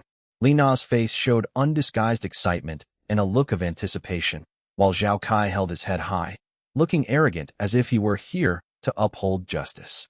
Su Qing walked in the middle, her expression complex, her eyes a mixture of contempt, disgust, and a strange excitement. They were clearly not just passing by. They stopped with a clear purpose in front of Lin Shun and Qin Wei's booth. The waiter, somewhat embarrassed, tried to dissuade them. "Gentlemen, this place is already taken. Let me take you over there." "No need, we'll sit here." Li Na waved her hand, rudely interrupting the waiter. She crossed her arms, looking down at Lin Shun sitting there, then scrutinized Qin Wei with a critical gaze before letting out an exaggerated sneer. "Hey, Lin Shun, what a coincidence. I didn't expect to run into you here. And this is, won't you introduce us?" Her gaze swept over Qin Wei's mature and sophisticated makeup, her appropriate business attire, and the Hermes briefcase placed to the side, her eyes revealing even more disdain and a sense of "just as I thought." Zhao Kai stepped forward and stood next to Li Na, speaking with the sarcasm of someone who had been there before. "Lin Shun, impressive. Your lifestyle has improved dramatically since you took a leave of absence from Mingda University. You're even dining at Cloud Realm now, and you're accompanied by a beautiful woman. This lady seems to be taking good care of you." He deliberately emphasized the word "take care of," the meaning of which was self-evident. Su Qing didn't speak, but stood on the other side of Li Na, looking at Lin Shun with a mixture of disappointment, heartache, and extreme disgust, as if she were looking at something filthy. Her silence, in this setting, was more damaging than Li Na and Zhao Kai's direct mockery, seemingly confirming Lin Chen's incompetence. Chapter 101, Bringing in Dad. Lin Chen put down his water glass, his back still straight, his face expressionless, his gaze calmly sweeping over the three people in front of him. Qin Wei quickly regained her usual calm and professionalism, though her brows furrowed almost imperceptibly and her eyes sharpened. But since Lin Chen didn't speak, she remained silent, only leaning forward slightly in a subtle defensive posture. "Is there something you need?" Lin Chen finally spoke, his voice flat, revealing neither joy nor anger, as if he were asking a few unimportant strangers. "Something wrong?" "Of course something wrong. Li Na seemed to be angered by Lin Chen's calm attitude, and her voice suddenly rose, attracting the attention of several guests at a distant table. She pointed at Qin Wei and shrieked, "We're here to kindly remind this Annie. We're afraid she'll be deceived by a two-faced bastard like you." She turned to Qin Wei, speaking rapidly with a voice full of righteousness. "Auntie, you must not be fooled by Lin Chen's appearance. He's just a poor student at our school. His family is dirt poor, and he was previously given a major demerit and suspended from school for a year for fighting and colluding with gangsters. He's a terrible person. He's getting close to you and being so attentive. He's definitely just after your money and wants to scam you. You'd better be careful." Zhao Kai chimed in, speaking sarcastically. "Exactly, ma'am. You seem to be a person of status. Don't fall for this pretty boy. We know Lin Chen all too well. He used to be supported by his girlfriend, but now that he's been dumped, he's immediately looking for someone new, specifically someone like you, mature and wealthy. What wouldn't a man like that do for money? Don't be fooled by his sweet talk." Su Qing then spoke softly, her voice carrying a self-righteous sense of pity and sorrow. "Lin Chen, I really didn't expect you to turn out like this. Even if we broke up, you can't degrade yourself like this and go down this crooked path. Madam, he can't give you anything except this face and a mouth full of lies. You'd better leave him as soon as possible, lest you lose both your money and your love." The three of them spoke in unison, their voices loud and full of derogatory, slanderous, and humiliating remarks, portraying Lin Chen as an ignorant, morally corrupt, womanizing swindler and gigolo. They were engrossed in their own righteous performance of revealing the truth and saving fallen women, their faces filled with a sense of moral superiority and the pleasure of watching a show. They were completely unaware that Lin Chen's gaze had gradually turned cold, like a frozen lake. Qin Wei's face also darkened completely. She hadn't been with Lin Chen for long, but she knew his personality and methods very well. These arrogant young people are practically courting death. Her hand, which was under the table, twitched slightly, but Lin Chen didn't signal her, so she could only suppress her anger. The other guests and waiters in the restaurant noticed the commotion and cast curious, surprised, or disgusted glances at them. The waiter wanted to step forward to dissuade him, but hesitated after being glared at by Zhao Kai. Lin Chen listened quietly, without interrupting them or even glancing at Su Qing again. His gaze fell on Li Na, who was speaking the most enthusiastically and with the most exaggerated expressions. His eyes were frighteningly calm.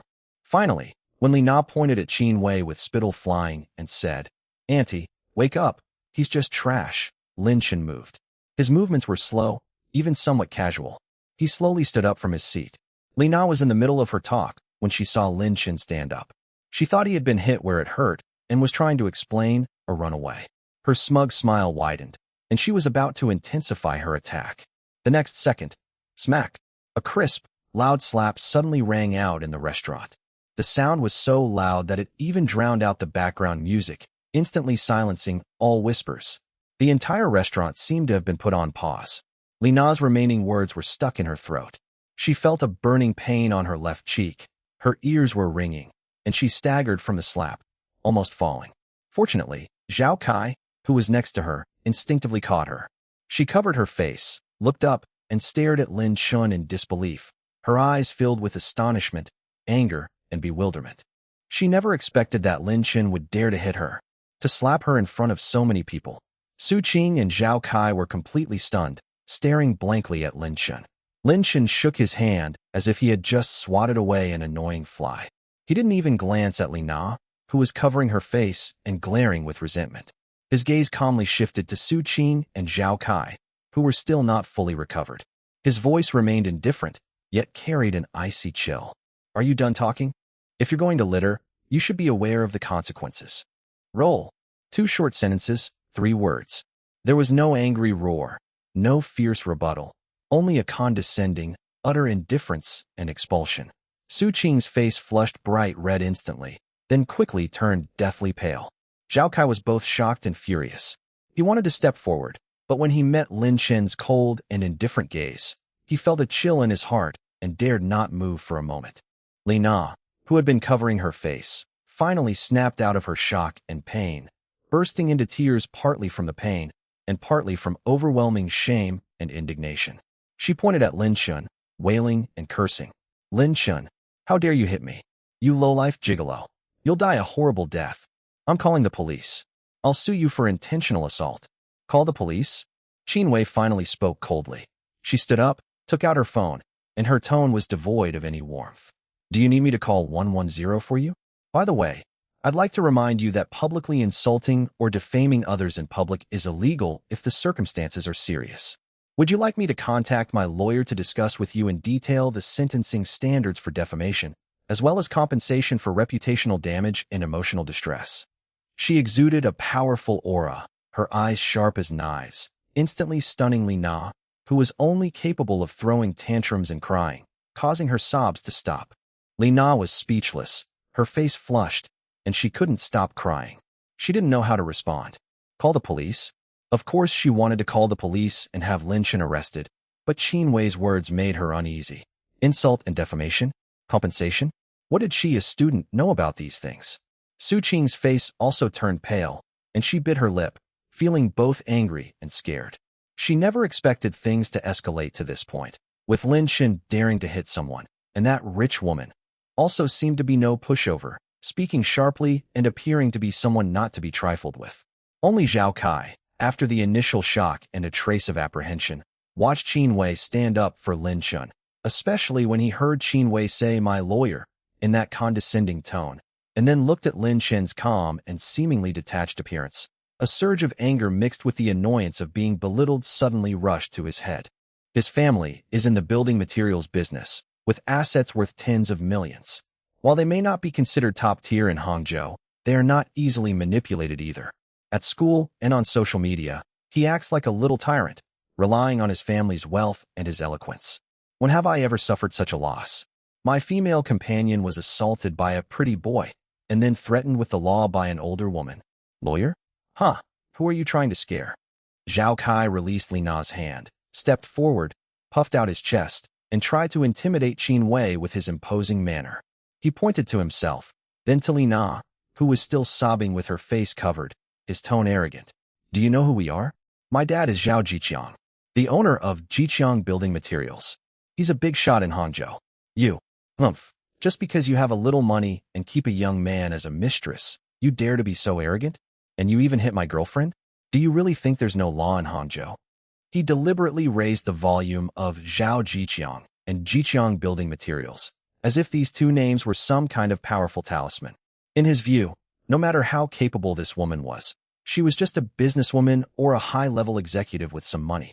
Hearing his father's name, she would have to give him some face, and at least wouldn't dare to be so aggressive. Chapter 102. They are role-playing. When Su Qing and Li Na heard Zhao Kai mention his father, they felt as if they had found a pillar of support. Li Na's crying subsided a little, and her gaze towards Qin regained its defiant tone. Su Qing also breathed a slight sigh of relief, thinking that with Zhao Kai's family involved, things might not escalate too much. However, Qin reaction was completely unexpected. Zhao Jiqiang. Qin repeated the name, her tone completely unchanged, even a subtle, sarcastic, and contemptuous smile playing on her lips. She looked at Zhao Kai with the same gaze she would give a clown performing a poorly executed farce, and slowly, clearly, uttered a few words. Who does Zhao Jiqiang think he is? What? Zhao Kai could hardly believe his ears. His father, Zhao Jiqiang, has been working in the Hangzhou business world for over 20 years. He has assets worth tens of millions of yuan and a wide network of connections. Normally, everyone would respectfully call him General Manager Zhao. How dare this woman in front of him use such a contemptuous and disdainful tone to say that his father is nothing? This is not only an insult to his father, but also a contempt for him and his entire family. You dare to talk like that? Zhao Kai's face flushed red with anger, and his hand trembled as he pointed at Qin. Say that again and see what happens. I said, Zhao Jiqiang, you are nothing in front of me. Qin tone remained calm, but every word was like an icicle, carrying a chilling coldness and undeniable dominance. Should I repeat it a third time? You fine. Zhao Kai laughed angrily. He stopped looking at Qin, instead pulling out his phone and frantically scrolling through his contacts, saying viciously, I'm calling my dad right now. I want to see if you'll still dare to be so arrogant when he gets here. Some woman who just popped up out of nowhere dares to look down on my dad. If I don't make you apologize and pay me back today, I'll change my name, Zhao Kai, backwards. He thought Qin Wei was bluffing, that she was just showing off. He wanted to use his father, this true god, to crush this arrogant woman, and also to let Lin Shun, this pretty boy, know that some people are people he can never afford to mess with. Seeing Zhao Kai's furious phone call, Qin Wei not only didn't stop him, but instead calmly crossed her arms and even slightly turned her head to whisper to Lin Shun, who remained sitting as still as a mountain. "Mr. Lin, please wait a moment. I need to deal with a small problem." Lin Shun picked up his water glass and took another sip without even lifting his eyelids, as if everything before him, including Zhao Kai's act of calling for help, was irrelevant to him, or rather, not worth mentioning at all. Su Qing and Li Na stared wide-eyed at Lin Shun. Why was this woman so respectful to him, even calling him President Lin? What's going on? Li Na only paused for a few seconds before realizing what was happening and said to Su Qing that they were role-playing, and that some rich women had this particular fetish. Upon hearing this, Su Qing felt even more contempt for Lin Shun. Zhao Kai quickly dialed the number, pressed the speakerphone button, and deliberately played the sound out loud. "Hello? Zhao Kai? What's up?" A slightly tired but energetic voice came from the other end of the phone. It was Zhao Kai's father, Zhao Jiqiang. "Dad." Upon hearing his father's voice, Zhao Kai's confidence grew stronger, his voice filled with grievance and anger. "I was bullied at the Cloud Realm restaurant. My girlfriend, Li Na, was even slapped by some kid.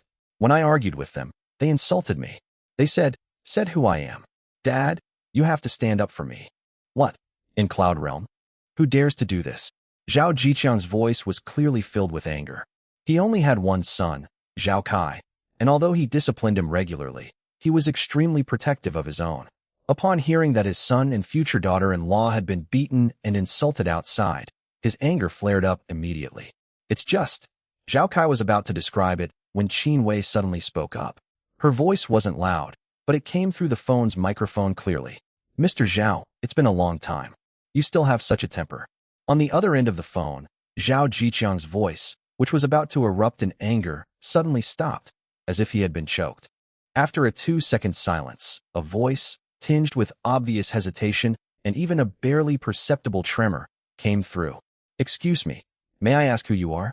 Zhao Kai, unaware of the situation, blurted out, "Dad, it's her. It's this woman. She..." "Shut up." Zhao Jiqiang abruptly interrupted him on the phone, his voice stern and even tinged with panic. "Give her the phone. Now." Immediately, Zhao Kai was startled by his father's sudden roar and choked back the rest of his words. He looked blankly at his phone, then at Qin Wei, who stood in front of him with a cold expression and didn't react for a moment. Qin Wei had already extended her hand, her tone calm. "Young Master Zhao, your father asked you to give me the phone. Should I repeat it?" Zhao Kai looked at Qin Wei's outstretched, slender, pale hand, which seemed to carry an invisible pressure, and then heard his father's almost roaring voice on the phone. "Give it to her." A sense of foreboding suddenly gripped him. Instinctively, almost with trembling hands, he handed over his phone. Qin Wei took the phone, turned off the speakerphone, and put the phone to her ear. "Mr. Zhao, I am Qin Wei." She only said this much, and then said nothing more. There was an instant, deathly silence on the other end of the phone. A few seconds later, Zhao Jiqiang's fearful, humble, and even pleading voice could be faintly heard through the receiver, but it was not clear. All that could be seen was Qin Wei listening expressionlessly. "Yes, yes, Secretary Qin. No, President Qin. I'm so sorry, so very sorry. It's my fault for not raising my son properly. That unfilial son. He's blind.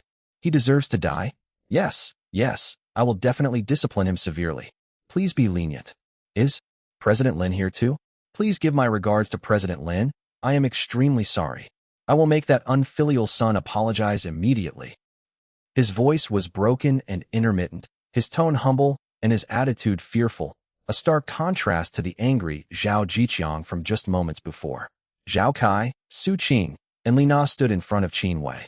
Although they couldn't hear the specifics, they clearly heard Zhao Jiqiang's sudden change in tone, which was almost pleading. The three people stood frozen in place, as if struck by lightning. The color drained from Zhao Kai's face instantly, his lips trembled, and his eyes were filled with disbelief and terror. His father, who was omnipotent in his eyes and a prominent figure in Hangzhou, actually spoke to this woman in such a tone. He called her Secretary Qin, President Qin. and said he would discipline her strictly. He even mentioned President Lin and asked her to give my regards. Su Qing and Li Na were completely dumbfounded. Even the most foolish among them understood at this moment.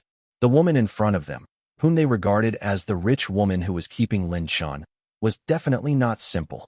Simple enough that she could make Zhao Kai's father, the President Zhao, whom they usually looked up to, so humble and terrified. Who exactly is this Qin Wei? Chapter 103. He hooked up with a golden thigh. Qin Wei didn't seem to want to hear Zhao Jiqian's repentance and pleas for forgiveness any longer. She simply said a few words like, "I hope Mr. Zhao will keep his family in check and not do it again," and then hung up the phone. She handed the phone back to Zhao Kai, who was stiff and ashen-faced.